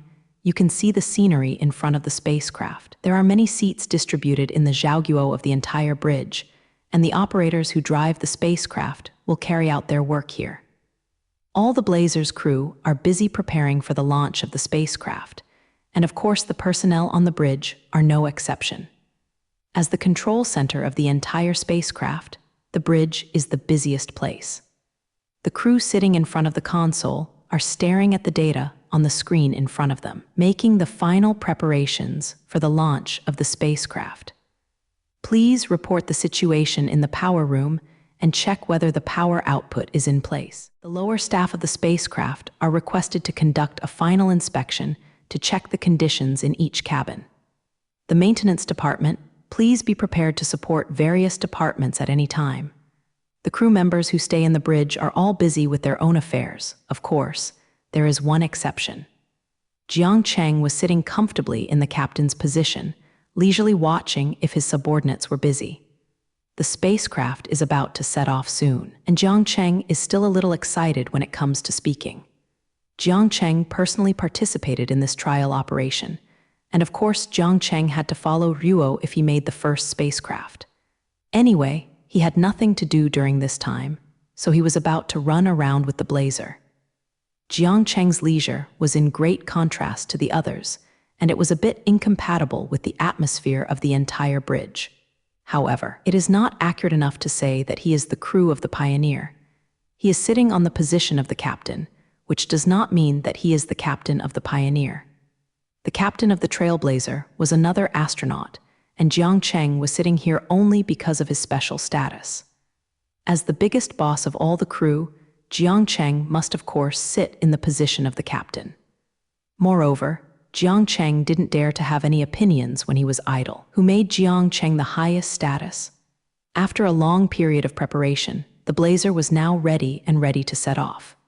At this time, a staff member in the bridge walked to the captain's actions and said, "Report to the captain, all departments are ready to start." Zingren Jiangcheng, the big boss, was sitting next to the captain, but the staff member reported to muscle length. Jiang Cheng sat in the position of the captain, just because the captain did not dare to let Jiang Cheng sit in another position. The command of the entire Trailblazer still rests with the captain. Jiang Cheng came here just to play along and was not going to personally command the spaceship. Therefore, the captain's job still needs to be performed by the captain, but this time he was more sad. His seat was robbed by Jiang Cheng, and he had to stand here to conduct command work. The captain of the Pioneer, who was standing next to Jiang Cheng, received a report from his subordinates that he could set off, but he did not immediately issue an order to set off. Instead, he bowed his head to Jiang Cheng's question. "Mr. Jiang, do you see if this trial can begin?" Jiang Cheng is with this great by his side. Of course, you need to ask Jiang Cheng's opinion on things like this. "Let's start when you are ready. I can't wait to swim in the universe." Jiang Cheng readily agreed to the captain's request and finally confirmed the start of the sea trial. All crew members are ready to start the first sea trial immediately. After obtaining Jiang Cheng's consent, the captain of the Trailblazer gave all the crew members the final instructions.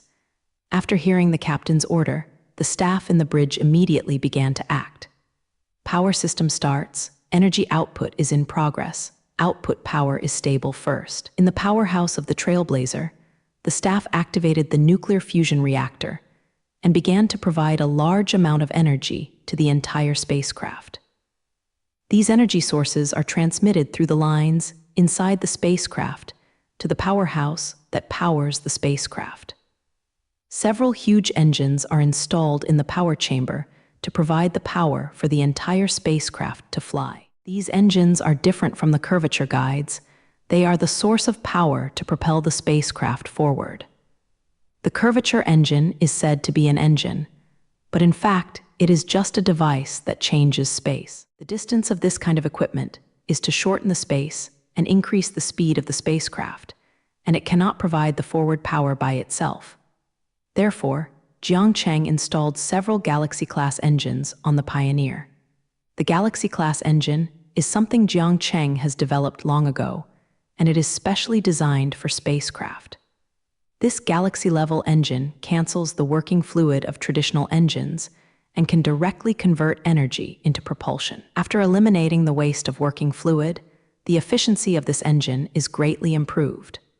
Compared with traditional chemical propulsion and mechanical propulsion, this new type of engine without working fluid has advanced by many times. If it weren't for Jiang Cheng's research and development, it would be hundreds of years before human beings could produce it. It can be said that this most advanced engine is the core technology of the entire spacecraft. In addition to the curvature engine and energy protection, this engine has the highest technological content. It also took several months for Jiang Cheng to develop this kind of engine without working fluid.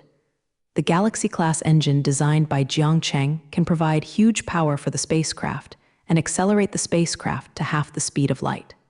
Of course, if you want to continue to increase the speed, you need curvature to draw the horse. After all, the faster the speed, the more energy is needed to accelerate.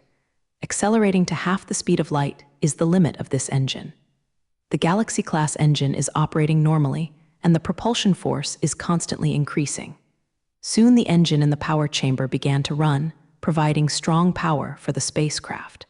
When the Galaxy-class engine started, the entire spacecraft began to vibrate. The vibration spread from the power room all the way to the bridge, causing Jiang Cheng to start shaking when sitting on the seat. This is not to say that the shock absorption system of the spacecraft is not good. It will cause such a big shock. It's just because the power of this engine is really too strong, so there is such a big movement when it starts. When the speed of the spacecraft increases, this vibration will disappear. The power transmission is in progress, and the thruster starts to work normally. Immediately after the thruster starts to start, the thruster will move the power generated in the force chamber is all ejected from the same nozzle. Then the spacecraft will generate a huge thrust forward due to the reaction force. The Blazer's speed will continue to increase with the increase in propulsion until the acceleration reaches the maximum speed. At this time, if you look from the outside, you can see a lot of flames ejected from the tail of the spacecraft. These flames emit a blue light, and they look so beautiful. As these blue flames keep getting bigger, the propulsion power of the tail keeps getting bigger. When the propulsion power reaches the predetermined requirement, the Trailblazer can fly towards the universe. The thrust reaches the takeoff requirement, and you can take off at any time. After the entire startup procedure is completed, the Blazer can take off at any time.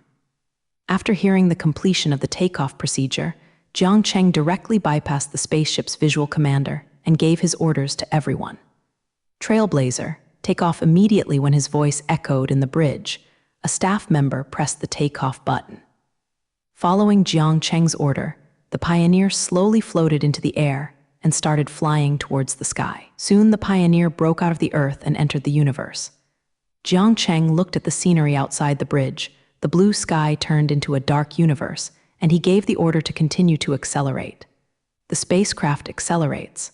At this time, the power output from the powerhouse suddenly increased, and the Blazer's speed suddenly increased. Adjust the course and target Neptune. Finally, Jiang Cheng said the destination of this trial voyage: the distant and mysterious Neptune. Neptune is the planet farthest from the Earth in the entire solar system. Among all the 8 planets, Neptune is the farthest, so Jiang Cheng made Neptune the target of this trial voyage. The planet originally farthest from the Earth is Pluto, which is located in the Kuiper Belt.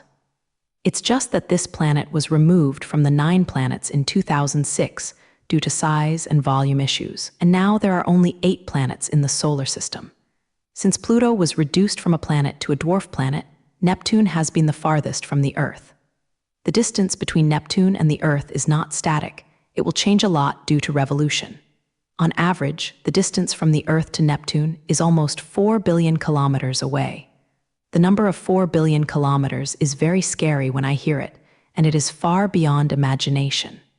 Fortunately, the speed of the Blazer itself is half the speed of light. Even without the use of curvature, it will only take a few hours to reach Neptune. The revolution period of Neptune is 160 years, which means that it takes more than 100 years for this planet to orbit the Sun. 1 year on Neptune is equivalent to 160 years on Earth. I have to say that this is a very strange thing. Jiang Cheng chose Neptune as the destination of the trial voyage because the planet is far enough away from the Earth. If a place like Mars is at the speed of the Trailblazer, it can be reached in less than 20 minutes. Nothing can be tested in such a short time, but it's not very good for a long-distance sea trial. If there is a problem, there is no way. So Neptune, which is the farthest from the Earth, is very suitable, and you can go and see this mysterious planet. To say that Neptune is mysterious is because humans know too little about it. In history, only Voyager 2 has visited Neptune briefly. But this short-term detection has little information. Humans don't know much about Neptune, and all they know are some basic evidence. Voyager 2 surveyed Neptune on a rough road, giving mankind a preliminary understanding of it. According to the data obtained from the detection, it can be calculated that the climate on Neptune is undoubtedly very bad. Because it is too far away from the Sun here, the temperature has reached its limit. The low temperature of more than 200 degrees below zero is very common on Neptune. In addition to low temperatures, severe storms are also a feature on Neptune, where there is the strongest storm in the solar system. When Voyager 2 passed Neptune, it detected wind speeds exceeding 2,000 kilometers per hour. If this wind speed appeared on the Earth, it is estimated that a city would be blown away. This extreme climate is still very common on all planets, and the Earth is much milder in comparison. The current position of Neptune has been detected, and the heading of the spacecraft is being adjusted. Heading adjustment is complete. Continue to accelerate. Soon there was a staff member who reported to Jiang Cheng the current situation of the Blazer. It seems that the Trailblazer has now aimed at Neptune, and the rest is waiting for the end of the voyage. Very well, continue to accelerate. Sitting on the captain's seat, Jiang Cheng nodded slightly and said that he knew the current situation. Check the current situation of the energy protection. Afterwards, Jiang Cheng continued to issue an order for the crew to check the energy protection. The energy shield is the protective layer of the Trailblazer. Without this shield, Jiang Cheng would really not dare to take a spaceship to a place as far away as Neptune. There seems to be nothing in the outer space. It is empty to the point of death. But in this seemingly empty space, dangerous situations may be encountered at any time.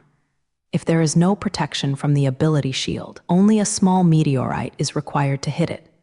The Pioneer will suffer a huge loss. Maybe the entire spacecraft will be accounted for in space. Therefore, in order to ensure the safety of the Pioneer, Jiang Cheng is still very concerned about the energy shield. Soon, a crew member went to conduct a test and reported the situation of the energy shield to Jiang Cheng. The energy protection of the spacecraft is 100% complete. The output power has always been stable, and all parts have not withstood any impact. It seems that Jiang Cheng's luck for the sea trial this time is not bad, and he has not even encountered a meteorite. Very well, continue to monitor and report to me immediately if there is any situation.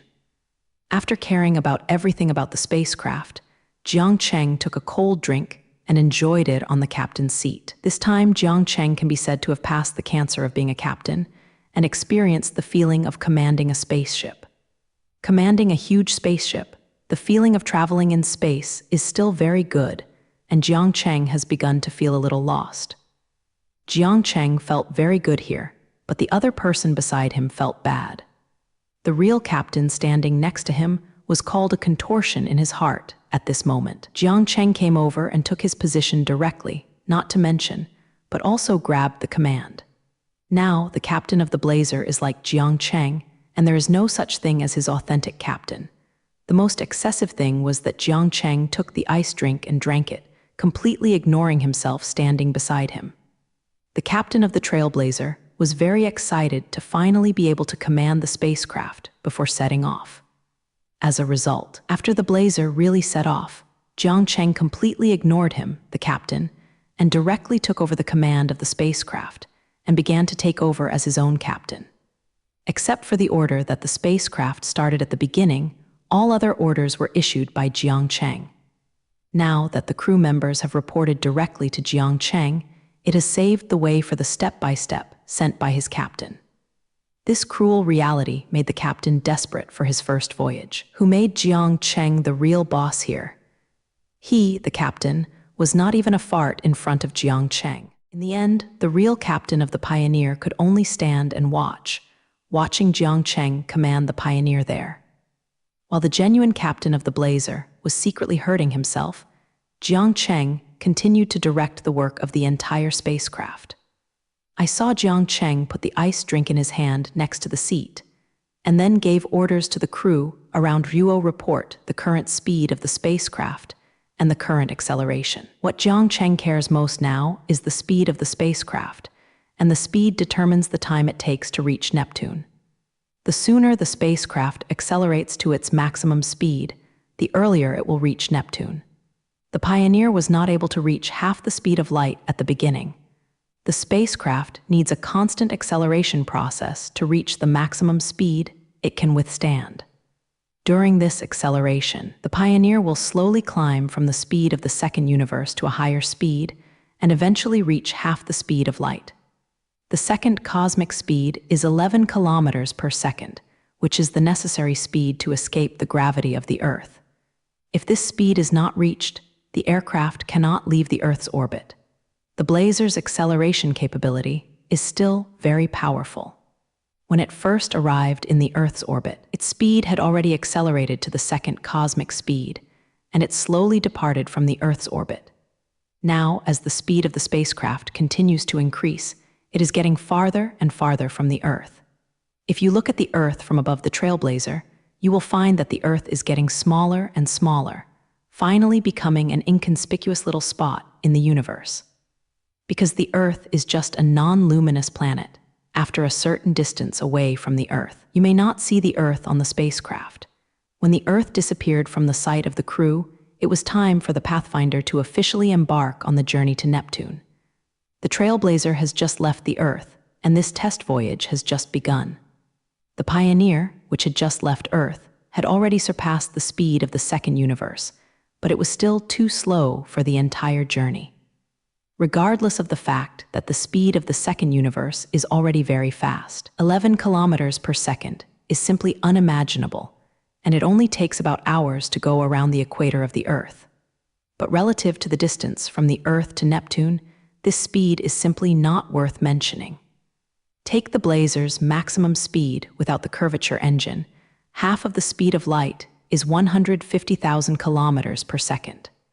Compared with the speed of 150,000 kilometers per second, the turtle speed of 11 kilometers per second in the second universe speed is not an order of magnitude at all. This shows that the Blazer's speed has to be increased countless times before it can reach its highest speed. Fortunately, the Galaxy-class engine mounted on the Pioneer is very powerful, and its acceleration capability far exceeds any engine. The propulsion provided by the Galaxy-class engine for the spacecraft allows the Blazer to accelerate to the highest speed it can reach within a short period of time. Not long after the Blazer set off, the speed has increased many times, far surpassing the initial speed. According to the results of the tests on the spacecraft, the speed of the spacecraft has now reached 3,000 kilometers per second. Also applied for engine performance. If the engine is not powerful enough, it will not accelerate to such a terrifying speed in a short time. What kind of speed is this 3,000 kilometers per second? If you can maintain the entire speed, it will take only a few seconds to traverse the entire Yan country. It doesn't take long to go to any place on the Earth. It is like teleportation to humans. After hearing about the current speed, Jiang Cheng asked another question. How long will it take to accelerate to the limit? The current speed is still too slow. I don't know how long it will take the spacecraft to fly to Neptune at this speed. I don't have so much time to waste. Regardless of the fact that the Pioneer number is already fast, Giant Baikwagetivi, Zeiss has reached a level that ordinary people can't imagine. But this speed is still too slow for traveling to space. In Jiang Cheng's view, the speed of 3,000 kilometers per second, when placed below the scale of the universe, is about the same as the crawling speed of a tortoise. Going to Neptune at this speed is like a turtle crawling. That's why Jiang Cheng cares about the time to accelerate to the fastest, and arrive at the destination earlier. Reporting to the captain, it will take 10 minutes to accelerate before reaching the maximum speed. Regarding the question asked by the temporary captain Jiang Cheng, the crew below was still very concerned, and it didn't take long for someone to answer his question. And when this crew member was reporting on his work, the compatriots called Jiang Cheng the captain, completely ignoring the genuine captain standing aside. This situation made the captain extremely embarrassed, but there was no way for the opponent's behavior. Who made Jiang Cheng do the job of the captain now, and there is nothing wrong with calling him a pro-commander. Very well. Continue to keep the spacecraft accelerating. When the acceleration reaches its limit, remember to report to me.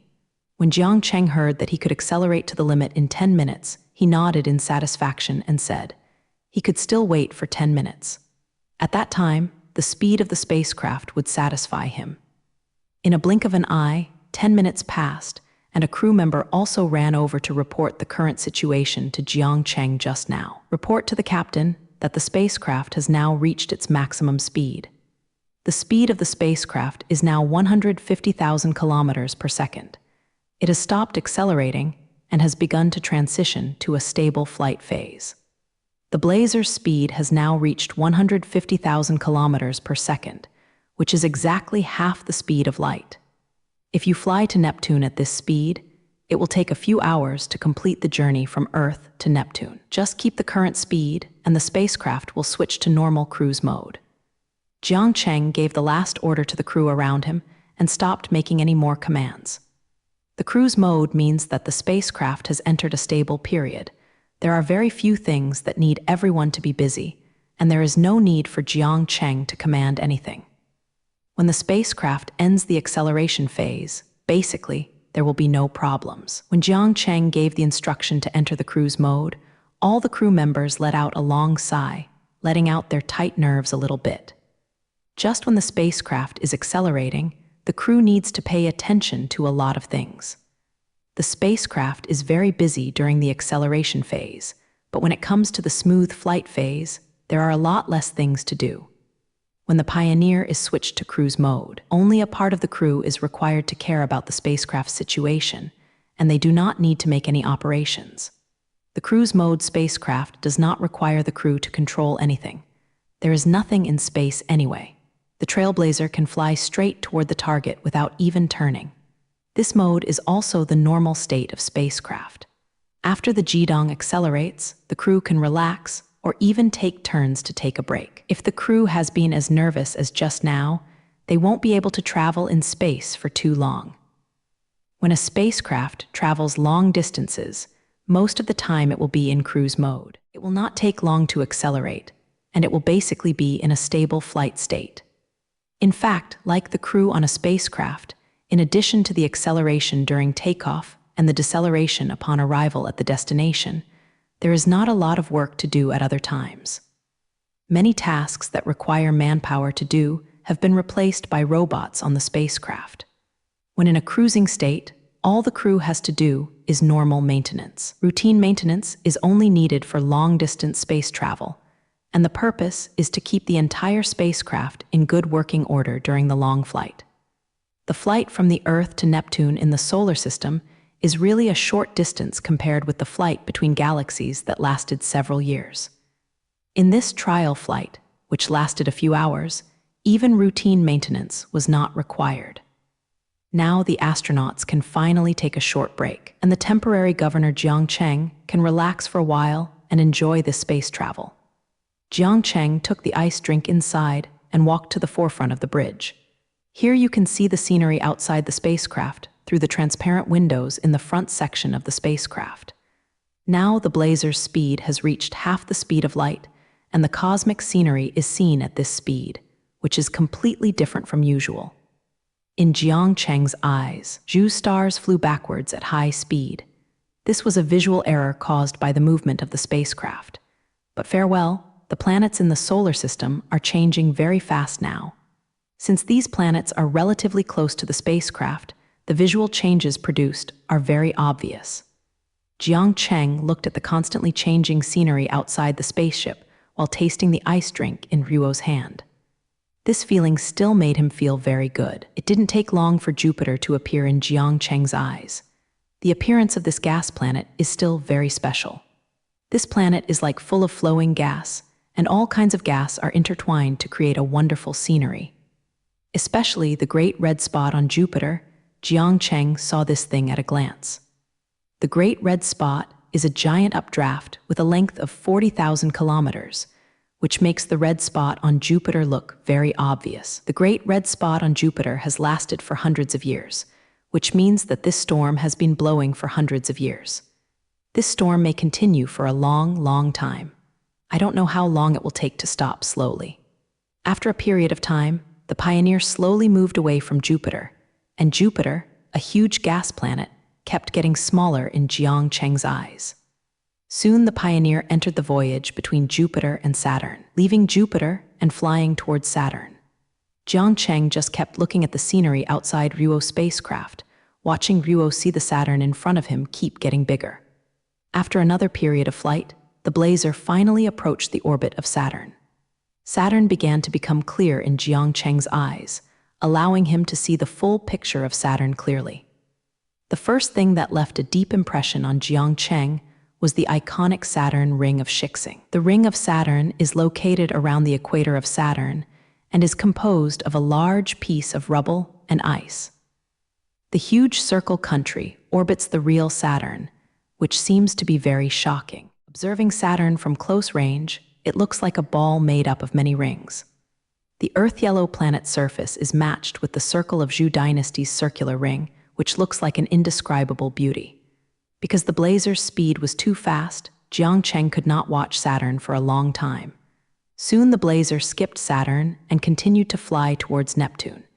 If he couldn't observe Saturn carefully, Jiang Cheng had nothing to leave. Anyway, if you have time in the future, you can come here at will or this time trial is more important. After watching the scenery of Saturn, Jiang Cheng sat back in his seat with satisfaction. Leading the view of different planets in the solar system is also Jiang Cheng's main purpose of following Ruo. Because there was nothing to see now, Jiang Cheng sat back honestly. The next step is the journey from Saturn to Uranus, but this time Jiang Cheng can't see Uranus, because Uranus is on the other side of its orbit, orbiting on the back of the Sun, and is not on the same side as Neptune. The blazars are not detours at such a distance, so I have to wait for the next time. After watching the scenery outside the spacecraft, Jiang Cheng quietly waited for the spacecraft to reach its destination. After several hours of flying, the blazar finally reached the end of this test voyage. The appearance of Neptune, the most distant planet in the solar system, slowly appeared in Jiang Cheng's eyes, and he had to get up again and walk to the ship. In the front part of the bridge, carefully observe this mysterious planet. This planet has a pale blue appearance, especially from a little further away. Neptune seems to be full of seawater. Maybe this is where the name Neptune came from. It looks like a planet filled with seawater. Neptune, the planet farthest from the Earth, has now lifted the veil on his face, revealing his mysterious appearance. The whole Neptune is shining light blue and looks extremely beautiful. This blue color is not because Neptune is full of seawater and has nothing to do with water points. The reason why Neptune shows this color is because the atmosphere is full of methane. Methane stained Neptune with a light blue color. This is the reason why this planet seems to be full of seawater and has nothing to do with real seawater. Originally, Neptune was named because the planet looked like it was covered by seawater, so Japanese letter was named after the sea in Roman mythology. In fact, there is not even liquid water on Neptune, let alone the seawater that covers the entire planet's surface. So Neptune's name does not fit his state. This is not the leader of Poseidon, it is just a beautiful fantasy of mankind. Jiang Cheng's interest in Neptune is still great, and at least the appearance of this planet makes him really like it. Seeing that, if the light blue planet in front of him keeps getting bigger, Jiang Cheng's desire for knowledge becomes even stronger. This time, Jiang Cheng came to Neptune on the Trailblazer, not just for the spacecraft to imitate the sea trial. Detecting Neptune is also an important goal, and it is also the reason why Jiang Cheng decided on the destination of this trial. Neptune has never landed by a probe, and it is a completely unknown land for humans. Except for the short passing accident of Voyager 2, mankind knows nothing about Neptune. Human beings don't know what is on this planet and what the specific conditions of the surface are. It is precisely because of Neptune's mystery to humans that Jiang Cheng wants to explore. Jiang Cheng specially brought a probe on the Trailblazer this time, just to land on Neptune to explore competition. While Jiang Cheng was still enjoying the beauty of Neptune, a crew member walked up to him. "Captain, now that the spacecraft has reached the orbit of Neptune, is it starting to slow down?" Now everyone is accustomed to reporting to Jiang Cheng, completely treating him as their captain. The real captain has now been ignored by everyone and can only see Ruo Jiang Cheng commanding over there. After the spacecraft reaches Neptune, it must decelerate for a period of time before it can approach Neptune's orbit. If the blazer continues to maintain its current speed, it will hit Neptune with its head. If you hit Neptune at such a fast speed, even one person on the entire spacecraft might not survive. No one wants to see this situation, so we must slow down immediately. Slowing down from half the speed of light to standing still does not mean that it can be reduced by extinguishing. The spacecraft needs to slowly descend from a speed of 150,000 kilometers per second to a standstill. The entire deceleration process will take some time, so this crew member will come to ask Jiang Cheng's opinion. Start slowing down right away and slowly dock the spacecraft to the orbit of Neptune. Remember not to get too close to Neptune, lest the spacecraft is captured by Neptune's gravity. After hearing the crew's inquiry, Jiang Cheng turned his head and issued his own instructions. Following Jiang Cheng's deceleration order, the propellers on the blazer adjusted its direction and began to spray flames in the opposite direction, creating the opposite direction of thrust. This thrust will continue to slow down the speed of the spacecraft until the trailblazer can steadily dock in the orbit of Neptune. It took more than 10 minutes to accelerate to the highest speed of the spacecraft. Of course, it took the same time to decelerate. This is determined by the power of the spacecraft, and it is impossible to go faster. After 10 minutes of speed, the spacecraft slowly approached Neptune. Now the entire Neptune has become very huge in Jiang Cheng's eyes. Observing Neptune in the entire position is a completely different scene again. The planet that originally looked like seawater can now see the flow of layers. The light blue clouds move at the height of the Earth's surface, which is the result of the storm on Neptune. Don't forget that the storm on Neptune is the most violent in the solar system, with a maximum speed of more than 2,000 kilometers per hour. The landscape created by such a severe storm still looks magnificent. Jiang Cheng saw the fast-moving storm one after another, constantly colliding against Neptune. When the blazer finally stopped, half of the work was completed for this trial. The next step is to explore Neptune, and then you can set off to return to Earth. At this time, Jiang Cheng returned to the captain's exclusive seat and began to command the crew to carry out the landing of the detector. Start to release the detector and pay attention to the status of the detector. Don't let the detector go too fast. The atmosphere of Neptune is full of methane. Too fast will make the detector burn. After Jiang Cheng finished the precautions, Jiang Cheng's crew began to take action. A spherical probe was released by the trailblazer and started flying towards Neptune. Soon the probe skipped the atmosphere of Neptune and approached the surface of Neptune. This detector has been specially designed by Jiang Cheng and can withstand very extreme environments. First of all, the spherical appearance is in Neptune's violent storm, which can withstand a smaller impact, so that the detector can avoid being damaged by the storm. We must know that Neptune has the most violent storm in the solar system, so it won't work without a spherical design. In addition to the spherical appearance, this detector is also strictly protected against cold. The thermal insulation layer on the surface of the detector is a material redeveloped by Jiang Cheng, which can withstand very low temperatures. Neptune is always at a low temperature of more than 200 degrees below zero. If the performance of the insulation layer is not good enough, the internal parts may be frozen and useless. From the harsh environment above Neptune, we can know why Jiang Cheng used a probe to land this time instead of manned landing on Neptune. In this extremely harsh environment, the difficulty of manned landing is too high. If Jiang Cheng wants to take the astronauts to the Shanghai King Star, he might not be able to do without a long time of preparation. First, designing a more robust landing cabin is a very troublesome thing. This kind of landing module must ensure the safety of the astronauts, and it is very difficult to do this in an extreme environment like Neptune. Not to mention that if you want to walk out of the cabin after landing, the spacesuit also needs to be redesigned.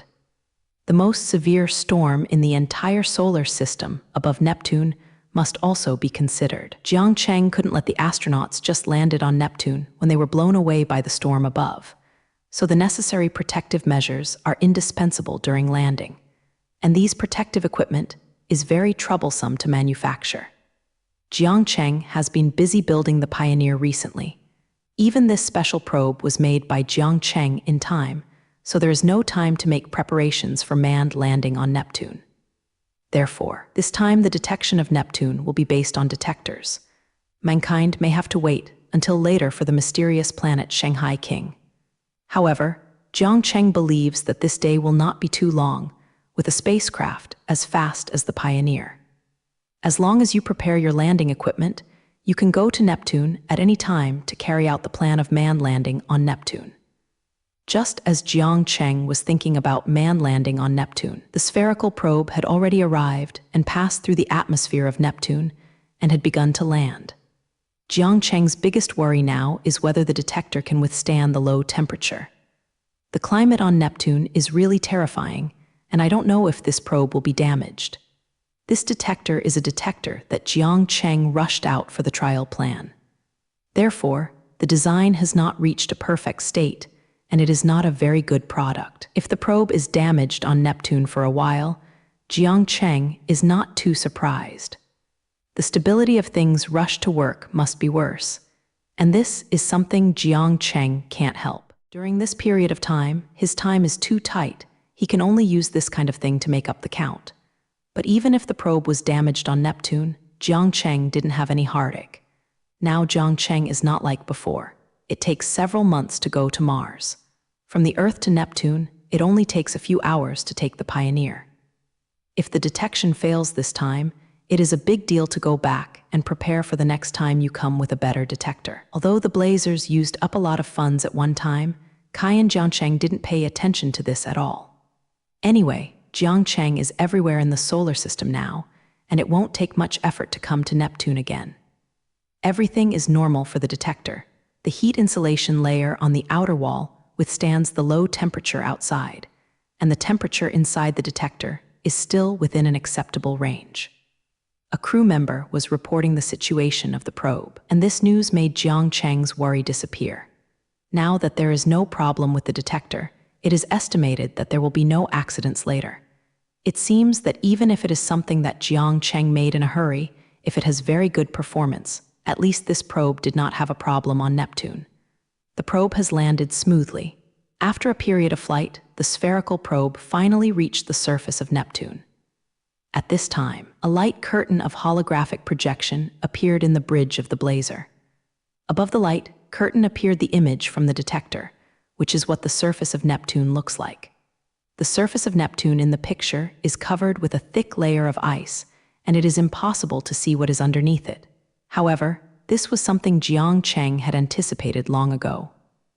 There is an ice layer on Neptune, which was speculated by many scientists a long time ago, and now it has only confirmed this speculation. This exploration is mainly for data scanning. The probe will scan the entire Neptune, just like Jiang Cheng did with Mars. This kind of scanning of the entire planet is what Jiang Cheng values most, and getting the most detailed data of Neptune is what Jiang Cheng wants most. Especially the distribution of minerals is what Jiang Cheng is most concerned about. If there are extremely rare minerals on Neptune, then the development of distant planets is necessary. Those minerals that are extremely friends in the entire universe do not exist on the Earth. Jiang Cheng has not discovered the materials necessary for making real mechas like alpha crystal. The whole Earth, including Mars, was scanned by him, and no trace of the existence of the alpha knot was found. If no alpha knot was found, Jiang Cheng would not be able to make an upright mecha. The formation of this special body of Tong Urfa knot is very harsh and requires very low temperature to form. Only in such a bad environment as Neptune can there be such a small point, and this is only possible. Even Jiang Cheng himself can't tell if there is any network on Neptune. However, as long as there is a little hope, Jiang Cheng will not let go of the opportunity for detection. At the very least, there is still the possibility of Netefa formation on Neptune.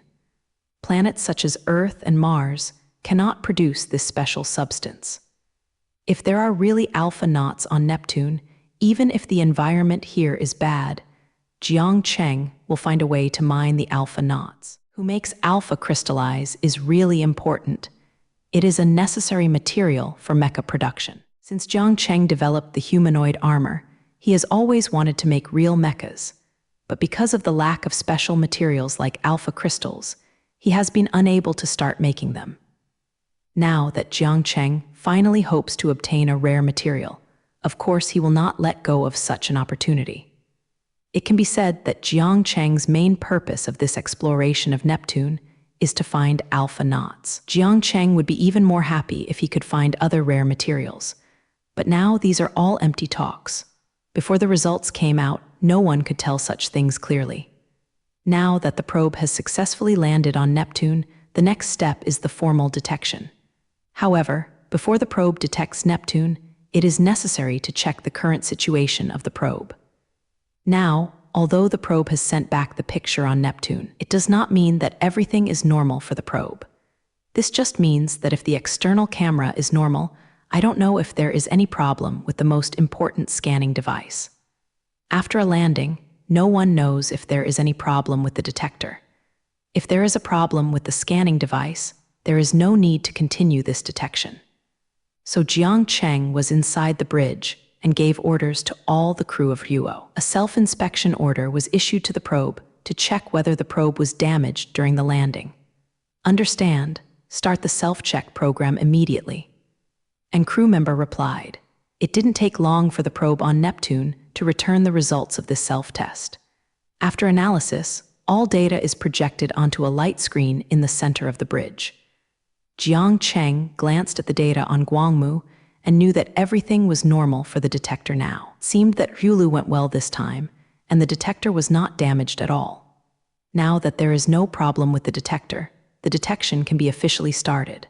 Let's start detection right away. Let the probe scan the entire Neptune following Ruo Jiangcheng's order this time. The detector was still operating immediately. The detailed data on Neptune is constantly being transmitted back to the blazer. The topographic structure underneath the surface ice of Neptune, as well as the distribution of deep minerals, these data are constantly sent back from the probe. The detector is constantly moving its position while scanning the situation under the ice layer. At this time, the spherical appearance of the probe played a role, and in Neptune during the violent storm on the surface, the detector relied on its spherical shape to maintain sufficient stability. The probe is moving at high speed above Neptune, continuously sending back a large amount of detailed data. Just after the probe was officially put into operation, Jiang Cheng was not prepared to stay here anymore. This time the sea trial is only half completed, and there is still a journey back to Earth waiting for them. Let the probe orbit on Neptune. We are now ready to go back. Now that the probe is operating normally, Jiang Cheng is ready to return with the Pioneer. The exploration of Neptune cannot be completed in a short time. This exploration will last for several months. Alpha crystals, a rare material, cannot be found all at once. So Jiang Cheng is going to return to Earth first, waiting for the probe to slowly search for Neptune. Target Earth ready to return. Following Jiang Cheng's return order, the blazer began to accelerate again and slowly left Neptune. Neptune, the outermost planet in the solar system, has once again returned to its former calm after a brief period of excitement. Perhaps the detector on the surface of Neptune made this planet start to be different. Jiang Cheng's departure from the well this time is not an eternal farewell. All this depends on the results of the detection. If Neptune is found to possess some rare materials, Jiang Cheng will come here again. At that time, Jiang Cheng would take some manpower to mine on this harsh environment. A rare substance similar to alpha knot is still very attractive to Jiang Cheng, and it has even reached the point of mining at any cost. But now, Jiang Cheng hasn't had the time to care about rare materials. He still has to command the Pioneer to begin their journey back to Earth. The Blazer's return journey was not too different when it came. First of all, the Blazer also needed a period of acceleration to reach the highest speed. After the spacecraft reached half the speed of light, it would take several hours to fly before Jiang Cheng and the others could return to the Earth. Half of the speed of light is the highest speed in the solar system, and the energy consumed to continue accelerating is too great for even the fusion reactor to provide. And if the spacecraft wants to continue to increase its speed, it only has to turn on the curvature to shorten the space. But in places like the inner solar system, the sun has too much mass, so it generates too much gravity.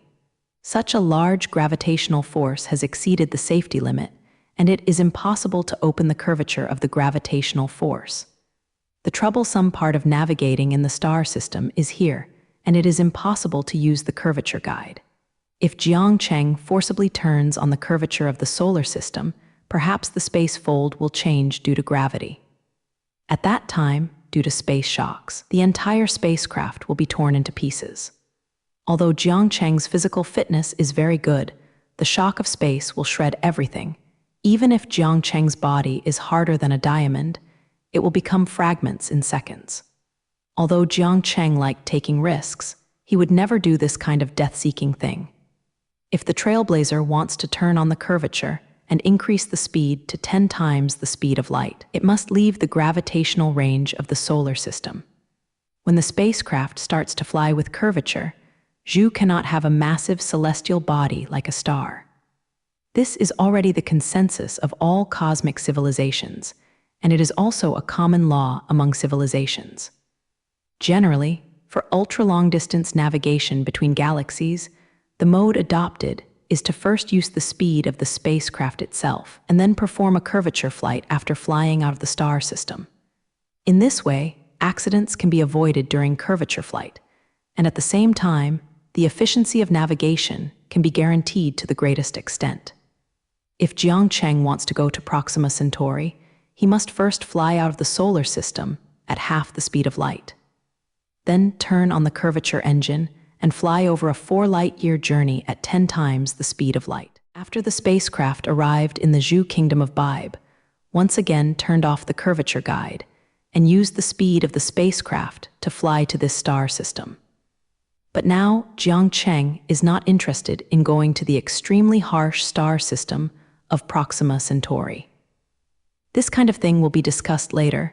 Jiang Cheng now only thinks about returning to the Earth. After several hours of flying in space, the Pioneer returned to Earth. Jiang Cheng is already very happy to be able to return to the voyage smoothly, because it means that the spacecraft he built has been successful. This time, the Blazer's trial was generally quite good. No accidents happened during the voyage, and the Blazer successfully arrived at the intended target Neptune. During these dozen hours of flight, the Blazer performed very well, and there was nothing that made Jiang Cheng dissatisfied. From the data collected on the spacecraft, we can also know that the first spacecraft designed by Jiang Cheng was really successful. The speed completely met Jiang Cheng's original requirements. Without turning on the curvature guide, the maximum speed successfully reached half the speed of light. Since this trial was sailing in the solar system, it did not perform a curvature flight, but currently Jiang Cheng doesn't need to leave the solar system, so the normal flight mode is enough. Curvature navigation is something that is only needed for intergalactic navigation. Today's humans simply don't use this function. The solar system, where mankind lives, has not yet been figured out, and it is not a wise choice to rush to another galaxy. Perhaps it will not be possible to go to other star systems until humans have completely controlled the solar system. Therefore, Jiang Cheng is not going to experiment with curvature navigation this time, and he can wait until there is a chance to test it later. After the human footprint can spread all over the solar system, that's when the curvature flight comes into play. In addition to speed, the Blazer has met Jiang Cheng's requirements, and other performances also met Jiang Cheng's original design. In this trial, the Pioneer can fly with full load, so Jiang Cheng does not need to worry about the load, and it can fully meet the current transportation needs. Others are similar to flight stability and energy shields.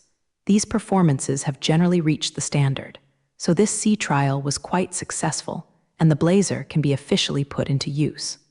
After more than 10 hours of flying, Jiang Cheng just wants to go home and sleep well.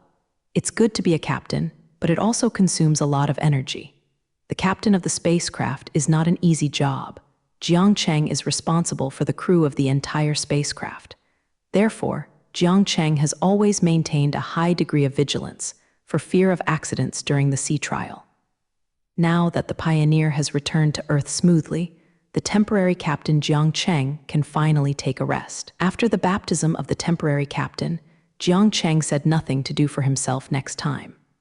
Originally, if he were honestly a passenger in this trial, he would not have much trouble at all, and he would not have made himself so tired. If there is another chance to take a spaceship next time, Jiang Cheng will never grab someone else's captain's position. If the captain of the Pioneer knew Jiang Cheng's current thoughts, he might soon be moved and cry. In this trial, he was the captain who had the least sense of existence, and was completely ignored by Jiang Cheng and all the crew. He is a genuine captain who can only play gas on one side. Seeing Ruo Jiang Cheng command all the crew there, he really doesn't want to experience this feeling once. Fortunately, this is estimated to be Jiang Cheng's last guest role as captain, and no one will come to grab his place in the future. Everyone performed very well in this trial, and it seems that the training a while ago was not wasted. This time, everyone has worked hard. CF, everyone, go back and rest. As soon as the Blazer docked on the ground, Jiang Cheng made a summary of the trial, and then he took the lead and walked towards the door, ready to open and leave the spacecraft to go home. It's a pity that what he saw was a black crowd waiting for him outside the spacecraft. Jiang Cheng originally thought that he could go to rest after the spacecraft landed, but he did not expect that there would be a large number of guanidine-eating people outside waiting for their spacecraft to return. When the huge Pioneer slowly landed on the ground, the surrounding country was already full of black people.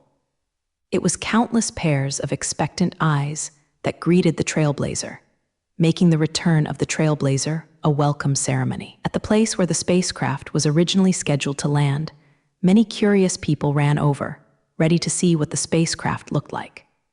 The news of the Trailblazers going to Neptune for a trial voyage was already known to everyone at the time of departure. Everyone is still full of curiosity about the first spacecraft of mankind. It's a pity that Jiang Cheng blocked this news during the process of building the spacecraft, and everyone didn't realize it until the spacecraft left the Earth. The news that Jiang Cheng created a spaceship occupied the entire network as soon as it appeared and became a topic of concern to everyone. Especially when it set off on the Blazer, it was photographed by some people in the distance.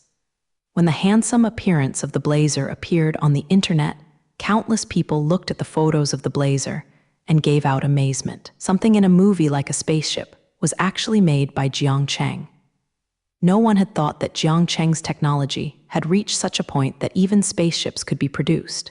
When the news of the Trailblazer spread, the spacecraft had left the Earth and embarked on a journey to Neptune. So everyone's curiosity about the spacecraft can only be put up with for the time being, waiting for the Pioneer to return. Now that the spacecraft has finally returned to Earth, everyone has to come and watch what they say. When the hatch of the Pioneer opened and Jiang Cheng walked out of it, Zhu Guo's crowd burst into cheers. Everyone cheered because the Pioneer was also for Jiang Cheng, and everyone was happy for the first spacecraft of mankind. The ability for humans to own such things as spaceships is a thing to celebrate for everyone. The starry sky of Heiwei is finally not far away, and human beings can take a spaceship to go to places that were impossible to reach before. And all this was brought to everyone by Jiang Cheng, so people cheered for Jiang Cheng's greatness. When Jiang Cheng walked outside the spacecraft, he was surrounded by countless flashing lights in an instant. Countless reporters pressed their cameras to record this very meaningful moment. The first spacecraft of mankind was officially launched, and these reporters would not let it go. Perhaps when humans' footsteps spread throughout the universe, this picture represents the starting point for humans entering the universe. Especially Jiang Cheng, the initiator of the space program, is now standing in the doorway of the Trailblazer. Such a commemorative picture, of course, should be well recorded for the reporters at this time. They will not feel bad about the film roll. The people standing near the door of the spacecraft were basically a group of reporters. As soon as they saw Jiang Cheng coming out, they were ready to go up and interview Jiang Cheng. The news that the spacecraft's first test voyage was successful will surely become the hottest issue. So these reporters all wanted to get first-hand information. Jiang Cheng, who suddenly appeared under interview. The reporter took the microphone and went to Jiang Cheng to prepare for an interview, but Jiang Cheng was immediately forced by him. Originally, Jiang Cheng was going to go home to sleep after getting off the spacecraft, but when he opened the hatch, he encountered this kind of battle. Especially when you flashed a flash of light just now, he was dumbfounded. Jiang Cheng is completely confused about the situation now and does not know when these people came here. Jiang Cheng had kept secret before this trial. Even the construction of the spacecraft was kept secret. Jiang Cheng couldn't figure out where these people got the news. The Blazer will return to Earth at this time. In fact, it is normal for Jiang Cheng to be confused about the situation because he completely forgot about the situation when the Blazer took off. The Pioneer was directly from the Umbrella Group's campus, and after launching, it flew directly into outer space. Although the whole area of the Universe Umbrella Group is not in the downtown area, it is not in any wild place. Zhu Guo didn't know how many people there were, and none of the people nearby were blind. For spacecraft the size of the Trailblazer, the noise during takeoff was not small at all. As long as people nearby are not blind, they can see the way the blazer took off. Who made this spaceship so big that it can't hide it at all if you want to hide it? When people nearby saw the Pioneer, they immediately took out their mobile phones and posted them to the internet, and some even recorded a short video of the spacecraft taking off. When these photos and videos spread to the internet, the news spread completely. At first, many people thought that these videos and photos were fake, but when someone pointed out that the spacecraft took off from within the umbrella park, everyone began to believe the news. Although something like a spaceship sounds very sci-fi, as long as Jiang Cheng makes it, everyone is willing to believe it is true. It's mainly because of the things Jiang Cheng made in the past. Everything is so sci-fi. Now everyone is used to it.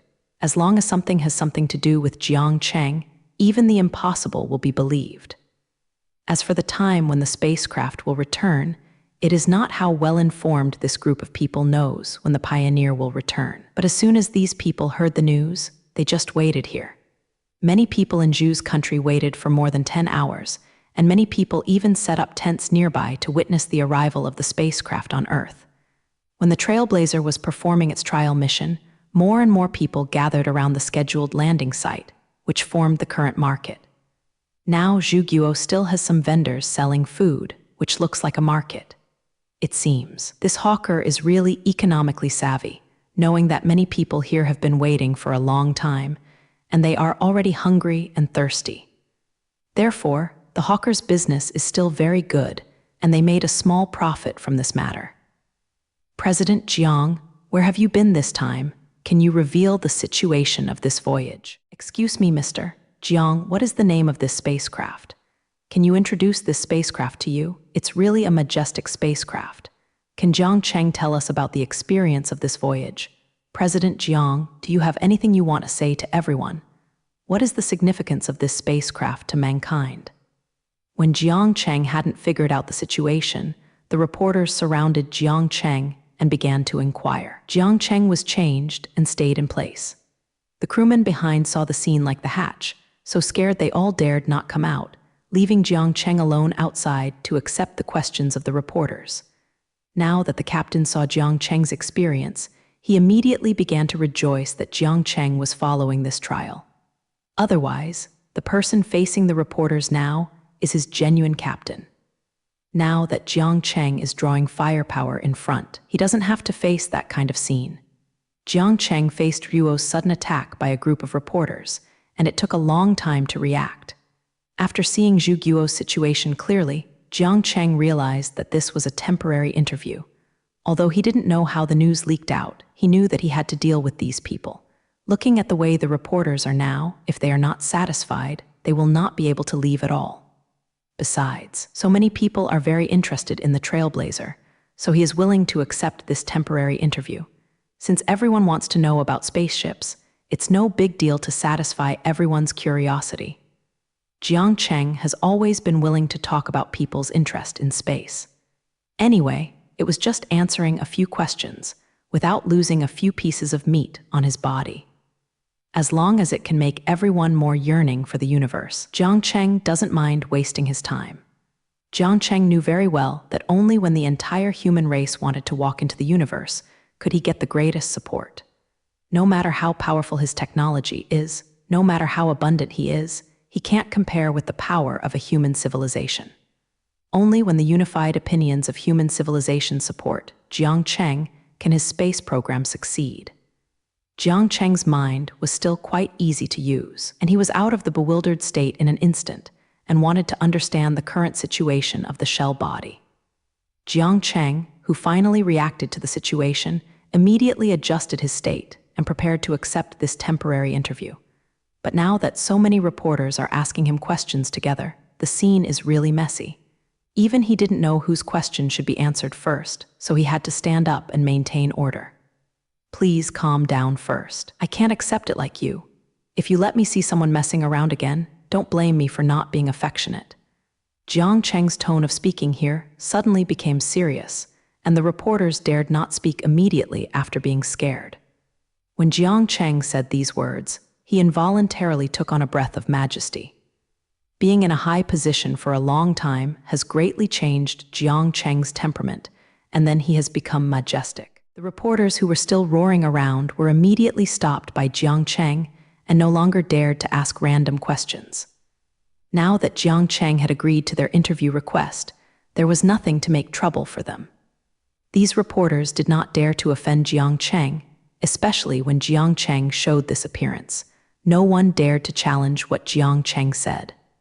As soon as Jiang Cheng took the shot, the order on the field settled, and all the reporters became honest. Jiang Cheng saw that the reporters were quiet, and then he smiled with satisfaction.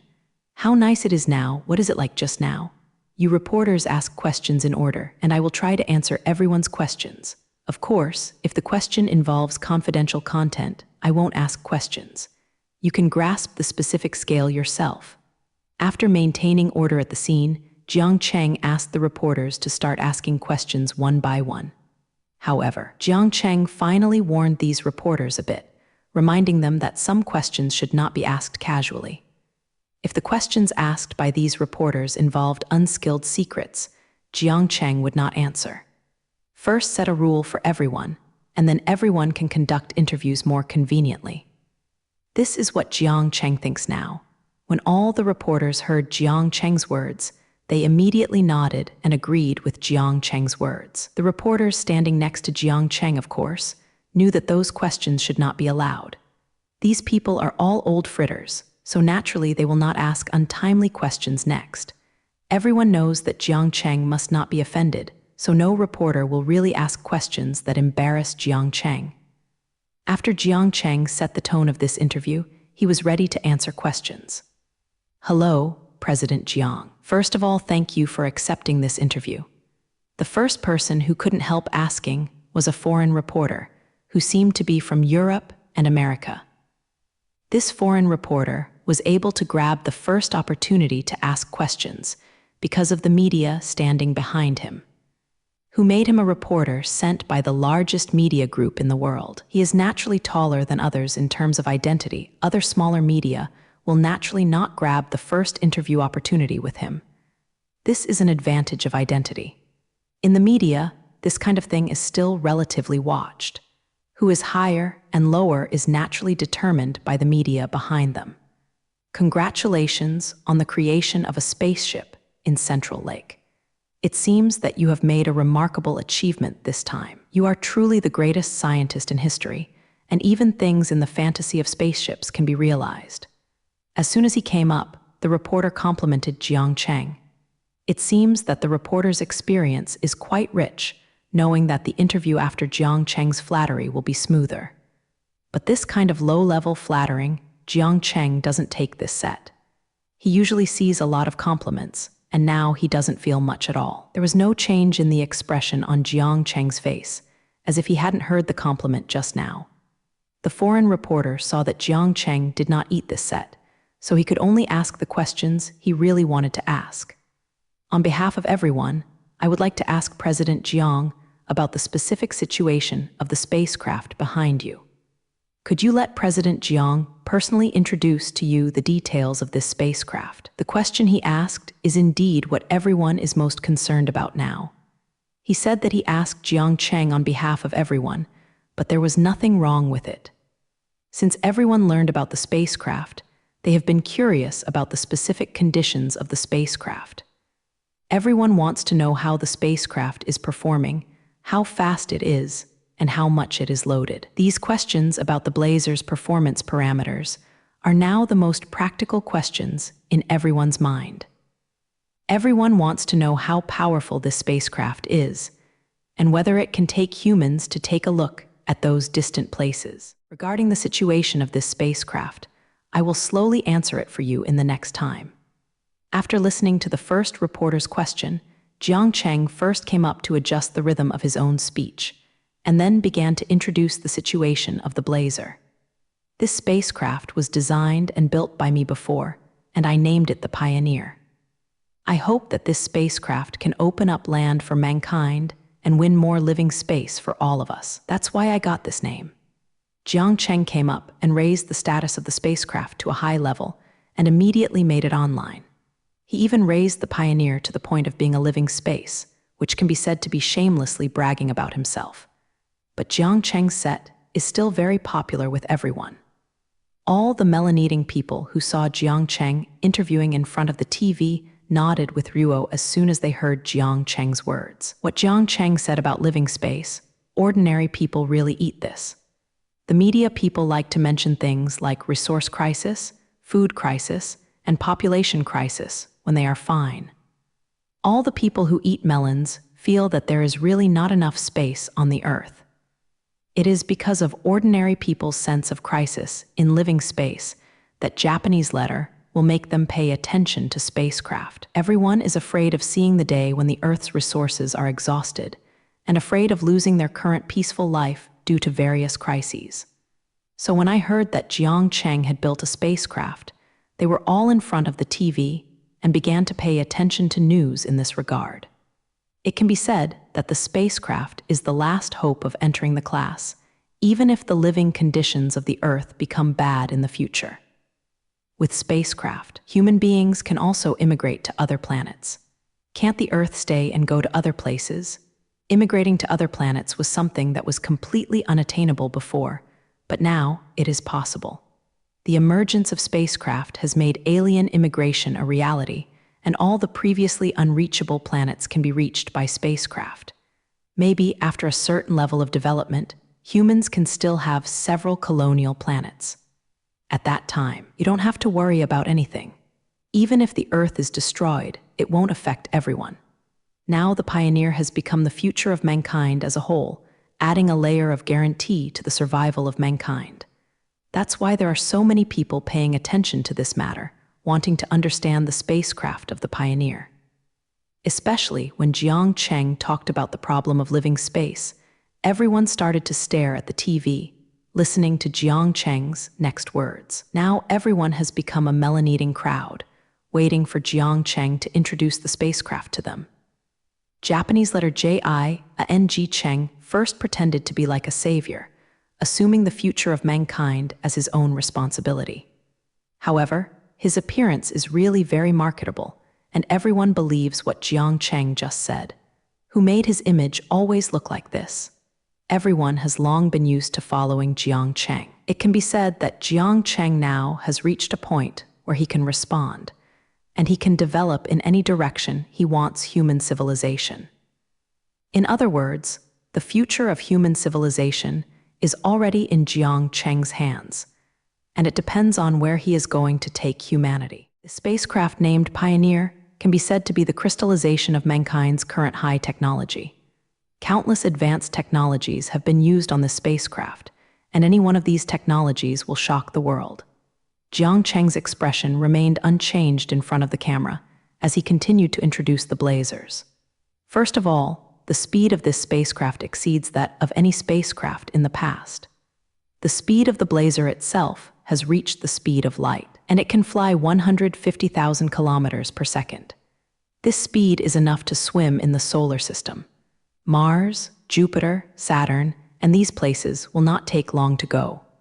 When Jiang Cheng said the speed of 150,000 kilometers per second, everyone who heard this sentence couldn't calm down at once. This kind of speed is simply beyond their imagination. What a speed at half the speed of light. The speed of 150,000 kilometers per second is beyond the cognitive range of many people, and it is completely unclear how much this is. In the eyes of ordinary people, surpassing the speed of sound is already very exaggerated, and the speed of sound is the limit that ordinary people can imagine. The speed of sound is more than 300 meters per second, but it seems to be extremely fast, and most people can't touch this kind of thing at all. But the speed of more than 300 meters per second at the speed of sound is not even nay in front of the trailblazer. The speed of 150,000 kilometers per second is 500 times faster than the speed of sound. This kind of speed that overwhelmed countless people's three views was actually achieved by Jiang Cheng. In the shot, the Pioneer was quietly parked behind Jiang Cheng. It was this spacecraft that had an unimaginable speed. It can be said that the people who eat melons in front of the TV are all stunned by Jiang Cheng's words and have no idea what to say to comment on this matter. Perhaps in their limited imagination, this kind of speed has been unimaginable. But this speed is not the limit of the Trailblazer. It's just the highest speed in normal flight mode. Just when countless melon-eating people were in shock, Jiang Cheng once again said something that surprised them. Can it be faster? After hearing Jiang Cheng's words, everyone asked this question together. The speed of 150,000 kilometers per second has shocked everyone, but Jiang Cheng now tells everyone that this speed is far from the Trailblazer's limit.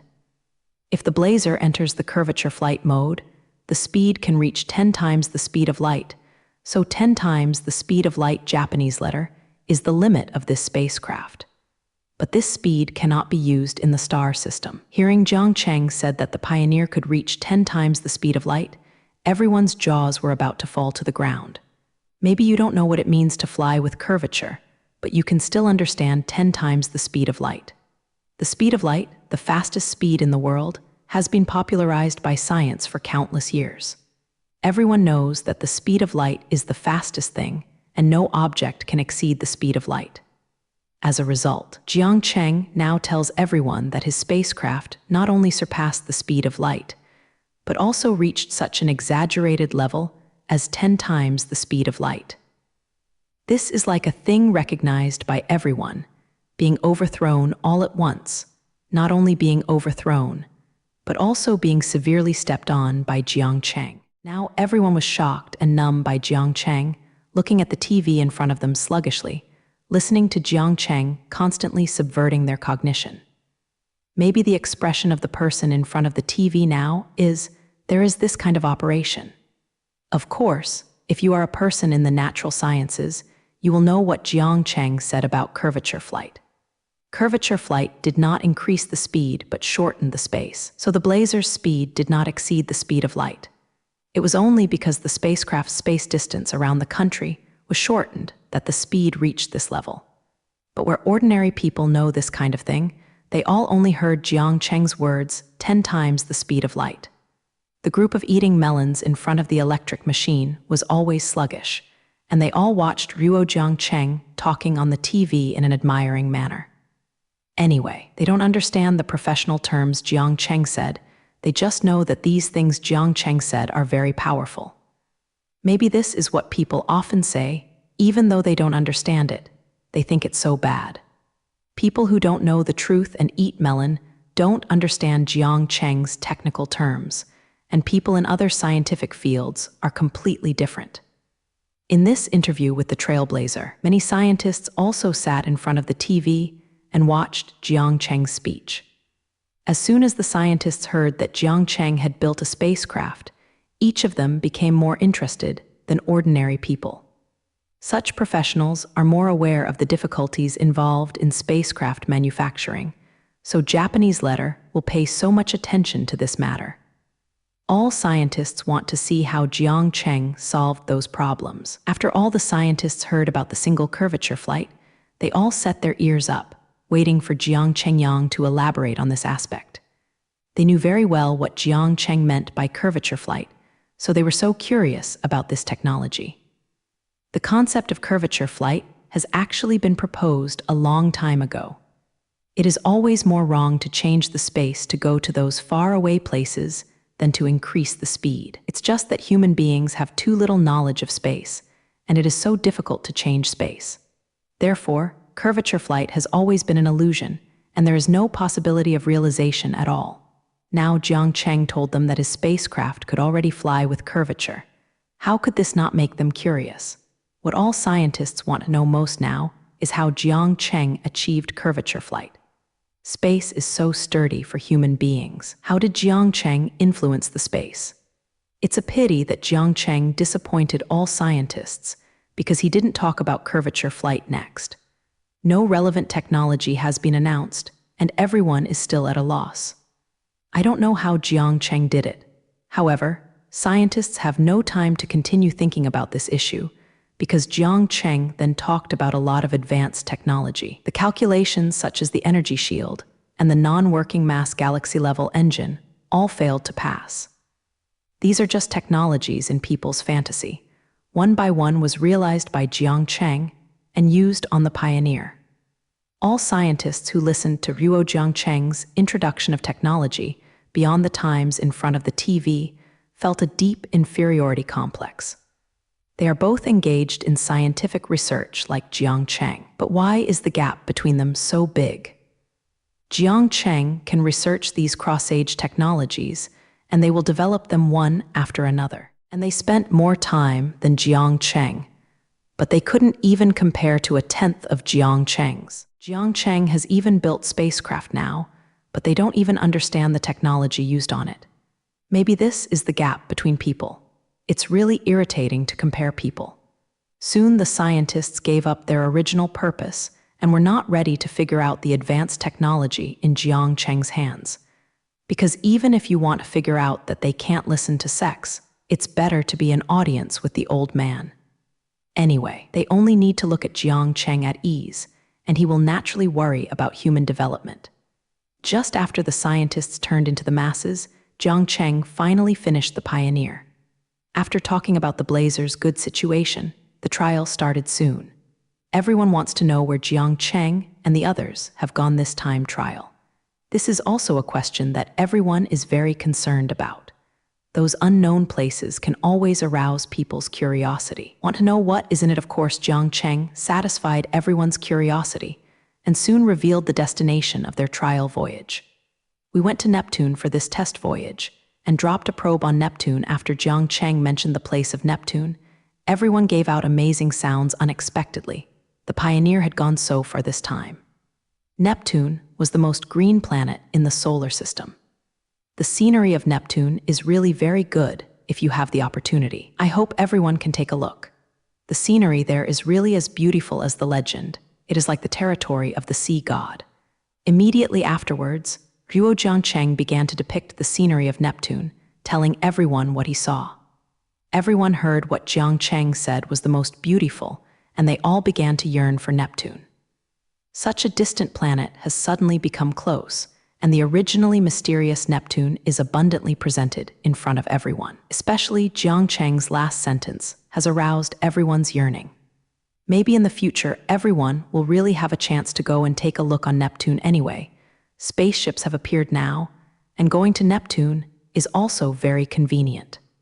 Jiangcheng has already made a day trip to space, and it is very possible to get a day trip to Neptune this time.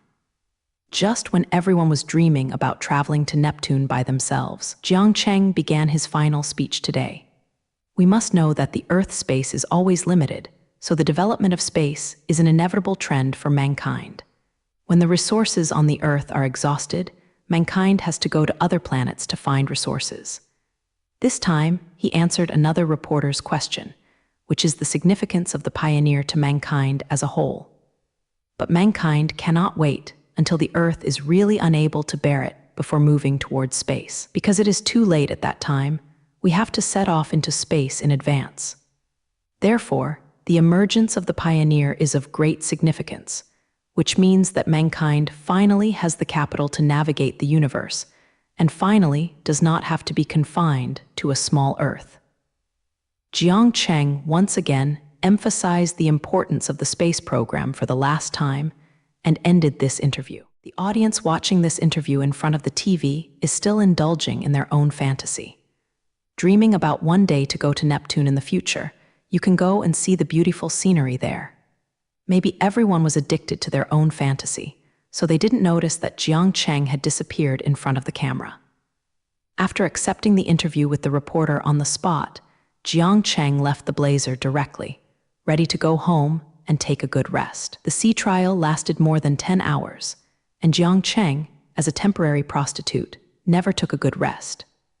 As a result, it was hard to bring the crew back to Earth, but they encountered a large group of reporters. This made Jiangcheng had to waste a long time before finally satisfying the reporters on the scene and the curious audience in front of the TV. After this series of things, Jiangcheng now feels very tired. Jiangcheng has been stunned all day, and now he can finally put aside everything and sleep well in him till the world is dark. Going home, Jiangcheng fell directly on the bed and fell asleep until noon the next day. After waking up, Jiangcheng casually cleaned up and was ready to go out after breakfast, although Jiang Cheng was very tired yesterday. His physical fitness is not to say. He has already recovered to his best state after he slept. The rested Jiang Cheng did not stay at home too much, because he still has things to deal with today. Jiang Cheng went directly to the Aerospace Science and Technology Company and found Zhao Lu to discuss the follow-up work. In the past, Jiang Cheng had a lot of space programs that could not be carried out because the problem of national transportation restricted his hands. Now that the spacecraft have been built, the problem of restricting Jiang Cheng has been solved. Like before, Jiang Cheng wanted to vigorously develop Mars, but due to the problem of the capacity between Mars and the Earth, he has been unable to make big moves on Mars. Only a small number of people can be maintained on Mars, and some preliminary preparations can be carried out. Everything is completely different after having the Pioneer. With this spacecraft, Jiang Cheng can let go of his hands and feet and do a lot of work on Mars. At the ultra-fast speed of the Trailblazer, even if it can't use curvature to fly, it can reach half the speed of light. It takes less than an hour to go back and forth between the Earth and Mars at this speed. You can reach Mars at such a fast speed, and it becomes easier to transport anything. The personnel and equipment needed to develop Mars have not even arrived at lunchtime from Earth to Mars in the morning. Now the transportation from Mars to the Earth takes much faster time than going to other cities. Such a fast speed has greatly improved the connection between Mars and the Earth and has increased the possibility of human migration to Mars.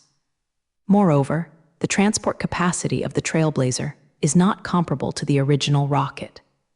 A glance at the huge volume of the Blazer shows that there are many things that can be loaded inside. If the Trailblazer is fully loaded for transportation, the one-time cargo may have to be transported by rocket hundreds of times. This difference in quantity is also the advantage of the spacecraft. The transportation cost per unit weight will drop a lot when the transportation volume is large. In the past, Kunpeng-type rockets were used for transportation. Even if the cost of this kind of rocket is very low, the price of transporting 1 kilogram to Mars is not affordable for ordinary people. It can be said that the price of the goods itself is far less than the cost of transportation. But now that you have a spacecraft, the cost of transporting 1 kilogram of cargo is many times lower than before using rockets.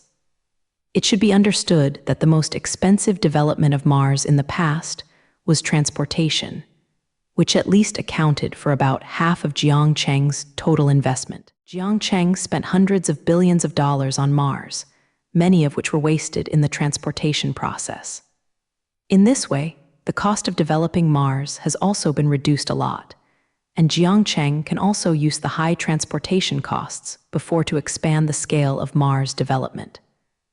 Generally speaking, the good appearance of the Pioneer is that it greatly facilitates the communication between Mars and the Earth. Such convenient transportation makes everything possible, and large-scale development of Mars has become a reality. The distance that was originally out of reach is now drawn much closer. Transportation is the first element of development, and the emergence of pioneers will immediately solve the transportation problem. There has always been a saying in the market that convenient transportation has shortened the distance between people in different regions, and the Earth has become a global village. What Jiang Cheng did now was to narrow the distance within the entire solar system, turning the original solar system into a solar system village. As soon as Jiang Cheng found Peng, he immediately began to discuss with him. Now that the transportation problem has been solved, it is time for them to show their skills. The Trailblazer has completed its trial voyage and is ready for use. Transportation is no longer a problem. It doesn't matter how many equipment we want to ship to Mars. Now that the biggest problem has been solved, we can start the Mars immigration plan, and the preparation work in this area can already begin. The focus of the next work will be in this area, and start to prepare the things needed for this plan. Jiang Cheng instructed Zhao Peng to focus on the work for the next period of time, and let him start preparing related materials and equipment. The Martian migration plan mentioned by Jiang Cheng is a plan that has been drawn up a long time ago. A few years ago, Jiang Cheng proposed this plan, hoping to build an immigrant city on Mars to accommodate countless Martian immigrants to work and live on Mars. In Jiang Cheng's Martian immigration plan, he wants to build a large Martian city that can meet the needs and supply of tens of thousands of people. This plan sounds very huge, and it is so easy to build a city on Mars. It is because of technical limitations that Japanese letter has been shelved. The emergence of the Pioneer has solved this problem, so Jiang Cheng is ready to restart this plan. Deficit. Jiang Cheng has long wanted to carry out the Mars immigration plan, and now he finally has the conditions for implementation. Of course, Jiang Cheng can't wait to start having abundant resources on Mars, many of which are scarce on Earth. Needless to say, Podgen is a necessity for building curvature, and there are not many reserves on the Earth. Many other kinds of rare metals have abundant reserves on Mars. If all these resources are used, Jiang Cheng's space program can be accelerated. Now that Jiang Cheng is in such a position, it is no longer a problem of funds that restricts him. How much money Jiang Cheng owns, even he himself can't count it. It is a very scary figure anyway. Perhaps it is said that Jiang Cheng is the richest person in the history of 397. I am afraid that no one dares to refute, so money cannot limit Jiang Cheng at all, and money is no longer a problem for Jiang Cheng. Other factors besides money, such as policies and fishing boats, are not a problem for Jiang Cheng. At present, the entire human fishing vessel is inclined to go to space. If someone jumps out to oppose Jiang Cheng's space program, I am afraid that this kind of person will naturally be killed by everyone without Jiang Cheng's personal action. Therefore, environmental issues cannot affect Jiang Cheng, but are quite beneficial to Jiang Cheng. Now the only limitation to Jiang Cheng is the issue of resources. The resources on the Earth can no longer keep up with Jiang Cheng's immediate steps. To build more spaceships, or even to make real mechas, all require a lot of resources. There is no way to manufacture these high-tech products without technology or materials. The manufacture of everything requires basic materials. Therefore, what Jiang Cheng needs most now is rich mineral resources to support his huge space program. Jiang Cheng wants to build a space team that can swim in the universe as much as possible. He also wanted to build a real mecha force, rather than the current shrunken version of humanoid armor, to resist the malice of other civilizations. There is not an atmosphere of harmony in the universe. Wars between different civilizations are happening all the time. If there is not enough self-protection power, human beings are the swallows to be slaughtered in front of other civilizations. However, the establishment of space teams and real mech forces requires countless resources, and all kinds of minerals require an astronomical number. Judging from the currently proven reserves on the Earth, it is simply not possible to make up the resources that Jiang Cheng needs. Abaquisa. Info. Jiang Cheng is not very worried about basic metal materials such as iron ore and copper ore. These mineral resources are rich in reserves on the Earth, enough for Jiang Cheng to spend a long time. But these common metal minerals, Jiang Cheng didn't need a lot. Like the construction of the Pioneer, not much iron and copper were used at all. What Jiang Cheng really needs are those rare minerals, and those resources with very few reserves on the Earth are what Jiang Cheng really needs. For example, the metal such as copper is what Jiang Cheng wants very much, and the construction of spacecraft requires a large amount of this rare metal mineral. However, the reserves of copper on the Earth are very scarce. The content of steel in the bottom shell is only a few 10,000ths, which is simply pitiful. The copper needed to build the Pioneer this time was made by Jiang Cheng with the efforts of the boss. Just build a spacecraft, and almost all the lanthanum on the market can be searched. In the future, if Jiang Cheng wants to continue to build spacecraft, he will have to find several major countries in the world to ask for their inventory. Although with Jiang Cheng's current status, it is not difficult to buy lanthanum from various countries, even if the inventories of all countries are emptied. But this is only a temporary solution, not a permanent cure, because there are only so many on Earth. Even if Jiang Cheng searched all the lanthanum to make spaceships, there would not be many ships in total. Jiang Cheng has long calculated how much copper there is on the Earth, and this lanthanum can make several spacecraft. The final figure is undoubtedly disappointing Jiang Cheng. All the copper on the Earth together cannot make 10 spacecraft like the Trailblazer. Shiluo spaceship sounds a lot, but it is not enough for Jiang Cheng to use. A real space civilization has at least a few spaceships. Only after possessing so many spaceships can a civilization be qualified to be called a space civilization. There are many rare metals like lanthanum that are extremely rare on Earth. There are some rare metals that Jiang Cheng doesn't use yet, but sooner or later they will need it. Some and special materials, not even a single bit on the Earth. There is no such thing as an essential material for making mechas like alpha knot.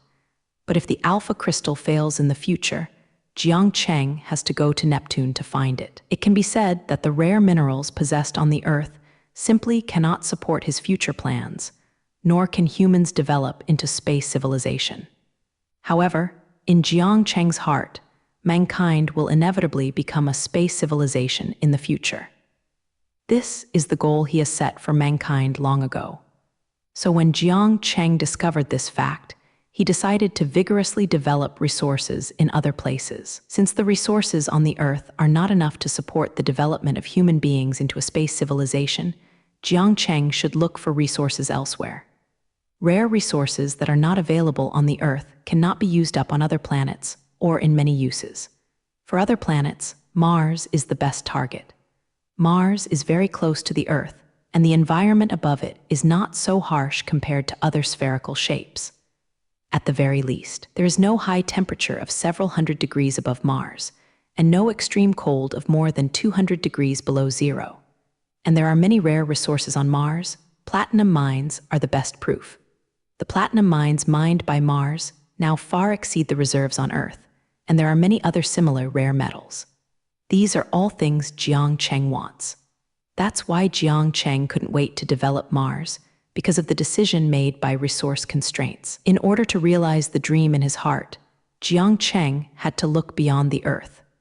Mars was the first target he stared at, and he was ready to go 1,000 times on Mars. Now, a permanent base has been used on Mars, and many mines are still in operation.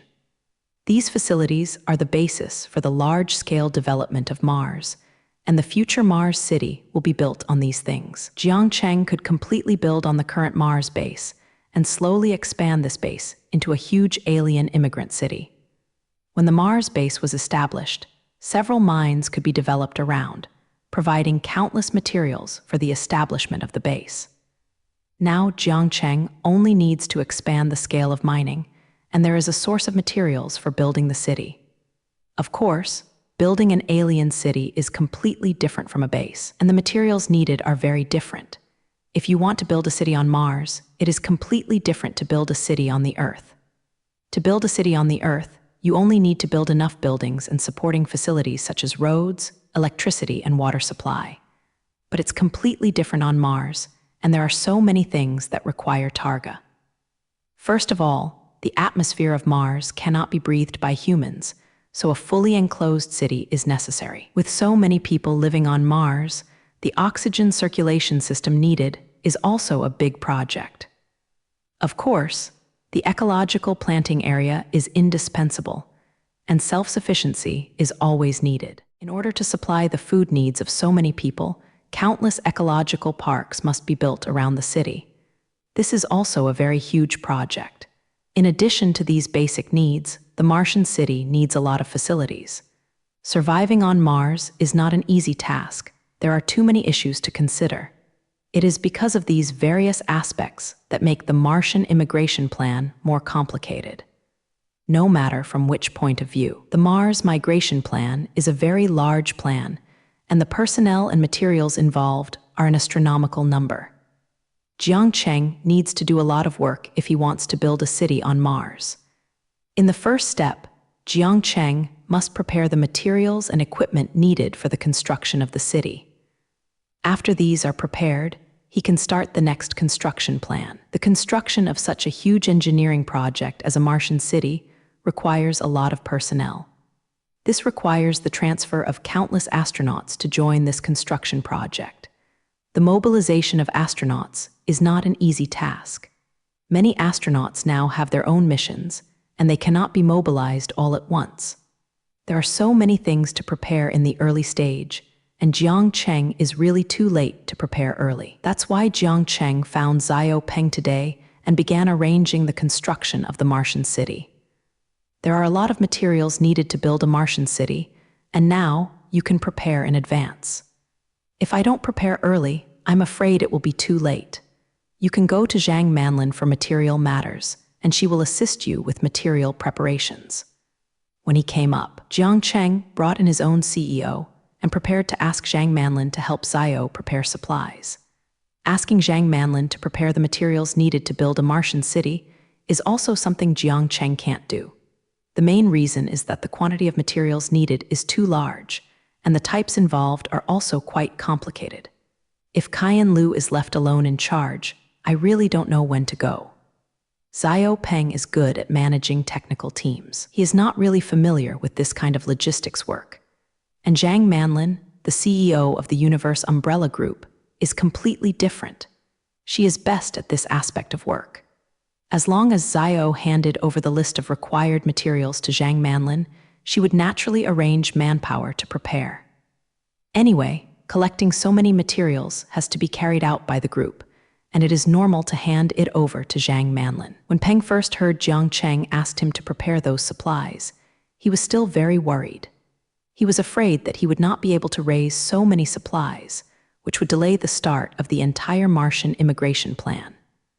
But after hearing that Jiang Cheng asked him to find Zhang Manlin, he let go of his original worries. He still knows Zhang Manlin's abilities very well, and no matter how many supplies she provides, it is not a problem. I will contact the group about the materials, so you don't have to worry about it, President Jiang. What I am worried about now is the situation in the R&D department.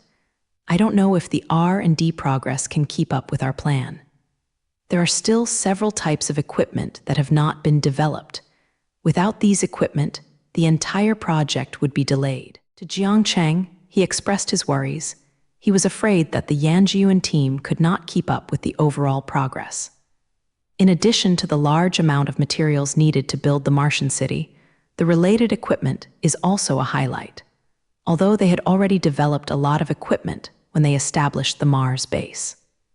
Things like mining robots and integrated smelting and manufacturing equipment can all be used here. But in addition to these existing equipment, Jiang Cheng and others need a lot of new equipment to complete this huge project. Building a city on Mars is completely different from building a base, and the amount of engineering is not the same.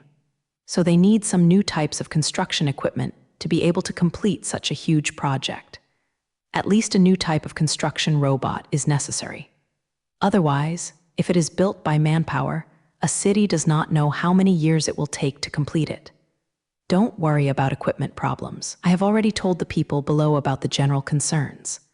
I believe that with the strength of the current R&D team, these devices will not be difficult for them.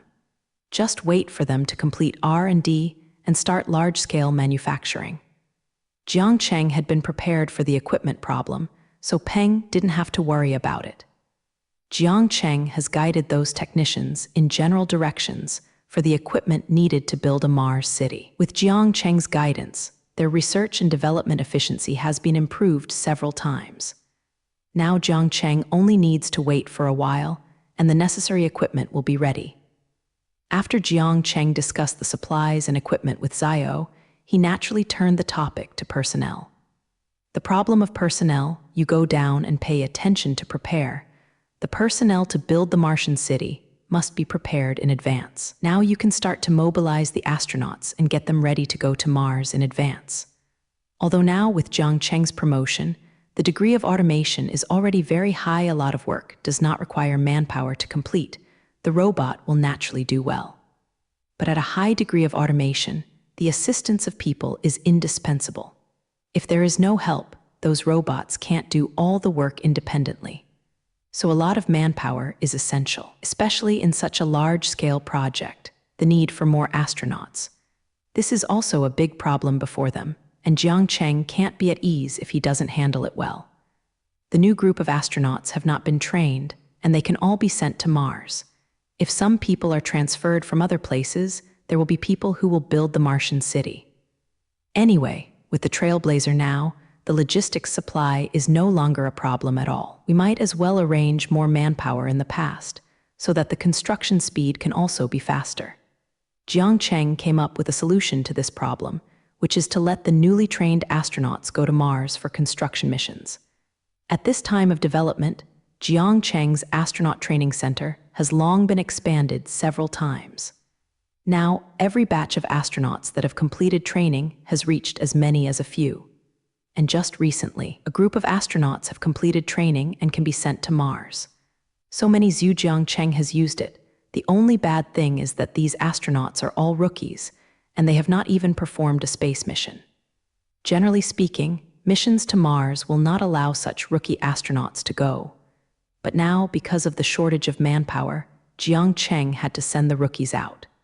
Anyway, there are all the necessary facilities on Mars, and there will be no dangerous situations, so it doesn't matter that the rookie astronauts go. As for the logistics of so many people on Mars, it won't be a problem with the Trailblazer. Now it's not comparable. There were very few people on Mars before.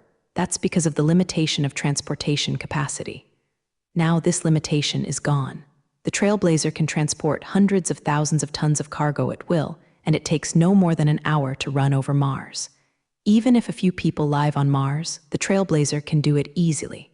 So in order to build faster, Jiang Cheng decided to send a large number of astronauts to Mars. Well, since there is a shortage of manpower, you can only use rookie astronauts. Zhao said helplessly to Jiang Cheng. If Gushi had a way, Zhao Peng was unwilling to use those newcomer astronauts. Lack of experience is the biggest problem for newcomers.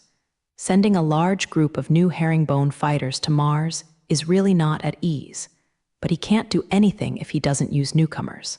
There are really not many free astronauts. Astronauts in other places have their own, like the space station. There are many astronauts, and they are busy building spaceports. Most of Su's astronauts are now on the space station. If you mobilize a lot of manpower, you can play with the manpower needed by Mars. But the creation of space life is also very important, and the projects over there are not. In the end, in order to ensure the safety of the newcomer astronauts, Week proposed a supplementary suggestion. I am choosing some experienced astronauts from the existing astronauts. Let this Japanese letter character pilot take those newcomers and pass on the experience of Zisson. This shot can solve the personnel problem. This opinion is very good, and it will be much better if there are elderly people. The old man will remind the newcomers of a basic living mistake. This is a way to get the best of both worlds. That's the decision. This time, the old man will take the rookie astronaut to XYS. The affirmation of the personnel is left to you. Remember not to affect the work on the spaceport. Su finally agreed with Zhao's plan, and the staff's question payment was thus decided. The specific personnel must be pointed out so that the construction of the spaceport will not be affected. This requires a thorough study. Maintaining the construction of the spaceport is also the last thing Jiang Cheng reminded. It seems that Jiang Cheng has not forgotten the other side of the project. But this matter is not something Jiang Cheng needs to deal with, and Zhao Peng will naturally solve it. Jiang Cheng has so many staff, isn't it that he can solve problems for him at this time? Otherwise, what is the use for Jiang Cheng to be his subordinates? It would be easier for him to be alone. I will arrange everything. The spaceport will definitely not delay Zhao Peng and leave after finishing talking.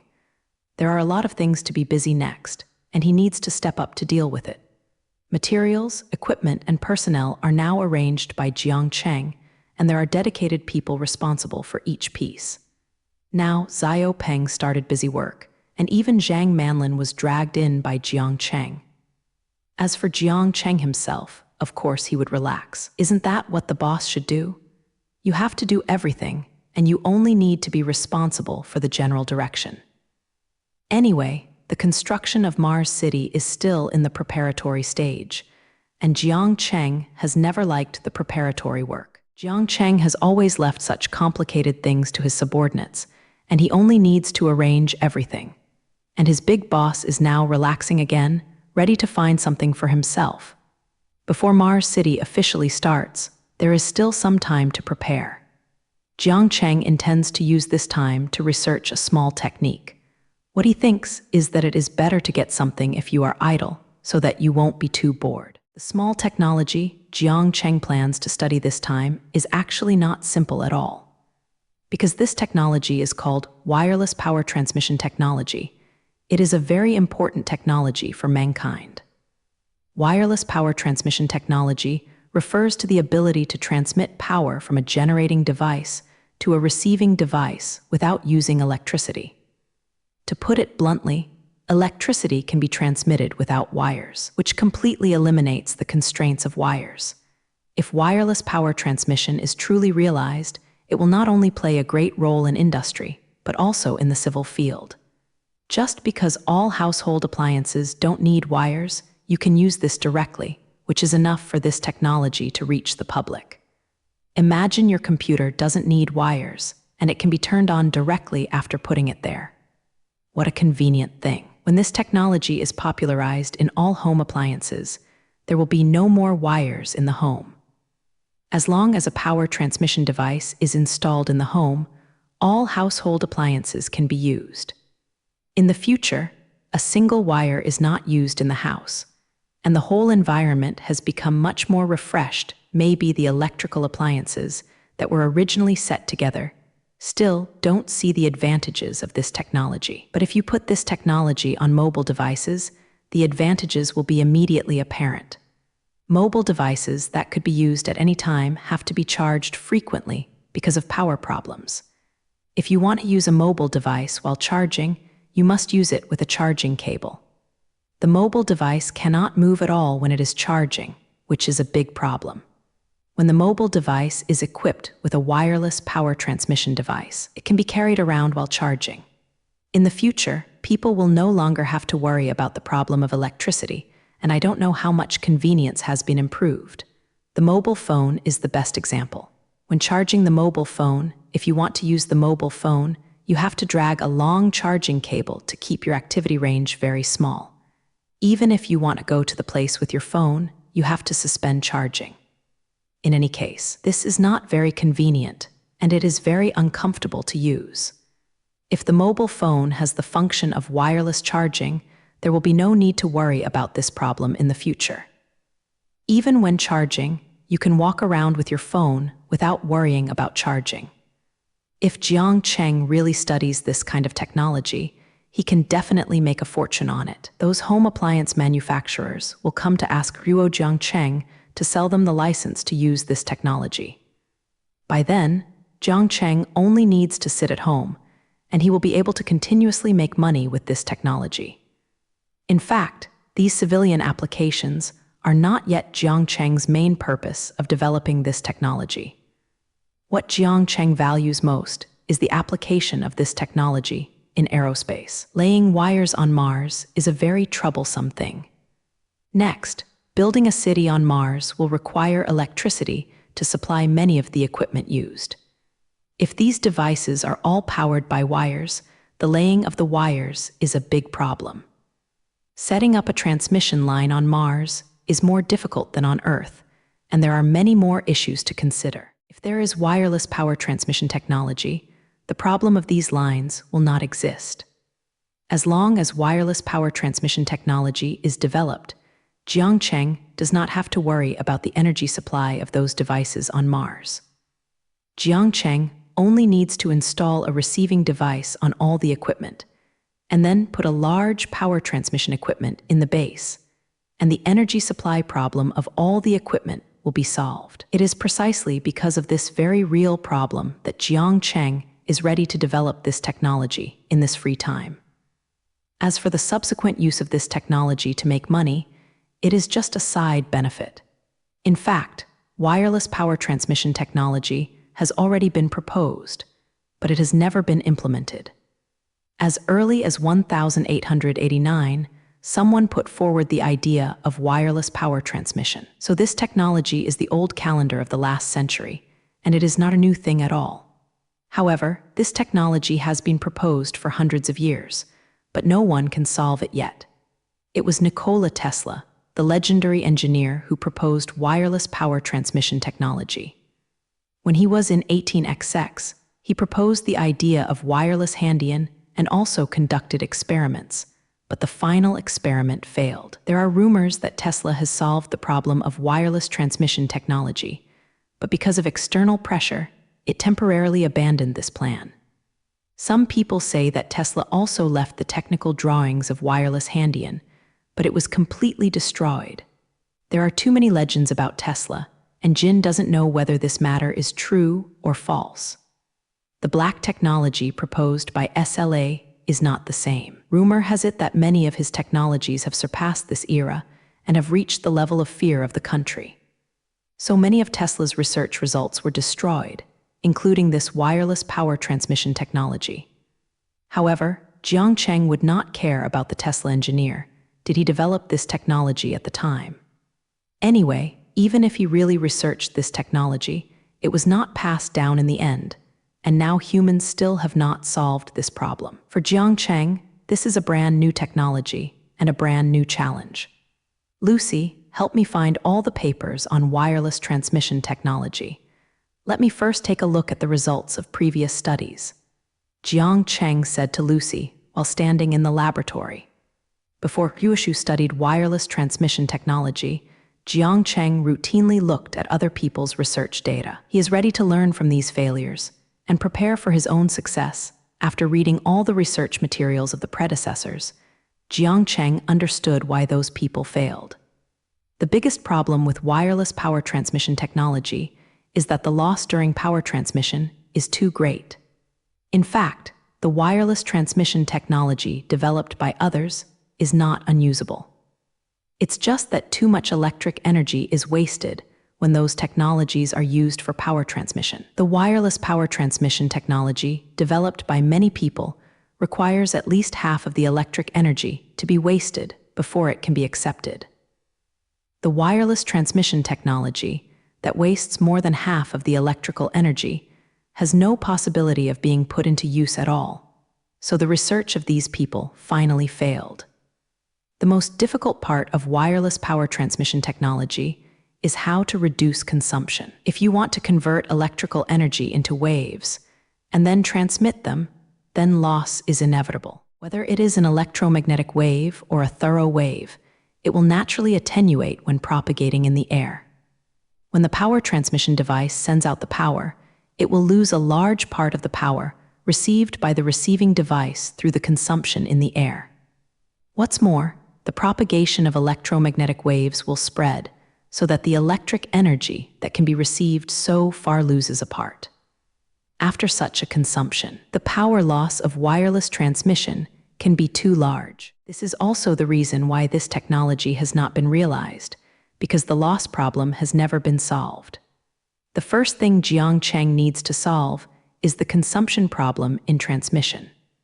Only by solving this problem, wireless transmission technology is practical. Jiang Cheng thought of a way to solve this problem, but this way is very different from previous research ideas. The traditional way of thinking is to find ways to increase the intensity of electromagnetic waves.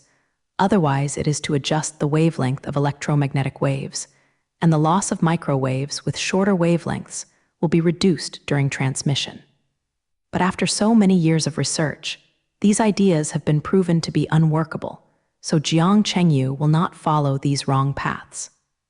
Jiang Cheng's solution is to change the means of transmission. Instead of using electromagnetic waves as a medium to transmit electricity. If the traditional way of thinking is to convert electrical energy into electromagnetic waves and then transmit them, Jiang Cheng will not be able to solve this problem even if he studies for a long time. This is something determined by the nature of electromagnetic waves, and it is not a problem that Jiang Cheng can solve at all. Only when Jiang Cheng looks at this problem in another way can he hope to solve the problem of wireless transmission technology. After thinking of a solution, Jiang Cheng began to look for a specific solution, but it was very difficult to find something to replace electromagnetic waves. Electric energy can be converted into electromagnetic waves, And electromagnetic waves can also be converted into electric energy. There can be a barrier-free conversion between the two. This is the reason why wireless power transmission technology uses electromagnetic waves. However, it is very difficult for other things to be transformed into electric energy like electromagnetic waves. At present, there is no such thing that can be used by Jiang Cheng in wireless power transmission technology. If electromagnetic waves are not used, how can electricity be transmitted? Jiang Cheng stood in the laboratory and muttered while looking at the information in front of him. He is now caught in a difficult situation and does not know how to solve this problem. How to circumvent electromagnetic waves to realize wireless power transmission technology is the question Jiang Cheng is thinking about now. Even for Jiang Cheng, this problem is not easy to solve. It's not that no one had thought about Jiang Cheng's idea, but after trying, it all gave up. Look for a perfect transmission medium, which can transform each other with electric energy without attenuation due to propagation in the air. Perhaps this kind of thing does not exist in this world, which can perfectly meet all the requirements of wireless power transmission technology. Anyway, if you want to spread in the air, you must adopt the wave situation. Even if electromagnetic waves cannot achieve perfect wireless transmission, there must be a wave that can do this. It must be the wave that can achieve wireless transmission, and other things can't do this at all. Jiang Cheng was standing alone talking about his thoughts, and from the very beginning, he directly chose Bo as his research target.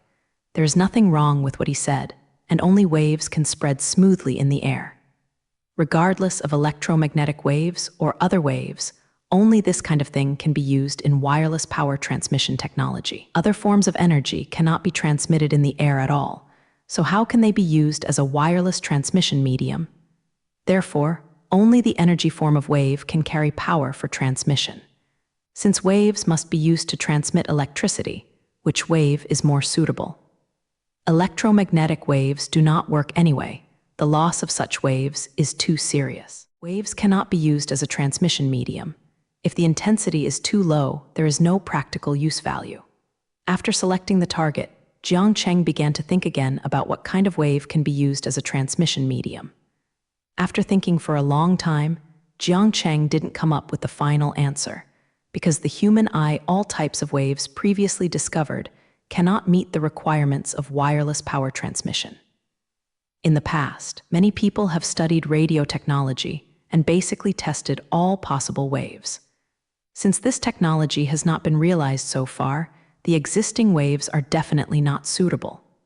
Otherwise, it wouldn't be Jiang Cheng's turn to study it. Others had already conquered this technique. If all the existing waves cannot meet the requirements, then I will create a new wave. Perhaps only a wave that has never appeared before can truly realize wireless power transmission technology. Finally, after excluding all the existing possibilities, Jiang Chengqian was ready to create a brand new wave by himself. The existing things cannot meet Jiang Cheng's needs, so he can create it himself. Creating conditions for himself is something Jiang Cheng has been doing all the time, and creating a new wave this time is not a big deal. After deciding on the solution, Jiang Cheng immediately began to act. Mayanmu, help me find a few earthquake association devices. I want to try to see if I can create a brand new wave that can be used as a transmission medium for electricity. Jiang Cheng yelled twice to Lucy, ready to start researching immediately. Anyway, I was just trying to create a wave that had never appeared before. For Jiang Cheng, this was really not a difficult matter. Okay, Master, Lucy will help you prepare the relevant equipment right away. Lucy smiled and answered Jiang Cheng's words, then disappeared in the air as soon as she flashed. After a brief period of confusion at the beginning, Jiang Cheng quickly found a feasible research plan and immediately invested in formal research. Jiang Cheng has been in the laboratory these days, tinkering with various waves. Not to mention that Jiang Cheng made several new waves this time, each with different physical properties. Some waves even have very strange properties, things that humans have never discovered before. If all the waves that Jiang Cheng discovered in the past few days were announced, maybe it would cause a wave of craze in the physical world. These brand new waves alone are enough for many physicists to study. Maybe there are other discoveries. However, Jiang Cheng didn't pay attention to these waves at all and soon forgot them. Because these brand new waves do not meet Jiang Cheng's requirements as 347, they cannot be used as a wireless transmission medium. Since these created waves cannot satisfy his requirements, none of these discoveries have any meaning. Finally, after several days of research, Jiang Cheng finally discovered a special wave. That was because of an experimental error. At that time, Jiang Cheng adjusted the frequency band of the equipment wrongly and adjusted it to the ultra-high frequency band for release. As a result, an overclocking wave was unexpectedly discovered that could meet all Jiang Cheng's needs. This kind of overclocking wave, discovered by accident, can be transformed with electric energy. And it can transform form between electric energy and overclocking wave at will. Overclocking waves can not only be converted into electrical energy, but other properties also meet the requirements of wireless power transmission. The frequency of this overclocked wave is too high, so it will not attenuate when it propagates. Various conditions show that overclocking waves can be used as a medium to be used in wireless power transmission technology. This allowed Jiang Cheng to solve the problem at once and finally found a way to realize wireless transmission. The overclocking wave that Jiang Cheng discovered, because of an accident, completely met Jiang Cheng's requirements. This has to be said to be a very strange thing. Maybe Jiang Cheng's luck is really good. After discovering that overclocked waves can be used for wireless power transmission, Jiang Cheng began to study the properties of such waves, hoping to find a way to use such overclocked waves. It's not that everything will be fine if you find the medium. How to convert electric energy into overclocked waves more funny, and how to convert the receiving device into electric energy after receiving overclocked waves. These problems need to be solved by Jiang Cheng. There is also the issue of how to reduce the size and weight of these launching and receiving devices, which all need to be solved by Jiang Cheng in the same way. It seems that Jiang Cheng still has many problems to overcome, but it will not take him too long. In the beginning, Jiang Cheng just couldn't find the direction, so he wasted a few days. Now that Jiang Cheng has found the right direction, the follow-up research naturally becomes smooth. After another few days of hard work, Jiang Cheng completed all the research work and completely realized the wireless power transmission technology. Lucy, ready to conduct wireless transmission experiments. Jiang Cheng is standing in the laboratory now, holding a light bulb in his hand. This bulb is just an ordinary bulb from the outside, and there is nothing special about it. But if you look closely, you can see the difference in this bulb because the bulb is not connected to a wire at all. There is a small base on the bottom of this bulb, but the base is beautiful and there is no place to connect wires. If an outsider sees this light bulb, it might feel very strange. Because the light bulb seems to be unusable at all and there are no wires to connect the wires, what does the light bulb rely on to emit light? But if you heard what Jiang Cheng just said, you would understand the mystery of this light bulb. The base of this bulb is the receiving device, which can receive overclocking waves and convert them into electrical energy. What Jiang Cheng is doing now is a wireless power transmission experiment, preparing to launch overclocking waves from a distance, and then let the light bulb in his hand light up. If the light bulb in his hand turns on for a while, it proves that Jiang Cheng's wireless power transmission technology has been successful. The wireless power transmission experiment will begin soon. Lucy is projecting a square device beside Jiang Cheng more than 10 meters away. The back of this device is connected to a circuit, which is the transmission device for wireless power transmission. Overclocking waves are emitted from this device and then spread through the air to where it needs to be used. Master, I'm going to turn on the device. Lucy turned on the devices next to him after she finished speaking. Of course, she did not use her hands to operate the equipment, but used remote control to operate the equipment. Lucy's appearance is just a projection. She doesn't have any hands to press the buttons on the device. However, if technology advances in the future, it will not be impossible for holographic projection to be realized. But the current technology is not up to this level. Lucy wants to have a real body. I am afraid it will have to wait a while longer. When Lucy turned on the device, the light bulb in Jiang Cheng's hand in the distance suddenly lit up. The light bulb glowed as if it had energy out of thin air. Jiang Cheng turned his head and looked at the light bulb in his hand, with a satisfied smile on his face. Now that the bulb can be lit, it means that this wireless power transmission experiment has been successful. The rest is to see how the loss rate is and whether this technology can be put into practical application. Lucy, calculate how much electricity was lost just now. Although the overclocking wave will not be lost in the air, the conversion will consume a certain amount of energy. Now it depends on whether the attrition rate can meet the expectations. If the attrition rate reaches the standard, the technology will be completely successful. Master, the wastage rate of this experiment was within 3%, which fully reached the predetermined goal. Lucy's voice appeared in the laboratory and reported the final result to Jiang Cheng. The loss rate of 3% made Jiang Cheng quite satisfied, and such a low loss was completely ignored. Such a loss is completely acceptable, and it seems that he has overcome wireless transmission technology. Jiang Cheng solved the problem of wireless transmission technology after a few days. Such a fast efficiency is still terrifying. It has stumped the technology that has not been used for hundreds of years, and it has been easily overcome. Of course, this time Jiang Cheng was able to succeed so quickly. Luck also accounted for part of the factor. If it hadn't been for the error in that experiment, Jiang Cheng would not have discovered such things as overclocking waves. However, in addition to luck, Jiang Cheng's strength also determined the success of this research. If there is no such strong scientific research strength as Jiang Cheng to support, even if the luck is against the sky, I am afraid that this technology cannot be solved. The legendary technology of wireless power transmission that has been solved by Tesla has finally been researched by Jiang Cheng.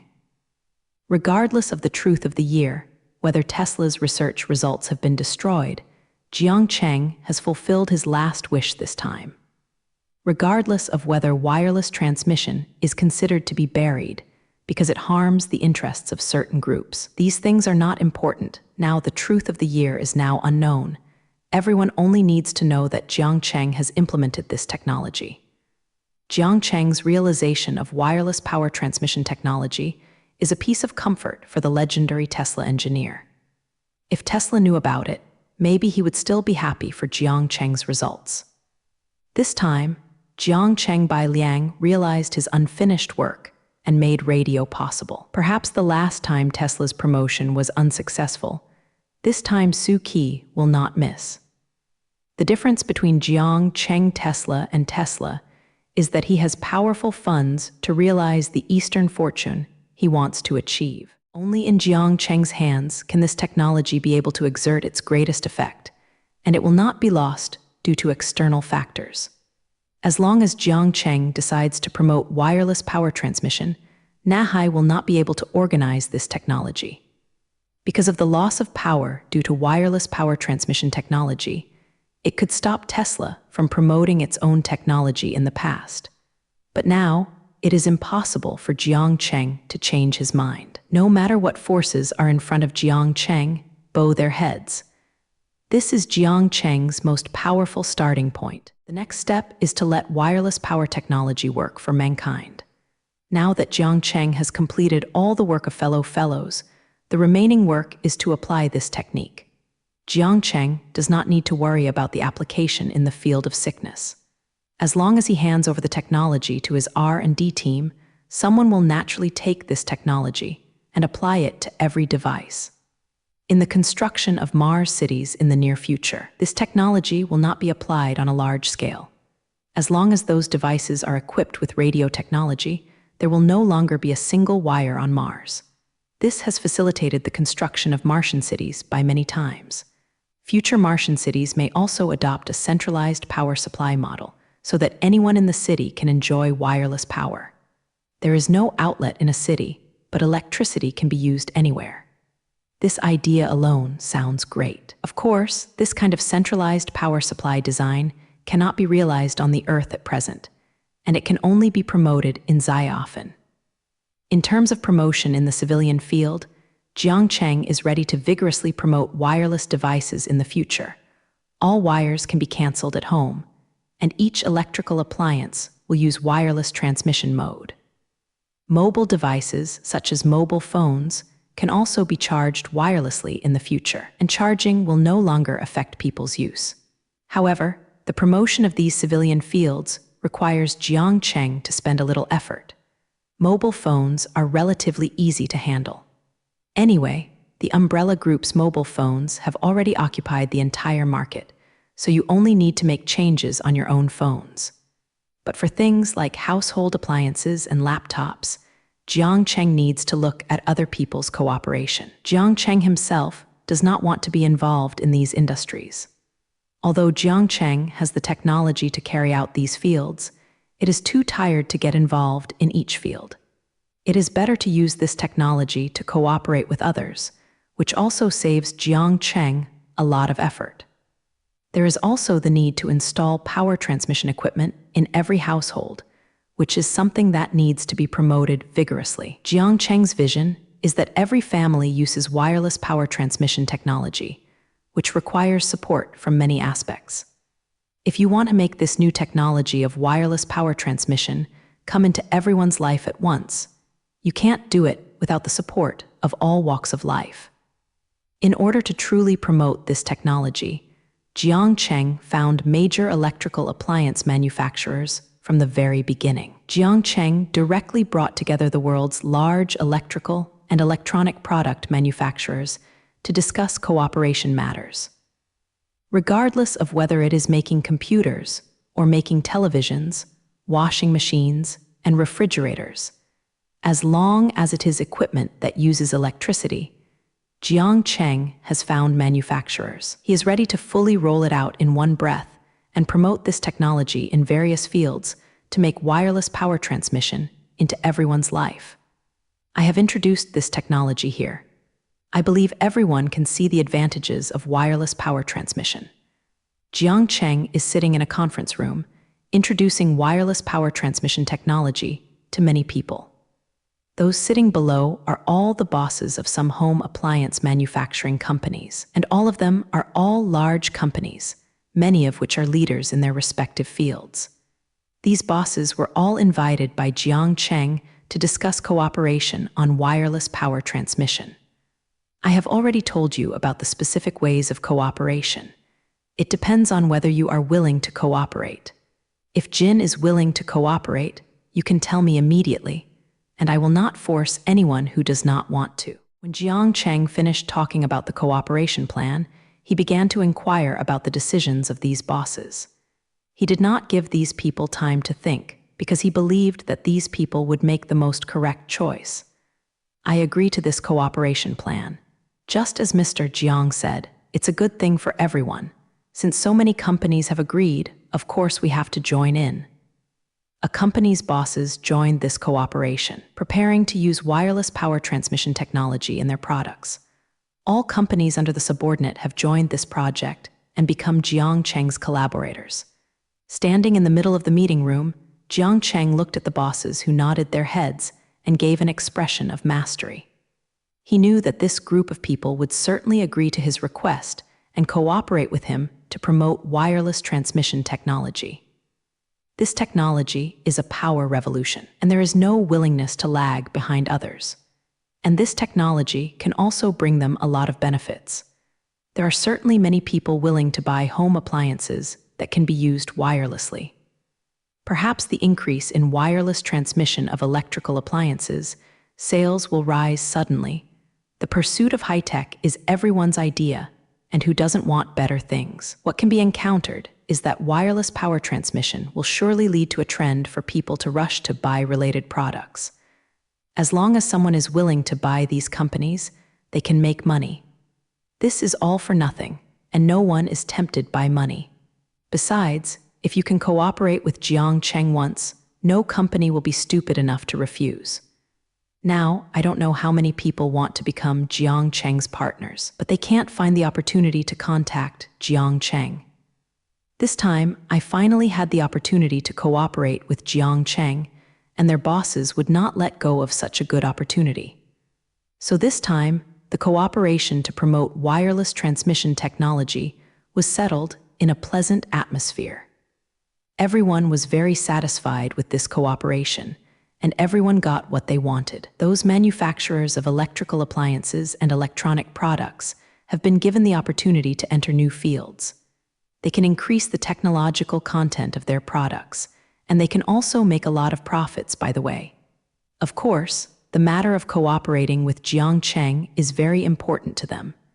And Jiang Cheng also achieved his goal here and got what he wanted. For this cooperation, Jiang Cheng only needs to provide wireless power transmission technology to other manufacturers.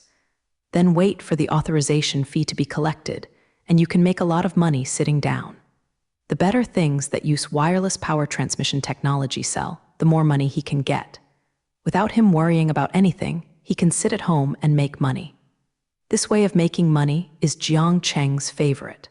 Of course, money is only Jiang Cheng's incidental purpose. What he really wants to do in this cooperation is to promote this technology. The application of electric energy has always been something he is very concerned about, and Jiang Cheng has been vigorously promoting full electrification. With the addition of wireless power transmission technology, the day of full electrification is really not far away. When electric energy can be transmitted wirelessly, many things will naturally change the original energy supply mode and become a more convenient electric drive. Therefore, to promote wireless power transmission technology is to promote full electrification. Jiang Cheng believes that as electricity slowly changes the entire society, the development of human civilization will also increase a little bit. After discussing the cooperative promotion, Jiang Cheng finally ended his work in this area. The next application will naturally have those manufacturers worry about, and they will go back and develop new products on their own, using Jiang Cheng's wireless power transmission technology. Jiang Cheng just sits at home and waits to collect the money and sees if this technology is promoted. After finishing the wireless power transmission, Jiang Cheng was ready to start business. At that time, Jiang Cheng was preparing to develop wireless power transmission technology. He was just looking for something to do when it was air-trapped. Because the construction of Mars City was still in the preparatory stage, Jiang Cheng would do something else. Now that the preparations are almost done, Jiang Cheng's attention will naturally turn back to business. After this period of preparation, all the materials, equipment, and personnel have been prepared. Now wait for the Trailblazer to transport all these things to Mars, and then you can do it on Mars. However, before starting the formal construction, Jiang Cheng still has one thing to do, and that is to recruit Martian immigrants. The purpose of building the Martian city is to carry out the Martian migration plan, and the core of this plan is the Martian migration.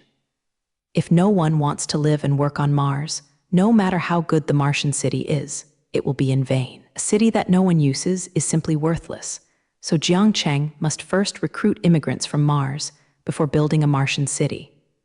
After Jiang Cheng has quickly built a Martian city, he is ready to carry out large-scale development on Mars. These development work cannot be done by astronauts alone. There will be a lot of related personnel. Rebuilding a city on Mars requires people from all fields to join as the first immigrants from Earth to Mars. Recruiting Martian immigrants is not a random thing. It needs Jiang Cheng to plan well. Martian immigrants can't just find someone to come here. What Jiang Cheng needs is some technical talents who can make his own tribute for the subsequent development of Mars. Qualified Martian immigrants must at least have a skill, but not everyone with the same finger can join this program. A real immigration city requires many different professions. Doctors, teachers, and workers are indispensable in every profession. Only when these professions are complete, Jiang Cheng predicts that the immigrant city in the middle of it can be regarded as truly established. Especially some of the workers who are ill-trained are the talents Jiang Cheng needs most now. The next development of Mars is indispensable with the help of these workers. Although there are many talents who can meet Jiang Cheng's requirements, I don't know how many of them are willing to go to Mars. A place like Mars is not a place where people dare to pass. Say goodbye to the past as an immigrant, which means that you will not be able to return to Earth in the future, and you will stay on Mars forever. People who are willing to abandon the stable life on Earth and go to the deserted planet of Mars are not easy to find. How can I find enough people and be willing to go to places like Mars? This is Jiang Cheng's biggest problem now. Regarding the recruitment of Martian immigrants in this way, Jiang Cheng could not think of a good way. Apart from astronauts, there are not many ghost places like Mars that others are willing to adopt. If you want to go to Mars to see and play super, surely many people are willing to sign up. But if you directly immigrate to Mars and stay on that desolate planet, I am afraid that not many people will be willing to participate. It's one thing to be curious about Mars and want to see it. It's another thing to stay in it for a long time. If you live on Mars, which is far away from the Earth, you may not be able to return to the Earth for a long time. This kind of decision is really not made by ordinary people. Although it is said that after the construction of the Martian city is completed, Mars will not be so desolate. At least there will be a stable settlement. But for ordinary people, living on Mars for a long time is really unacceptable. After going to Mars, you have to stay in the immigrant city. Even if you go to work, you have to wear a spacesuit. You can't run around on Mars. You can only move around in a designated place. This kind of activity is limited to a certain range of life. Not all can accept. So Jiang Cheng's biggest problem now is, if he persuades the talents he wants to abandon the stable life on Earth and immigrate to the unknown land of Mars. To put it bluntly, Jiang Cheng is now going to fool people and fool them to Mars. This kind of thing suddenly embarrassed Jiang Cheng. He really didn't know how to send people to Mars. Jiang Cheng is really not very good at things like fools. Although he didn't know how to fool people, he knew who was better at this kind of thing. After encountering this kind of trouble, the first thing Jiang Cheng thought of was Zhang Manlin, and the president of his own was good at this. Although the president is not a son, this job is very challenging. If you don't have a certain ability to move people's hearts, I'm afraid you can't do the job as a president. So Jiang Cheng wants to find enough talents to immigrate to Mars, and it is absolutely right to find Zhang Manlin.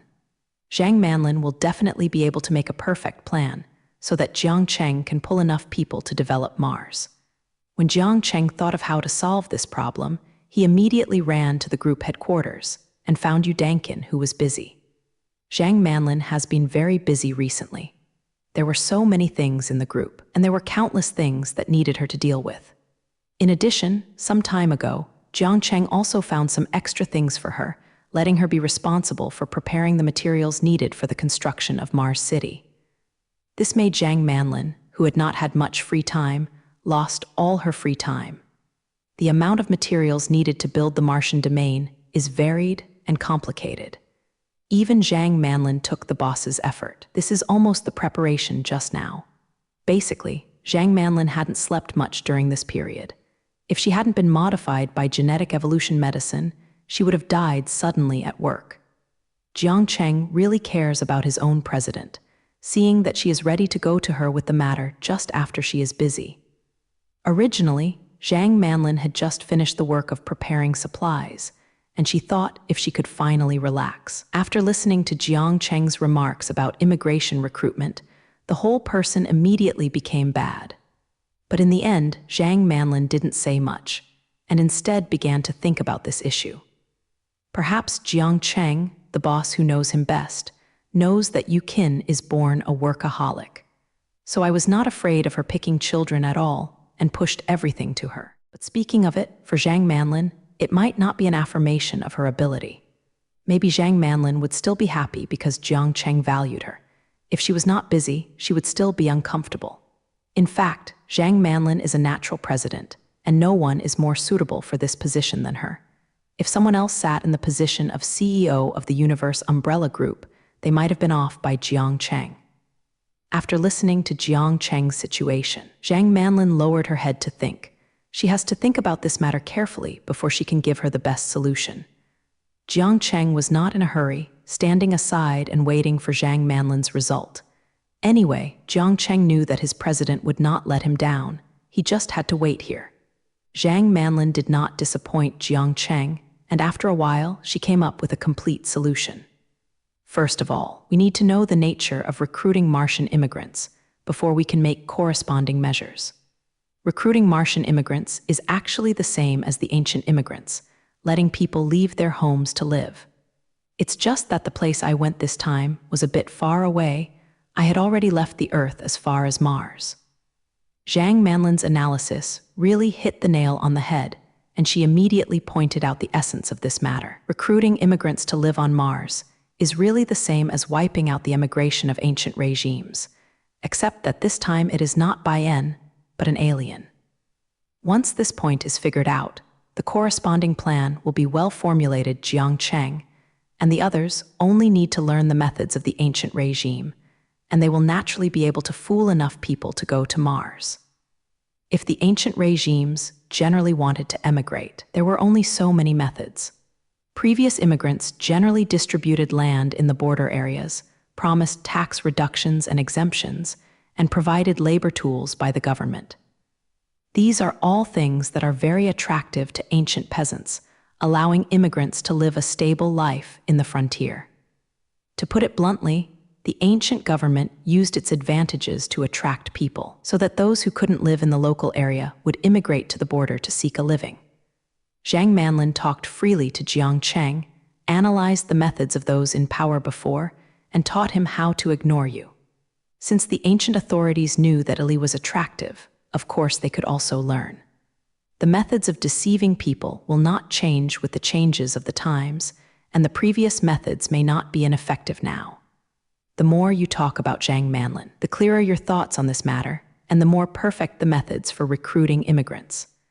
I saw Zhang Manlin showing a confident smile and then said to Jiang Cheng, "Since ancient people can figure out a solution to this problem, we can also solve the problem according to this idea. People in ancient times knew how to use incentives, so we can also learn it. First of all, we can give immigrants good conditions to attract them to sign up for the Martian immigration program." The method Zhang Manlin thought of was actually the same as before, except that the specific operation methods would change a bit when the times changed. But no matter what Zhang Manlin wants to attract immigrants, in essence, it is to provide immigrants with good living conditions so that those who have the will can be tempted. The ancients gave land to immigrants who went to the frontiers, and we could learn from it. But if we couldn't distribute land, we could distribute houses. We can advertise that anyone who settles on Mars can get a house in the Martian city, and this house will always belong to them. In addition to the house, other conditions are also very good, and all aspects of welfare must be kept up, so that people can be attracted to Mars to settle. Free electricity and water supply, free transportation in Mars City, education and medical care are all free. I believe that as soon as these conditions are released, I think a large number of people will sign up. While listening to Zhang Manlin's method, Jiang Cheng nodded involuntarily. The method Zhang Manlin said is indeed very operational, and the effect is estimated to be very good. Providing free housing and other benefits are very attractive to many people. Holidays on the Earth are so high now that many people can't afford it. Since you can't afford your own house on Earth, it's better to go to Mars and try it. At the very least, going to the house on Mars can be regarded as complete, not to mention there are other benefits waiting for them.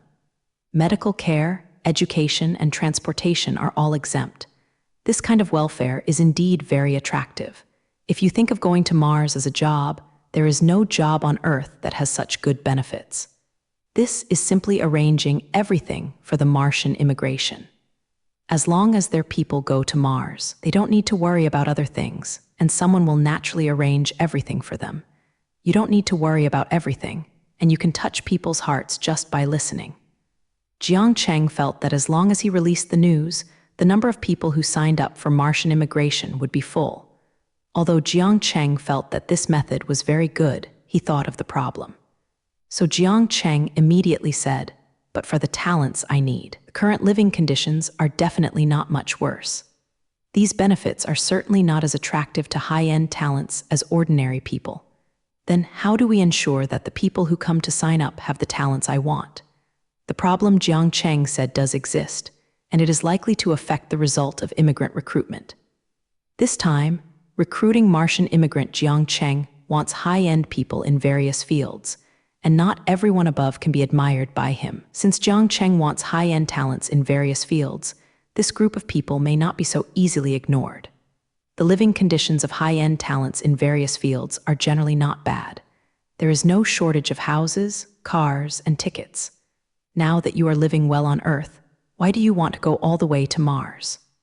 The benefits mentioned by Zhang Manlin are actually available on the Earth as long as they have money, and they are not too difficult to achieve. Perhaps these benefits are very tempting to ordinary people, and they wish to go to Mars with Ruo Jiangcheng right away. But ordinary Jiang Cheng didn't really want it. The previous batch of Jiang Cheng wanted talents who could help him develop Mars. As for recruiting ordinary people to Mars, when the scale of Martian immigration is large, maybe Japanese letter, we'll start to consider letting these people go to Mars to settle. The problem now is that Jiang Cheng, who can be attracted, is unwilling to ask, but the people Jiang Cheng really wants may not be willing to come. To put it bluntly, this is a problem of different appeals. Different people make them change their lives at different costs. Ordinary people who are still worrying about life, if they are allowed to go to a place where there is no worries about food and clothing, they will definitely be willing to abandon their current life, even if they go to Mars. As for those true elites, their lives are already very good, and the price they need to pay is undoubtedly much higher if they give up their current stability and go to Mars. After Zhang Manlin heard Jiang Cheng's doubts, there was no surprise on her face, as if she had said to Jiang Cheng that these situations had already been considered. Facing Jiang Cheng's question, Zhang Manlin smiled. I have already considered what you said. This same question does exist. These conditions are indeed insufficient for high-end talents, but this problem is a good solution.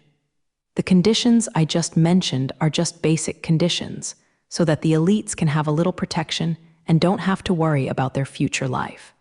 How to attract these talents depends on a good environment. The sub-picture of people is just to live better, and we can start from this aspect. Zhang Manlin was completely in control now, and she continued to talk about how she came up with it. If we can provide a better environment than the Earth, we are not afraid that no one is willing to go to Mars. Martian City can provide things that are not available on the Earth. This is the focus of our next propaganda. Zhang Manlin now looks like a big flicker, ready to sell her bicycle to the sick. Now that the Martian city has not been built, it is impossible to draw a more intuitive image of everyone. Then we might as well create a propaganda beard to show the appearance of Mars Domain City in the future. As long as this Martian city is attractive enough, there will naturally be a large number of talents willing to go. Anyway, I saw the plan of your Martian city once. Zhang Manlin, as the CEO of the Universe Umbrella Group, does not manage the fast thing of aerospace. But she still knew some details about the Martian city in Jiang Cheng's plan. The Martian city in Jiang Cheng's plan is a real city with a collection of high-tech and beautiful landscapes.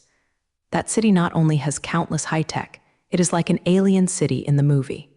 The scenery and greening of the city are also well planned, and the steel-like coldness will not be felt at all. In general, the Martian city designed by Jiang Cheng is not like a city built on a desolate Mars, but as beautiful as a paradise. In the future, there will be such a perfect city on Mars. Even if construction has not started yet, Zhang Manlin will be ready to make good use of such a good trump card in her hand. Of course, Zhang Manlin will use it well, so Japanese letter will let Jiang Cheng take a promotional video about the city of Mars.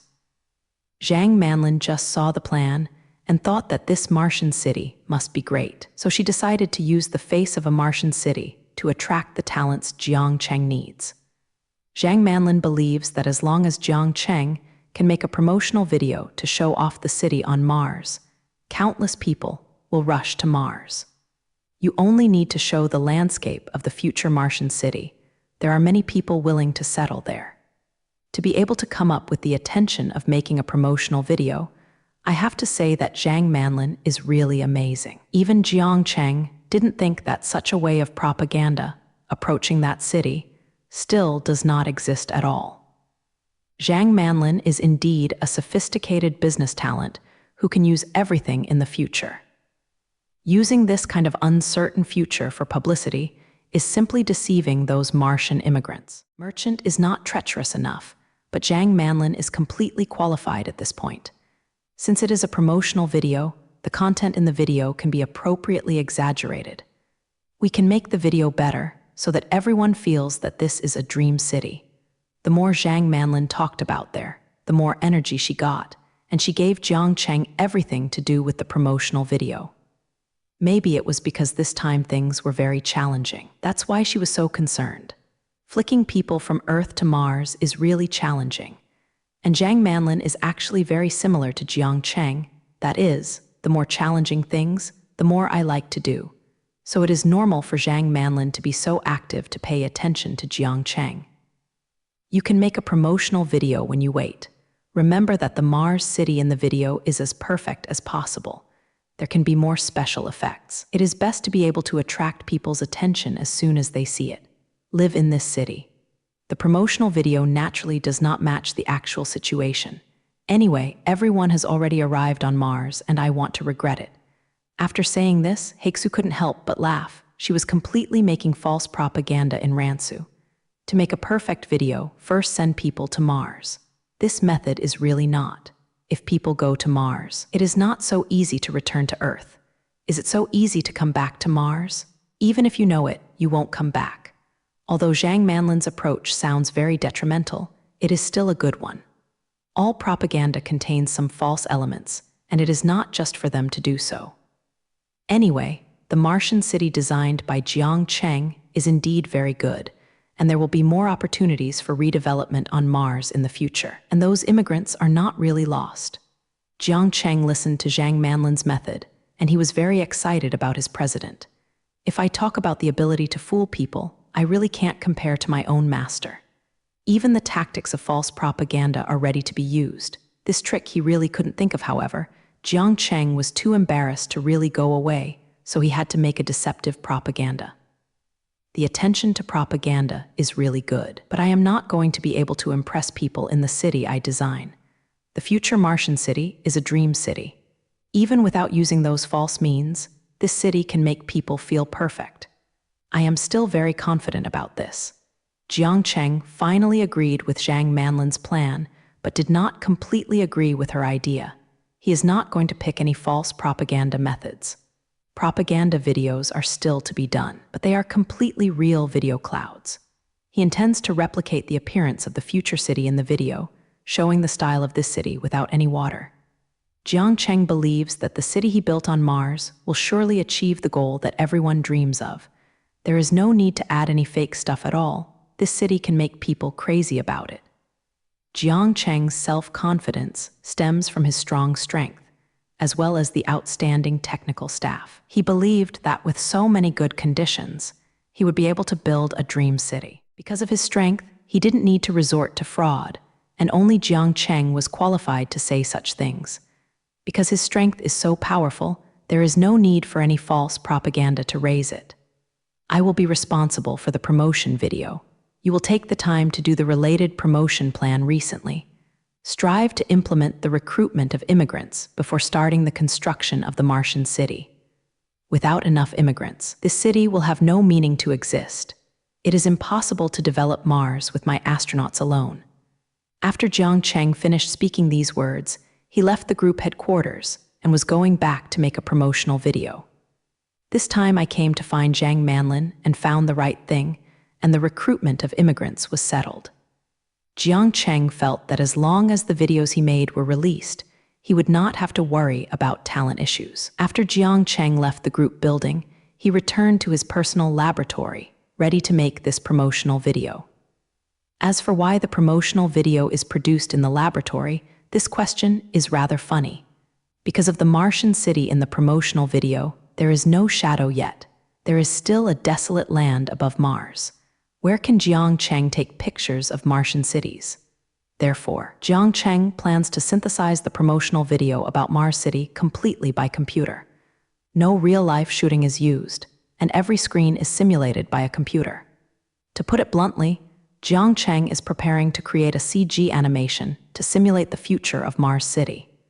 Since Jiang Cheng is going to make a CG animation, it is natural to do this work in the laboratory.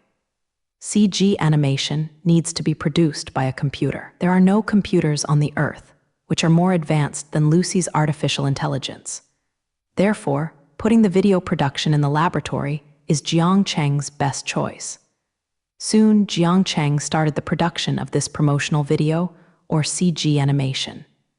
This promotional video is said to be a CG animation, but the effect it produces is much more realistic than the actual shooting. Jiang Cheng's technology is much better than those of special effects companies, and the CG effects he produces are naturally more real than those in the movies.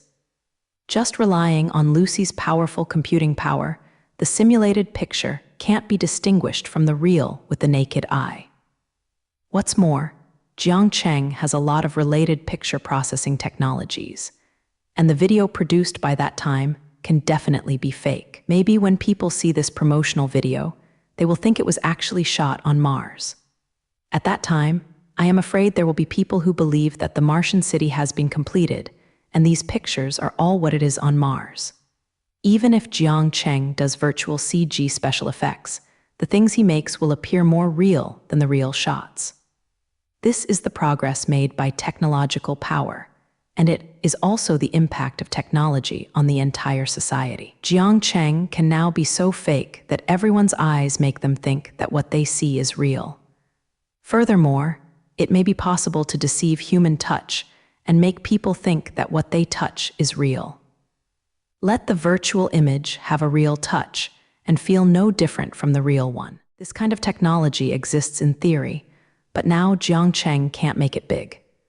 In the future, don't say that what you see will be deceiving. Even if you touch it yourself, it may not be true. Of course, Jiang Cheng can't do it to this degree now, so he can only parrot everyone's eyes. It didn't take long for Jiang Cheng to complete the production of the promotional video. Lucy's performance is so powerful that it won't take long to simulate CG special effects. Even if this kind of CG animation can be faked, Lucy will be able to finish it soon. Jiang Cheng actually only told Lucy about the idea of a Martian city and described the appearance of the city. Lucy will naturally present the most realistic and perfect picture, and even the lens conversion will be done by herself. After completing the propaganda, the rest of the work is to deploy the propaganda plan. Jiang Cheng intends to let everyone know this time that he is planning to build a Martian city and start the Mars immigration plan. He believes that with his own video, many people are willing to join the project. Under the powerful influence of the Universe Umbrella Group, a single piece of news spread to the entire world. Jiang Chengbei was building a city on Mars. Almost everyone knew the news. This news is undoubtedly a heavy bomb for people's peaceful life. The establishment of a domain city on Mars is like a scene in a novel movie. No one thought that Jiang Cheng had already reached this point now. The spaceship of the universe a while ago was enough to shock everyone. As a result, Jiang Cheng was directly preparing to get an alien city out this time. Jiang Cheng really made everyone unable to calm down. Don't make a big deal some time ago. Just create a spaceship.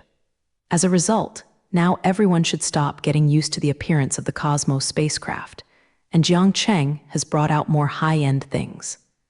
Jiang Cheng really kept coming out one big new country one after another, making everyone's eyeballs unable to relax. People don't even dare to think about things like Mars City, but Jiang Chengjia is already ready to do it. To achieve more things that no one can imagine is what Jiang Cheng can do. Building an immigrant city on Mars is a very big test for technical and other strengths. Although this matter seems extremely difficult, many people still think that Jiang Cheng will succeed this time. Jiang Cheng is a character who is habitual to bring miracles to everyone. Everyone is initially numb to the advanced products Jiang Cheng has made. Now, if Jiang Cheng said that he had created a space portal, many people might be willing to believe it. No matter how incredible things are, as long as Jiang Cheng does it, someone will believe that he can do it. The news itself is not the most shocking. What surprised everyone the most was the announcement with Ruo News. After the news of the second star city came out, the Umbrella Group officially issued a notice to the outside world, preparing to recruit the first immigrants to Mars. Jiang Cheng is ready to recruit Martian immigrants. This news is even more interesting than Martian cities. Many people are willing to try this exciting thing to be the first immigrants to Mars. Goodbye. Umbrella Group also announced the benefits of immigrants at the same time. Free housing is even more attractive, let alone free medical care, transportation, and education. These ordinary people drool over the welfare. In an instant, many people began to inquire about the registration, and they were a little moved by the matter of immigration to Mars. These benefits alone are good enough now, enough for many people to leave the Earth to gamble on distant Mars. When the Umbrella Group released the benefits of Martian immigrants, many people were ready to sign up. Countless people asked the Universe Umbrella Group about the conditions and what kind of talents can be selected. In the eyes of these ordinary people, leaving the Earth is no big deal. As long as they can live a better life, even going to the distant Mars is worth it. Giving up everything on Earth is nothing to these people. They originally had very few things, and naturally, there was nothing worthy of nostalgia. There are many people in Jizhai who are preparing to immigrate with their families and start a new life on Mars. Now there are so many people preparing to immigrate to Mars. This is also because the initiator of this plan is Jiang Cheng. It's not that you don't know the danger on Mars, but you trust Jiang Cheng too blindly.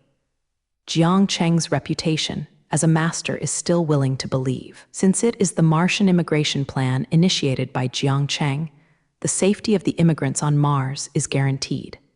Everyone believes that with Jiang Cheng's technology and strength, everyone will be able to have a stable life on Mars. Anyway, everyone's life is to be lived, and it is not always the same wherever you live. The living conditions of going to Mars could be a little better. At least there is no need to post on Earth for the house. This is what many talkers have in mind now, and it is also the people they want, but they have been moved by now. Most of them are sound people with no special skills. It's not rude to say that these people don't have much abilities. If those elite talents who are truly capable are enjoying the beauty of their small lives, why should they take the risk to go to Mars? Jiang Cheng found that the people who came to inquire now didn't have the talents he wanted. This situation is the same as he thought at the beginning. Elite talents are not attracted by those benefits. Now those who are willing to go to Mars are just a bunch of wise people. Even if Tongren is willing to go to Mars, Jiang Cheng may not be willing to take it. The Martian immigration plan is still in its infancy, and now he wants so many Yintongren. We must know that the number of places in Mars cities in the early stage was limited, and they could only accommodate so many people in total. If everyone is an ordinary person with no abilities, how can the subsequent development of Mars proceed? Of course, seeing so many ordinary people willing to go to Mars, Jiang Cheng was very happy in his heart. If the Mars immigration program develops smoothly, there will still be many groups of people going to settle on Mars in the future. At that time, Jiang Cheng needs a large number of ordinary people and is willing to take these people to Mars. A qualified social structure can't be all elites, and ordinary people at the bottom must also have. Maybe, after the development of Mars reaches a certain scale, Jiang Cheng will need a large number of ordinary people to fill Mars. But at that time, these benefits may be reduced now. The first group of people who went to Mars to open up Wasteland would definitely receive better treatment. With the first group of people as role models, those who follow will naturally feel relieved. Such good welfare now is Jiang Cheng's reward to the pioneers, and it is also a reward to these people for their courage. Those who can take such a big risk to follow him to Mars, the courage alone is worth Jiang Cheng's benefits. For the following groups of immigrants to Mars, the relevant welfare must be much worse. It is also impossible for Jiang Cheng to maintain such high welfare all the time, which is also detrimental to the development of Mars. At the end of the development, maybe even the ticket to Mars has to be purchased by yourself. At that time, Mars must have had a complete social structure, and it was already very suitable for human development in the past. Of course, that will be a long time later. Now Jiang Cheng still needs a large number of related people, so that's why the welfare is so high. In order to attract talents from various fields to sign up, Jiang Cheng soon began a follow-up publicity plan. Jiang Cheng released the big move he had prepared long ago, the promotional video about the Martian city. As soon as the actual promotional video appeared on the market, those elite talents who had not been tempted would no longer be able to sit still. Mainly the scenes in that video are really attractive. In the video, the outlook of the future Mars city is fully shown, and a beautiful blueprint is drawn for everyone through various perspectives. In the video, the city is so beautiful, with green trees everywhere surrounded by cute fountains, and the mood will be much better just looking at the picture. Every landscape in the city has been carefully designed, revealing the designer's intentions everywhere, and it is refreshing to see it, let alone living in it. In addition to the beautiful scenery, this city has also assembled the most advanced technology of mankind. The entire city has adopted the most advanced wireless power transmission plan, and convenient power can be enjoyed anywhere. This technology, which has just begun to be promoted on the Earth, is enough to attract people's attention. You must know that this is a city that is covered by wireless power transmission, so you don't have to worry about power consumption wherever you go. Except for the wireless transmission accident that covers the entire city, every place in this future Martian city is full of advanced technology. These advanced technologies, unofficial technologies, allow humans living in them to enjoy the most convenient life. The whole city is full of robots of all kinds, all of which exist to serve humans. Some robots are responsible for helping humans pick up trash and clean up the sanitation of the city. Some robots can help humans go shopping, and some robots can also help humans walk their dogs. You can do everything without going out, and there are robots to help you complete everything. This kind of life is like heaven, and this city is also everyone's dream city. After seeing this city that combines nature with technology, no one is unwilling to settle here. After the promotion video appeared, the registration office for signing up for Mars immigration was immediately crowded with a large number of people, and signing up to Mars suddenly became popular. Especially those elites who were originally unwilling to go to Mars were immediately attracted by the Martian city. No one wants to live in the city that Jiang Cheng portrayed in the promotional video. These elite talents are actually looking for a better environment, and there is more room for their own development. Needless to say, the development opportunities on Mars, a brand new place, is a virgin land that has not yet been developed, and it is really to say that there is no opportunity. Since Jiang Cheng wants to develop Mars on a large scale, the future development opportunities on Mars are really innumerable. If you don't listen to it, Mars will really develop and become an immigrant planet with a large population. At that time, the first immigrants to Mars were even veterans on Mars. After the people who first went to Mars to develop, they will certainly have a much greater right to speak on Mars than later people. This opportunity is also something many people want to seize. They believe that as long as they have a time advantage, they will definitely develop better than those who go to Mars later. If there is a place that is far better than the environment on the Earth and can provide them with development opportunities, it will become acceptable even if they leave the Earth. As a result, elite talents in various fields have also begun to rush towards registration, preparing to sign up for this Mars immigration plan. These elites come from different countries and regions all over the world. They may have different skin colors and languages, but there is one thing that these people are all the same. That is, this group of people are all talents in their respective fields, and they are certainly not small in ability. With these people joining, Jiang Cheng's future Mars development plan will definitely benefit a lot. These people in various fields will definitely help Jiang Cheng develop Mars better.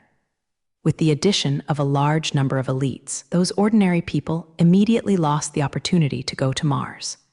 Because this registration is to submit information, then the umbrella group will screen out some outstanding talents to enter the follow-up assessment based on each person's information. If there is no ordinary person with a good skill, I am afraid that even the first screening will fail. Not to mention that there will be another round of cruel assessments that will eliminate all those who are not capable. This selection mode prevents mediocrities from joining and ensures that everyone who goes to Mars is the talent Jiang Cheng needs. But in the end, many ordinary people signed up.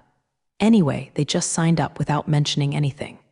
If you get lucky in the end, it will be a big profit. As the number of applicants continues to rise, preliminary screening is also going on at the same time. The first batch of immigrants planned by Jiang Cheng is about 10,000, and these 10,000 are the first immigrants to settle on Mars. The number of people at Shishenki 10,000 seems to be a bit small. The Mars city designed by Jinjiangcheng is so large that it can accommodate more than 100,000 people to live in it. At this point, people can't even fill the first Martian city, let alone Jiang Cheng plans to build several Martian cities in the future. Jiang Cheng himself knows that these 10,000 people are far from enough. If you want a fully developed Mars, not 100,000 people are simply not enough. That's why Jiang Cheng designed a huge immigrant city, which can accommodate 100,000 people in. But now it's only the first batch of immigrants. It can be regarded as Jiang Cheng's test of water. For the first time to send immigrants to Mars, Jiang Cheng still felt that it would be better to have some stability, so in the end he set the number of 10,000 people. If these immigrants live and work well on Mars, the number of immigrants in the next few immigrants can also increase. In the plan, Jiang Cheng plans to divide several batches and send 100,000 people to Mars. With so many people working on Mars, all of the anticipated minerals can be mined, and there are enough staff for the construction of the following Martian cities. When the immigrants on Mars slowly increase, there is no need to let Jiang Cheng's astronauts go to visit workers like they are now. In the future, astronauts can concentrate on performing their tasks in space and take care of the more difficult tasks, instead of building cities on Mars as they do now. In the future, astronauts may become more crew members, flying in the space with negative sound. In the universe, Shisu is going to build a big space mouse team in the future, and now these aviators are all candidates for Cosmic Feiyang. After half a month of registration, a total of hundreds of thousands of people have signed up for the Martian immigration program. Of course, there are still more Lei Tong people, but fewer elite talents. When the ridiculous people account for the majority, people are always avoided. However, these informants could not pass the first election and could not even participate in the subsequent assessments. In the end, Jiang Cheng selected tens of thousands of people with relatively good-looking Kalai and entered the final assessment stage. These tens of thousands of people are basically the same people, and they involve the masters of different territories. What Jiang Cheng needs to do next is to select the real elite among these tens of thousands of people and become the first batch of Martian immigrants. Nothing is disabled in the assessment stage. Everyone is a capable person, but in the end, only 10,000 people can be left. After some hayride made by Jiang Cheng still shipped out the talents he wanted. After selecting 10,000 people to emigrate to Mars, Jiang Cheng arranged for them to start training. Wanting to live on Mars is not so easy. It is completely different from being on Earth. At the very least, if working on Mars, astronauts must be able to use it. Jiang Cheng doesn't require these immigrants to receive rigorous training as astronauts, but some basic knowledge is still available. Otherwise, how these people will survive on Mars? Soon, the first batch of Martian immigrants began their own training. These 10,000 people are the seeds of Jiang Cheng's hands and are ready to go to Mars. When the seeds are all blooming and bearing fruit, it is time for Jiang Cheng to harvest the most beautiful fruits. After recruiting enough Martian immigrants, Jiang Cheng's preparation work has been completed, and now when everything is ready, he will go to Mars to do a big job. The training of the first batch of Martian immigrants was put in the Astronaut Training Center by Jiang Cheng. Of course, these Martian immigrants do not need to receive complete astronaut training, but some basic training is still needed, such as the use of spacesuits and some equipment in space. These trainings are all necessary. These training courses are available in the Astro Bear Training Center, so putting them here is the most comprehensive. After arranging the training for Mars immigrants, I am ready to go to Mars with supplies and equipment. After so long of preparation, everything needed to build the Mars City Week is already ready. All the needed materials and equipment have been installed on the Trailblazer, ready to be transported to Mars with Jiang Cheng and the others. All relevant personnel are already in place. The newly trained astronauts and the veteran astronauts are all on standby and ready to set off. All these astronauts have already understood their missions and are very clear about what to do next to Mars. Every crew member is full of expectations for the mission he will come down, and he wants to start this mission immediately. To be able to participate in such a great project as Mars City, every astronaut feels proud and at home.